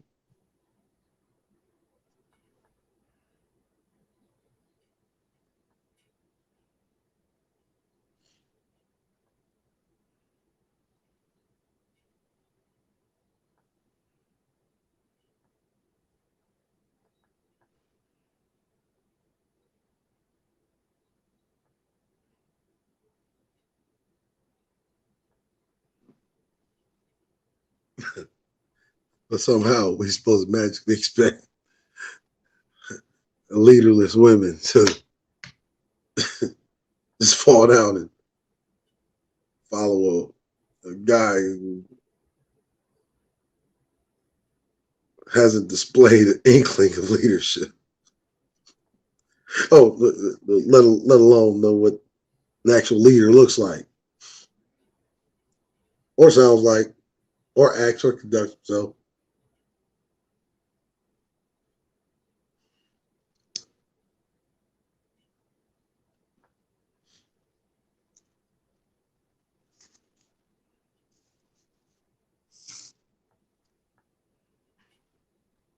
Shit is wild though.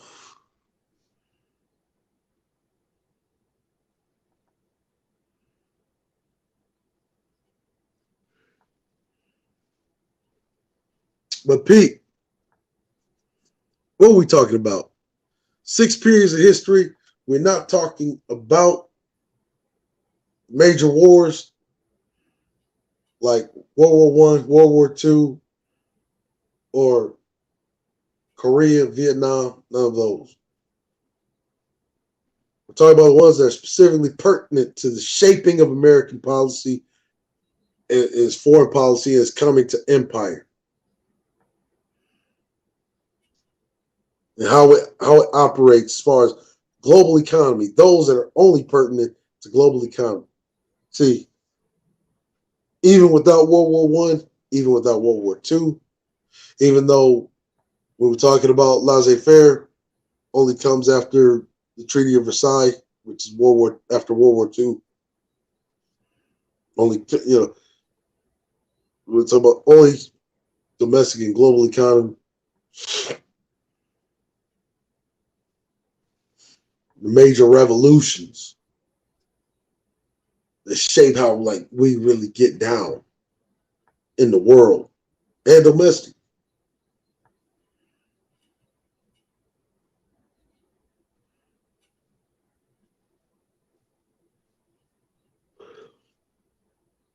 The American Revolution, in which was initially caused by colonial opposition to the British or the English's attempts to exert greater control over the colonies through taxation. America does this today with other countries. We call it sanctions. Right? And to make them repay the quote unquote, repay the crown for its defense of them during the French and Indian War, when the colonies were still protectorate extensions of Britain,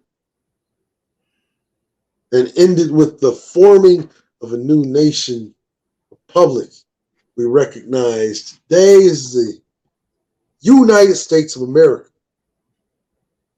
Now that repayment, protectorate, same little strategy. You ever seen old fucking gangster movies?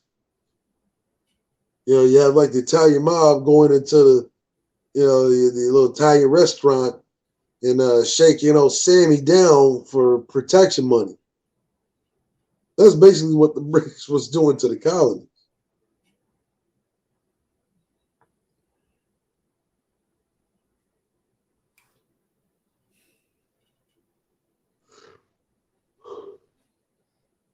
You had the French Revolution, in which the people overthrow the monarchy, take control of the government. They publicly execute King Louis XVI by guillotine. Mm-hmm. Right?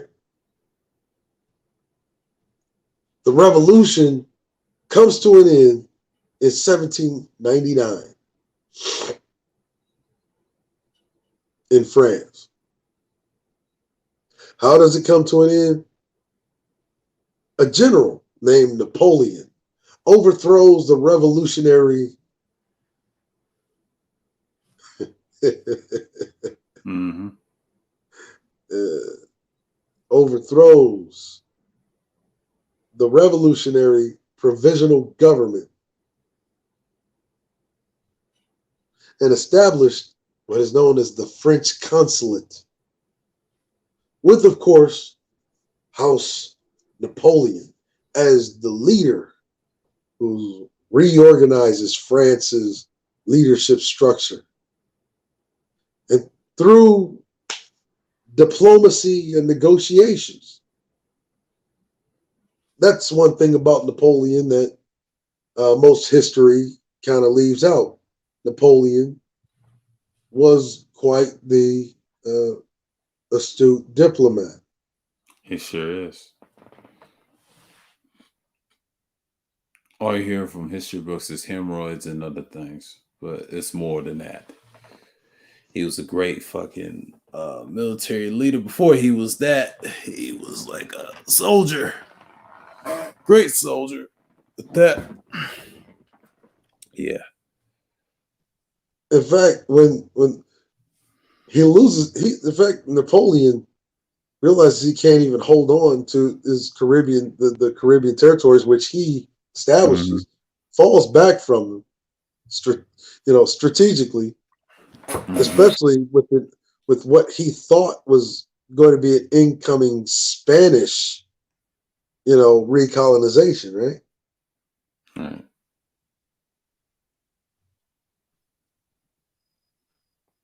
But they only landed the reinforcements in 1697. So no more reinforcements really came. They just, Spaniards going back and forth to the newly established, quote unquote, Dominican Republic, of which the capital they named Saint Domingue, right? Yeah. Which is quite ironic.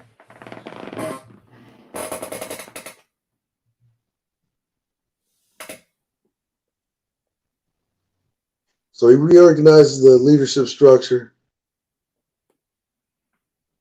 employs diplomacy, negotiation. The very first time in Europe that you see someone of the aristocracy, the aristocratic noble class, negotiating not with other nobles, not with the aristocrats, not with the mercantile class, but with the peasants.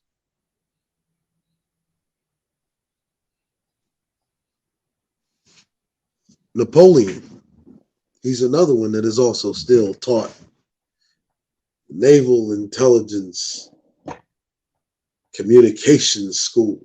Damn that.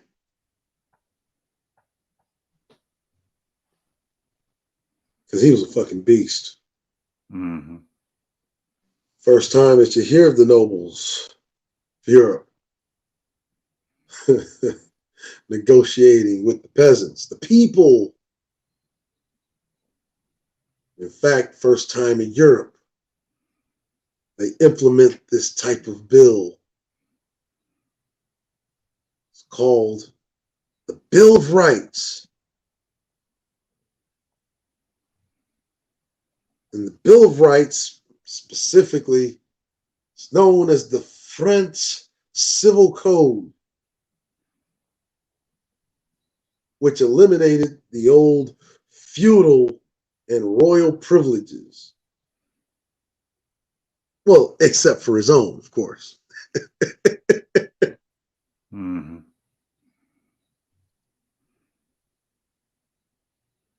And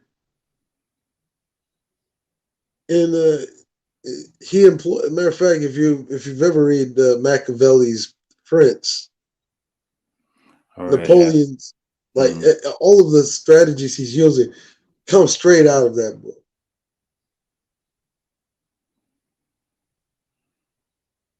Symbolically, he revokes all of the feudal and royal privileges except for House Napoleon, of course, in favor of all of the citizens' equality before law. The first time that ever happened in Europe.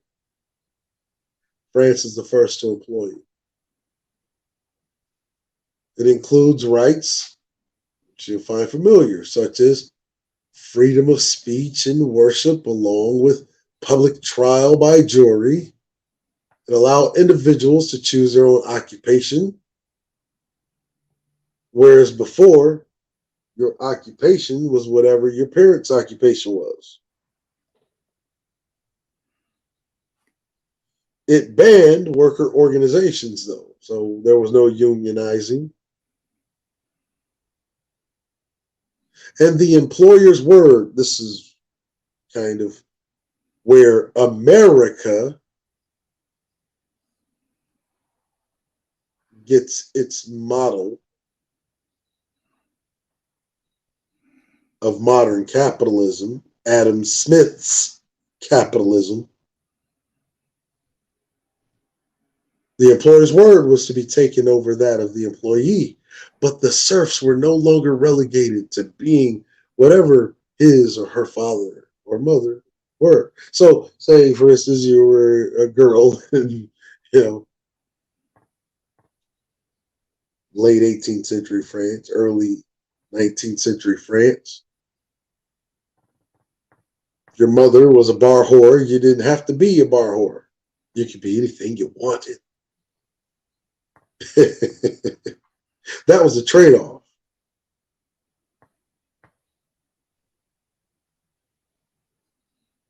And thus, under House Napoleon, successfully quelled through diplomacy and negotiation the French Revolution.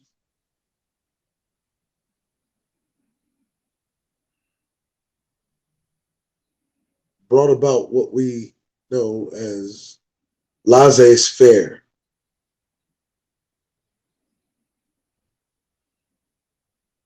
Now, when we're talking about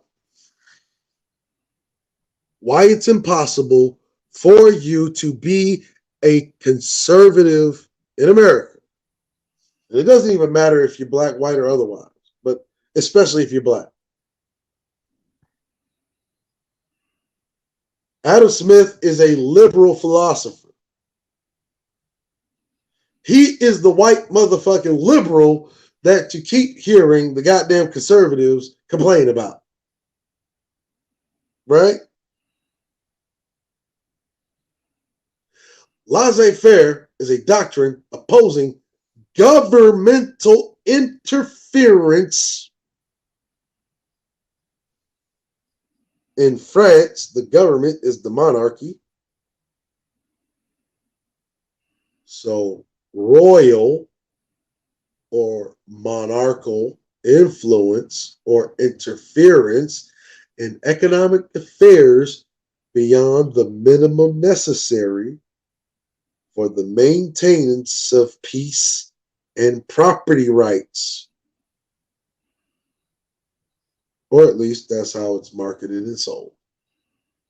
Because while France was going through a new period of prosperity via the French Revolution's model, liberty, equality, and fraternity,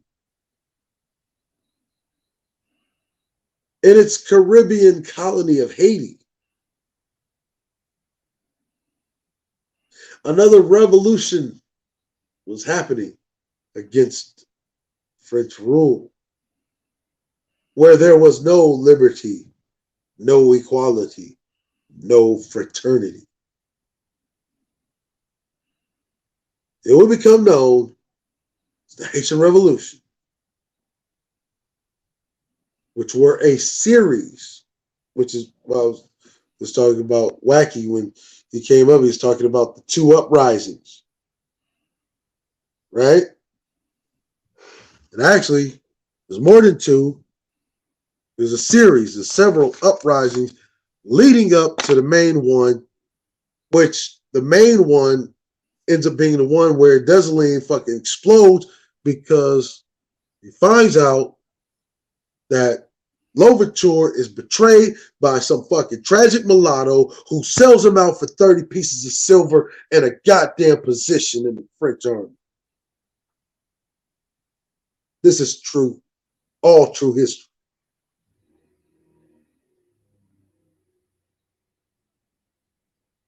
(1791, 1804). Overthrow of the French regime in Haiti by the Africans and their descendants who have been enslaved by the French and the Spanish. The establishment, independent country, founded and governed by former slaves. Now, when our brother was up here talking about, man, you think slaves did that? Well, okay, if slaves didn't secretly somehow fucking manage to go into deals with France to liberate themselves from Spain, how the fuck do you think they would go into some kind of way of liberating themselves from a country that manufactures the most motherfucking cannons and guns? Make that make sense to me.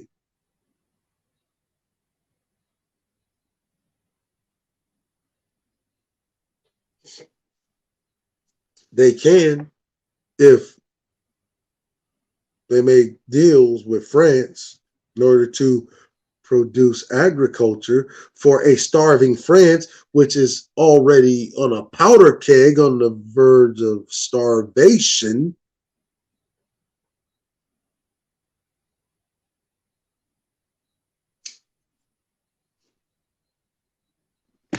When does Spain initiate a war with France in Europe? 1793.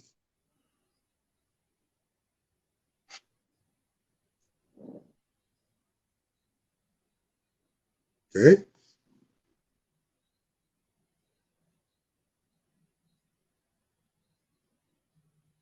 This continues to literally happen. The United States, where the owners of the means of nearly all agricultural, because again, this is agriculture, we're talking about agricultural trade, production, through the peculiar institution of slavery,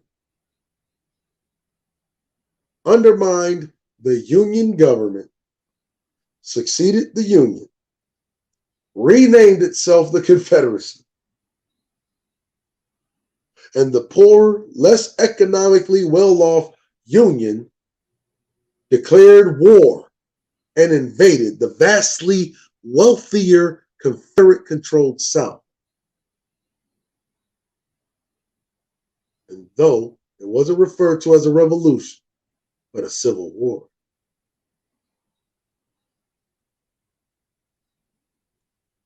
It was actually more of a revolution than it ever was civil.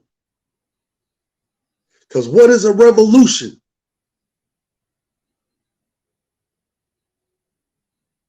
But one in which we're playing an economic game of Uno and the poor person just happens to pull the biggest fucking reverse card on its own oppressor.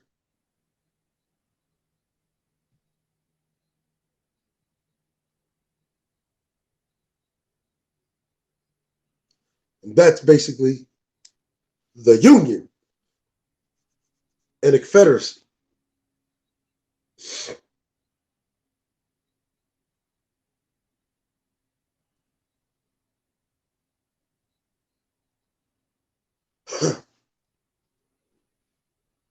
Why does the Union even, how is the Union able to win the war?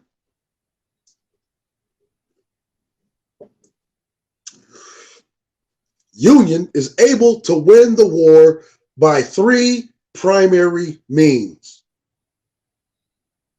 Do you know what those three primary means are? Does anybody know what those three primary means by which the Union wins the war?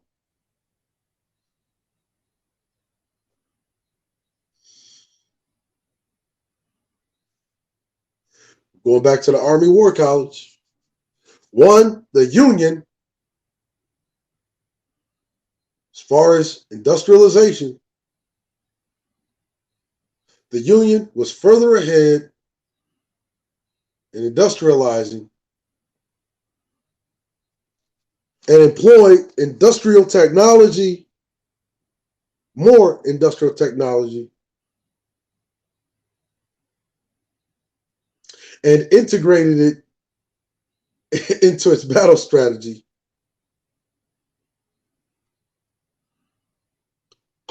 More than the Southerners did, who just decided to throw bodies at the war effort. Two, the reason why throwing bodies at the war effort for the South didn't work was because the Union had the Negro, which made their military ranks more diverse, expansive, and robust. And the Negro was all too eager to fight for her own freedom.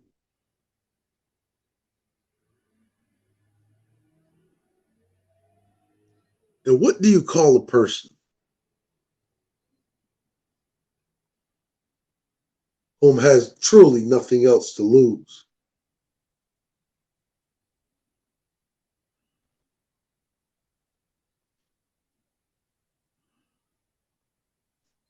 You call that person the most dangerous motherfucker in the room. Which is why the Union wanted to get their hands on as many of them as they could. Negroes.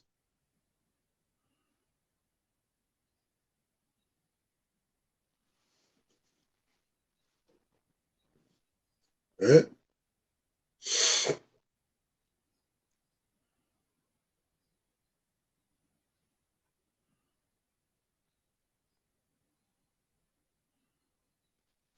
This same pattern happens again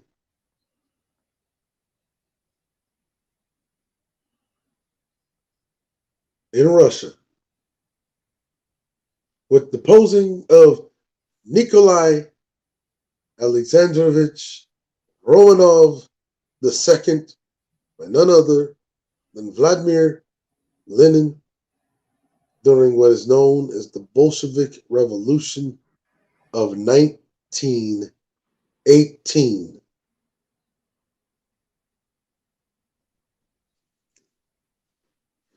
Why does he choose 1918?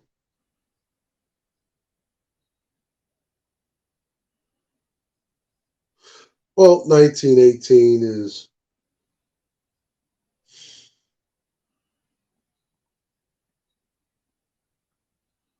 what they thought was the height of World War I.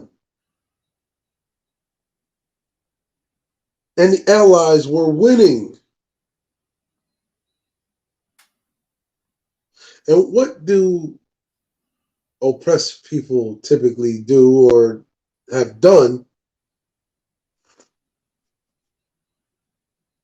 when another enemy is whooping the asses of the enemy they're fighting already abroad?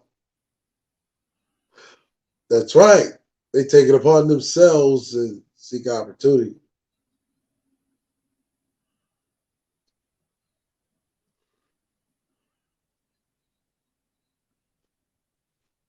That opportunity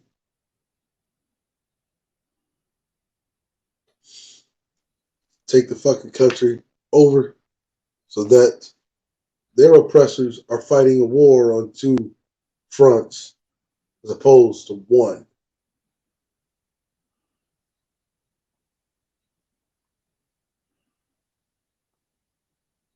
All true fact.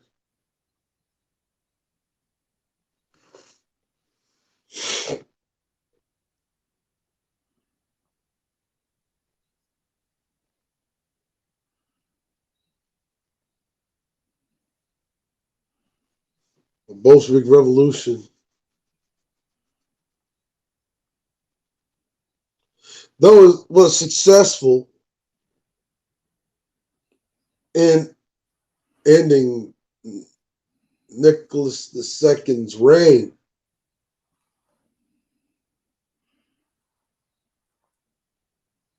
it was not as an effective revolution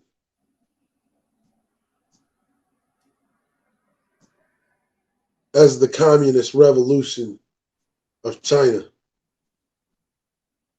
that stemmed from inequalities in society and imperialist aggression.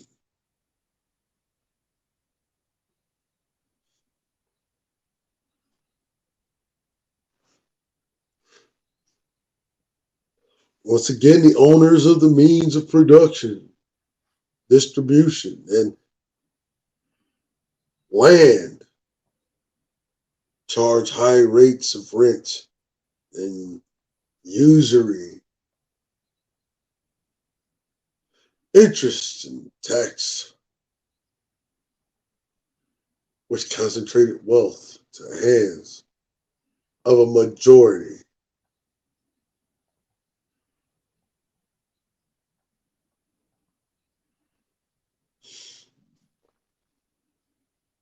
Now, Chinese Revolution,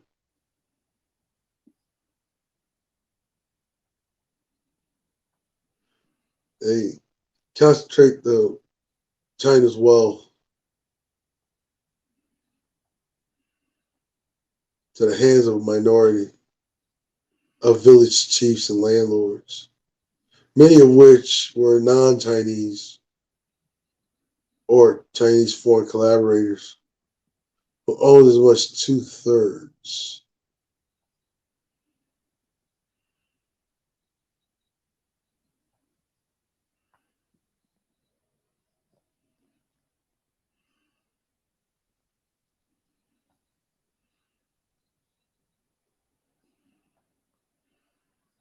Yeah. So a lot of these non-Chinese mothers were like the British, who control Hong Kong. Right? Even the Russians controlled up the upper parts of China before the Chinese decided to push the borders back.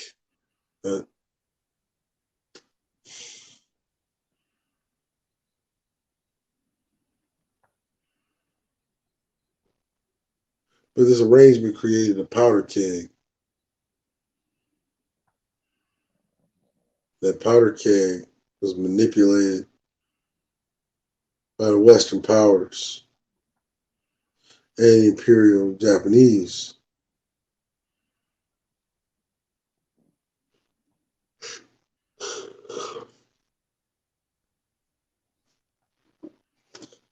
And America is needed a quote unquote chink in the armor. Pressed it.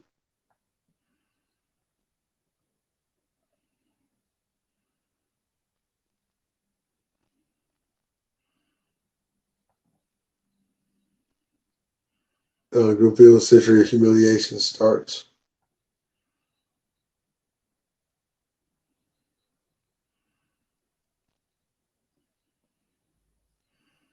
Western society or Western Axis powers.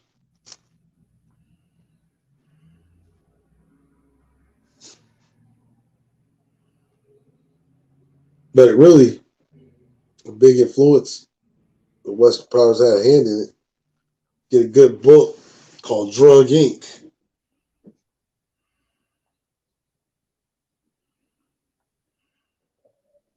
The Century of Humiliation, according to Drug Inc. The history of humiliation in China started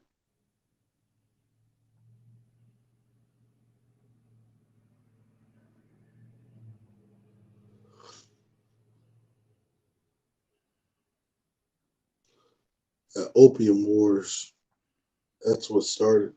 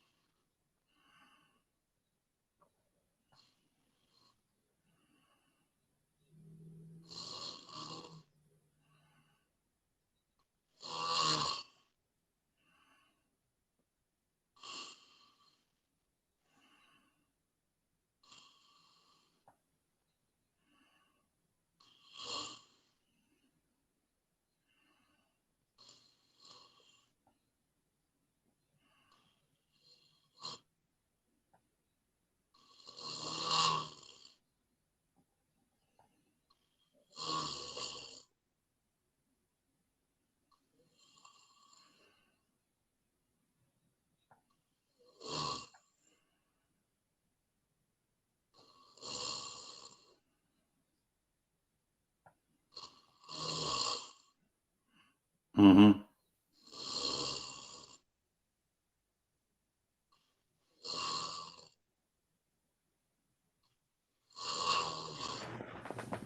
Oh, wow. Oh, folks.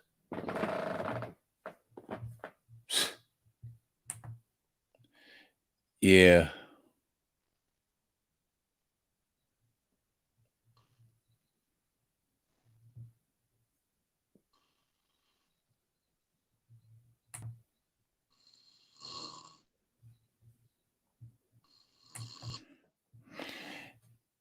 Yeah, it's all folks. Don't you worry. Peace, everybody. It's the end. So I done been on here for like 9 hours. I don't want to go 10. So with that, I want to say peace.